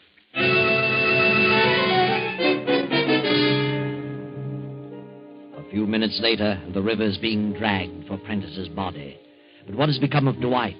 He hasn't been seen since he drove away toward the bridge. The two heartbroken women return home to wait for the sad news. They step into the house. Mrs. Prentice breaks into a sob. Oh, come, Mother. You must try to get hold of yourself. We must try to be brave. Oh, I know, dear. I know. What has become of Dwight? Oh, I don't know what on earth could have happened to him. Eva, darling. Dwight, what are you doing there in the library? We thought you'd run out on us. Well, I haven't been here long. Oh, Dwight, it's terrible. I never dreamed such a thing was going to happen. No. Just be patient, darling, and I'll tell you everything. I told you I finally saw McAdams. Yes? Well, the story about the loan was a lot worse than we thought. I found that Reeves had a grudge against your father. So he planned to ruin him and get everything he had. And he did just that. By refusing to renew and calling the loan. He did it deliberately. He worked in a backhanded manner and wrecked the business. He held the paper on everything your father owned. Father's broke. Yes. Reeves broke your father. Absolutely penniless. Reeves has the business, this house, everything. He pulled it so fast that your father hadn't a chance to get on his feet. When I found that out, I suspected the truth, but I wasn't sure till I got to that bridge. The truth? Then you did go to the bridge. I did. And I got there just in time to prevent the tragedy. I pulled your father into my car by force, turned around on the bridge, and came back here. What do you say? He isn't dead. No, he's here, in the library. Oh, heaven. John. No, just a minute, please. I'll bring him in. Come in, Mr. Prentice. Oh, Father, thank heaven you're safe. John, what happened? I know how you feel, Mr. Prentice, but you'd better tell him. Yes, Dwight, I will. You see, my dears, I just couldn't bear the thought of my wife and daughter suffering poverty. The only thing I had left was that insurance policy, and it would have lapsed in another day. I had to think fast. John, you don't If I'd commit suicide while the policy was in effect, you'd get $100,000. But I wanted to spare you the disgrace of a suicide, so I decided to kill myself and make it appear as though I'd been murdered. Then, as I developed the plan, I got an inspiration. Why not hang the murder on Reeves, the man who had deliberately ruined me? That would be my revenge. Well, now you know the whole story. Now you understand the nightmares. But the telephone call. Well, I hired the man to make the calls and steal Reeves's car and drive me to the bridge and then give me the motor, as though it had stalled. All so that my murder could be traced directly to Reeves, who really had a motive to kill me. What motive? Well, my secretary knew all about it. When I discovered it was Reeves who was back of my failure, I threatened to divulge something I knew about him. He flew into a rage. The secretary heard him, and that was just what I wanted. But I knew I couldn't raise the money quickly enough, and my insurance policy was up tomorrow at noon. Well, that's the story. And it's all a miserable mess. Yes, John. It's all a very, very sad situation. Oh, but wait a minute. What about that telegram the boy delivered earlier? Where does that fit in? Was that part of your plan, John? Telegram? What telegram? Let me see it, Dwight. Why, it's from the State Mutual. They've granted the loan I requested. Yes, John, they've granted the loan. Now you can straighten things out. Now you can get back on your feet again. But think, John, what a sad tale this would have been if you'd followed through with your plan and Dwight hadn't caught you on the bridge at midnight.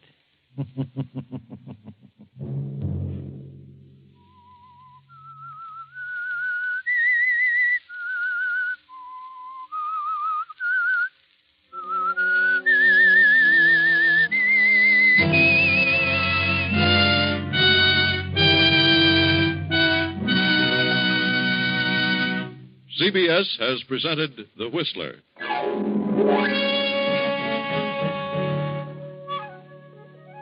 Original music for this production was composed and conducted by Wilbur Hatch. Tonight's Whistler story was written by Herbert Connor, directed by J. Donald Wilson, and came to you from Columbia Square in Hollywood. Next Sunday, 9:15. I, the Whistler, will return to tell you another unusual tale. Good night. This is the Columbia Broadcasting System.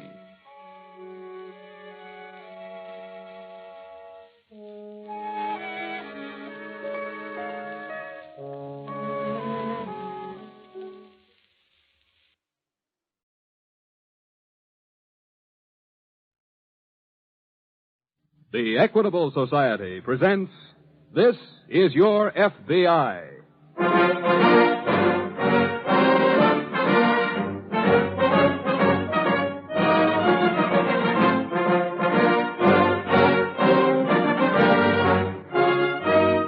This is Your FBI, an official broadcast from the files of the Federal Bureau of Investigation. Presented as a public service by the Equitable Life Assurance Society of the United States. To Your FBI, you look for national security, and to the Equitable Society for financial security. These two great institutions are dedicated to the protection of you, your home, and your country.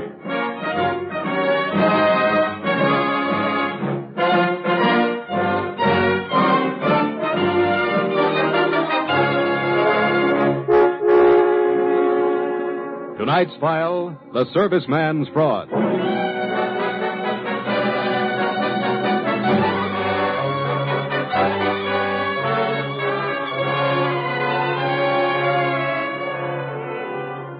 war is over and the fighting men are coming home. But for the FBI, the fight against fascism, is not over. In a sense, it still goes on, because the fight against democracy still goes on. Not only overseas, but right here in this country. In a Midwestern state, for example, where a thin, white-haired man named Martin Bessemer was trying to form an organization called the United Brotherhood of America. Bessemer made his speeches in a large hall, and in his audiences were many veterans of our war against fascism. Directly behind this hall, he had his offices, a large outer reception room and a small inner office used only by Bessemer, by his red-haired secretary, and by his business manager, a hard, quiet-faced man called Frank Kingston. Leila, you finished typing that letter? It's right over there. Oh, okay. When's Bessemer going to sign it? As soon as he finishes rousing the rabble. Oh, you know, baby, 1 million copies of this ought to open a few thousand vets with plenty of separation pay. They could all hear him talk. You know something funny, Frank? Hmm? I listened to him the other day. And you almost believed him. Almost? If I'd had my purse, I would have handed over the membership fee and joined up. The more suckers who feel that way, the more money in the bank for us. For us? Yeah. We're in it together, baby. Frank. Huh? When are you going to get him to sign that check? I told you that when the time comes. Yeah. And I told you I'm not going to sit around here waiting for dollar bills to start... Hello, Mr. Bessemer. Hello, Frank. Hello, Lila, my dear. Hello, Mr. Bessemer. You've been working hard today, haven't you? Pretty hard. Well, I'll take your dinner tonight and make sure you're getting enough to eat. Oh, here's the letter we drew up, Mr. Bessemer. Thank you. The United Brotherhood of America has a particular appeal for our veterans. I realize their plight and promise to give every honorably discharged man who joins the Brotherhood a battle bonus amounting to... I've never promised anything of the kind, Frank. Well, there are a couple of million vets waiting for somebody to lead them someplace, Mr. Bessemer. You know, vets with dough. You want to get them to join, don't you? Well, naturally. Then sign here. Oh, now look. You hired me to boost your membership. Sign here. Kingston, nobody tells me what to do. Nobody. Oh, I'm sorry, Mr. Bessemer. I didn't mean to sound as though I were giving orders. I was just thinking that if we can pull in the vets, the organization ought to get big enough to swing your election at the state legislature. Or maybe even Congress. Well, in that case, let me have your pen, Frank. Okay. Here. Thanks. There we are. I'll pick you up about 6, Lila. Okay. Goodbye, my dear. Bye. Goodbye, Frank. Goodbye now. He'll pick me up at 6. So what? So we'll have dinner and he'll slobber over me again. All right. All right, nothing. What kind of a guy are you to let someone else take your You girl? won't be bothered much longer. No? No. Our friend just signed his last will and testament. This letter? Yeah. It's going to mean a killing for us and the finish for him. How? Well, it's going to hook a lot of poor fish, baby. But it's also going to make somebody start an investigation. For instance? I don't know. But when they come around, we're going to be gone. And Mr. Martin Bessemer is going to be left holding the bag.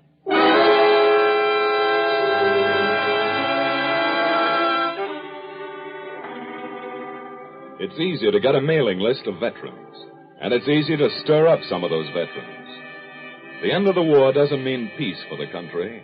It means a period of transition, reconversion, change. Many fighting men who have come home want that period to be swift and sure and right. So when they read a letter like Martin Bessemer's, many veterans get excited. Some want to join his organization. And some react the way a boy like Eddie Butler did. Eddie is calling on his girl. Sorry I kept you waiting, Eddie.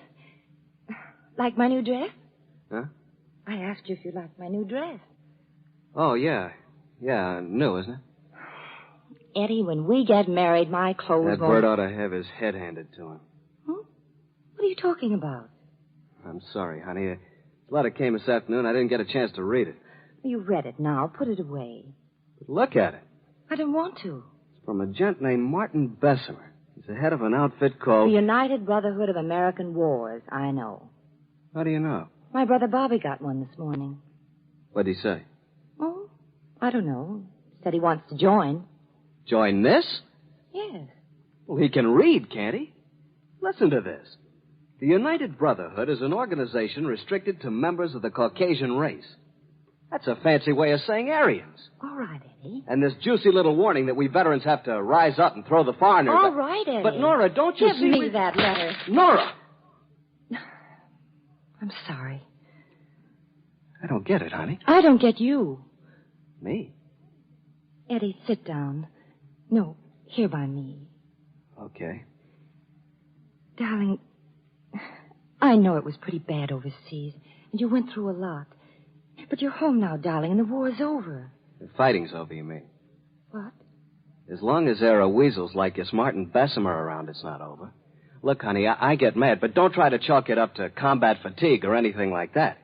I get mad because I see that maybe there's a chance all that fighting was for nothing. Eddie, that's silly. Silly, yeah, and your kid brother joins a peachy little group restricted to members of the Caucasian race. He's a kid, and it's a small, unimportant organization. There are a couple of million kids and plenty of these small, unimportant organizations for them to join. Eddie. No, I am mad. I don't like it, Nora. I don't like that it's going on and we let it go on. What can we do? I know what I'm going to do. What? I'm going to join Mr. Bessemer's little restricted bunch. What? It'll get me into one of his meetings so I can find out what he's up to. If he's up to what I think he is, Mr. Martin Bessemer better watch out.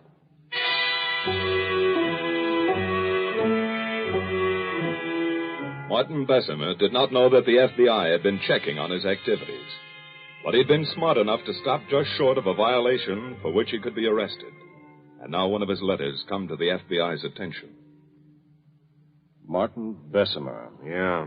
According to the files, Dan, he's been spreading his poison since 1937. He was mixed up with a bun, but he went into hiding as soon as we invaded North Africa. Smart boy. Uh-huh. But now he's out again. We've never been able to get anything on him. Even this new organization he's trying to get started has a bona fide setup legally. Well, maybe this letter is what we've been waiting for. I think it is. As a matter of fact, I think he's bitten off more than he can chew in this one sentence right here. Look. He promises to give every honorably discharged man a battle bonus. Yeah. Probably sucked in a lot of members that way.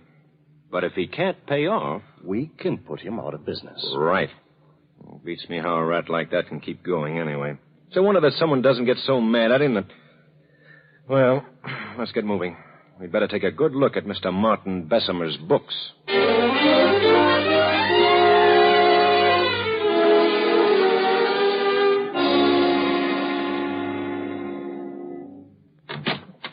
Well, it's about time you showed up. I've had my hands full, Lila. Who was she? Oh, stop being cute. I just had a big session with some vet named Eddie Butler. He's out to knock Bessemer's block off. I know. He was here before. But we've got a bigger problem. What do you mean? I had a visitor. A gentleman named Sherman. Sherman? From the FBI. What do you want? To look at the books. You didn't let him? No. But he said he'd be back at 3. It's almost that now. I know. What are we going to do, Frank? Oh, it's going to be all right, baby. It says here. I tell you, it's going to be all right. All this means is that we clear out a little ahead of schedule. Without the money. With the money. Well, he hasn't signed that check yet. You will. Hello, Lila, my dear. Hello. Frank. Oh, I'm glad you're here, Mr. Bessemer. Anything wrong? Well, yes, we've gotten some disturbing news. What? Well, the FBI was here to look at our books. The FBI? Why? Well, I guess it's because of that last letter you sent out. One where you promised the boys a battle bonus. You see, if they look at our books and find that you can't pay that bonus, they could send you up for fraud. Go on. Well, I've got a check here all ready for your signature, Mr. Bessemer. It's for the money in our account. Well, what do you plan to do with it? We can take the money and run. Take it and run? Yeah. You cheap gangster! Don't be so easy with your hands, Mr. Bessemer. You've got everything ready, haven't you? You knew this was coming and you planned for it. So what? You cheap little racketeer. Easy, Bessemer. Uneducated scum that'll do anything for money. I warned you. You are scum. You're from the slums, and your parents were...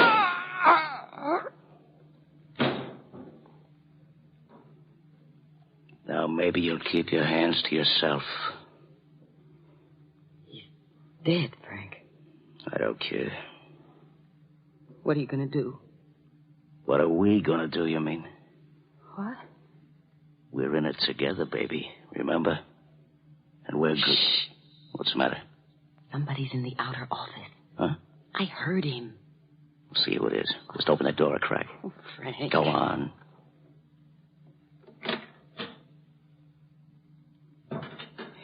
It's that boy. What boy? That veteran, Eddie Butler. The one who wanted to knock Bessemer's head. We're both thinking the same thing, baby. Oh, Frank. It'll work. Come on. Help me lift Bessemer's body behind the desk. Oh. Why? You don't want the kid to see him when he walks in. No. Now, where's that check? It's here. What are you going to do? Get out the back door into the bank before it closes. Oh, the check's not signed. That's okay. I know his signature. Frank. Stop worrying, baby. I'll get in touch with you and let you know where I am. You won't forget. We're in it together, aren't we? Yeah. We're in it together, all right. Okay. Here. What? Take my gun. You know what to do with it, don't you? Yeah. So long, baby.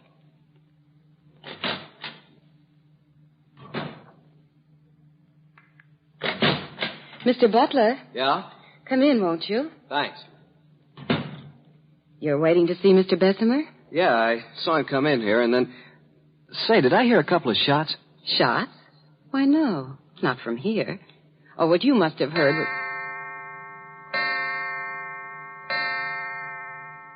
What's the matter? Look behind the desk. Huh? Holy... It's Bessemer. And isn't this yours? What? This gun. Here, take it. But it's yours, isn't it? No. Oh, yes, it is. Come in. Oh, Mr. Sherman, I'm so glad you're here. This man just shot Mr. Bessemer.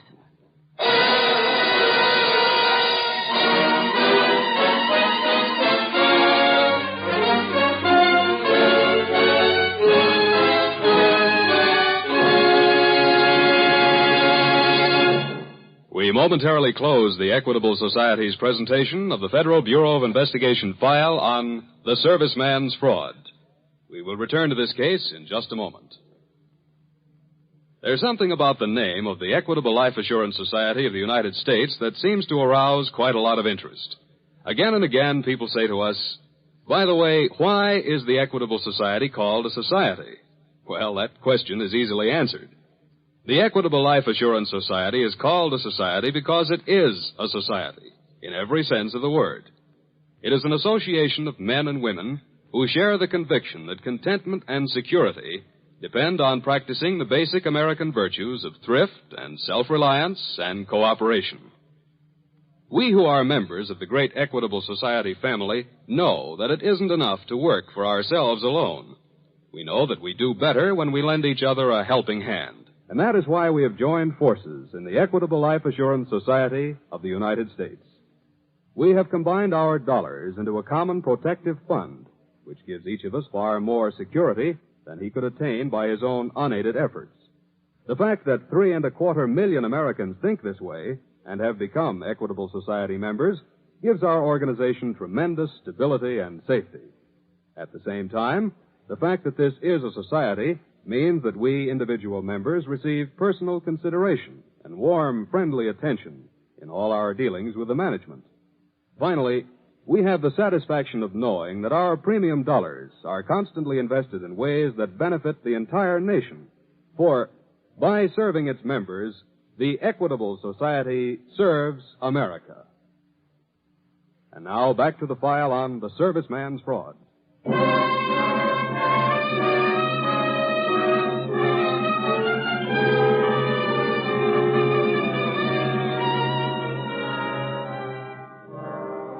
A murder is committed. A murder that's buried in the back pages because the victim is seemingly unimportant. The killer seems to be unimportant, too. Seems to be a boy named Eddie Butler. A boy with a motive. With a gun marked with his fingerprints. A boy who was actually seen by an eyewitness. The case seems open and shut, seems to be as simple as ABC. Nevertheless, the FBI, working with local police, investigates. And investigates thoroughly. You say Butler was here earlier, miss? Oh, yes. He was raving about getting hold of Mr. Bessemer and knocking his head off. But you got rid of him. Well, I thought I did. But then he came back about an hour ago. He just stormed in here and made a wild speech, and then he took out his gun and fired. That was a few minutes before 3. Yeah. Well, I feel sorry for the kid, but that happens. What happens? Well, you know.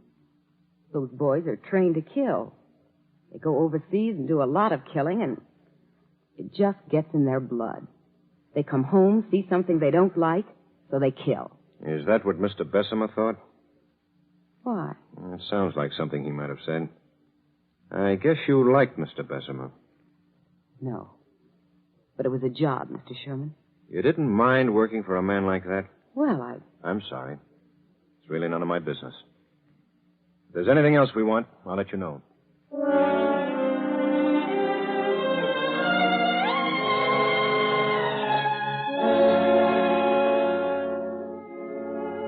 A murder is committed.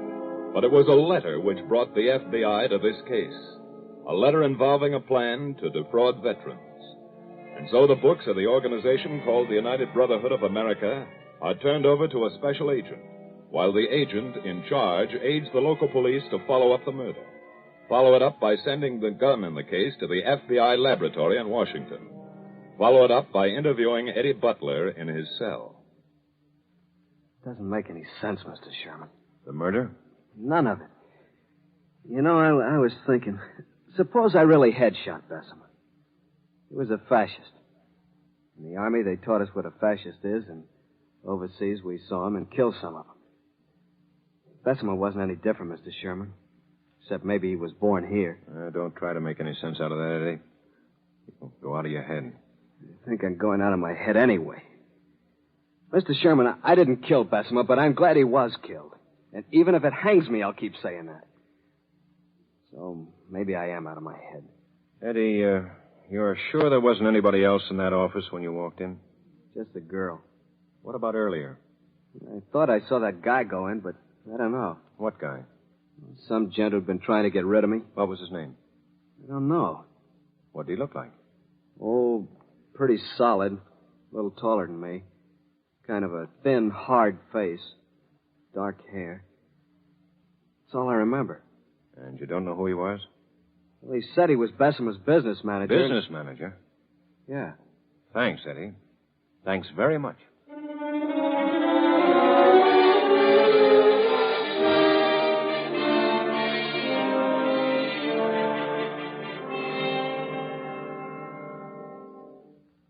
What'd you get out of the books, Dan? Oh, pretty much what we figured. Bessemer couldn't have paid off that battle bonus if he stood on his head. Not that he had any intention to. Of course not. Matter of fact, all the money was drawn out of the bank. When? About 1 minute before 3. The teller remembered because he was ready to close up. Well, Bessemer was dead by then. Sure. But I don't know who the man was who cashed the check. Probably countersigned with a phony. Yeah, that's what I figured. The check's on its way to the lab. Good. I got a description of him, though. Slightly over medium height, dark hair, thin face. Say, that sounds like the same man Butler described. Really? Yeah. This is beginning to make sense, Dan. There's somebody else in this. Somebody who was possibly double-crossing Bessemer. Somebody who possibly murdered Bessemer or helped the girl murder. Hello? Sherman speaking. Yeah. Yeah. Where? Thanks. What was that? Report just came in on the gun. Serial number was filed off, but the lab got it anyway. Could they trace it? Well, the last place they traced it to was a pawn shop over on the south side.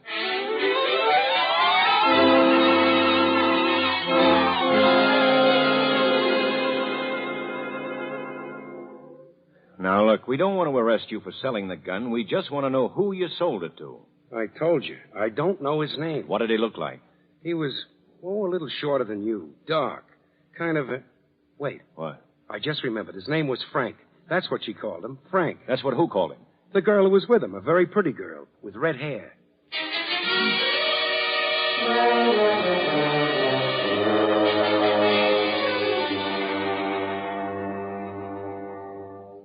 Here's a report on the check, Dan. Was it a forgery? Sure. Same guy who countersigned it forged it. What's his name? Kingston. Frank Kingston. We have a lead on where he's hiding. Williams traced a call the girl made him last night. Well, let's get him then. There's a catch. What? We can probably hold him on fraud, forgery, larceny, But how do we get him on murder? Yeah. As long as that girl sticks to her story, we're... You know, if there were only some way of getting one of them to double-cross the other... Say, I have an idea. What's that? The old bellboy trick. It might work. They've never seen you. So if we can get that girl over to Frank Kingston's apartment tonight...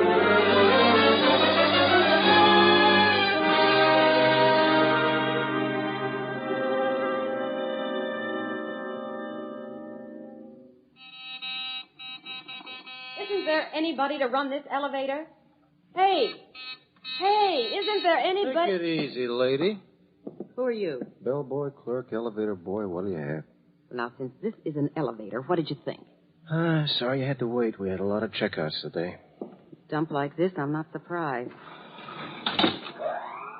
What floor? 5. 5? Yeah, do you mind? No, I don't mind. Only I don't think there's anybody up there. What?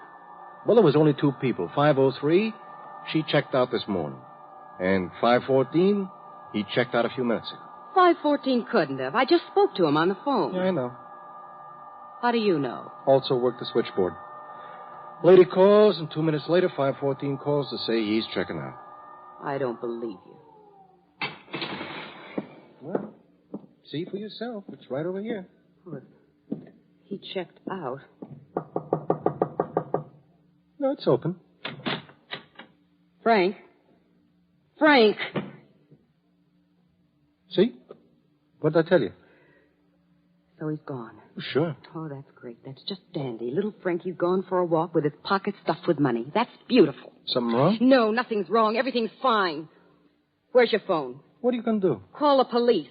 That man who checked out murdered Martin Bessemer. I saw him do it. I don't think he'll get very far, miss. Mr. Sherman. He's still downstairs waiting for you. Downstairs? Sure. This is 614, Lila. 6? But this elevator, boy... Also house detective and FBI. So that's the way it is. Yeah. What do you think Frank is going to say when he hears the news? I think I know. He'll say we're in it together, baby.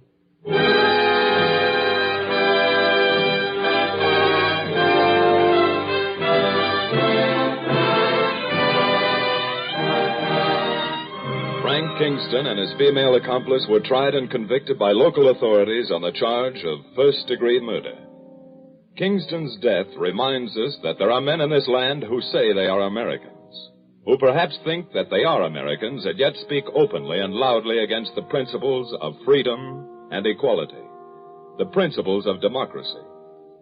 There's little difference between such men and the enemies across the seas whom we have conquered. There's little difference between such men and the criminals they so often employ, for they are criminals themselves. In the end, they will be caught, because their crimes are crimes against the people, against the government, against the FBI.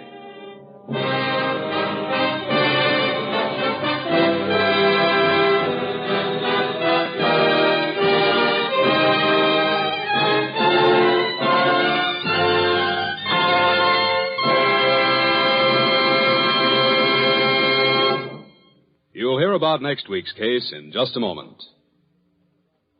Tonight, will you join the Equitable Society in a salute to an industry which shares the responsibility of passing on the wisdom of the world from one generation to another? An industry which makes possible the great system of free education for everyone, which is one of the foundations of our American democracy. Yes, a salute of gratitude to the book publishing industry of the United States. During the war, the publishers rose to the emergency and supplied over 90 million specially manufactured paper-bound books to the armed forces, almost 800 titles, about 8 books for every serviceman or woman. Now that peace is here, we will look to the book publishers for more than 10,000 new titles each year. These will range from the scientific works which carry forward the torch of progress to the fiction which relaxes you in your hours of leisure. For many years, funds of the Equitable Life Assurance Society of the United States have been invested in the book publishing industry.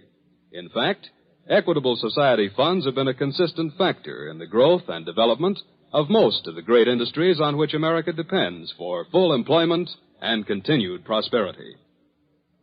Just as Equitable Society dollars were fighting dollars in wartime, so at all times they are security dollars for you, your home, and your country.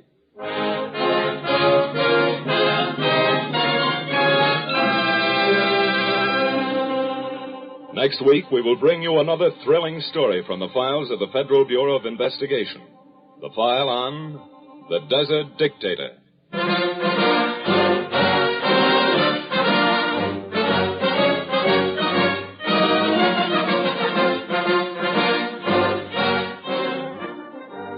The incidents used in tonight's Equitable Society's broadcast are taken from the files of the Federal Bureau of Investigation. However, all names used are fictitious, and any similarity thereof to the names of persons living or dead is accidental. Programs in this series of particular interest to servicemen and women are broadcast overseas through the worldwide facilities of the Armed Forces Radio Service.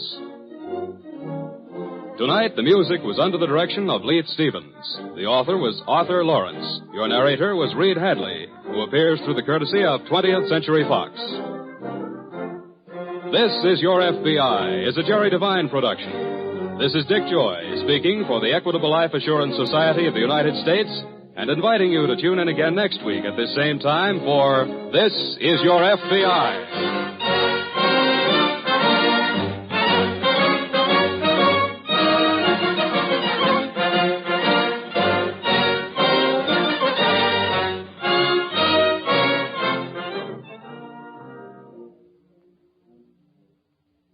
Folks, the Equitable Society reminds you that tomorrow is Navy Day.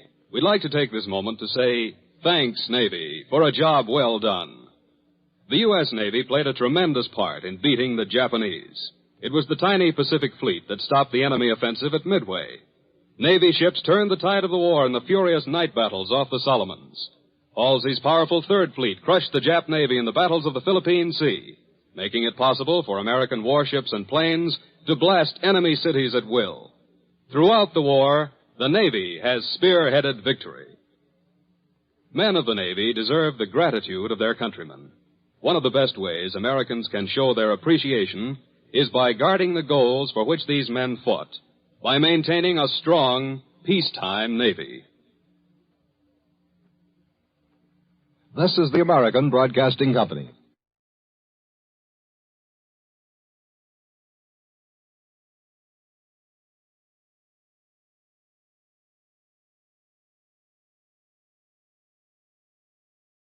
Just a moment. There's some mistake here. Mistake? How do you mean?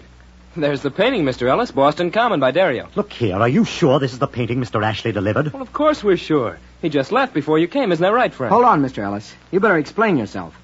What's wrong with this painting? Practically everything, Mr. Merriwell. If you two paid cash for it, you've been cheated. It's not a Dario at all. It's an imitation, and a crude one at that. Imitation? But that can't be. Are you sure, Mr. Ellis? Completely. Even an amateur. And I assure you, I am no amateur, could detect it. There's no doubt about it at all, gentlemen. You have been swindled.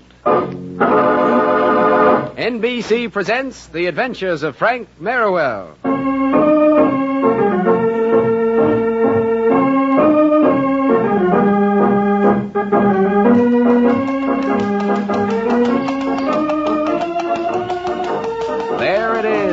echo of the past. An exciting past, a romantic past. The era of the horse and carriage, gaslit streets, and free-for-all football games. The era of one of the most beloved figures in American fiction, Frank Merriwell. Merriwell is loved as much today as ever he was, and so the National Broadcasting Company brings him to radio in a new series of stories based on the famous books written by Gilbert Patton under the pen name Bert L. Standish. Today, The Stolen Masterpiece. With the school term at Yale finished for the season, Frank and Bart are making plans for their summer vacation. As our story opens today, we find them riding through the busy streets of New York City on their way downtown in a hansom cab. This shouldn't take very long now, Frank. We're almost down to Greenwich Village now. Well, that's all right. I'm glad to do your father the favor. It's too bad he had to leave this morning, though. I don't know anything about buying paintings. Neither do I, but we don't have to. All we have to do is tell this artist, what's his name again? Dario. Well, all we have to do is tell Dario, this artist, your father's decided to buy his famous Boston Common. I hope he still wants to sell. For the price your father is willing to pay? Don't be silly, Bart. He'll snap it up. Dad says it's quite a painting. One of the greatest landscapes of its type. So I've heard. I just hope Dario hasn't already sold it. Oh, he couldn't have. Dad has an option on it. Oh, then there shouldn't be any hitch. You didn't forget to bring the check with you, did you? Well, there isn't any check. Dario's a temperamental sort, Frank. He insists on cash payments for his work. Cash? You didn't bring along that much in cash, I hope. Oh, no, it's still locked in the safe back at the hotel. Dad wanted me to pay for the painting COD right there at the hotel. Well, we won't be bringing it back with us after all. No, this is just to close the deal, Frank. Dario will have it delivered to us by this afternoon, and we can ship it right off to Boston. Then we can relax and enjoy the rest of our New York vacation. Yes, I've been looking forward to seeing some shows before we go down to Atlantic City. Hey, look at that. We're down to 4th Street already. We'll be at Dario's studio in no time at all.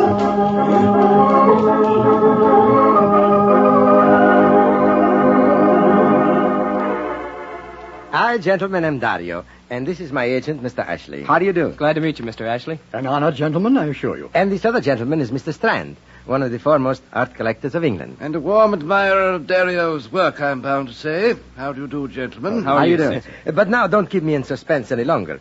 Mr. Hodge, has your father made up his mind about Boston Common? Yes, sir, he has. He'll buy it. At the price we discussed? Yes, sir, at your price. Oh, congratulations, Dario. You've made a fine deal. Oh, yes, the price is most generous. But even for the money, I hate to sell it. It's almost like selling a part of me. Pay no attention to him, Mr. Hodge. He's delighted to sell. He'd break your neck if you backed out now. Well, frankly, sir, I wish you had backed out. I'd have given a great deal to buy that work myself. That's true. Mr. Strand's been waiting around all morning, hoping that you'd come and call off the sale. But this news is too good to keep. I'm going down to telephone the papers. Glad to have met you both. I'll deliver the painting myself the first thing in the morning. Well, old man, I'll have to be getting along in a moment myself. Now, about those paintings I bought. I have them right here if you'd like to take them along. Or would you rather I send them to your hotel? I should consider it a great favor if you'd send them directly to the boat. No use my lugging them there from the hotel. Just as you say. When are you sailing? Tomorrow at 3 in the Althea. Can you have the paintings there? Ashley will take care of them. But now, if you'll wait until he returns, I'll have him give you a receipt. No need for that. You can get it to me at the Central Hotel sometime before noon tomorrow. I shall be there until then. Well, that's not far from the Astor House. Mr. Ashley can drop off the receipt when he comes with our painting. Yes, of course. Gentlemen, it's been a pleasure. I'm sorry we shan't be able to renew the acquaintance. Goodbye, Dario. Thank you for everything. Not at all. I'm sorry you lost out on the Boston Common. Oh, well, we must learn to take disappointments in this game. Huh? Goodbye. Bye, sir. Well, we'll be leaving too, sir. You have all the details straight, haven't you? Ashley will bring the painting to the Astor House tomorrow, and you'll pay him for it in cash. That right? Yes, sir. Well, we'll be going. But before we do, I wonder if we could have a look at the painting. I'm sorry, gentlemen, but it's not here right now. Mr. Ashley has it in his flat. I could send him for it if you'd care to wait, though. I don't know. No, we can wait, can't we, Frank? Of course. To tell you the truth, sir, Bart and I aren't exactly art connoisseurs anyway. That's certainly true. Just as you like. Everyone to his own taste, of course. But it is a fortunate thing that your father doesn't take after you. Otherwise, my bank account would be a great deal smaller.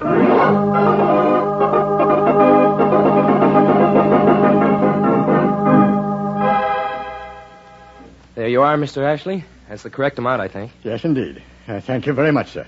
Give my best to your father when you see him. I'll do that. Do you want me to unwrap the picture for you? Oh, no, don't bother. Frank and I'll do that. Very well, then I'll be going. I have this receipt to deliver to Mr. Strand at the Central Hotel. I want to get there before he checks out. Of course. Thanks again, sir. Not at all. Good day, sir. Oh, I'm glad this business is over with. Well, so am I. But we better get this painting shipped home to Boston right away. I don't like the idea of keeping such a valuable thing here in a hotel room. You're right, Frank. We'll make arrangements to ship it off right away. Well, let's set it over here against the wall where it won't get damaged. Good idea. Oh, what's this? Don't tell me Ashley forgot something. I'll get it. Mr. Hodge? That's right. How do you do? My name is Howard Ellis.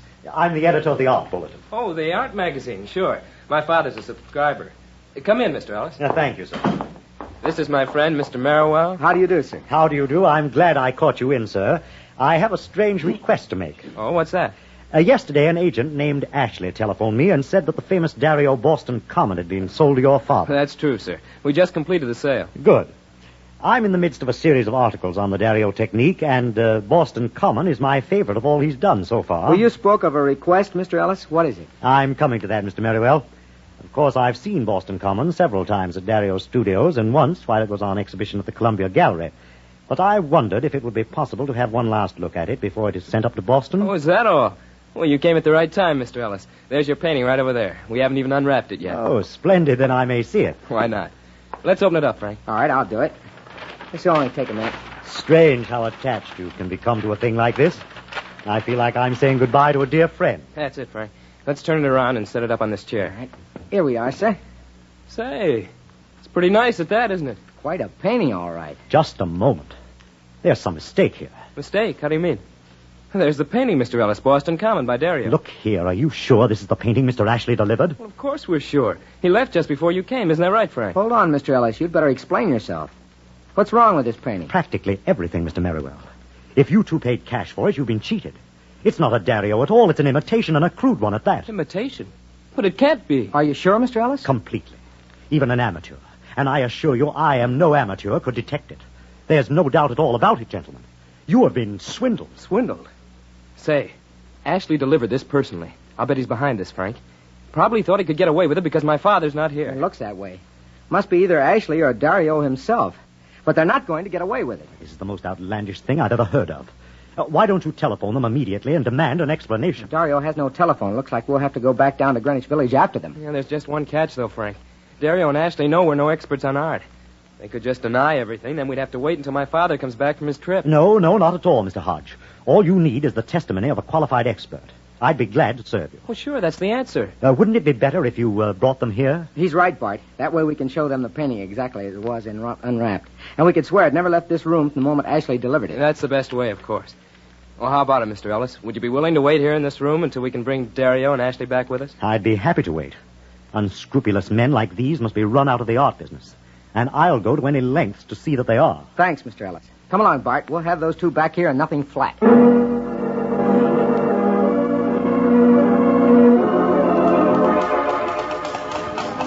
But what is the meaning of it? I demand an explanation. Yes, gentlemen, you're keeping Mr. Dario from his work. We realize that, and we wouldn't do it if it weren't important. But why must you drag us all the way up to the Astor House? Can't you tell us? We want you to see for yourselves. We'll find out soon enough. Pull up at this entrance, cabby.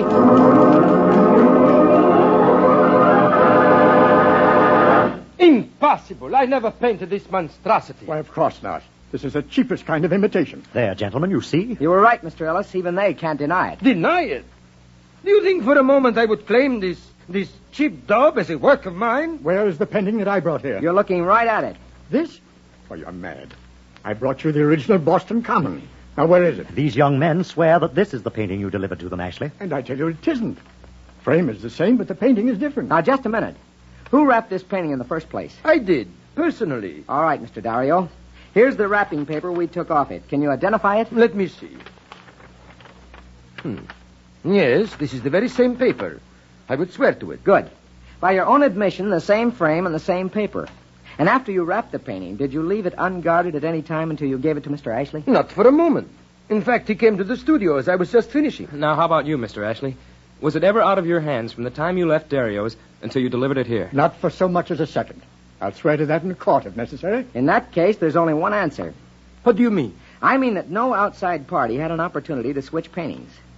In other words, one or both of you deliberately swindled us. Now, see here. You can't make an accusation like that. I demand an apology at once. And I demand that you refund Mr. Hodge his money. Well, Here's your painting. Now give us back our cash. We'll do nothing of the kind. I gave you my original painting. I'm entitled to payment for it. You're wasting your time, gentlemen. We absolutely refuse.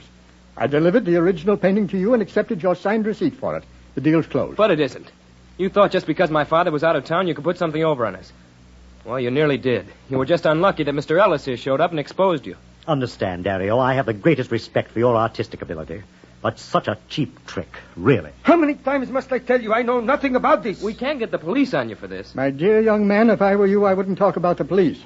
Call them in if you like, but be prepared to suffer the consequences. Come along, Dario. We needn't waste any more of our time here. Good day, gentlemen. Wait a minute, you two. Bart, let them go. You're right, Mr. Merriwell. But we're not going to drop the matter. You can depend on that.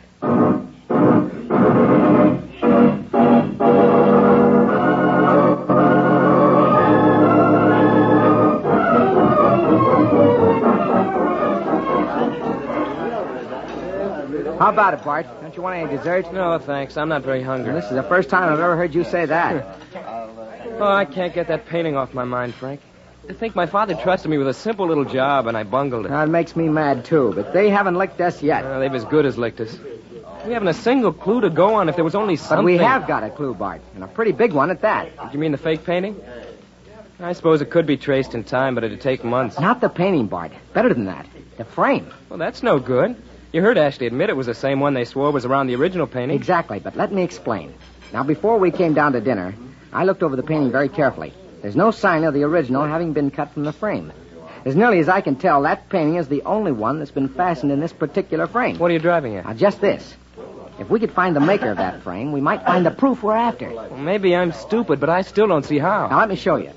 There's a chance that both Ashley and Dario are telling the truth, and that we have to deal with some other person. Now, if we find that another frame had been made just like this one, we'll know that the person who had made it is our crook. Uh-huh. And if only one frame like this has been made? Then we'll have a fair case against those two. Hundreds of these frames might have been made, Frank. Might have been sold in the past few weeks. I doubt it. This is a new frame, and it looks to me like an exclusive. Exclusive? What's that? A specially designed frame in an odd size. Inza showed me one just last week her Aunt Belle had made. They're expensive custom jobs, and they should be easy enough to trace. Well, I guess it's worth a try. Where do we start? Well, most of the bigger frame makers are in the village around Dario's studio. Let's start there. All right. Let's go up to the room and get the picture.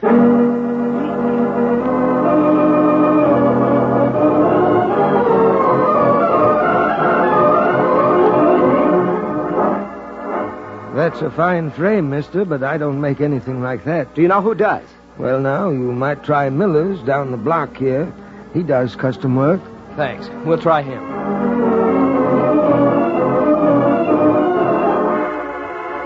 Oh, not my work. Looks familiar, though. Say, have you tried Ventnor's shop? It looks like his work. Ventnor's? Yeah. No, we haven't. We'll try there next.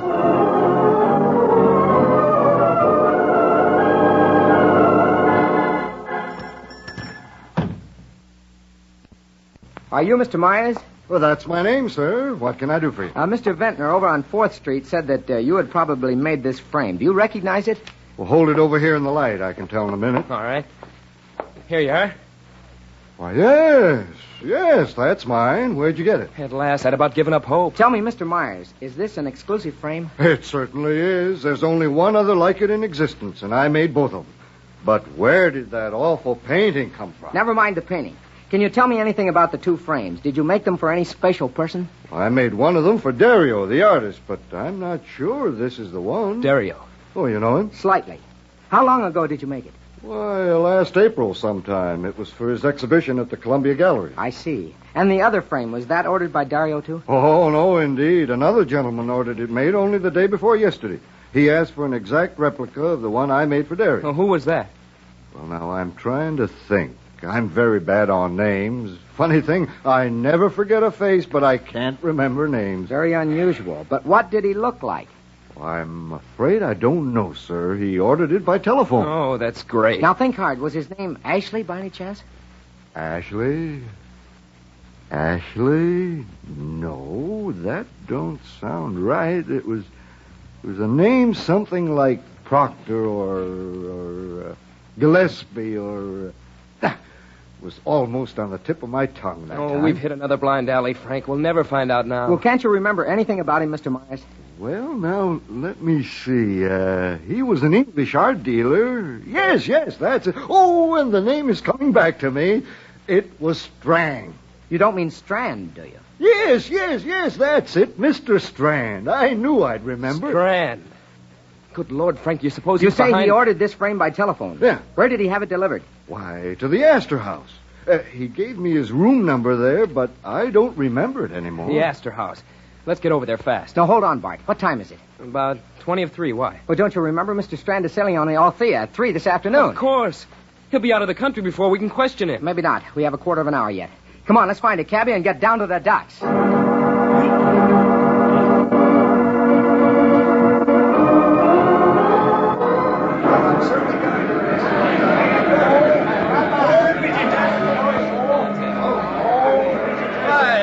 So, Mr. Merriwell and Mr. Hodge, what are you lads doing on board? Well, may we see you a minute, Mr. Strand? It's very important. Of course, but you'd better hurry. We're shoving off in a few moments. We'll only take a minute of your time. May we close the cabin door? It's pretty noisy on deck. Yes, of course. Come in. Thank you. We'll come right to the point, Mr. Strand. You're taking a number of paintings back to England, aren't you? I am. That is why I came to America. What about it? Do you have them in your stateroom, or are they in the hold? Why, I have them here in the room. Why do you ask? Frank and I would like to take a look at them. Well, I'm afraid there's hardly time for that, old man. I have them all wrapped. We'll take the time, sir. It's very important. Where are they? Now, look here. I won't have you rummaging through my baggage. I don't intend to open those packages until I land. Now, really, you should be getting ashore. Now, this is important, Mr. Strand. A painting has been stolen, and we want to find it. Dario's Boston Common. Stolen? Surely you don't think I stole it? Well, you can prove that by letting us examine your paintings. I'll do nothing of the sort. Now, get out of here, both of you. Not until we look at those paintings. No, we'll see about that. Steward! Oh, Steward! Yes, sir? These young men are not passengers. Will you kindly see that they are put ashore at once? Not passengers, eh? Now, come along, you two. You think you got the whole day to visit here? We're not going till we get what we came at. We'll see about that. Stubborn, are you? Now, come along now and don't give us any trouble. Come on, Bart. We haven't much choice. That's better now. You're sore while the gangway's still down. All right, Bart, let's go ashore. There's nothing more we can do here.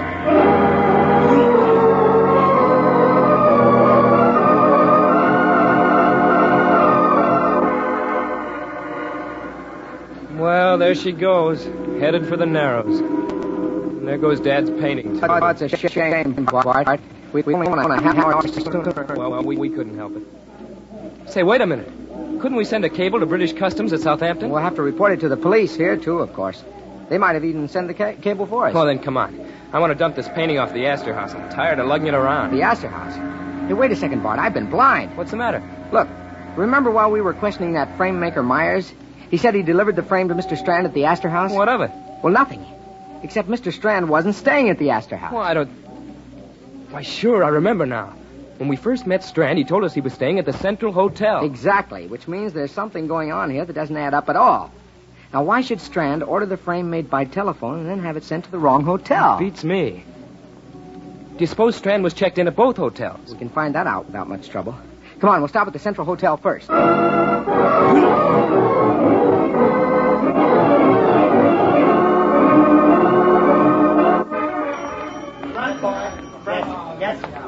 I don't get it at all, Frank. The clerk over at the Centro showed us his book. Strand was registered there the whole time till he checked out to go on the boat. Just what I expected to find, Bart. Now let's see what the Astor House clerk has to say. Yes, sir? Oh, good afternoon, Mr. Merriwell. Good afternoon. I wonder if you could give me some information about a guest. Well, now, that depends. Here, maybe this will help. Oh, well, thank you, Mr. Hodge. But what is it you wish to know? Do you have a guest registered here named Strand? Strand? Name is certainly familiar. Yes, let me look at my book. Oh, yes, here it is, from London, England. That's the one. Is he still here? No, he seems to have checked out at 3 p.m. Checked in yesterday afternoon at 1.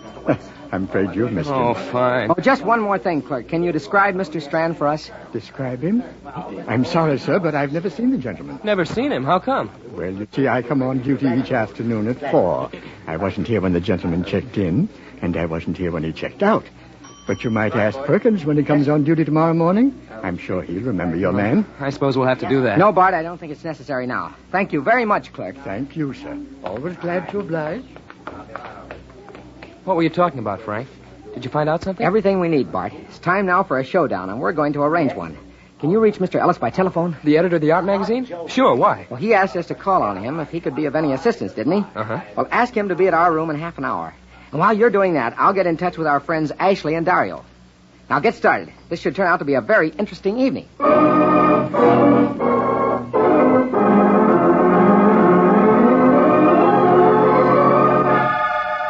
Mr. Merriwell, how long do you expect me to stand for this nonsense? I have work to do at my studio. Yes, confound it. We were good enough to come here in the first place, but you can't expect us to stay all night. We'll get down to business the minute Bart shows up. I'm sorry about this, but I know you're as anxious as we are to clear it up once and for all. Sorry we're late, Frank. Oh, hello, Mr. Ellis. I'm glad you could come. Glad to do it if you think there's any chance of getting to the bottom of this mess. There's more than a chance, Mr. Ellis. But sit down and we'll get started. Here, take this chair, sir. Thank you. Yeah. Now, perhaps you'll explain the reason for this meeting? I will, Mr. Dario. It's to clear up the little matter of who stole the painting we paid for yesterday. That's why I've asked everyone concerned to come here. With one exception, Frank. Yes. Unfortunately, Mr. Strand is on his way to London and, of course, can't be here. For the love of heaven, man, get on with it. Very well. Now, I want to point out 3 curious facts to you all.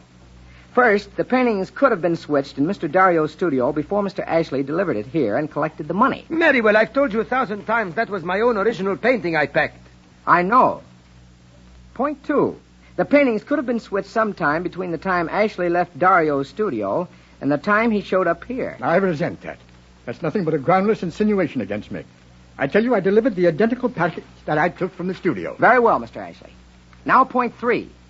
According to Mr. Myers, who admits building this picture frame, he received an order to deliver this frame or its twin to Mr. Strand here at the Astor House. What's that? And furthermore, the desk clerk downstairs swears Mr. Strand checked out of the Astor House at 3 this afternoon.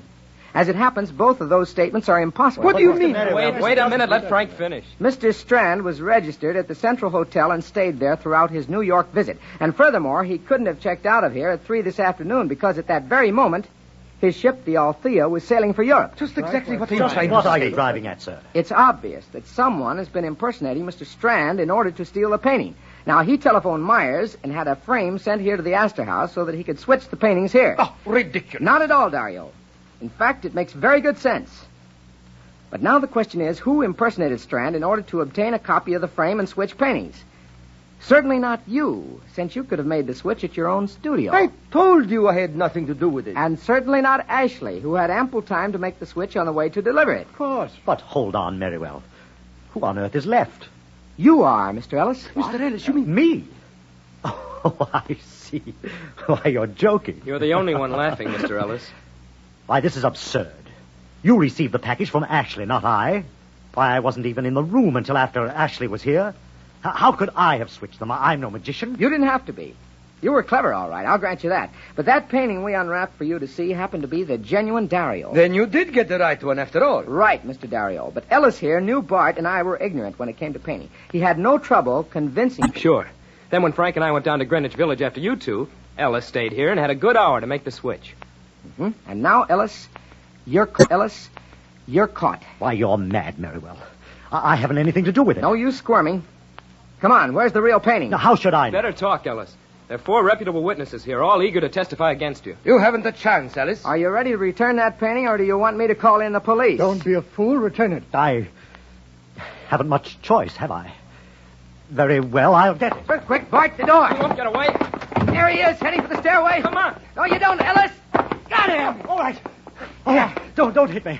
I'm giving myself up. You had better. Now, where have you hidden that painting? In my apartment. I'll take you there. You're a pretty slippery customer, Ellis. Too bad for you. You aren't much of a sprinter. Now get going.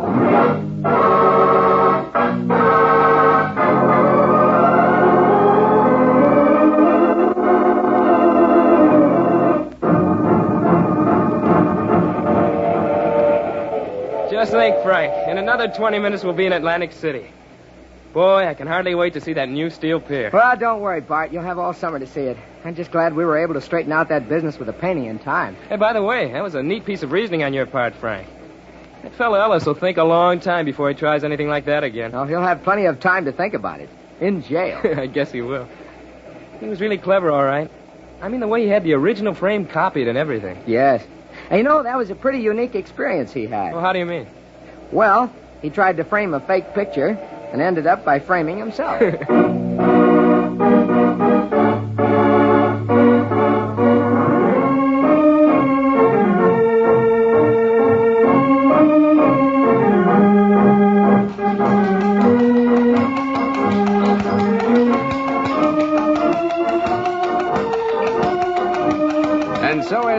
exciting adventure with Frank Merriwell, beloved hero of American fiction.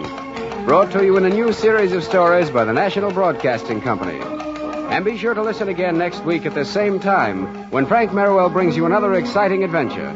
Frank is played by Lawson Zerbe and Bart as Hal Studer. Other members of the cast were Joe Boland, Ivor Francis, Joe DeSantis, and James Monks. Original music is by Paul Taubman. The Adventures of Frank Merriwell is written by Ruth and Gilbert Braun and William Welch, and the entire production is under the direction of Jack Cuney.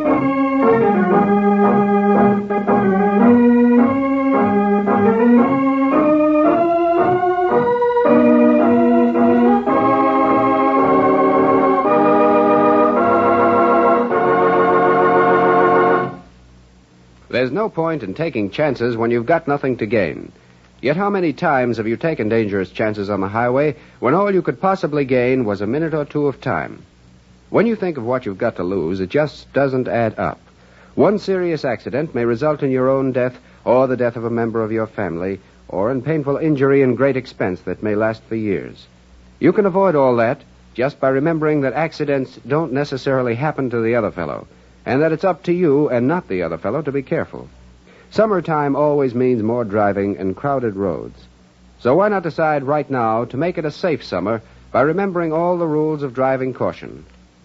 Make sure that your car is in A1 condition, especially the brakes and tires. Keep within the speed limit at all times. Signal all stops and turns, and stay in your own lane. Just those few simple rules will keep you safe. Keep you from adding to the terrific toll in lives and in dollars and cents that traffic accidents take every year. So this summer, when you're on the highway, stick to the rules and be safe. It doesn't pay to take chances, and the next life you save may be your own. Remember to meet the Meeks 1/2 hour from now, and stay tuned now for the adventures of Archie Andrews, heard over most of these NBC stations. This is Mel Brandt speaking. It's time now for Mr. Keene, Tracer of Lost Persons.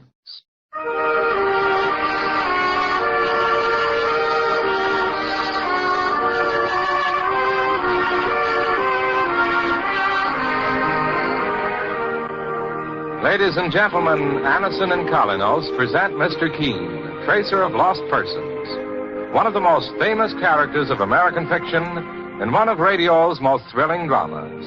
Tonight and every Thursday at this same time, the famous old investigator takes from his file and brings to us one of his most celebrated missing persons cases. Tonight's case is entitled The Silver Dagger Murder Case.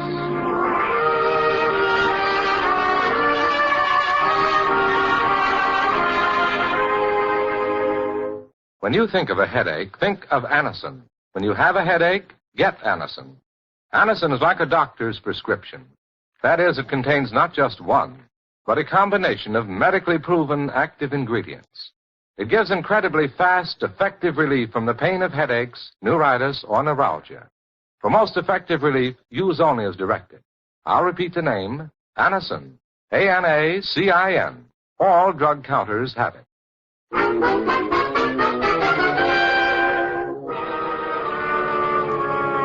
Now for Mr. Keene and the Silver Dagger murder case. Our scene opens in a 3-story, privately owned white stone house in metropolitan New York. On the first floor, in a handsomely furnished study, decorated with curios from many parts of the world, a beautiful woman sits at her desk, deeply engrossed in writing a letter, unaware that death is lurking just outside her door. And this is to tell you that we must not see each other again. Apparently, you misjudged my motives and made a grave mistake. I am not in love with you, and I never was.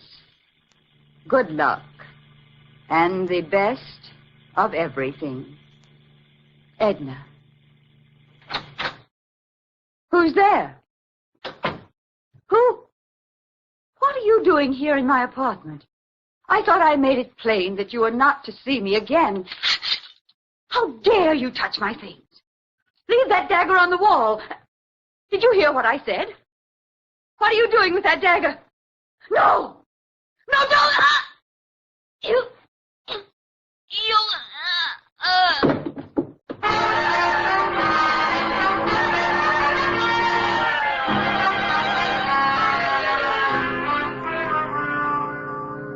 Sorry to disturb you, Mr. Keene. Oh, that's quite all right, Mike. Well, there's a strange-looking fellow in the outer office. He wants to see you. A strange-looking man? He's got a French accent, but he's wearing an outfit like a moving picture extra. Says his name is Lafarge, and it's a matter of life and death. I'll see him at once, Mike. Right, sir. And wait till you get a look at his makeup, boss. Sure, all he needs is a camel, and he'd be set for a trip across the desert. You wanted to see me? You are Monsieur Keene? Yes. My name is Lafarge, Monsieur Jean Lafarge. I am grateful that you can send to see me, Monsieur Keene. The situation cannot wait. Please sit down, Mr. Lafarge. You've met my partner, Mike Clancy. Yes, of course. Can I ask you one question, mister, before you tell the boss what's on your mind? But naturally, Monsieur Clancy. Where did you get that outfit? I am a North African, Monsieur. My home is in French Morocco.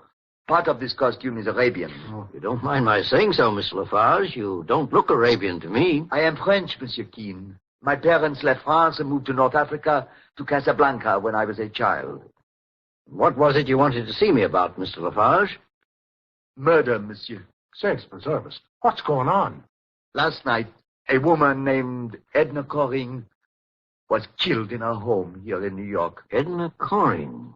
Seems to me I've heard that name before. She was a very wealthy and beautiful woman, Monsieur Keene. Much in the news. I didn't read about a murder in the papers this morning. It was kept from the papers, Monsieur Clancy. The police believe they will have a better chance to catch the killer if there is no publicity at the moment. Then how did you learn about it, Mr. Lafarge?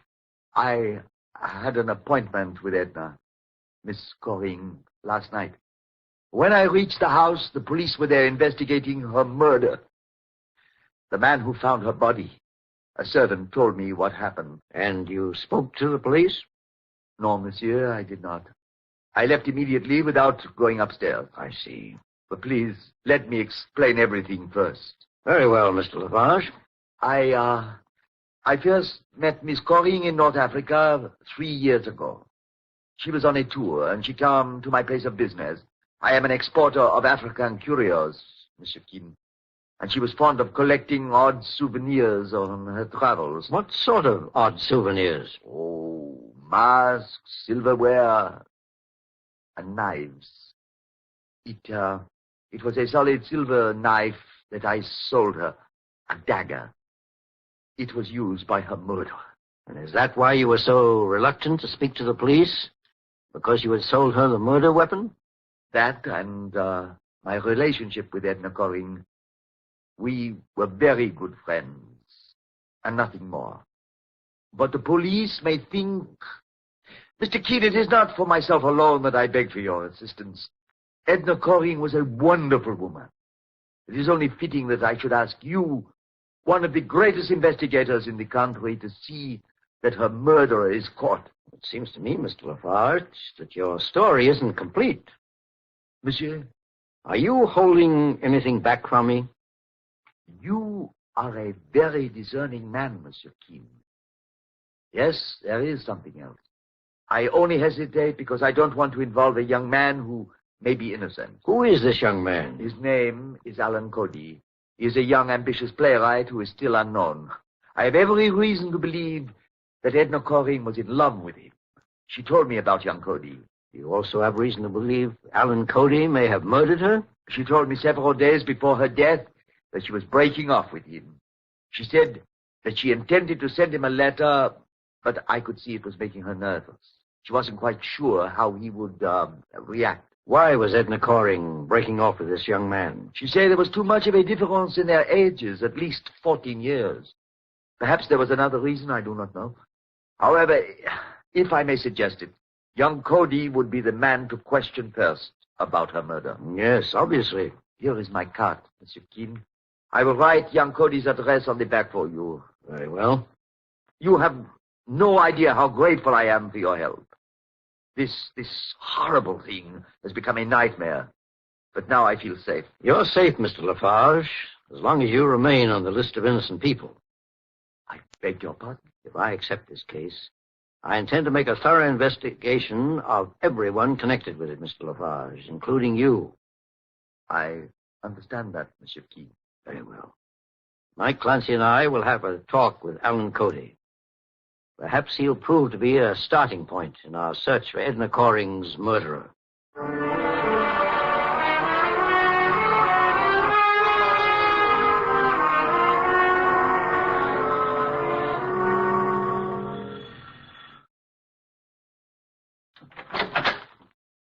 Yes? We're looking for Alan Cody. Does he live here? Why do you want to see him? I'll explain when I meet Mr. Cody. Who is it, Juliet? Someone to see Alan. Oh, someone else? May I ask who you gentlemen are? My name is Juliet Forsythe, and this is Mrs. Cody, Alan's mother. My name is Keene. My partner, Mike Clancy, and I knew it. Something awful has happened to Alan, Mrs. Cody. Mr. Keene's a private investigator. Calm yourself, Juliet. I trust my boy implicitly. I knew those other men who came here this morning were policemen, even though they weren't in uniform. And now, Mr. Keene... Mrs. Cody, has someone questioned you about your son, Alan? Yes, Mr. Keene. They were looking for him. They didn't tell me why, but they acted like plainclothes police. They probably were.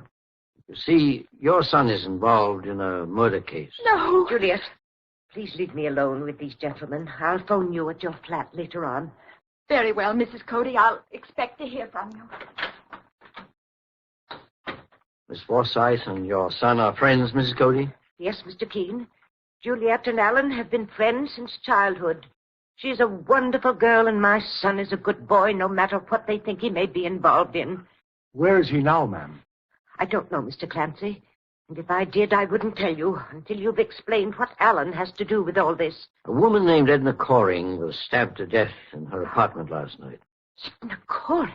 You knew her, Mrs. Cody? Yes, and so did Alan. That's why we want to question But him. if you think my son had anything I to do... understand your son was in love with a murdered woman. That's not true.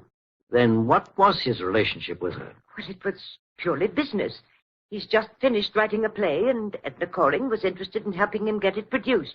She had money and... I know that. However, my information links your son with Mr. Coring in more than a business way. Then your information is wrong, Mr. Keene. Mrs. Cody, please don't think I've come here believing your son had a part in Miss Coring's death. All I'm looking for are facts, and I thought he might be able to help me. I haven't seen Alan in 3 days, Mr. Keene. Does he live here with you? Most of the time, but he also has a small studio where he often works when he wants privacy. Where is that studio, Mrs. Cody? I don't know. You mean you won't tell me? Mr. Keene, Alan is my boy. He's all I had left in the world after his father died. I'd sooner die myself than do anything to hurt him. I respect your feelings as a mother, Mrs. Cody. I don't blame you. But if I could only convince you that we're here to help him if he's innocent, perhaps you'll cooperate. I don't want to be rude, but I've said all I'm going to say. Very well, Mrs. Cody. Let's go, Mike. Mr. Keene. Yes? I swear to you my son is innocent. For your sake, Mrs. Cody, I hope I can prove it. But my mission is to find Edna Coring's killer. And when I do, I don't intend to spare him the penalty that all murderers must pay for their crimes.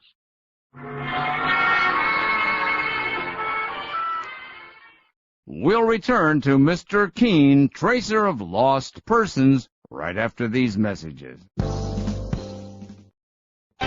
This is Walter Cronkite, inviting you to join me on a trip back through the greatest radio programs of the 20th century. Yes, it's the greatest old-time radio programs of the 20th century selected by Walter Cronkite. 60 unedited programs, 30 hours, and 20 audio cassettes, plus a written and audio foreword by Walter Cronkite, along with a booklet with rare photographs and a detailed history of each of the 60 shows. This unprecedented audio collection includes The War of the Worlds, starring Orson Welles, Abbott and Costello's Who's On First. Who's on first? That's the man's name. That's whose name? Yes. Well, go ahead and tell me. That's it. That's who? Yes. Sorry, Wrong Number on Suspense. The most famous episodes of The Shadow, Jack Benny, Your money or your life? I'm thinking it over. Burns and Allen Escape Dimension X. Tonight, Dimension X presents The Martian Chronicles. The Lone Ranger, The Bickersons, Gunsmoke, and many more. Order now at 1-800-RADIO-48 and save an amazing $20 off the catalog price of $59.98. Plus, we'll also send you a bonus hour-long cassette of The Wizard of Oz, starring Judy Garland, on the Lux Radio Theater, absolutely free. This special radio offer is limited, so call Radio Spirits right now and order the greatest old-time radio shows of the 20th century selected by Walter Cronkite. That number to call is 1-800-RADIO-48. That's 1-800-723-4648. And now let's return to Bennett Kilpack, starring as Mr. Keene, Tracer of Lost Persons.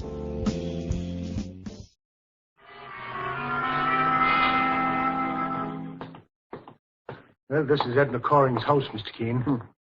She evidently owned this entire whitestone building. Well, perhaps there's someone inside.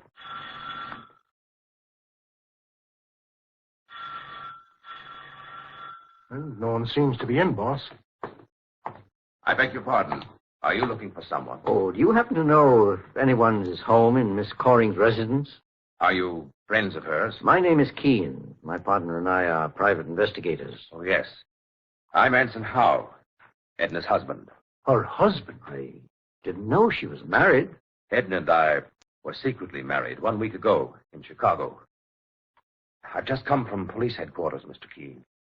I was told that you two were investigating Edna's murder. Please come inside. I have a key to the house.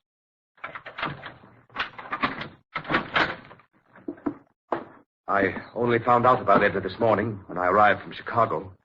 I'm not able to control my emotions completely as yet, so please forgive me. I understand, Mr. Howe. But perhaps you can tell me... Boss, what was that? Something hit the floor in that room. There must be a prowler in the house. Keep your gun handy, Mike, and let's investigate. Right, boss. I'll open the door. Fast. Oh, stand where you are, young fella. Don't make a move. Who are you? I just came to see Edna Coring. Is your name Alan Cody? Yes. I thought so. How did you get in here? The door was open. It happened to be locked when we came in. Sure, and he climbed through that open window, boss. Well, all right. But I haven't taken anything. Except my own property. You mean that manuscript under your arm? If you'll let me pass, please. Just a moment, Alan. Let me see that manuscript. It's mine. I gave it to Edna to read, and I've taken it back. The boss asked for the script, young fella, so just be polite and hand it over. Give that back to me. Now, take it easy. Here it is, Mr. Keene. Alan, your play has an interesting title. Has it? The Dagger. It's a mystery melodrama. So I gathered. Sit down, Alan. What are you going to do, Mr. Keene? I'm going to read your play from cover to cover. It might prove to be as interesting as its title, The Dagger. Edna Coring, you remember, was stabbed to death with a silver dagger.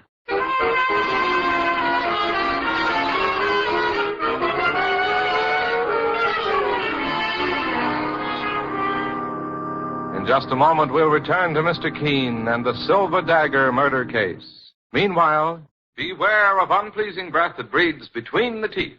Use Colonos toothpaste with dental floss action. Those cracks and crevices where food particles can decay must be reached to have a really clean mouth, a welcome breath. Your dentist knows this to be true. Use Colonos toothpaste with dental floss action. Colonos gives amazing dental floss action. That is, sends thousands of active cleansing bubbles to penetrate hard-to-reach dental areas. Helps dislodge bits of food that can cause unpleasing breath and tooth decay. Use Colonos toothpaste with dental floss action. Colonos has high polishing action, too. Brightens dingy teeth by removing ordinary yellow surface stains. Colonos is gentle, safe even for children's teeth and tender gums. Enjoy its cool, clean, minty flavor. Colonos is dentist recommended. Cleans your teeth bright, keeps your breath right. Use Colonos toothpaste with dental floss action. Get Colonos with dental floss action today. Now back to Mr. Keene and the Silver Dagger murder case. The murder of beautiful, wealthy Edna Coring brings Mr. Keene, the famous investigator, and his partner, Mike Clancy, to the scene of the crime. Miss Coring's New York residence. There, Mr. Keene discovers that the victim had been secretly married to a man named Anson Howe, and had apparently also had a close relationship with Alan Cody, a young playwright. Mr. Keene has surprised young Cody in the study, attempting to get hold of a copy of his latest play, which the murdered woman had had in her possession. Now, as Mr. Keene reads the manuscript of the play, which is titled The Dagger... When did you finish this play, Alan? 4 weeks ago, Mr. Keene. Have you read it, Mr. Howe? Yes, my wife showed it to me. Edna said she was interested in producing it to help this young man, Alan Cody. I'd never met him, but I know who he is. You mean you were married to Edna Coring? Yes. Mr. Howe and Edna were secretly married last week, Alan. By the way, Mr. Howe, why did you and your wife keep your marriage a secret? We only kept it a secret so there wouldn't be too much newspaper publicity, Mr. Keene. And I thought she loved me. Edna told me all about you. She said she befriended you because she thought you were talented, but that you became infatuated with her. Apparently that's the theme of this play of Alan.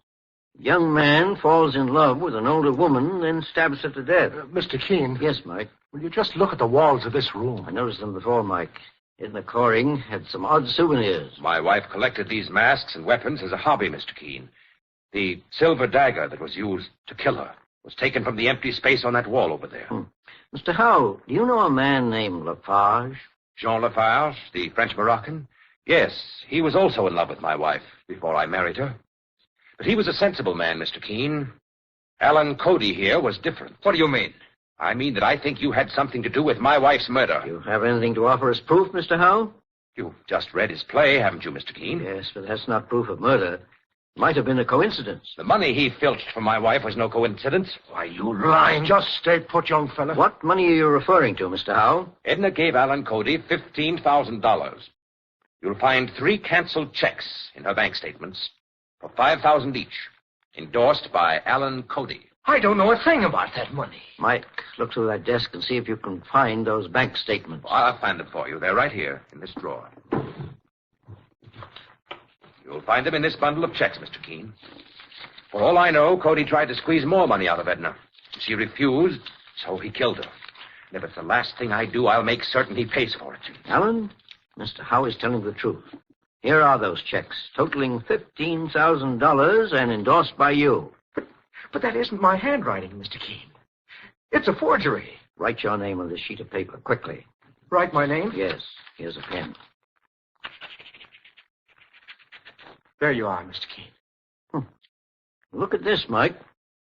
Sure, his handwriting isn't the same as on those checks, boss, but maybe he's disguising his signature on purpose. Well, isn't anyone on my side? Do you all think I'm guilty? Even your mother knew how you felt about Edna.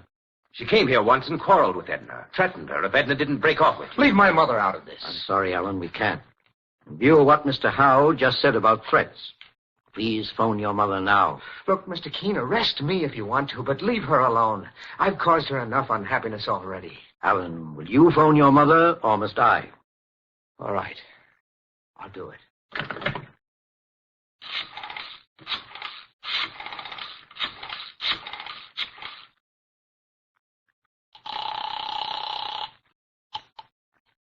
Hello? Juliet? Yes? Is this Alan? Yes. Let me speak to Mother, please. She's ill, Alan. She's in bed. The doctor just left. What's the matter with her? The strain was too much for her. Worrying about you. You'd better come home right away. I'll be right over. Mr. Keene, my mother's been taken ill. I've got to see her. Please give me a break. I won't try to run away. You'll find me there with my mother when you want me. On my word of honor. Your word of honor isn't enough in this case, Cody. Keep out of this, Howe. I think we can trust him, Mr. Howe. Go on, Alan. But don't leave your mother's flat until you hear from me. Thank you, Mr. Keene. How could you let him go, Mr. Keene? Suppose he... Alan Cody didn't murder your wife, Mr. Howe. At least he never endorsed these checks that were made out to him. Tell me, did your wife make these out herself? Is this her handwriting? Yes, of course. She told me she'd sent money to Alan to help him produce his play. And did she tell you that she sent these checks to him directly? Why, no, I just took that for granted. When we're dealing with murder, Mr. Howe, we take nothing for granted. Suppose we all follow young Cody to his mother's house. I have an idea that the solution to your wife's murder is there. Saints preserve us, as Mike Clancy would say. We'll return to Mr. Keene, tracer of lost persons, right after these messages. To find out more about old-time radio, old-time video, and the pleasures of listening to audiobooks, visit the Audiobook Club website, www.audiobookclub.com, where you can get 4 audiobooks for just 1 penny. MediaBay.com. And now let's return to Bennett Kilpack as Mr. Keene, tracer of lost persons, in the conclusion of the Silver Dagger murder case.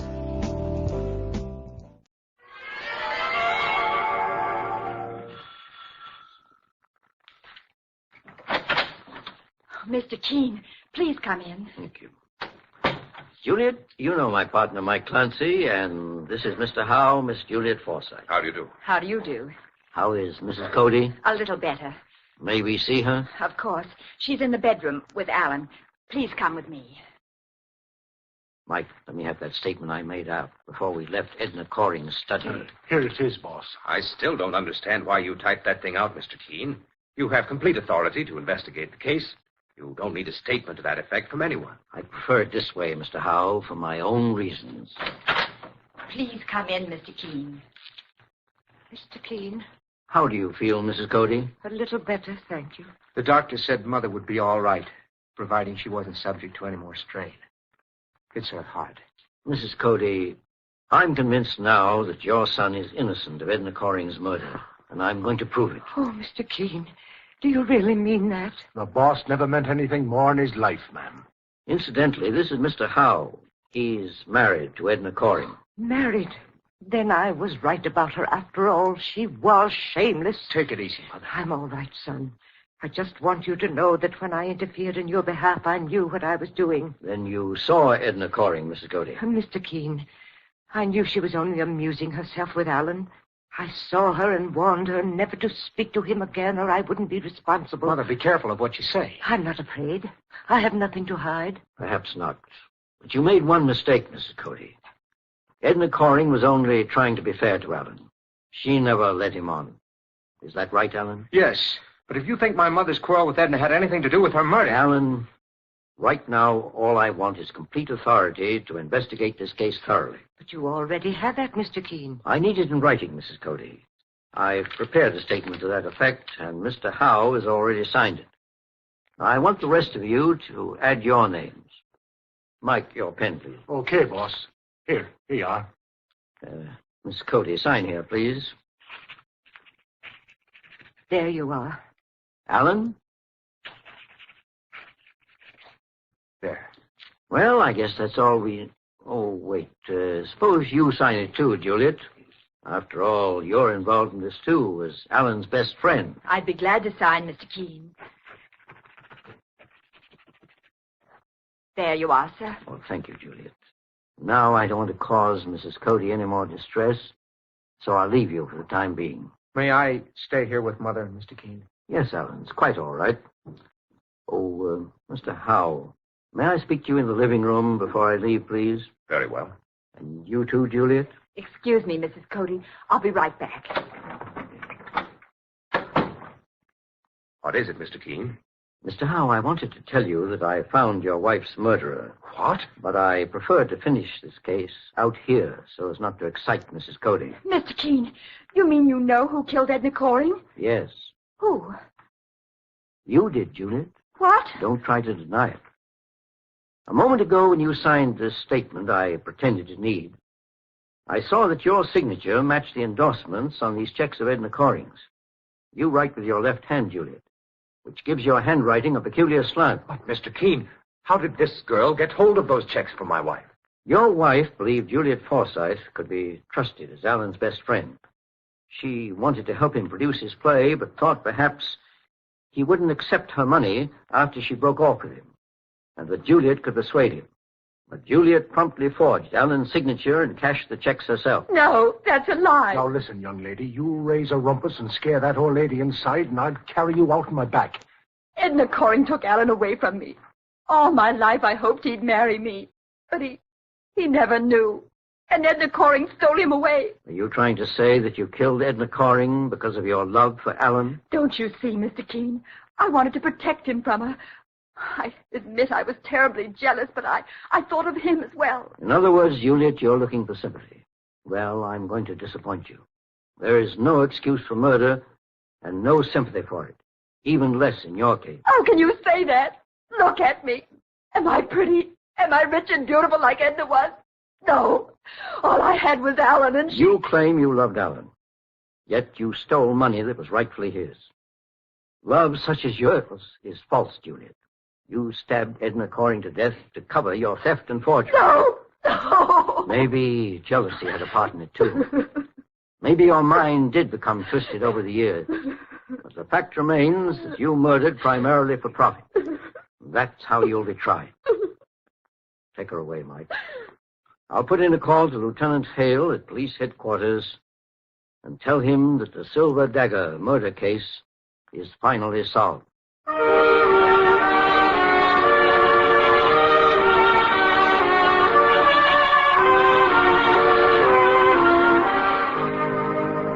Mr. Keene, Tracer of Lost Persons, is based on the novel Mr. Keene. The radio sequel is originated and produced by Frank and Ann Hummert. Dialogue by Lawrence Clee. Bennett Kilpack plays Mr. Keene.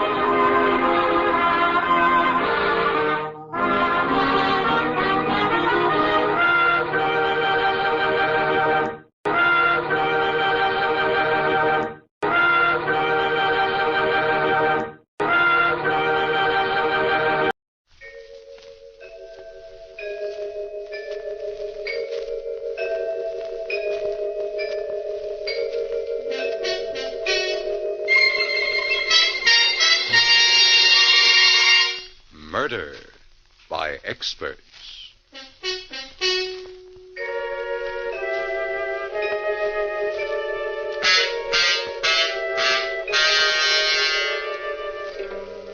The Mutual Broadcasting System presents Murder by Experts, with your host and narrator, Mr. John Dixon Carr, world-famous mystery novelist, whose books have been translated into 17 languages and have sold over 10 million copies, and author of the recently published detective novel, Below Suspicion. Good evening. This is John Dixon Carr.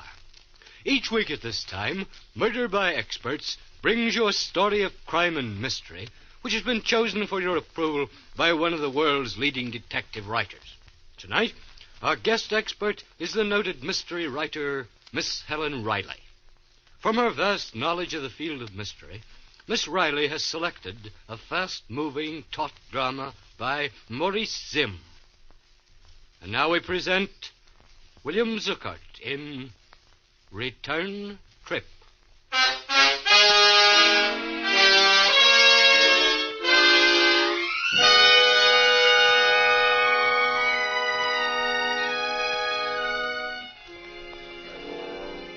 Our scene, a small, plainly furnished hospital room, late at night. The patient, a man in his late 30s, is flat on his back, staring up with pain-filled eyes at the ceiling. He raises his head slowly as the door to his room is opened. Nurse? Yes, there's someone to see you. Yeah? This is Superintendent Andrews of the State Institution. Oh. What have you got there? I've set up a recording machine out in the hall. Careful with the wire, nurse, when you close the door. The doctor said not to keep him. Yes, I'll make it as brief as possible. You may go now, nurse. Very well. Do you, mind if I hook this microphone at the head of the bed? Suit yourself, fella. Well, it was a choice between a recording machine and a stenographer, and I figured that in your condition... Well, who said I was beefing? Go on, ask your questions. I have only one question. What happened? You mean I can tell this in my own way? It's great. Had an uncle once, that was a writer. He wouldn't have gone near this kind of a story, though, with a 10-foot pen. No, he went in for happy endings.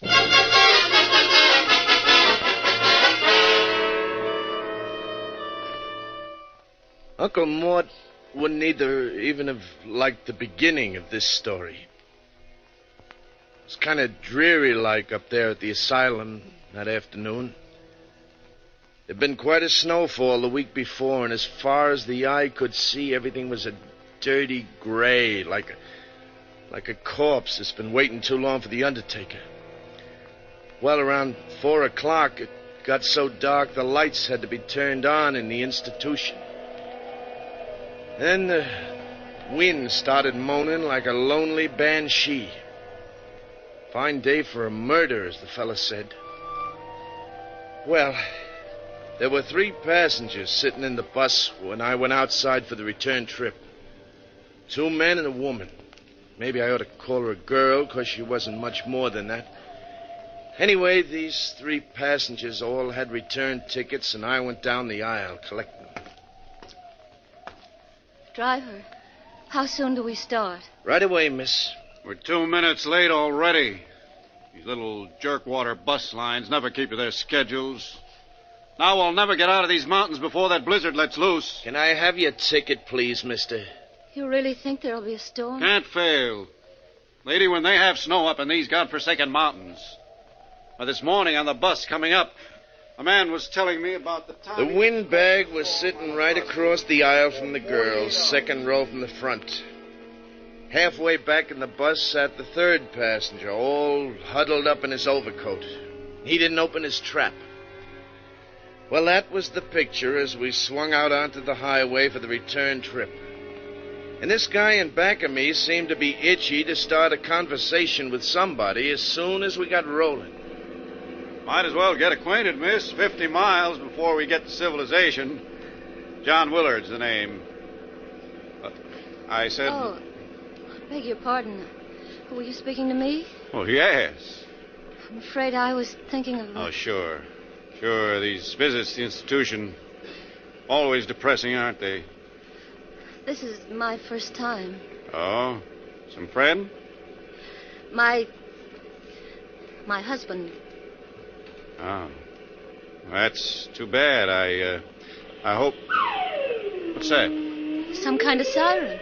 Yeah, that's the asylum alarm, all right. Well, that means he... One of the inmates must be playing hide and seek with the keepers. That happens every once in a while. Gosh, what if it's my brother? Oh? Is he the busting out kind? Oh, it sort of upsets him to see one of the family, but then we don't come to see him, it upsets him even more. I see what you mean. Do they always catch them? Well, they tell me the place has never lost a customer yet. A moment ago, I was praying that it wasn't Jim. But now I don't know, even if they had to. Well, it would be better than seeing him as he was today. Anything would be better than seeing him... Hey, that's a police siren. Sounds like they're almost on top of us. Yeah, there they are. Look out, they're going to pass us. Pass nothing. They're flagging me down.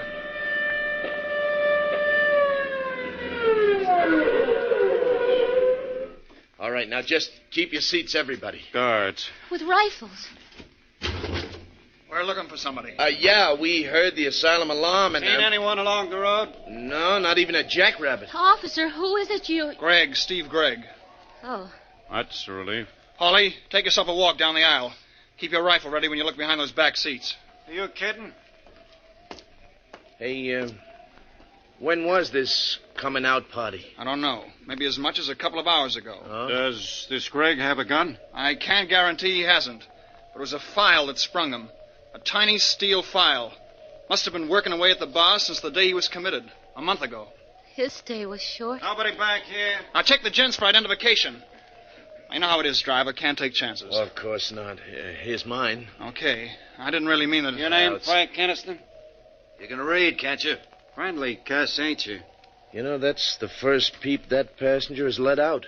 I was beginning to think he was a deaf mute. Yeah. Well, here, driver, you can have this stuff back. Oh, thanks. What about you, mister? It's okay, Hawley. His name's John Willard. I checked his identification. Okie doke. Come on, then, let's cram. We gotta find Gregg before he finds anybody. Yeah. Driver, you can turn around and go back. Go back? Go back why? Look, this Gregg is a killer. A ruthless, senseless killer. What I mean is, when the mood strikes him, he strikes. Well, what's that got to do with us turning back? Didn't I tell you this guy kills even without reason? Now he's got plenty of reason. He's got to get out of these mountains, but quick. If he's down the road, there are a lot of ways he could stop a bus. I say turn back. But that blizzard's liable to break any minute. We could be snowbound up here for days. If I had to spend even one night in that institution, so help me, they'd have to keep me there. Listen, driver. Now, just a second, Mr. Willard. You're just one passenger. There are 3. What about you, miss? Well, whatever you say. Mr. Keniston? I say keep going. That settles it. Hurry up, Dan. No, wait. What does this Killer Greg look like? Height about 5'10", weight about 165. Dark hair, brown eyes, 37 years old. Denton, get the lead out of your britches. But I still think they We warned them, didn't we? Now, if they meet up with him, it's their funeral. Yeah. Well, we can take care of ourselves, fellas.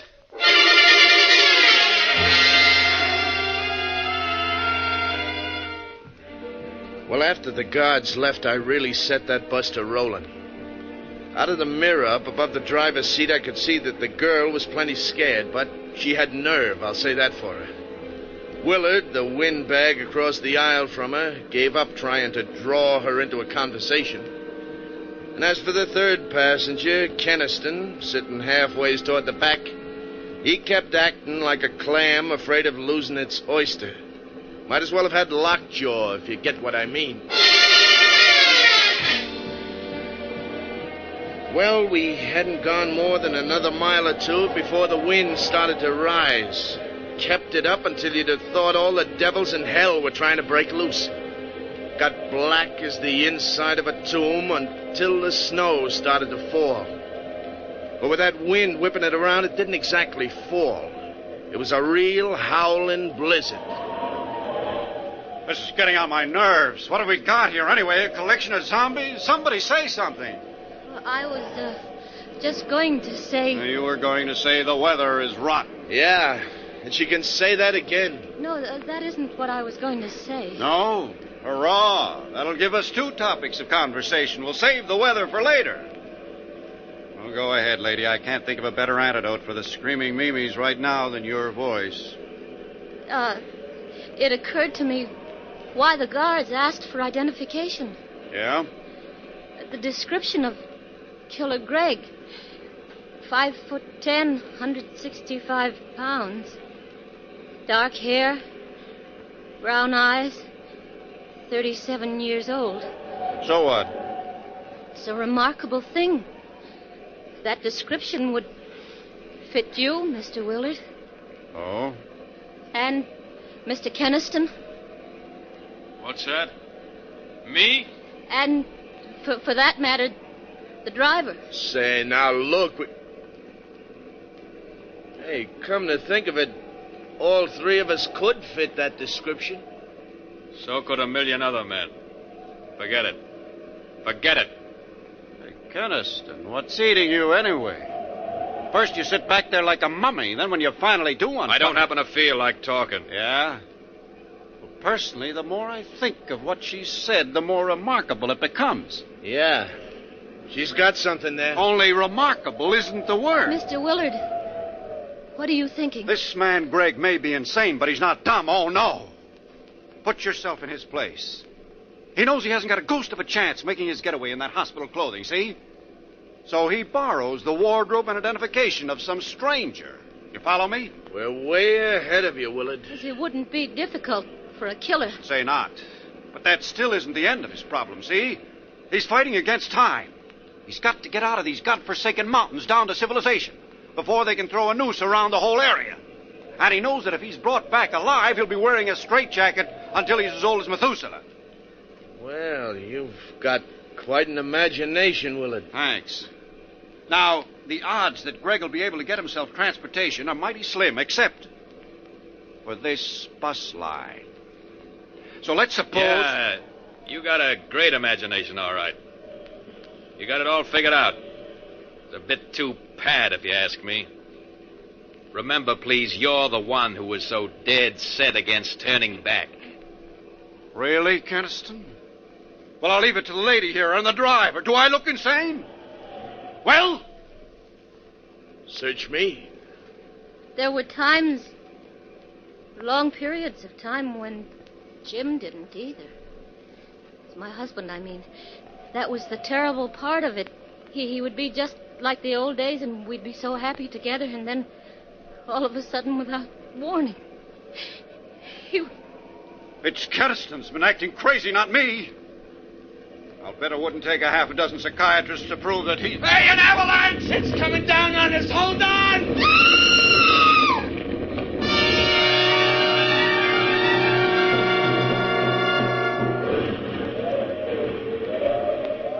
After the avalanche struck, I sat there gripping the steering wheel, sort of stunned. And there wasn't a sound except for the wind. And it was muffled by the snow barrier that packed us in. Even on the far side, the bus was buried up to the middle of the windows. Well, all this was only a matter of seconds, I suppose. And then suddenly the quiet was broken by the most gosh-awful racket.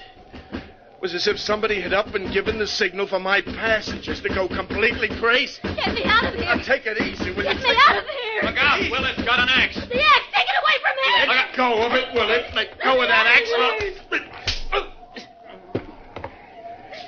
Well, that did it. He's the one. He's the one. Lucky I saw him grab the fire axe from up on the rack. It's what the district attorney likes to call a lethal weapon. And then some. Step back, he's coming too. Yeah, tie him up. Here, you'll find a rope in the dashboard compartment. Get it for me, huh? Driver, I'll report you for this. You will, huh? I was going to smash a window so we could get out of here. Oh, yeah? Sure. What'd you think? Oh, so that's it. Here's a rope, driver. See here, you can't do that. You can't tie me up, you fools. I'm not Killer Greg. Maybe he isn't. Maybe. But like the guard says, we can't take chances. Now, if you're innocent, mister, you can prove it to the authorities. If we ever live that long. Have you forgotten that we're trapped here by an avalanche in a blizzard that could go on and on and on? Just the same. Stop. This is ridiculous. What do you mean, miss? Well, it's just that there's no proof that Killer Greg is on this bus. Well, if you put it that way, It's all my fault, and I'm very sorry. My only excuse is that I was so upset by seeing Jim, my husband. I still say that... No. We've got to start acting like rational human beings. You let poor Mr. Willett up from that floor. Thanks, lady. All right. But I'm warning you, Willard, no funny stuff. Snap out of it, driver. We've got to get out of this mess. Hand me that axe. Do I look that dumb? All right, then use it yourself. Smash a window so we can crawl out. Willard, what makes you think the windows won't open? Huh? Then open one. What for? To let in the blizzard? But we've got to get out of here. Not me. Take a bear to make even a city block in that blizzard. But we can't stay here. Why not? We're not freezing yet. Driver's right. Our best chance is to sit pat until the storm lets up. But what if it doesn't? If and when the weather clears, we can send out a party for help, huh? Yeah, or maybe a road clearing crew will come to our rescue. Yes. I suppose that's the sane thing to do. Wait here. Well, how about you, Willard? You also decided to do the sane thing? I don't like that crack, Keniston. One more like it. Now, look, we're not starting that again. That's going to be a long night. We might just as well make ourselves comfortable and try to get some sleep. Sleep? Cut it out. Miss, you take the back seat. That's the only one that runs the full width of the bus. You can use your lap robe for a quilt, huh? All right, driver. I want to apologize again to everyone for the way I behaved. Casting suspicion. Forget it. Need any help? No, thanks. I don't know what came over me, starting that idiotic talk. Please What? What's the matter? Why are you staring at the floor? Well, say something. Look. A file. Tiny steel file. One that... After the avalanche hit, there was a mad scramble. One of you lost it then. one of you is Greg. Killer Greg! Let me out of there! Let me out of there! Well, we just let her wear herself out, kicking and banging on the door. Nobody said a word. Willard and Keniston just stared at me and at each other. By and by, the girl stopped her fussing to stand and stare at the three of us in rotation. Would have made your flesh crawl. And outside, the blizzard was getting worse, if possible. Finally, I reached into the watch pocket of my pants and brought out the old timepiece. What time is it? Broke the crystal. Still says 3:45. It's 5:30. It's only an hour and a half since we started out. Only an hour and a half. 5:30 in the afternoon. And at the very best, we're stuck until morning. 16 hours. Might as well be forever. Now, look, miss, we just got to make the best of it. I still think you ought to go back to the rear seat. And sleep? If you can, yeah. Willard, the driver, and myself will be keeping a rather close eye on each other in the light of recent developments. You'll be all right, especially if you take that axe away from the driver. Huh? Let her have it for her protection. Sure, let her have it. Yes. You give it to me. Okay. You, holding on to the file, too? Of course she is. The file could also be a lethal weapon.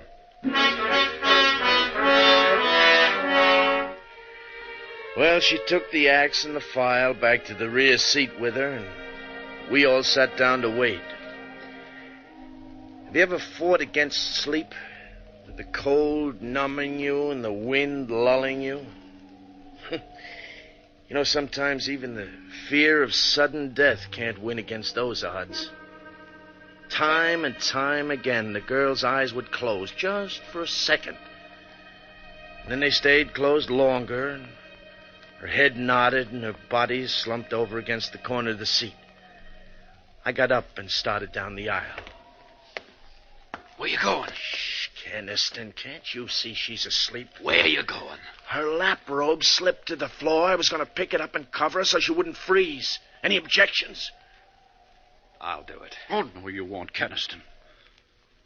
Go ahead, driver. There you see, Keniston, Willard thinks I should do it. That makes it 2-1.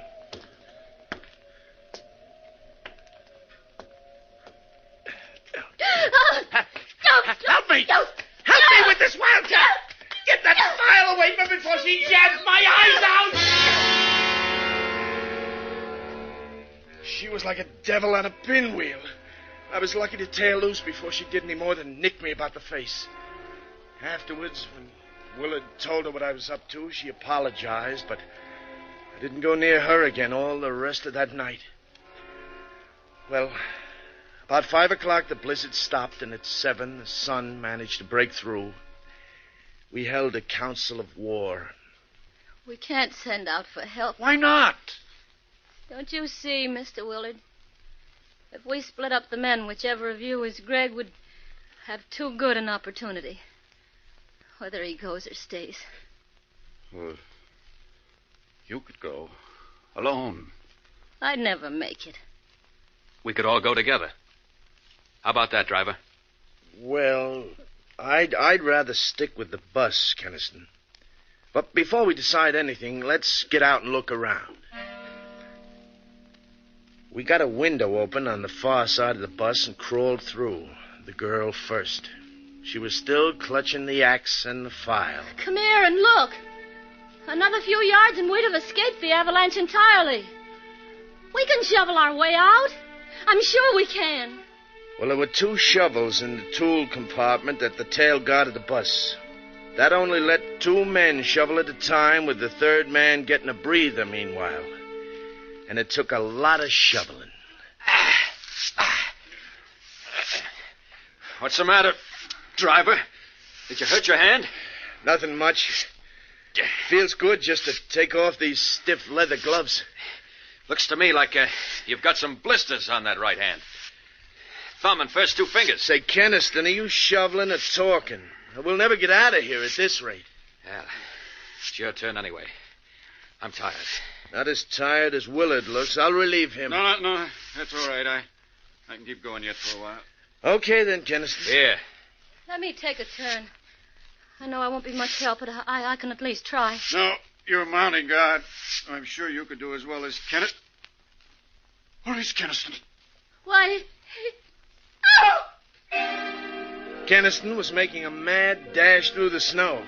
Willard dropped his shovel and tore after him. I yelled for Willard to let him go, but I don't think he even heard me. For a while, it looked like Keniston was going to make it, but then he floundered and fell in the snowdrift. And before he could get underway again, Willard nailed him. You'll stay put for a while. What did you do? Knock him out? What else was there to do? Is he? Oh. I knew all the time it was Keniston. You think his running away proves it? It's the same as if he'd confessed. He knew it was his last and only chance. What are we going to do with him now? Tie him up. And we're getting him and the bus out of here. Say, I wonder if there's a reward. In no time at all, we had the bus clear and headed for civilization. Those snow-covered mountain roads weren't exactly my idea of a speedway, but I gave the motor the gun. Willard and the girl didn't take their eyes off Keniston. I kept watching him, too, out of the mirror over the driver's seat. He looks like he's coming to. Don't worry, driver. Those knots I made in the rope won't give. Besides, I'm keeping the axe handy just in case. He's opening his eyes. Watch him now. Watch him. Yeah, watch me. And listen to me, too. Shut up, Keniston, or I'll stop this bus and put you out for good. Not before I've had my say. Willard, you too, lady. Why do you think I tried to make a break for it? That's easy. You're Killer Greg. You fools. You blind, stupid fools. Was it my watch that had its crystal smashed at 4:15 yesterday afternoon? So it was mine. So what? At 4:15 yesterday afternoon, Killer Greg waylaid the real driver of this bus and took his place. What? Oh, no. That's how the crystal came to be broken. Shut up, Keniston. You can't talk your way out of this. It could be a coincidence. Sure. Yeah, that's what I thought, too. A coincidence. Until I noticed the blisters on the thumb and first two fingers of the right hand. A file would make blisters like that. A file held in the right hand of Killer Greg. Look at him. It's true. Greg! Greg! Don't come a step closer, any of you. You make the slightest move, I'll crash the whole lot of us. Don't do it, Greg. Stop the bus. We won't do anything. It was a perfect plan. It had to work. Oh, if only that avalanche hadn't come along. Well, I'll still make it. I'll still make it, even if I have to kill us. That turn! Look out for that train!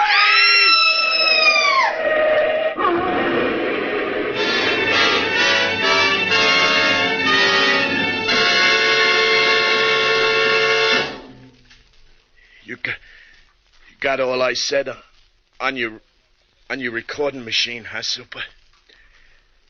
You got it all, huh? Yeah, I'm right back where I started from. The asylum. Anyway, I outlived those three. I outlived those three, didn't I, Super? Killer Greg, that's me. Killer Greg.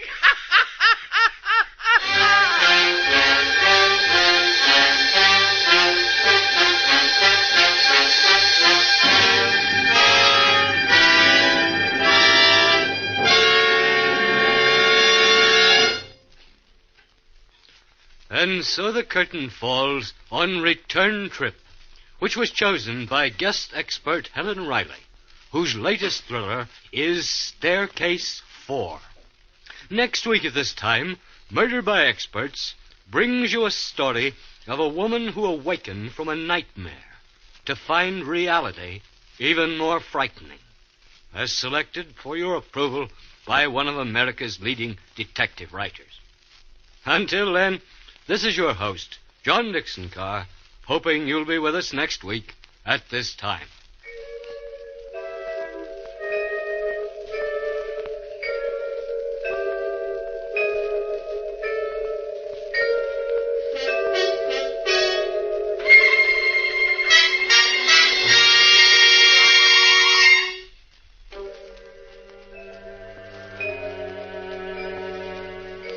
Return Trip was written by Maurice Zinn. In our cast were William Zuckert, Ann Shepard, Roger DeCoven, Frank Behrens, and Alan Manson. Music in our program is under the direction of Emerson Buckley, composed by Richard DuPage. Murder by Experts is produced and directed by Robert A. Arthur and David Kogan.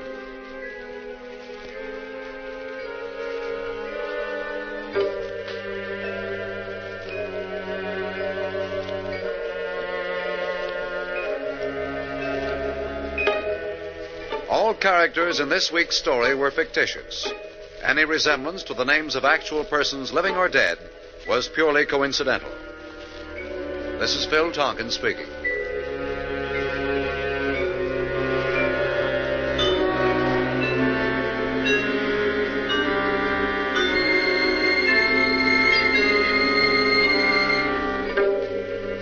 This is the world's largest network serving more than 500 stations, the Mutual Broadcasting System.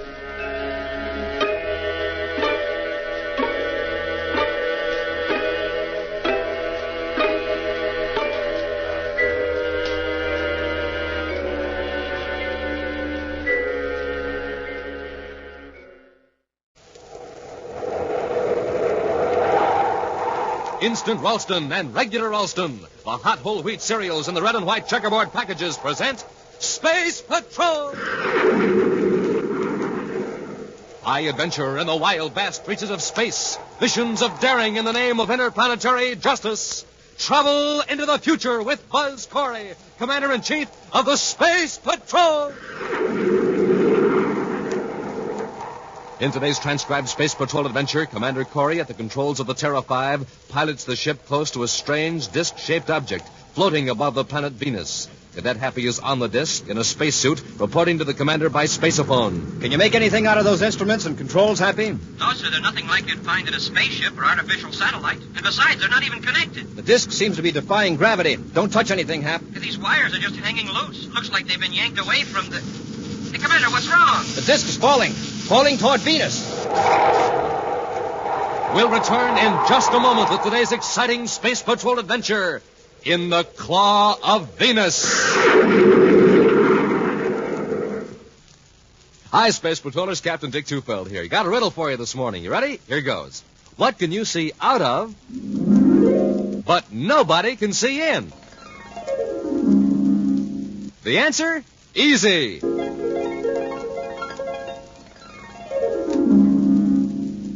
The new sensational Monoview Outer Space Helmet. It's a whole foot high, slips on right over your head, and rests on your shoulders. Yes, sir, it's a neat, complete disguise. And wait till you get your first look through that special one-way eye plate. It's like magic. You're whisked right out of this world into a strange, purple, glowing planet. You see everything clear as day, but tinted with a weird purple glow. And what's more, the Monoview Outer Space Helmet has a gleaming red and jet black lightning flash hood. And swell, real-looking oxygen tanks and breathing tubes printed right on. But best of all, this helmet is yours for only 25 cents and a box top. Now, gang, here's how you get it. Just buy a box of good hot Ralston. Then, with your name and address, send 25 cents in coin and an instant or regular Ralston box top to Space Patrol, Box 686, St. Louis, Missouri. That's Space Patrol, Box 686, St. Louis, Missouri. This offer is good only in the USA and may be withdrawn at any time. And now, here's a special Space Patrol flash. Immediately following today's adventure, Commander Corey will announce the name of the grand prize winner in the Name the Planet contest.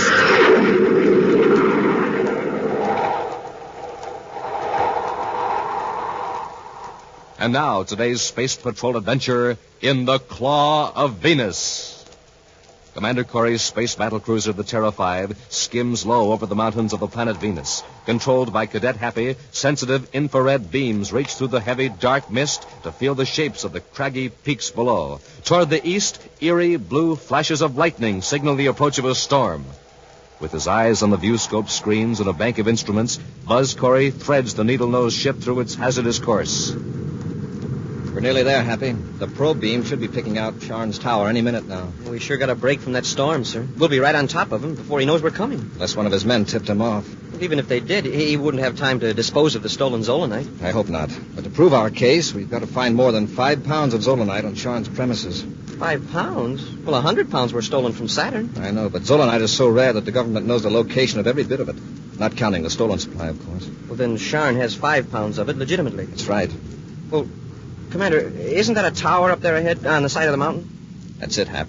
After we land, we'll not lose any time getting out of the ship. If Sharn does have the zolanite, we're in for trouble.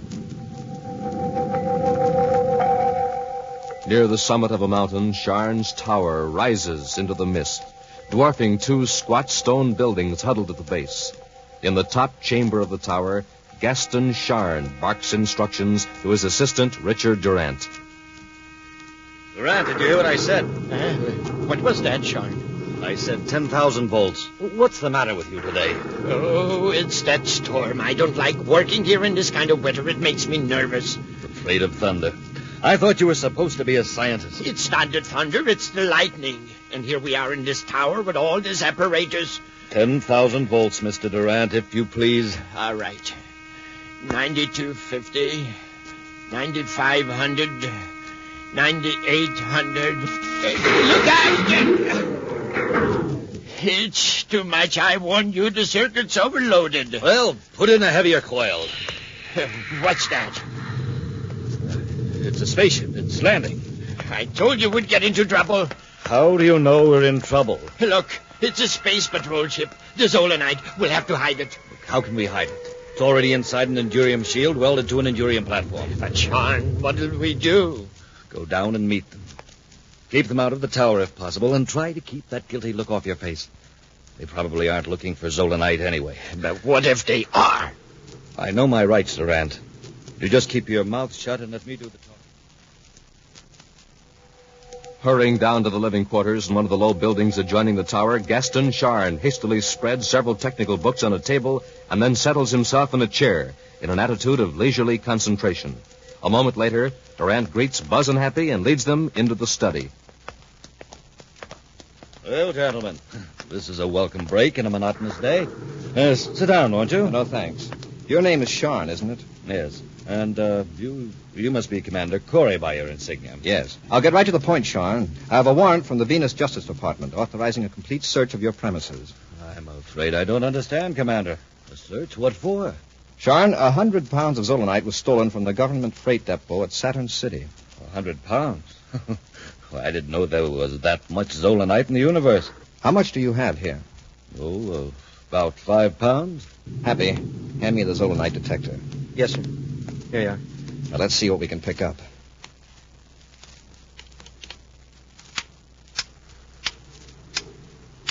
It's working all right, Commander. Of course it is. 5 pounds of zolanite is enough to set up quite a reaction. It's true. It could be 5 pounds 20 feet away or 100 pounds 400 feet away. How about it, Sharn? Can you move 20 feet and produce your zolanite? Perhaps the storm has some confusing effect on your detector. Very unlikely. Judging by the indicator, we'll find some zolanite up in your tower. Let's have a look. Cut the detector, Hap. Come on, Sharn. Very well, if you insist. You and Durant lead the way. Very well. Through this door, gentlemen.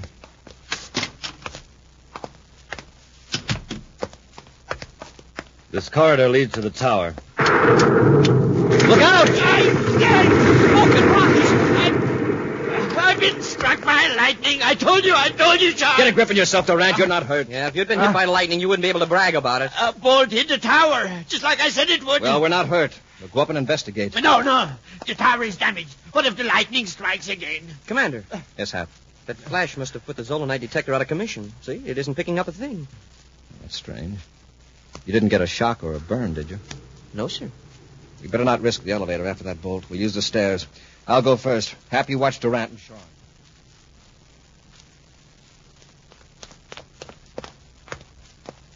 The lab is right through that door, Commander. Smoking rockets. What happened to the roof? A bolt of lightning blasted out the whole top of the tower. Yeah, and it wrecked the floor, too. Yeah, it's lucky it didn't collapse. I don't understand it. What do you mean, Durant? That huge Endurium platform, it's disintegrated, vanished, just like it never existed. The walls are seared, but there's hardly any trace of molten metal. Strange. Happy, try that detector again. Yes, sir. It's working, sir, but it's sure a low reading. It's probably picking up this small fragment of zolanite. Yes, that's zolanite, all right. Which proves that your detector is working, and in turn proves that I do not have the stolen 100 pounds of this stuff. Yeah, it looks like the lightning destroyed all our evidence, Commander. And in that case, I should appreciate it if you gentlemen would leave, so I may silently contemplate my tragic loss. All right, Sean. There's nothing I can do now but watch your step. Next time it'll take more than a bolt of lightning to save you. Returning to their ship, Buzz and Happy head back to Venus City. Doggone it, sir. That storm couldn't have done Sharn a bigger favor if it had it made to order. Base Control, Venus City calling all spaceborne traffic using approach lane 3, level 7. Emergency warning. An unidentified object has been reported hovering at a distance of 17 DUs over Venus. Ships approaching in lane 3, level 7, use caution. This disc-shaped object last reported hovering over the following position. Get this, Happy. Yes, sir. Latitude 15 degrees, 23 minutes north. Longitude 97 degrees, 2 minutes, 15 seconds east. Altitude 17 DUs. Space Control, Venus City out. I wonder what it is, Commander. Whatever it is, it should be removed. Have you checked its location on the chart, Hap? I'll have it in a second, sir. It's just about here. That's right near us. Yes, sir. Turn on the space phone, Hap. Right. Commander Corey aboard Terra 5, calling Space Control, Venus City. Commander Corey to Space Control, Venus City. Space Control, Venus City, go ahead, Commander. I'm checking on your report of this unidentified object. What's being done to remove it from the space lane? Nothing as yet, Commander. Colonel Yeager is waiting for a report from Space Platform Observatory number 2. They're trying to identify the object. You said it was disc-shaped. How big is it? About 20 feet in diameter and quite thin and flat. There's no sign of rocket power or any other force. It's been over that same position on Venus for more than an hour. It just seems to hang there. That's all the information I have, sir. All right, Space Control. Inform Colonel Yeager that I'm going to investigate this object. Corey out. All right, Hap, we'll have a close look at this thing. Get your spacesuit on in case we have to attach a line and tow it out of the space lane. Moments later, Buzz and Happy bring their spaceship close to a gleaming metal disc. They circle it at a velocity just high enough to counteract the gravity pull of the planet Venus, 17 DUs below them. I wouldn't have believed it if I hadn't seen it. It's not underpowered. There's no sign of any rocket burst. It's certainly unmanned. Yeah, the disk is too thin for anything larger than a dog to be inside it. I wonder what that stuff is on top. Some sort of electrical equipment, maybe? What's it connected to? See those cables dangling? Commander, since I've got my spacesuit on, why can't I board that disk and examine it? Well, all right, Hap, but watch your step. Skillfully, Buzz matches the velocity of his ship to that of the strange disc as Happy stands in the airlock with the outer hatch open. Carefully, Buzz maneuvers the Terra 5 closer to the disc, and Happy crosses over. I made it, sir. I'm on the disc. Remember, Hap, this isn't outer space. If you slip here, you go down, and 17 DUs is a long way to fall. I'll be careful, sir. I'll drop back so I can see you better through the nose port.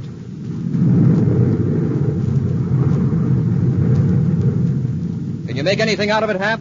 Not yet, but somehow I get the feeling that this whole object is part of something else. What makes you think that? Well, the bolts and brackets on the disc. It looks like it has been fastened to something and pulled loose. And these controls, they're nothing like anything you'd find in a spaceship or artificial satellite. And besides, they're not even connected. Well, don't touch them, Hap. Never can tell. These wires are just hanging loose. It looks like they've been yanked away from... Hey, Commander, what's wrong with the ship? You're moving away. It isn't the ship, it's you. The disc is falling toward Venus. We'll return to Space Patrol in just a moment.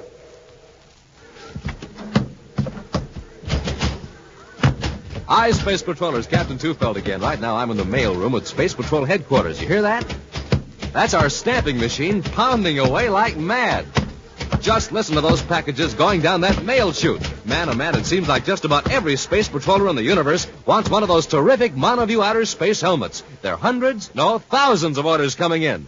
Say, how about you? Have you sent for your helmet yet? The one and only outer space helmet you can see out of, but nobody can see in. The wonderful helmet with honest-to-goodness looking oxygen tanks and breathing tubes printed right on it.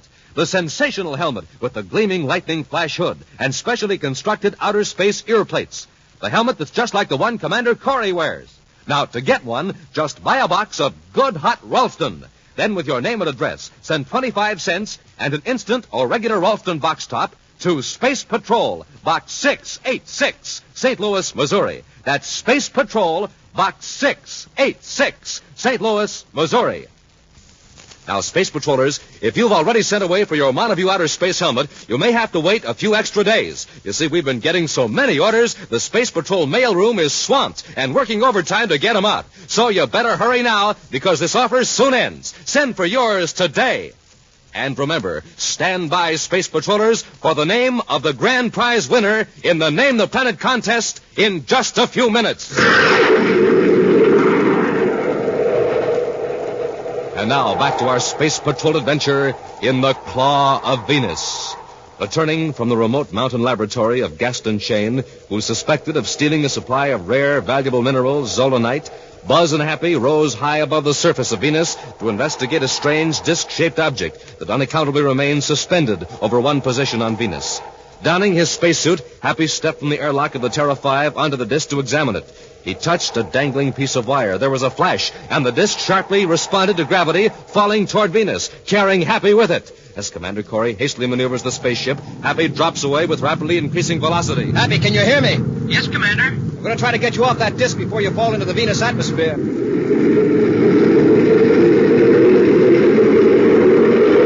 Hap, how much space between you and the airlock? About 50 feet. Have we matched velocity? Yes, sir. The ship and this disc are falling at the same rate. I'm going to pull over closer. Guide me. That's it, Commander. A little more. More. Hold it. I can reach the airlock now. Okay, climb aboard.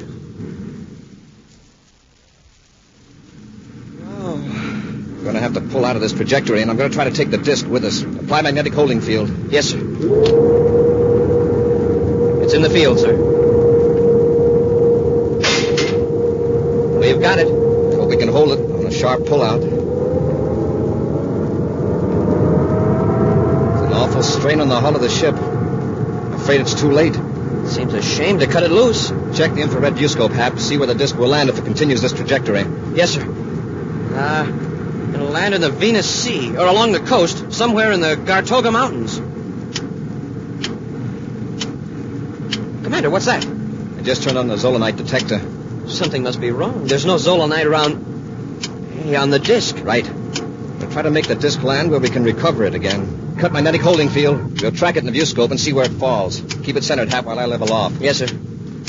I don't get it, Commander. Zolanite out here on that disc? Well, how did he get there? Remember that hole in the roof of Sharn's tower? Yeah, the lightning. Wouldn't you say that hole was the same size and shape as the disc? Why, yes. Then that disc was in Sharn's tower. It's the Endurium platform Durant said was disintegrated. Oh, that's why we didn't see any molten metal. The whole platform shot up through the roof.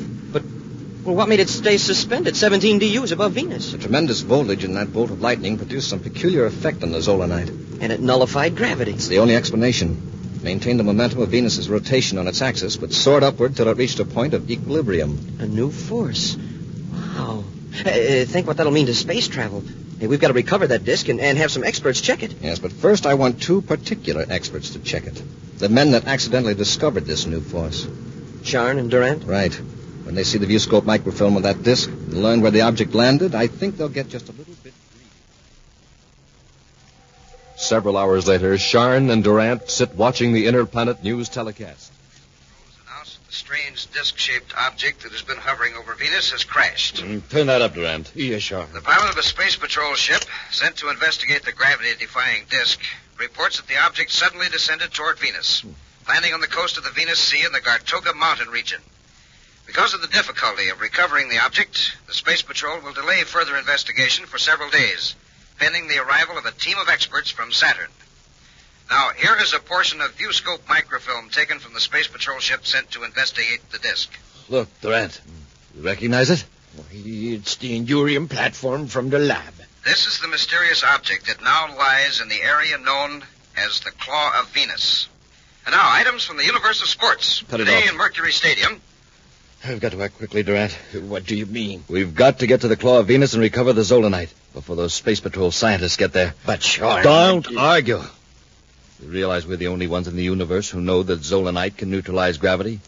I don't like it. It's dangerous. Don't be a fool. We can control high voltages. Quick now. Get some cutting tools. Then we'll blast off for the Claw of Venus. Miles away, where huge breakers of the Venus Sea batter at the bluffs, a gleaming disk of endurium lies embedded in shattered rocks on the shore. In a small cave nearby, two men in Space Patrol uniforms wait patiently. Think they'll fall for it, Commander? I think they will, Happy. Not only to get the Zolanite back, but to protect themselves. Sharn knows that if we find the Zolanite, we can prove this endurium platform came from his lab. I hope they come pretty quick. Tide's coming in. In a few hours, this will all be underwater, including the disk. Yeah. Hey, Commander, you hear that? It's a ship. Coming in for a landing on top of the bluff. Must be Sharn. From their vantage point in the cave, Buzz and Happy watch Sharn and Durant make their way down the steep cliff and start to work. What did we lug that electro-welder down here for? When we get the Zolanite out of the container, I want to seal things up a little, just to confuse the experts. Well, I'm in favor of getting the Zolanite and heading back to the ship. The experts will know this disk has been tampered with just from the marks of the atomo-torch. They might think the metal was fused by air friction in the fall. After all, it dropped 17 DU. All right, Sharn, Durant, drop those tools. Corey! Happy, take Sharn's blast gun. Yes, sir. And give me that atomo torch, too, Sharn. Why, of course. Here. Why, you... Slug them, Durant. Sharn, let go of that torch. Come on, Durant. Run for the cliff. We come this far. Let's finish them They're off. still conscious. Corey's got his ray gun. Come on, keep behind the rocks and run for the cliff. Halt! Stop where you are. Halt! We're safe. Up the cliff to the ship. You've still got your blast gun. We can pick them off, then get the Zolanite. Why use a blast gun on Corey and the cadet when we can get the same results another way? Halt! When we're past that first ledge, we'll blast the cliff with a gun. That'll leave Corey with a perpendicular wall to climb. Hurry, Durant.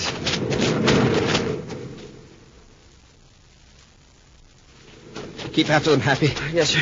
I'm still dizzy from the crack in the head with that atomo torch. But I bet I can outclimb those two rats any day. Happy, duck. Sharn's aiming his blast gun.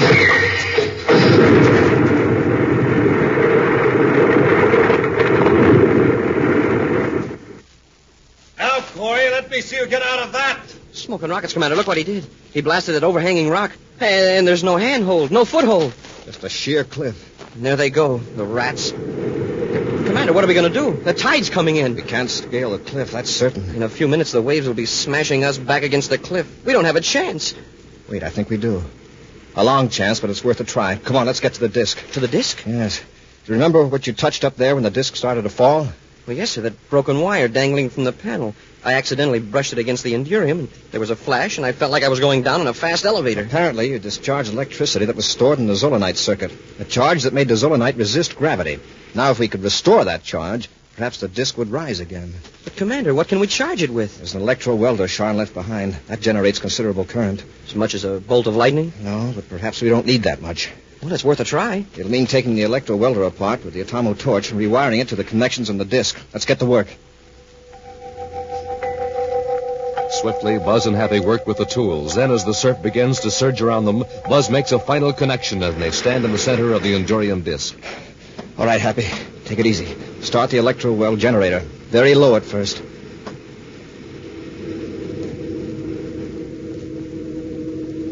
Nothing's happening, sir. Give it more voltage.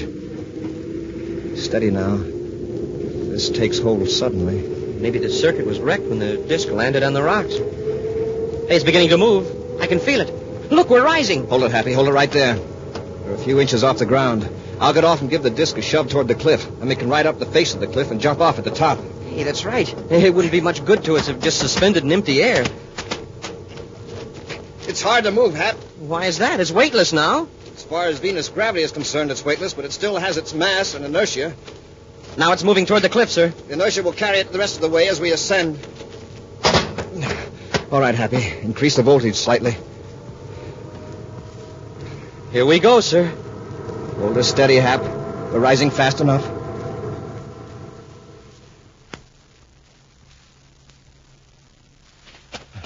Well, we made it. Yes. I wonder if Corey's got his feet wet by now. Let's walk down to the edge of the cliff a ways. We can't tell from here. All right.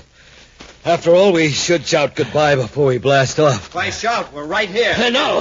Let's get him, Hap. It'll be a pleasure.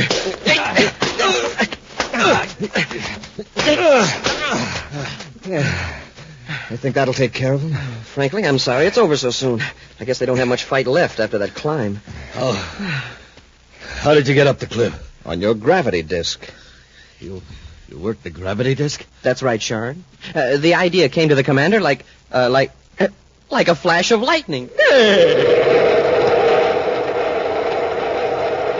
An action preview of next week's exciting Space Patrol adventure in just a moment.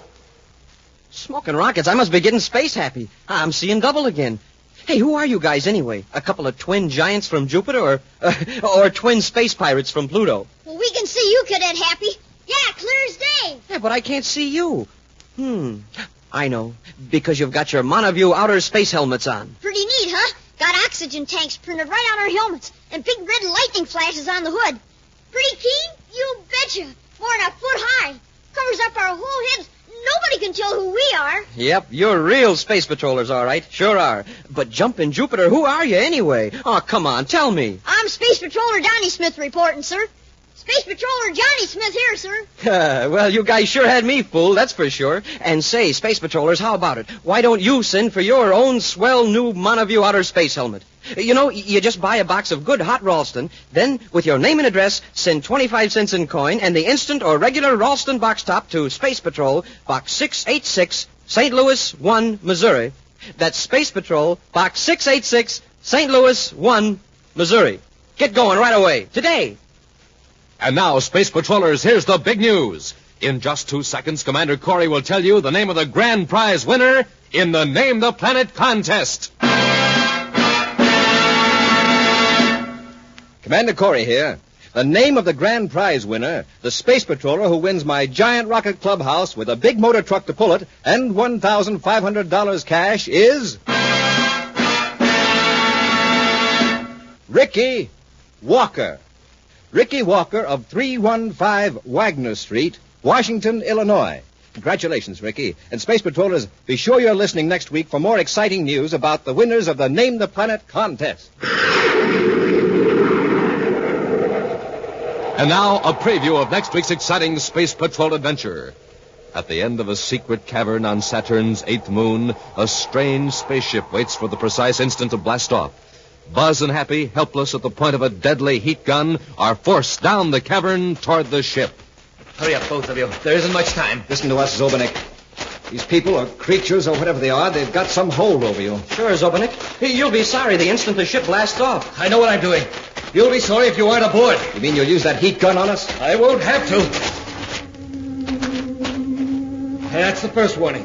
If we're not aboard that ship in 3 minutes, we'll all be finished in that rocket blast. Be sure to join us next week for the thrilling story, The Exiles from Denebola, when Instant Ralston and Regular Ralston again present Space Patrol! Space Patrol, created by Mike Moser, starring Ed Kemmer as Commander Corey and Lynn Osborne as Cadet Happy, was written by Lou Houston, produced and directed by Larry Robertson, executive producer Mike Devery. Other players were Norman Jolly, Ken Mayer, Bela Kovach, and Dick Beals. Dick Tufeld speaking. Now, don't forget to tune in next Saturday and every Saturday when Instant Ralston and Regular Ralston again present Space Patrol! This is Dick Tufeld in Los Angeles with the story of one of the fastest planes in the world and a word from the man who test flies it, Joe Lynch. It's North American's Air Force F-86D Sabre Jet Interceptor. Speed well over 700 miles per hour. Wingspan is 37 feet. Length 41. Cruising range 500 miles. Now, by special tape recording made at International Airport, the well-known test pilot of the Sabre, Joe Lynch. The D is a one-man interceptor, so when you fly it, you're really on your own. That's why I see to it that I'm in good condition all the time. And one way to stay in good condition is by eating a good breakfast cereal, like Rice Chex or Wheat Chex. They're just packed full of energy, and they taste well. I think you'll like them, too. No other cereal, puffed or flaked, contains so much nourishment in such concentrated bite-sized form. So take a tip from Joe Lynch, George Welch, and other top test pilots. Make your cereals Rice Chex and Wheat Chex. Be sure to see another exciting Space Patrol story on your local ABC television station. Consult your local newspaper for time and channel. This program is broadcast to our armed forces overseas through the worldwide facilities of the Armed Forces Radio Service. Space Patrol came to you transcribed from Hollywood. This is ABC Radio Network.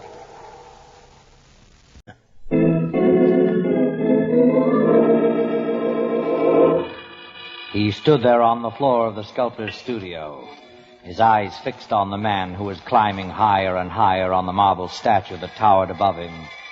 His lips curled as he heard the desperate pleading. You've got to give me a chance. My work is good, really good. Look at this figure, the length, the power of these lines. I tell you, there's no use climbing up there. My mind's made up. And this higher figure. Look, it's like music. Music in stone. Music in stone. Murder in stone. Attention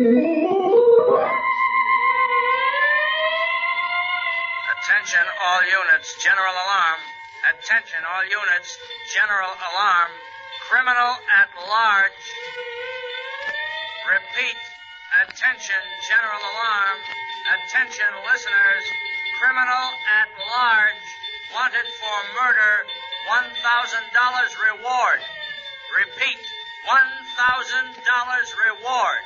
Attention all listeners, criminal at large.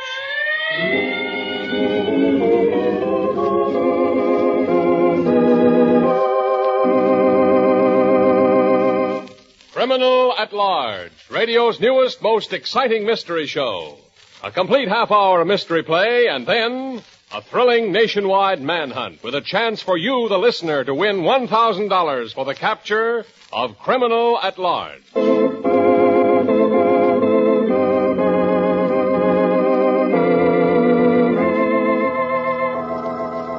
Listen first for drama, action, excitement. But listen, too, for the clues scattered throughout the play. Clues that can bring you the reward of $1,000 in cash. Immediately following tonight's broadcast of Criminal at Large, somewhere in the United States, a person answering the exact description of the criminal in the play will begin a 7-day tour of the nation, stopping in towns and cities, perhaps your town, your city. Remember, the clues will be scattered throughout the play itself. Listen carefully. Watch for description of height, age, color of hair, clothes he is wearing, identifying marks, habits, mannerisms, the type of place in which he is most likely to be found. The criminal at large will not resist capture. When you find him, he will quickly admit his identity and arrange for immediate payment to you of $1,000. If he is not found before next Friday night, the reward will be increased to $2,000 for next week's fugitive, with an additional $1,000 being added each week until you, the listener, discovers the criminal at large.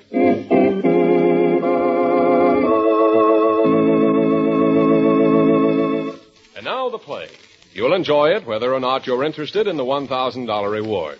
But you'll enjoy it more if you play the detective game All America is playing. Remember, listen for the clues that can bring you $1,000 for the capture of Criminal at Large.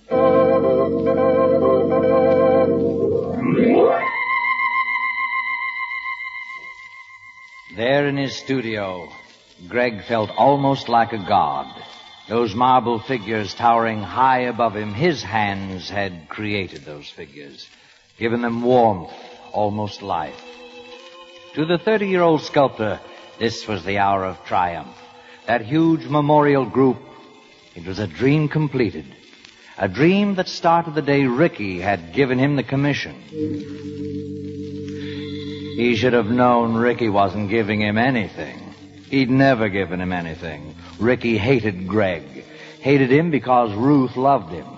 Ruth was the only thing Ricky had ever wanted, and he couldn't get.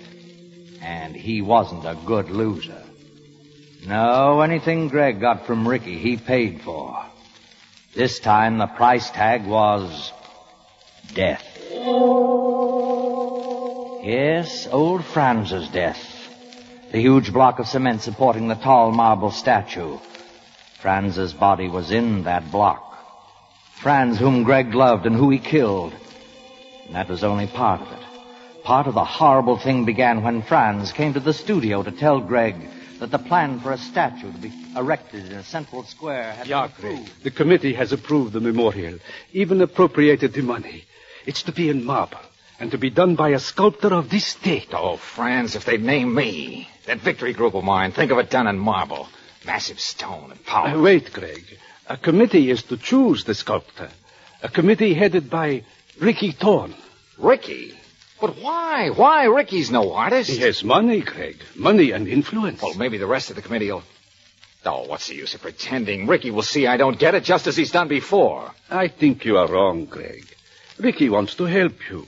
Even with your plan to build an art museum, he helps you. Oh, helps me? What he does. He helped raise almost $15,000. He even leaves the money in your care until the building can be started. Sure, because he knew what it'd do to me. Not having enough to live on, sitting here without a dime to buy stone, without the tools that I need. And all the while having that money. Money I can't touch. Oh, I don't think Ricky meant that. No. Nobody ever thinks Ricky means that. He's clever, all right. Clever and cruel. Oh, Greg, Ron. Oh, wait till you hear. Oh, hear what? With the state memorial, it's been approved. Greg, do you realize what it means? Yes, I do. Another chance for Ricky to knife me in the back. Oh, Greg. Ricky's with me. He's parking his car, and he has wonderful news. Oh, yeah, sure. Oh, how sorry he'll be that I didn't get the commission. How he worked for me. How he pleaded with the rest of the committee. No, Ruth, there's no use. Hiya, Greg. Ruth tell you the news? She told us only Wait a minute, that... France. Wait a minute. Let Ricky tell it. He enjoys this. Don't you, Ricky? A chance to watch me squirm a little. Now, wait a minute, old man. Wait a minute. Give me a chance. Go ahead. Tell me why I wasn't picked as the sculptor. But you were picked. Here.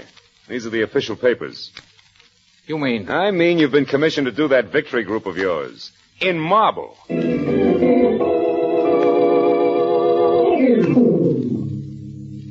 Couldn't be. But it was. Everything Greg had ever wanted, all his plans, his dreams, handed to him by Ricky. Greg tried to take it in. Tried to shut out the little voice that was beating against his brain. Don't trust him. Ricky hates you. He wouldn't give you this. He wouldn't make it easier for you to marry Ruth. Watch out for him. But there were the official papers commissioning Greg to do the memorial. Ricky couldn't stop that. Nothing could stop it. This was it for Greg. The start of everything. Of horror and violence and murder.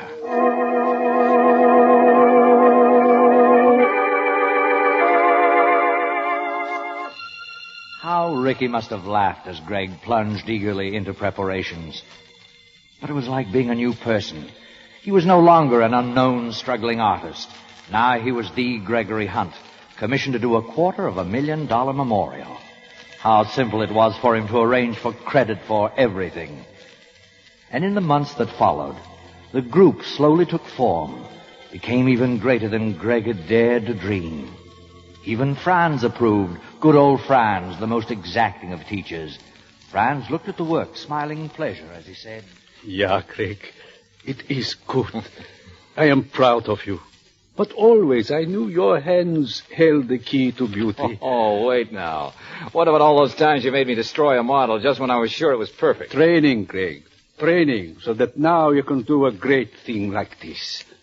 But you must be careful, Greg. The size of this. So tall it is. Yes, I know. I'm going to brace it with steel rods in the back. You see those two forms? There'll be cement blocks to hold the rod. Yeah, good. And then later the bronze base will give added support. But you should put the rods up now. Well, it's just that I hate to take the time. The days seem too short as it is. Like a man with a sweetheart, no time for other things. No wonder they say sculptors are a little mad. The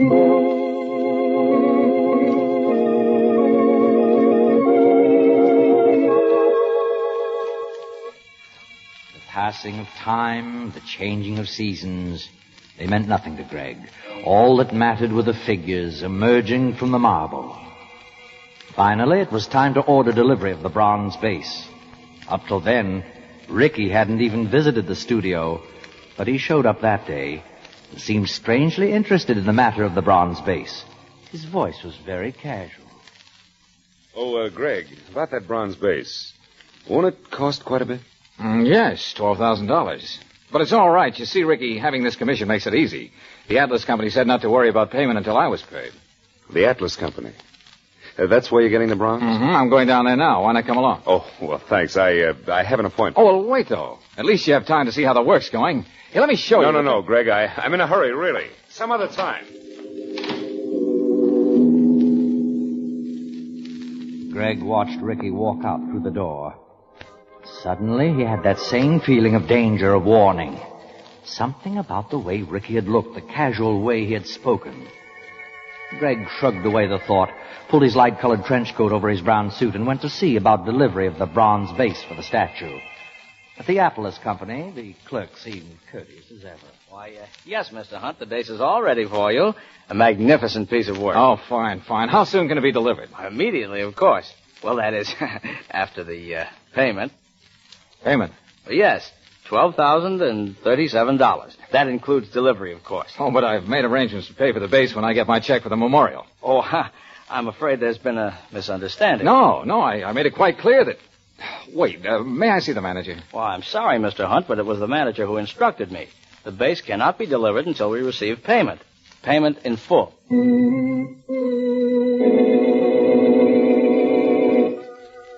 What had happened? Why had they suddenly closed off his credit? Greg had made the mistake of forgetting Ricky hated him. Why, he even went to him for help. As always, Ricky was polite but regretful. Oh, I'm awfully sorry, Greg. If there were any way I could help But, you... Ricky, there is a way. It's only $12,000, and you know the fee I'm to get for the memorial. Yeah, that's just it. I do know. I'm on the committee that appointed you. It has to pass on your work when it's done. But that wouldn't make any difference But it would make a difference. Look, this is a state project, and that means politics. If they found out that I'd loaned you money, they'd charge collusion, cancel the whole thing. But, Ricky, I've got to get that money. I've got to. But Greg couldn't get the money. Every door that had been wide open was suddenly closed. He gave up, sat there in his studio like a half-dead person, staring at the monument towering 60 feet above him. The monument that meant everything in the world to him, that might never be finished. And then again, that little voice started beating against his brain. That money. The $15,000 you're holding for the art museum. It's in your name. You could repay it from your fee. No one would ever know. It would be months before the material for the museum would be available. Yes, he'd have plenty of time. How simple it was. Maybe they're always simple, the things that lead to murder.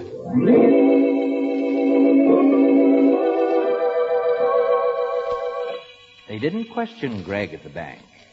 He hurried back to the studio, called the Atlas Company, and told them he'd be right down with the money. But just as he hung up, old Franz walked into the studio.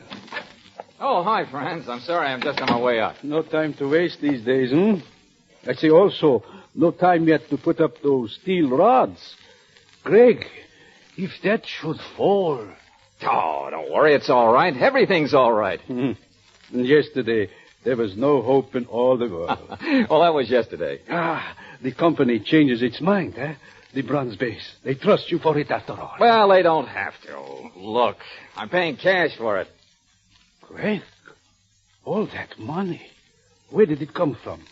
Blackie? No, I borrowed it. Yes, I borrowed it. At the bank, I used the marble for security. But the marble is not paid for. Greg, look at me. Where is that money from? Well, I told you, the bank, Oh, what difference does it make? Greg, the truth. You must tell me the truth. Well, I tell you, it doesn't matter. It's just for a few weeks. They're not ready to start the museum, and by that time Greg, I'll be able to... That money is not yours. Well, it's in my care. I'll put it back, Franz. It's just a loan. Look, Franz, I've got to finish this work. It's my whole life. It's everything. Yeah, and that is why you can't. Beauty is not a thing only of hands and chisels. If you did this, it would show. There would be ugliness. No, there wouldn't. The group's almost done. I'll have time to... No. Hey, Franz, wait. Franz, where are you going? To Ruth. You will listen to her, and she will stop you because she loves you. Oh, Ruth won't understand. She think I was stealing it. Franz, wait. No, I do it for you, Greg, to stop a bad. You're not going to tell Ruth. You can't stop me now. Nobody's going to stop me now. Greg, let me go.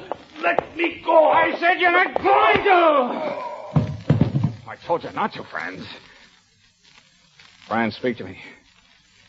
I didn't mean to hurt you. I didn't... Franz! Franz, you're dead. You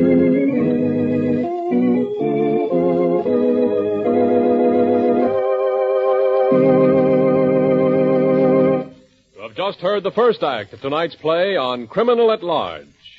Remember, immediately following this broadcast, a man answering the exact description of the sculptor in this play will start on a coast-to-coast tour of the nation, stopping in towns and cities along the way.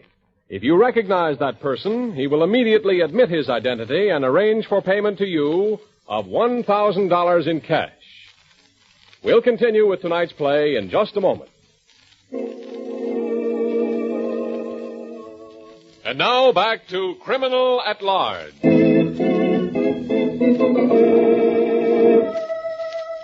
A young sculptor, Gregory Hunt, needing money to complete a memorial statue which was to be his masterpiece, embezzled funds left in his care. Surprised in this act by his old art instructor, Franz, Greg had struggled with the old man. In his fury, he'd struck Franz with a heavy chisel, and now the old instructor lies dead on the studio floor. They wouldn't believe it was an accident. They'd call it murder. If only he could find some way to... But wait. There was a way. The cement. The forms were ready for the huge cement blocks into which the rods were to be fastened to support the statue until it was in its permanent base. All Greg had to do was mix the cement and pour both blocks. They'd look the same. No one would know that in one of them was Franz's body. Greg waited 2 days for the cement to harden. Not answering the door, not sleeping, just sitting there waiting. Afraid to look at that cement block. Afraid that in some way he'd be able to see Franz. His body held upright in the cement, his eyes open, staring. And then the second night he fell into an exhausted sleep. It was 9:30 the next morning when he was awakened by someone at the door. Oh. Who is it? Oh, it's me, Greg. Ruth. Well, I've been wondering what... Well, Greg, what's the matter? You've been sick? No, I fell asleep sitting up last night. Oh, but you look so... Oh, Greg, your hand's all bandaged. I cut it on the marble. It's my left hand. It doesn't matter. Well, of course it matters. Oh, Greg, you look so tired. You're killing yourself with this work. Yes, but it's almost done. Oh, Greg, and it's so beautiful. But... What's wrong? Nothing. Well, maybe it's just because it's so big. Looming so far above us. But just for a second, I felt a chill. As though... As though what? Well, as though there were something. Somebody watching. Oh, Greg, there's nothing wrong, is there? I mean... Well, of course there's nothing wrong. Who's that? Did someone come with you? Oh, no, I came alone. Why? Were you expecting someone?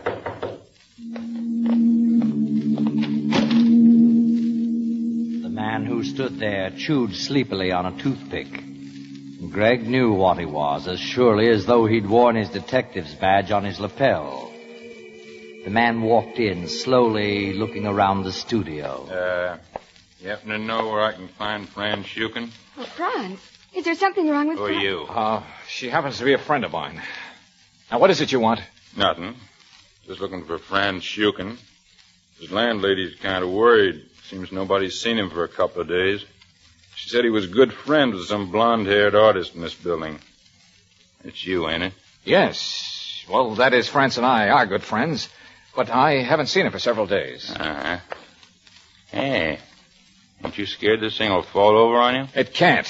It's braced by those rods. And then anchored in cement. I just poured those blocks this week. Yeah, I noticed you got cement splattered all over your shoes. Good-sized blocks, ain't they? Well, they have to be. That marble weighs tons. Well, if it ever fell... Yeah. Well, let us know if you hear anything from Franz Schuken. Oh, what a strange person. Greg, the cold way he looked at you. Oh, Greg, what's wrong? Don't let me alone, will you? I got enough worries trying to get this work done, having to worry about materials, about money. But I thought 1,000 those things were taken care of. Well, Ricky... Oh, sure, Ricky said. He doesn't know what it is to be broke to lie awake nights worrying about pennies. Oh, Greg, I didn't know. Well, you shouldn't have to worry about money. It isn't fair. I'm going to do something about it. Go away. You're an Let me artist, alone. Greg. You shouldn't have to be bothered with I have to such get hold of things. myself. Why didn't you tell me before? The detective will be back. You can work out. But it doesn't matter. All that matters is my work. Finally, Ruth left the studio. Greg went to the Atlas Company, paying the embezzled money for the bronze base. And again he plunged into his work, forgetting everything except the creation of beauty. And it was beauty. To Greg, that made it worth it. Yes, worth even Franz's body inside that block of cement. Then the detective came again. He pushed past Greg into the studio and leaned against the block in which Franz's body was hidden. Just dropped by, still looking for that old guy, Franz Schuken. You never heard anything from him, huh? No, I told you I spend most of my time working. How come you weren't in when I called yesterday? Well, I have to spend hours at the library on research at museums. It's part of my work. Yeah? You about done with this, huh? Yes, almost. In fact, the committee will be here this week to accept it. After that, it'll be moved to the state park. Those blocks of cement, too? No, you see, it'll be on a permanent foundation. It won't need those supporting rods then. Uh-huh. Those rods don't look very strong. They're only temporary. Yeah? And what are you going to do with the cement blocks? I don't know. Well, give us a ring if you hear anything about Franz Schuken. Greg knew he'd be back. He always came back. But in a few days, it wouldn't matter. The blocks would be gone by then. Greg would have them hauled out to where the city was filling in that swamp. Maybe then Greg could forget them and the thing hidden inside. At last, it was the day for the committee to inspect Greg's work. He waited there in the studio alone. Only a few more hours and he'd be free from tenseness, fear, waiting. Ricky, come in. Where are the others? Others? Oh, the committee. Well, you see, they sort of agreed to leave the final decision up to me. Oh, fine. Ricky, I haven't said anything, but I guess you know how much it's meant to me, all your help. Oh, skip it, I haven't done anything. Well, shall we have a look at your work? I've never seen it. Yes, I know. In fact, you made almost a point of not seeing it. Well, I wanted to be impartial. Then if I approved your work, it'd be on merit, not friendship. Oh, well, don't worry, Ricky. It's good. Not just because it's mine. Sometimes it seems as though it weren't mine. As though it belonged to someone greater than I. You sound like you did in college. You used to say I was an artistic phony. Yeah, and Ruth used to jump all over me. We've come a long way since then, haven't we, Greg? Yes, Ricky, I don't want to hurry you, but I'm... Your whole future rests on my words. Ruth should be here, huh, Greg? Yes. Now, Ricky, if you want to come She'd over be here... on your side, wouldn't she, Greg? She was always on your side. Well, let's not go into that, Ricky. It doesn't make any difference now. Besides... Maybe it will. At least it'll be easier for you, having her. Easier? Yes. You know how Ruth is, as far as you're concerned. Failing with this won't make any difference to her. Failing? But I haven't failed. Well, Ricky, it's the best thing I've done, better than I ever dreamed. Yeah, I know you've tried. Ricky, you're talking as though... As though I might decide it isn't acceptable? But you can't. The commission, you gave it to me yourself. Yes, because I wanted to help you. No, you wouldn't. Remember the terms of the commission, Greg. The finished work had to be approved. Oh, Ricky, even if you hate me... Why should I hate you? This is business, Greg. Then you're going to... I'm sorry. Sorry. Sure, of course. And I was fool enough to believe you. You never meant to accept it, did you? Oh, I know it's tough. Particularly when you've tied up so much money in it. It's going to be a problem, isn't it? Paying for the marble and that bronze base. That was it. Ricky had done this, done it all. putting the museum fund in Greg's care, then stopping his credit at the Atlas Company. He'd known Greg would use that money. Then afterwards, when the work was refused, Greg would be exposed as a thief. And then that little voice started again. Don't let him stand there laughing at you. It's his fault you stole the money, that you accidentally killed Franz. He should be killed, too. But this time it wasn't going to be an accident. This time it would look like an accident.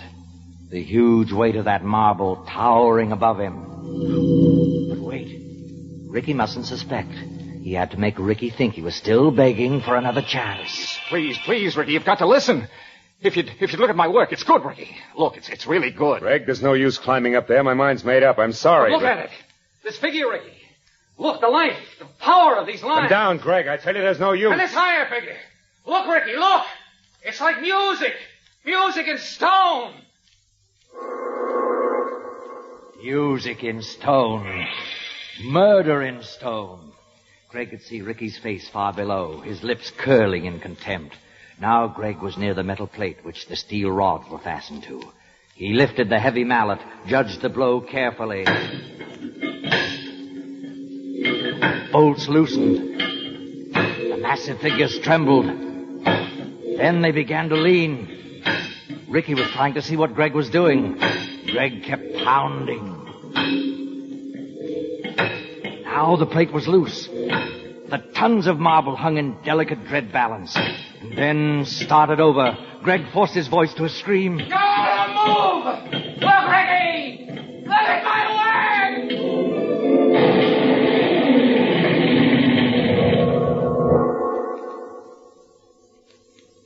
Greg had done it. Ricky was dead, pinned beneath the huge blocks of marble that had thundered 60 feet to the floor below. Greg let himself down from the scaffolding. And then the door was opening. Oh, Greg. Ruth! Just as I turned in from the street, I heard the crash and... Oh, Greg. Oh, no.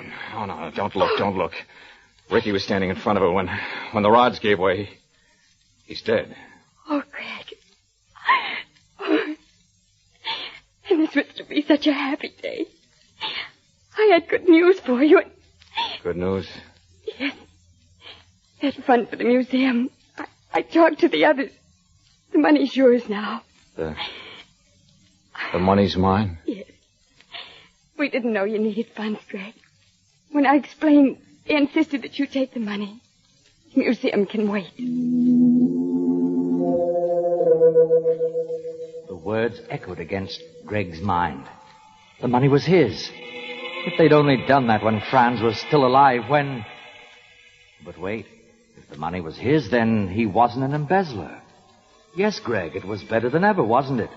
Because Ricky couldn't stop you now. Ricky was dead. But you had to play it carefully. Call the police first, then. But you didn't have to call them. You turned, and there in the doorway was the detective, his cold eyes taking in the chaos of the studio. What happened? What's going on in there? The statue. What you warned me about. The steel rods pulled loose and they came... Hey, wait a minute. You got somebody, huh? Who was it? Ricky Thorne. Accident, huh? Yes. He was in front of it. I shouted to him, but he didn't move fast enough and they came... You mind if I look around? Just curious. I can see how it happened, all right. Oh, Greg, what a horrible man. Those cold eyes and... Oh, Greg, wait, where are you going? I've got to get out. I can't stand it. Oh, Greg, wait! Hey, where'd he go? Oh, I don't know. He's completely unstrung by all this. Such a horrible thing. Yeah, pretty bad, all right. You know, for a minute I couldn't figure out that accident story of his. Oh, it's not a story. Why, Greg might have been killed himself. Maybe that would have been easier. Easier than what they'll do to him up in that little room in the pen. Penitentiary? What are you talking about? I'm talking about murder. We won't have any trouble picking him up. We got a perfect description of him. We know where he spends his time. Oh, but you're out of your mind. It was an accident. Maybe. Doesn't matter. See, I've been looking around behind what's left of the statue. And there was an accident. One that your friend hadn't counted on. What do you mean? Come on, I'll show you. It ain't so bad. Just like he was sitting there in a cement chair. Like who was sitting there? Come on, I'll show you. See, when that statue fell, a big hunk of the marble fell over backwards. Well, what's that got to do with... And it fell right on this cement block, cracked it wide open. You see, I finally found that French Yukin guy we've been looking for.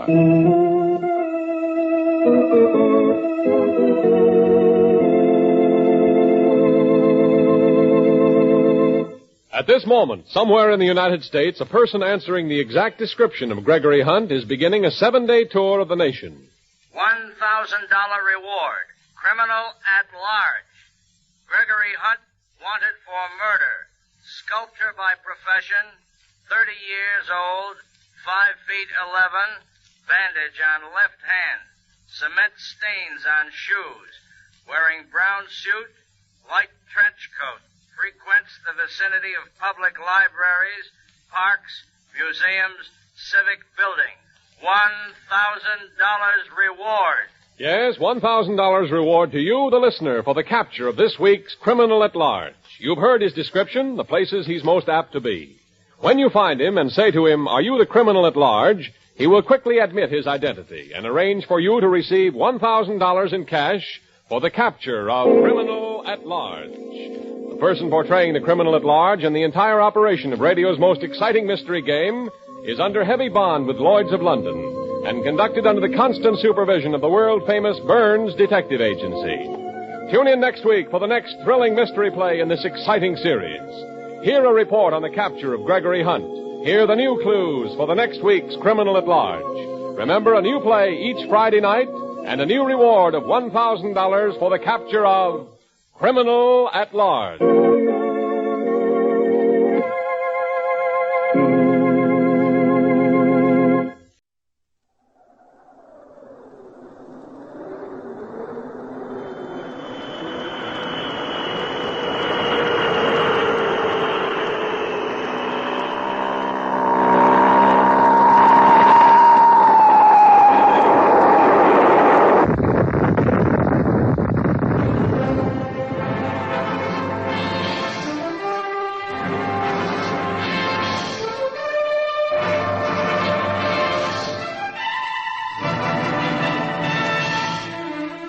High Adventure.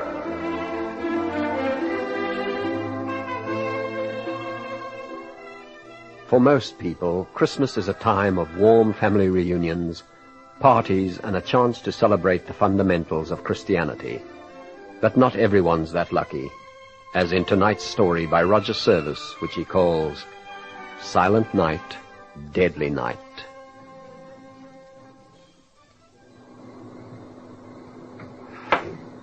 Evening, Sparks. Evening, Skipper. Anything interesting coming through? There is for wardroom steward O'Donoghue. Oh, what? He's the father of a bouncing boy, 8 pounds 2 ounces. Well done, that man. Anything else? Oh, half a dozen personal messages for crewmen, sir. Nothing for the bridge. I don't know what the bloody Navy's coming to. Admiralty signals for the benefit of ordinary seamen. Begging your pardon, sir. You could hardly call anyone on board vigilant ordinary. Point taken, Sparks. But I still think some of the Navy's traditions are dying a little too easily. Perhaps you're right, sir. You know, when I was a boy, going to sea meant just that. Going to sea. No contact with friends and family for months on end. None of this mollycoddling you get today. Well, I dare say in those days no one would have believed we'd elect a female Prime Minister either. At least said about that. Bridge radio? Yes, he is. It's for you, sir. Chief Engineer Roberts. Oh, thanks. Yes, Chief? Can we be sure about this? I see. When can we be certain? I'll stay right here. Let me know as soon as you can. Anything wrong, Skipper? I can't be sure for the moment, Sparks, but the Chief's just reported a warning signal from the engine room. Fire hazard, sir? Something rather worse than that, I'm afraid. Unless we have a malfunction of the automatic alarm system, we have a full-blown radiation leak from the reactor. Radiation leak? Shall I sound the emergency procedure alarm, sir? No, not yet. However well-drilled a crew may be, there's always a chance of panic faced with the real thing. Suppose it is the real thing. Aren't we wasting valuable time? Captain Sterling. I see. Very well. Stand by. And God help us all. Bad, sir? Couldn't be worse, Sparks. A secondary Geiger reading confirms radiation leakage well above tolerable levels. What's to be done, sir? Sound emergency procedure alarm immediately. Yes, sir. And now activate the watertight doors and radiation shields. But, Skipper, we haven't given the men in the engine compartment time to clear it. I can't risk more contamination. Now do as I say. Yes, sir. What else can be done, sir? I recommend very fervent prayer.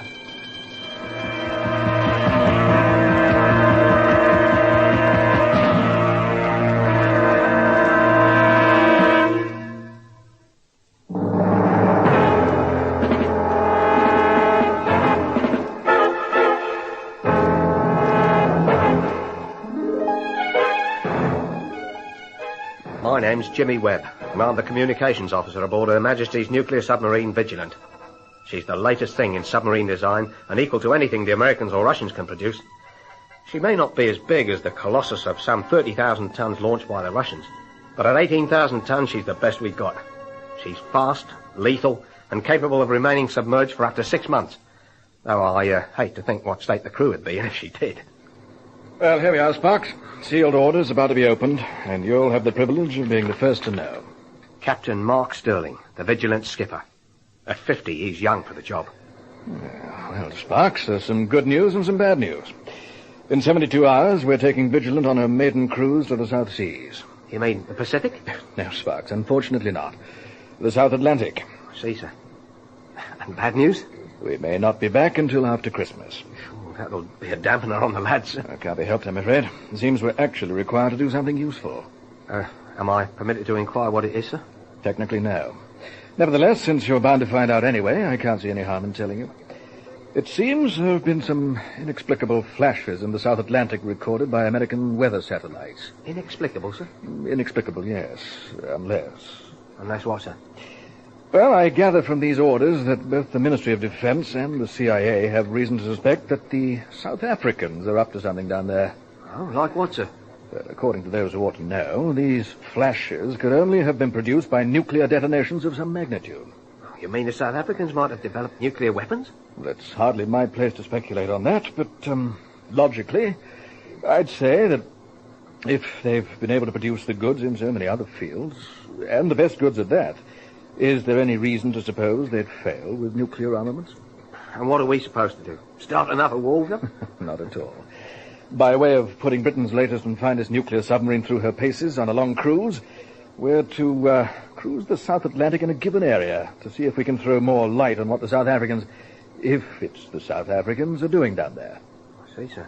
And supposing they, or anyone else, are blasting away with nuclear bombs, what happens to us? Neither Her Majesty nor Her Admiralty explained that to me, Sparks. But I imagine some good could come of it. Such as, sir? Well, you wouldn't have to worry about not knowing all the words to Jingle Bells anymore, would you?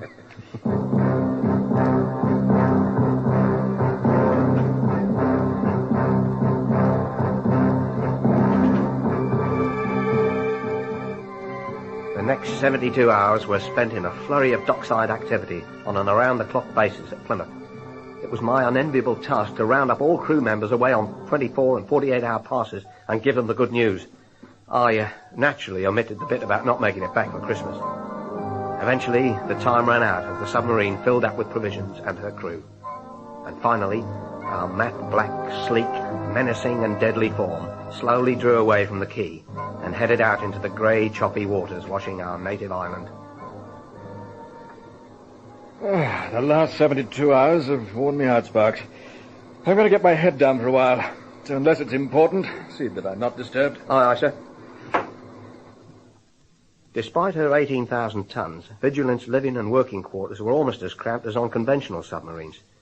From the communications room, the captain's quarters were reached through a door just forward of the transmitter, while above me was the bridge, the nerve centre of it all. Scattered throughout the rest of the missile-shaped killer ship were some 90 officers and ratings, all going about their appointed tasks. A trifle grim-faced at the prospect of being on the other side of the globe for Christmas. In need of rest myself, I left the communications desk in the hand of my number 2 and eased myself into my bunk. The Vigilant boasted a cruise entertainment radio channel, run by off-duty personnel who fancied themselves as disc jockeys, some with warped senses of humour. And so, me hearties, you thought you'd be spending Christmas ashore in the arms of kith and kin and anyone else handy, did you? Well, you should know the Admiralty'll protect you from such sinful things as drink, women, and merrymaking. And here, just to take your mind off Christmas, snow scenes, holly, plum puddings, and such like, is a little number expressly designed to help you.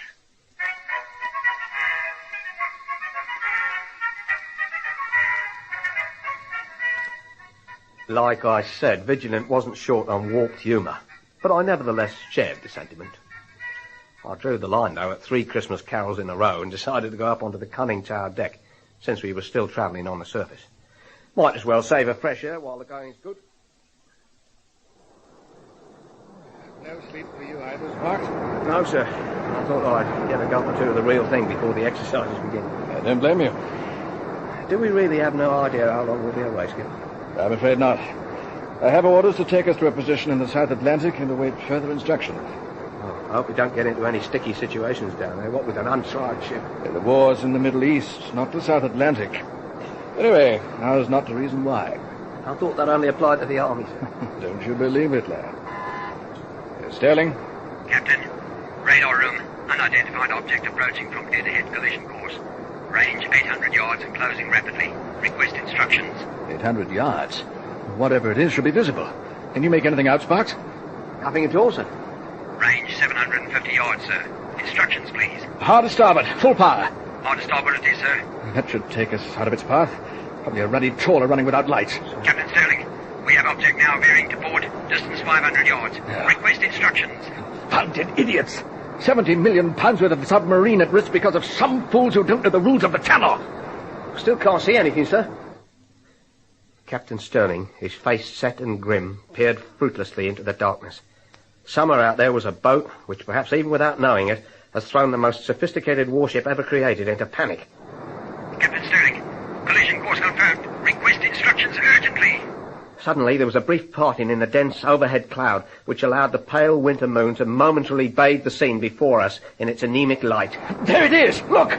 Just for a moment, before the clouds blotted out the moon again, I glimpsed what looked like a pleasure cruiser at full throttle cutting across our port bow.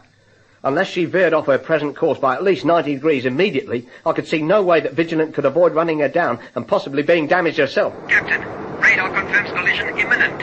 Object now 300 yards. Instructions, please. Captain Sterling seemed unable to speak. He stared ahead as if mesmerized by the imminent disaster. His face was ashen. I gripped his arm. Captain, do something! Yes. Yes, the only thing we can do. Attention all crew. Stand by for emergency crash dive. Sound the alarm.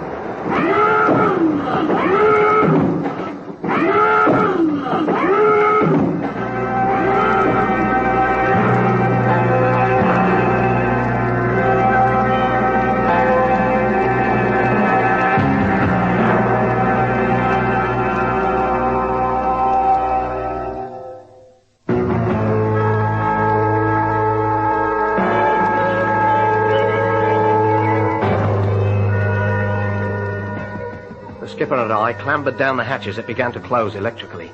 2 ratings swarmed up towards it from below to make good the seal manually. Vigilant, with all her complement at emergency stations, flooded her tanks and set her planes for crash dive. We reached the control room just as the flooded tanks and altered planes took effect. Her nose dropped away by perhaps as much as 50 degrees, and we had to grab hold of the console housing our radar and ASDIC to maintain our balance. Unbidden, the operator removed his headphones and turned up the ASDIC. The atmosphere was electrified with tension as those of us on the bridge waited, rigid with unbridled fear, to see whether disaster had been averted or not.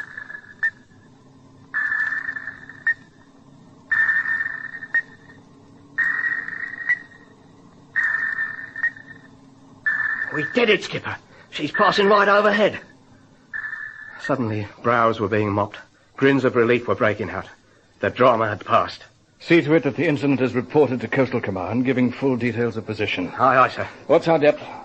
After arresting the dive and levelling off, Vigilance Captain made his decision. Maintain our depth at 45 fathoms and resume original course. We're staying down here the rest of the way. Seems to me we'll be a damn sight safer. And so it was that Vigilant began her extended sea trials in earnest. She was put thoroughly through her paces, as were her crew, to ensure that she'd face any eventuality as the ultimate weapon she was. At the hitherto unheard-of speed of something in excess of 40 knots, Vigilance streaked silently through the chill depths of the Atlantic, heading for the position of the mysterious flashes. We reached the area at midnight on the 20th of December. At 300 hours, the Vigilance surfaced. By 400 hours, a good many of the officers and men were on her conning tower to watch the firing of 4 missiles in quick succession, which was the prearranged signal to be relayed by satellite back to the Admiralty that we'd arrived. It was quite a sight. Countdown begins. 8, 7... The faintest blue-grey wash in the 5, sky heralded the dawn 4, as the countdown was completed. 3, 2, 1, 0, fire!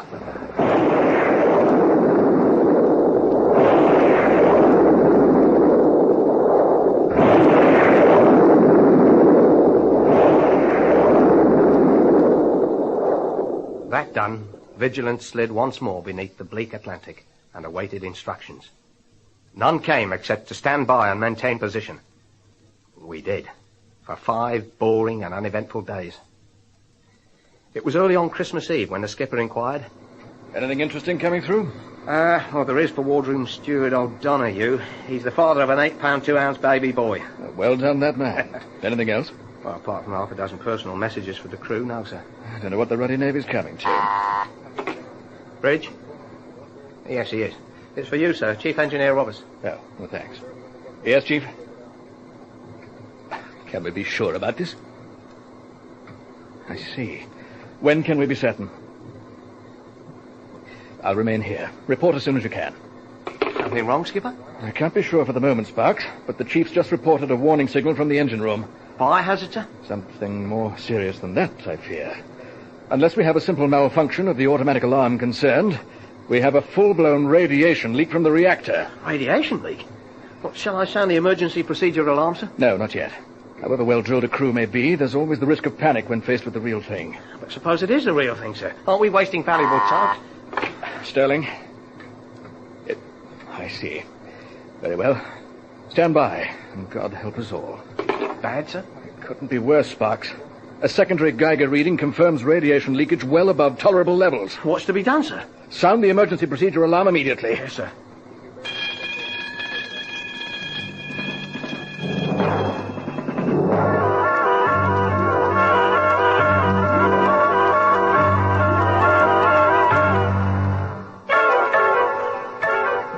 Now activate the watertight doors and radiation shields. But, Skipper, you haven't given the men in the engine compartment time to clear it. I've given them all the time I can afford. I can't risk more contamination. Now do as I say. Yes, sir.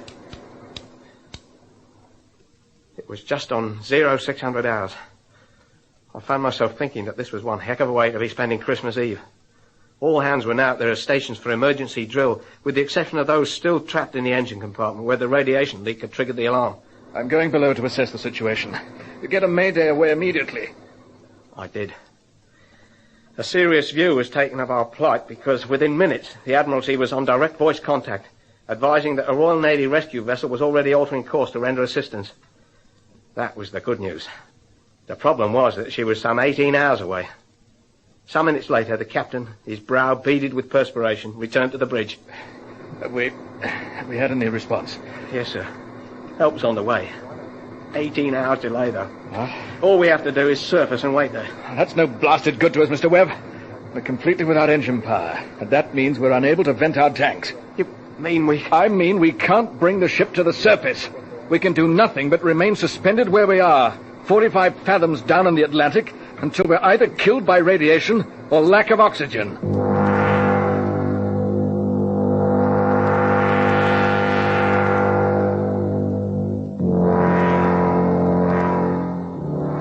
Captain Sterling, his ship and crew were in deep trouble in more ways than one. I went below to the main working level and threaded my way through frightened, pale faces to where the lead-lined radiation shield barred my way from entering the contaminated engine room. I found it shattering that there was nothing we could do for its occupants. Then the captain's voice was heard throughout the ship. Attention all hands. This is your captain. As you are aware, we have a crisis on our hands, but there is no cause for panic. At present, we appear unable either to surface or, in fact, do anything which requires engine power. I can tell you that help is on the way. In the meantime, kindly expend as little energy physically as possible. I couldn't help noticing that his last remark caused a number of raised eyebrows. As I passed the officer in charge of the depth regulators, he looked at me and shrugged his shoulders. The depth gauge read a steady 45 fathoms. At least we weren't sinking. I made my way back to the bridge, where I found the captain nervously twirling 3 fingers' worth of neat scotch while staring at the dormant instruments. Pour yourself a drink, Sparks. Might as well. He looked at me, and I could see defeat written all over his face. I couldn't understand it. He'd had to take drastic action, which might have sealed the fate of the men in the engine room, whose fates were sealed anyway from radiation. But for the rest, it seemed to me purely a waiting matter. It wasn't the first time rescue from a hidden sub had taken place, after all. Maybe not, Sparks. The difference is that successful rescues take place where the oxygen hasn't run out. But the Vigilant produces its own, as well as fresh water, simply by breaking down seawater into hydrogen and oxygen. And we've provisions for more than 6 months. I don't understand. I can see that. Now, let me give it to you straight. We could produce oxygen and fresh water if we had power. The system works incredibly well, so long as the reactor does, too. But without it, we have only the air we're breathing. But that means... What it means is that in about 12 hours from now, unless the Admiralty can pull something out of the hat, we face a particularly hideous death from oxygen starvation. I suddenly understood the skipper's need for 3 fingers' worth of scotch and helped myself. What are the chances of anyone else picking up the Mayday? South Africans, for example. What good would it be? They're not equipped for this kind of situation. Ironic, isn't it, that this should happen on Christmas Eve? You're telling me. Robertson tells me we have around 12 hours' worth of air left. That'll take us to the first hours of Christmas Day. I could think of better ways to spend it. Instructions were given to break out Christmas rations. Champagne, the works. The idea being to lull the men, hopefully, into a peaceful state, causing them to use less oxygen while we waited patiently, yet without hope, for a miracle. The ship was shut down. Only the dim glow from emergency lighting was in use. An eerie silence fell upon us, each man deeply involved with his own thoughts. The men knew the facts well enough by now, and it's an eternal credit to them and those who chose them that they kept their heads. The hours crept by. 3, 5, 8. The air was now becoming fouler by the minute. Robertson had miscalculated. I don't think we have much longer, Spark. Don't say that, Skipper. I dragged my oxygen-starved form to the transmitter and weakly punched out another Mayday with what dwindling power was left in the ship's batteries. Don't waste your strength, Sparks. They know where we are. They just can't get here in time. I painfully made my way down to the working deck with a vague notion of checking on the depth gauge. But I misjudged my reserves of strength and sank to my knees and slowly fell, wheezing for breath, against a bulkhead. All around me, men were in a similar condition. And then I heard it. A single voice, barely above a whisper, began to sing.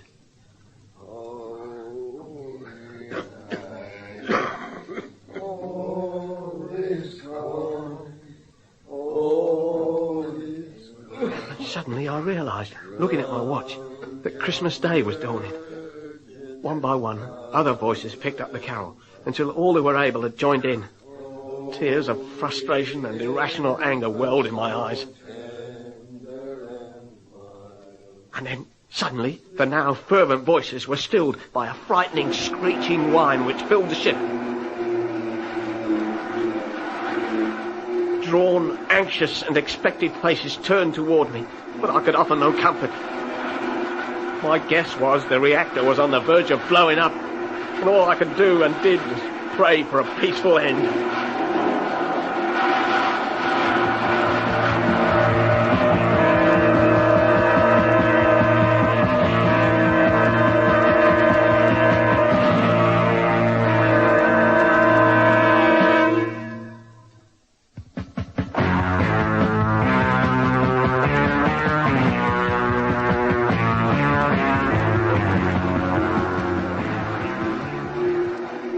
Terrifying noise continued, and now seemed to come from different parts of the sub. I had no way of knowing what was happening, but instinct made me stagger and grope my way back to the bridge, gasping every inch of the way for want of air. Suddenly, as I drove my aching, oxygen-starved body past the now prone form of the depth controller, there came a sound of rending metal. A gush of water which was instantly replaced by a loud hissing.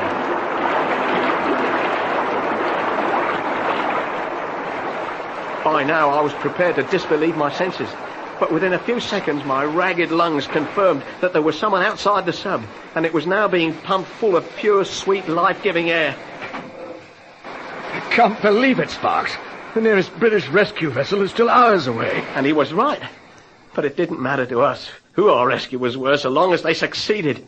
Within minutes, most of the crew had recovered sufficiently to report happenings in various parts of the ship. The sounds of divers in the regions of the Vigilance planes and fins were heard, and shortly thereafter she began to make way. We're moving, Sparks. They must be towing us. Anxious eyes were glued to the instruments. Very soon we found the Vigilant gaining momentum and rising. 15 minutes later, we were on the surface. No time was wasted in releasing the massive bolts holding the hatch in place. Willing hands above forced it open, flooding us with fresh salt air and the first glimpse of our rescuers. You should have told us you were coming. We would have been here sooner. Once on deck, we found ourselves flanked by 2 medium-sized submarines and being towed by a powerful tug proudly flying South African colours. Allow me to introduce myself. Second Officer Gerry van Buren of the South African Navy at your service. ETA at Cape Town, where we might assist you with your reactor problems, is about, I would say, 5 hours from now. You know about our problem? And your mission, Captain. There's very little we don't know about in this part of the world. But never mind that now. Let me be the first to wish you all welcome to South Africa and a very Merry Christmas.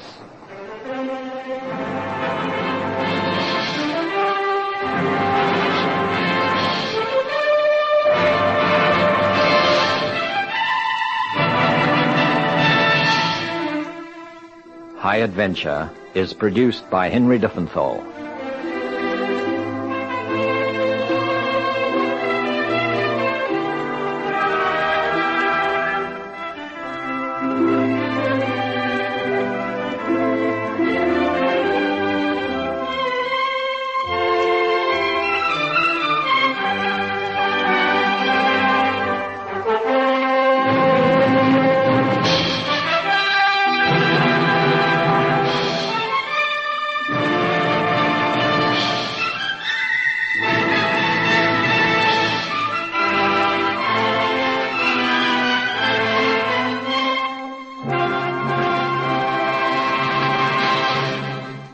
The Great Gildersleeve.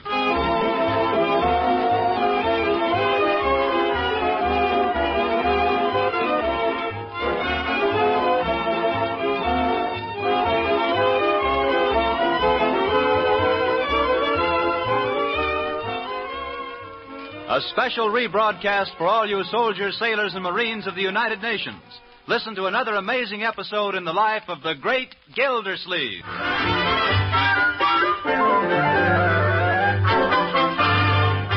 Now let's join the Great Gildersleeve. He's already tried 3 times to get his old friend Judge Hooker on the telephone. Hello, Judge. About time you got up. Listen, get over here right away, will you? I'll tell you what it's about when you get here. I'll tell you what it's about when you get here. I'll tell you what it's about when you get... Dolores Del Rey is suing me for breach of promise. Well, all right. Oh, so that's what he thinks. Oh, Uncle Mort, is she really going to sue you after all? Well, I'm afraid so, children. She realizes that a public trial will probably ruin my career, and she's using it to shake some money out of me. Are there really women like that? I'll say. You know nothing about it. I'll thank you to remember that. If you hear anybody discussing this case, you too, Marjorie. Okay. Whatever we know about this, we'll keep in our little family. Understand? Yes, sir. Now get out of here so I can be alone with Judge Hooker. You mean go skating? No, I mean go write your letters.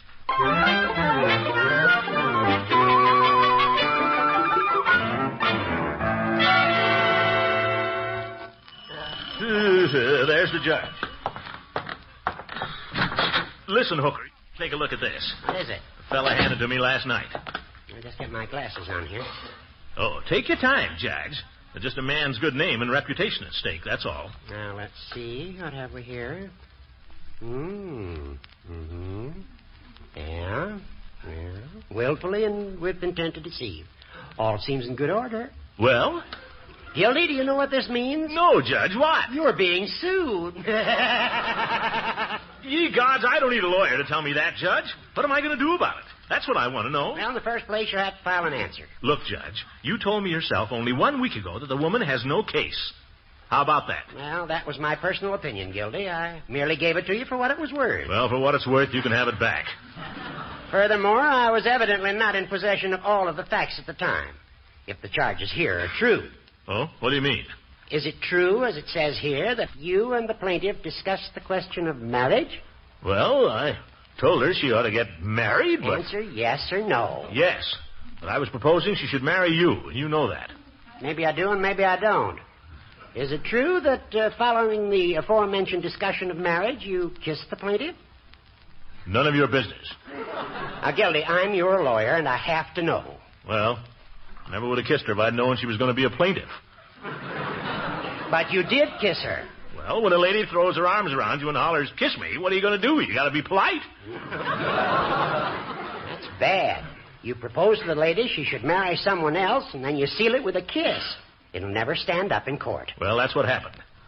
What am I going to do, Horace? Well, we'd better get hold of her lawyer, Waldo Barker. Waldo Barker. What kind of a lawyer is he? Well, they call him Weeping Waldo. Good man in front of a jury.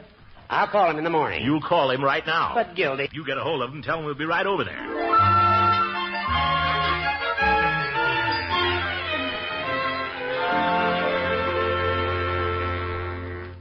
Counselor, I'd like to have you meet my client, Mr. Gildersleeve. Gildersleeve, eh? Well, I've heard a lot about you, Mr. Gildersleeve. Yes, sir, heard a lot. It's a pleasure to meet you. I wish I could say the same. Well, it's some time since I've had the pleasure of opposing you in court, Judge. Yes, too. You lawyers, thicker than thieves. Last time was in the Anthony case, as I remember. It involved a dog. Yes. One of the best witnesses I ever had. Said nothing and did as he was told.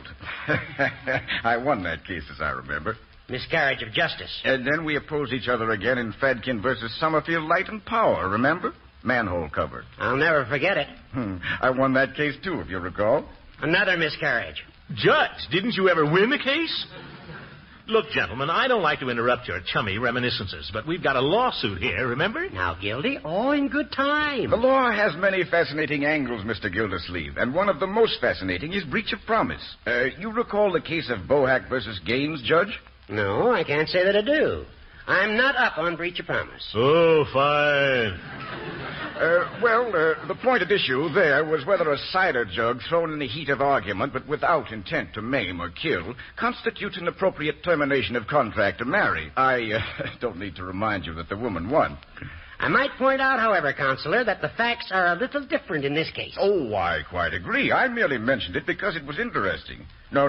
This is an open and shut case, if I ever saw one. Hey. Now, that we're not prepared to admit. In fact, the whole thing is nothing but a frame-up, Counselor, and you know it. Oh, now, Gildy. Now, Commissioner, let's not get excited. I understand your feelings. You're a man of some reputation in this town, and a thing like this can be very embarrassing. It might even cost you your career, not to mention the cost of defending a long, drawn-out suit in court. But it doesn't need to get to court. Oh? What do you mean? Well, if they're handled in the proper way, these things can be settled out of court. How much? Well, I haven't consulted my client, but I would imagine that a settlement of $5,000... $5,000? Well, you're getting off cheap. I think you ought to consider it, Gildy. Listen, you old goat. What did I hire you for? You're supposed to be my lawyer. And as your lawyer, I advise you to settle the case. Very sound, Judge. You lawyers make me sick. Always getting together to cut up somebody else's money. I take it then that you don't intend to settle. Settle? I'll fight this case to the finish. I'll fight it all the way to the Supreme Court and back. I'll fight this case if I have to handle it myself.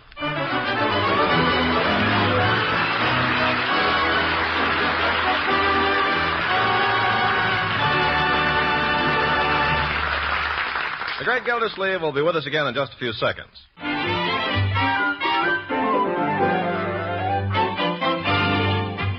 Now let's get back to poor old Gildersleeve. He spent the afternoon in the public library, reading the law on breach of promise and studying the rules of court procedure until he's completely confused on both of those subjects.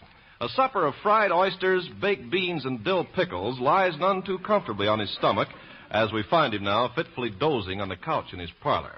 Dozing and dreaming. Ladies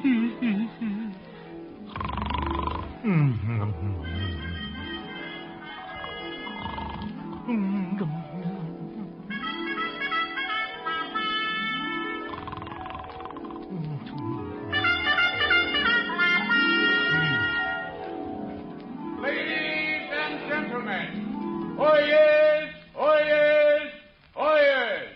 The Superior Court of Summerfield is now in session. Let all transgressors be brought to the bar of justice to pay the penalty demanded by the law. And here is your judge for this afternoon's trial. That celebrated star of bar and bench, Carl W. Hofstetter. Thank you, Clerk of the Superior Court, and good afternoon, ladies and gentlemen. First case, Del Rey versus Gildersleeve. Is the court stenographer ready? Yes, Your Honor. Plaintiff's counsel ready? Yes, Your Honor. Defendant's counsel ready? I'm handling my own case, Your Honor. You are. I object. Objection overruled. The court will now hear the opening statement for the plaintiff. Mr. Barker. Your Honor, and my very good friends, the jury, this is an action in breach of promise instituted in behalf of the plaintiff, Miss Dolores Del Rey, whom you see sitting there before you. And by the way, did anyone ever look lovelier? Lovely, lovely. I shall prove to you before this trial is over that this little flower, this tender blossom, who sits here bathed in the dew of her tears, has been the victim of this designing monster. I object. Objection overruled. Proceed. As my first witness, it gives me great pleasure to introduce to you at this time the little lady herself, Miss Dolores Del Rey.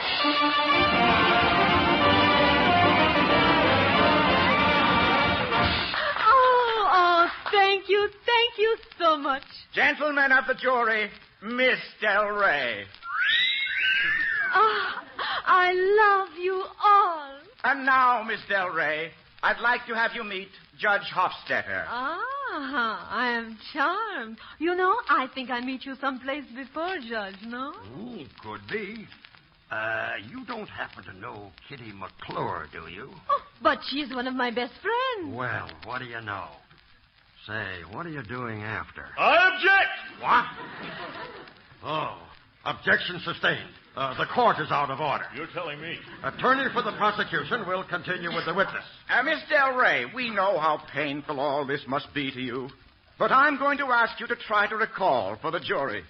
Is it not true that this man here, Mr. Gildersleeve, was at one time very dear to you?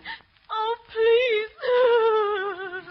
You see, gentlemen, simple and trusting. She came to him wide-eyed like a child. To him, it was just another conquest. But to her, it was the flowering of true love. Ah, love. What a world of tender meaning lies within that one word, love. Poets have written whole poems about it. Men have died for it.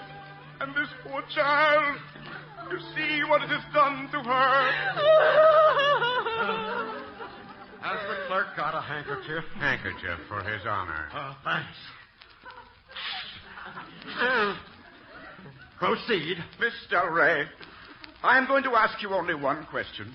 Is it not true that Mr. Gildersleeve, on various occasions, made to you protestations of undying affection? Is it not true that he begged you to marry him? Is it not true that he subsequently spurned you in a cruel and unusual manner? Oh, please. Her tears are your answer, gentlemen. I rest my case. Help the lady down from the stand there, somebody. Not everybody! Jury, stay in your box. Well, Mr. Gildersleeve, have you any defense? I certainly have, Your Honor. I should like to introduce first the testimony of an old and trusted servant who's been in my employ for many years, Miss Bertie Lee Coggins. Bertie? I'm coming. Yeah. Just climb right up there, Bertie. Yeah, that's it. Now, will you tell these people what kind of an employer I've been, Bertie? Mr. Gildersleeve is a fine man. Yeah, that's it. Tell them some more. He's a fine man, that's all. May I ask the witness a question? Oh, certainly. Go right ahead. Did you ever see Mr. Gildersleeve in a tete-a-tete with Miss Del Rey? Mr. Gildersleeve is a fine man. Answer the question. He's a fine man. If it please the court, the witness refuses to answer the questions put to her. Answer the gentleman's question. Did you ever find them embracing? I still say he's a fine man. You want to be cited for contempt of court? I ain't talking about the court. I'm talking about Mr. Gildersleeve, and he's a fine man. The witness has obviously been coached. That's a lie. Next witness? Yes, Your Honor. My next witness, ladies and gentlemen, is well known to Summerfield. Miss Eve Goodwin, principal of our local grammar school. Tell him the kind of fellow I am, Eve. All right, Throckmorton. Your Honor, Mr. Gildersleeve is a very high-minded man, devoted to the public welfare. He's shown his loyalty to the community by his long service as water commissioner and as a member of the school board. I've always known him to be honest, upright, kind, and good. Yeah. There. Tie that, Mr. Barker. Is that all you want from this witness? Well, who could ask for anything more? You want a cross-question, Mr. Barker? Just 2 questions, Your Honor. Miss Goodwin, were you ever engaged to marry Mr. Gildersleeve? Yes, I was. Did he marry you? No, he didn't. That's all. I object! This wasn't the same kind of a situation. Objection overruled. Have you any more witnesses, Mr. Gildersleeve? Yes. I'd like to call on an old friend and neighbor to say a few words at this time. Mrs. Leela Ransom. You'll step up to the witness stand, please, Leela. Must I smile at the jury, Throckmorton? I'm afraid you'll have to do more than that. Leave it to me. Well, good morning, George. Tell me, are you related to any of the Virginia Hofstetters by any chance? Nope. Oh. Proceed with the case. Mrs. Ransom, how long have you known me? Well, let me see, Throckmorton. It must be about 2.5 years. I remember because that was the fall Cousin Ellie had a baby. He's the same age as Cindy Lou's child, and Cindy Lou's child is 2.5. Oh, great. You've known me 2.5 years. Yes. In all that time, have you ever known me to do a dishonorable thing? Gracious, I should say not. Why, Throckmorton is the soul of honor. It's ridiculous, all the things they're saying about him here. Throckmorton wouldn't hurt a fly. He may go around kissing everybody, but he doesn't mean anything by it. Will the witness please address the jury? The jury? Oh, hello there. Nice y'all could come. Yes. I give up. You're a witness, Barker. Mrs. Ransom, were you ever engaged to marry Mr. Gildersleeve? Why, yes, I was. Did he marry you? No, he didn't, but That's all? I object. Objection overruled. But, Your Honor. You can see this man has no witnesses. All he has is a long record of breach of promise. That's not true. Peavy, come up here. Well, Mr. Gildersleeve, what can I do for you this afternoon? Peavy, just get up there on the witness stand and tell the truth, will you, Peavy? Now, you're a druggist here in Summerfield, are you not? A pharmacist, Mr. Gildersleeve.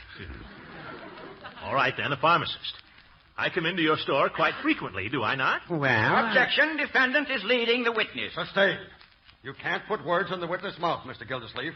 Just ask him questions. Oh, sorry, Judge. I'm a little new at this. Well, Peavy, am I a customer of yours? Yes, you are, Mr. Gildersleeve. Fine. Now, how often do I come into your store? Is that all right, Your Honor? Yes, that's all right. How often does he come into your store, Peavy? Well, now, that's a question. He was in yesterday. Yes, but how often do I come in? Hard to say. Would you say he comes in once a month? Well, some months he does. Would you say I come in once a week? Some weeks, yes. Does he ever come in more than once a day? Some days, yes. Well, confound it. Then he comes into your store quite frequently, doesn't he? Well, no, I wouldn't say that. Let it go, Peavy. Now, look, do you remember my talking to you about Miss Del Rey? Yes, I believe I do. Great. Did you ever hear me say anything about marrying her? Marrying her? Yeah. Marrying her? Yes. Not that I remember. All right. In your opinion, he's nothing but a woman chaser. Well, no, I wouldn't say that. By George, Peavy. As a matter of fact, I'm indifferent to women, am I not? No, I wouldn't say that. Peavy, you're the world's worst witness. No, I wouldn't say that. I give up. Your witness, Barker. I pass. Well, any more witnesses for the defense? I guess not, Your Honor. I guess I'm through. Is that all? Well, you've got no case whatsoever, Gildersleeve. But, Your Honor, I never thought of marrying this woman. Nobody has proved I asked her to marry me. Your Honor, may I recall Miss Del Rey to the stand? Go ahead. Now, Miss Del Rey, you say Mr. Gildersleeve asked you to marry him. Oh, yes, he certainly did. Do you recall the words in which he proposed to you? Yes, I recall them very well. Would you mind repeating them, please? No, not at all. Exactly as he said them. Yes, sir. Bésame. Bésame mucho. I object. That's nothing but a song. I intend to show, Your Honor, that Defendant Gildersleeve offered marriage to my client in the course of the song. Mr. Gildersleeve, did you sing this song to Miss Del Rey? Well, yes. Then you'll hold your peace until she's had her say. Proceed, Miss Del Rey. Oh, thank you, Judge. You're so kind. Proceed. Bésame. That means kiss me. It's Spanish. Proceed. Bésame mucho. That means kiss me plenty. It does not. Proceed. Each time I cling to your kiss, I hear music divine. Well, now I ask you, if the defendant said that... It's just a song. Quiet. This is a musical treat the court seldom enjoys. Bésame mucho. Kiss me. You too. Yeah. Hold me, my darling, and say that you'll always be mine. I don't like to interrupt the court's pleasure, but I wish to call particular attention to that last phrase. Hold me, my darling, and say that you'll always be mine. There's the whole thing in a nutshell. Let the lady sing. This joy is something new. My arms enfolding you. Never knew this thrill before. Whoever thought I'd be holding you close to me, whispering it's you I adore. Beautiful. Lovely. And they call this justice. Dearest one, if you should leave me, all of my dreams would take wing and my life would be through. I call the court's attention to... Shut up!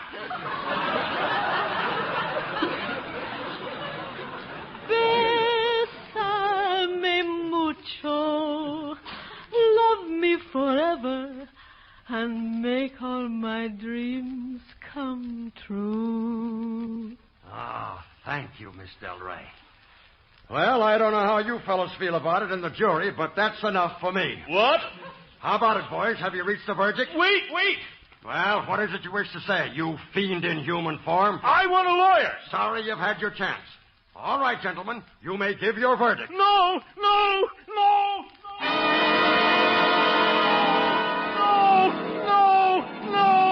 Mr. Gilsleeve, wake up, Mr. Gilsleeve. What's it for? Oh, Mr. Gilsleeve, you must have fell asleep. The judge is here. What judge? Judge Hooker. Who do you think? Hooker, don't let him go, Bertie. Tell him to wait. Tell him I want to see him. I'm not going, Gildy. Thank you, Bertie. You're welcome. Oh, Judge, am I ever glad to see you. That case. Listen. That's just what I dropped in to talk to you about. I've just been through it. I had a dream. Something tells me... never mind. We've got to settle it, Judge. Do anything but settle it. But you can't settle it now, Gildy. He'll double the ante. He'll make it 10,000 instead of 5. No, Gildy, we'll do it your way. What do you mean? I'm going to fight. That's the stuff. Yes, by golly, they can't scare me. I'll carry this case all the way to the Supreme Court. I'll fight this thing through to the finish if it takes every cent you've got. Well, still, that's less than $5,000.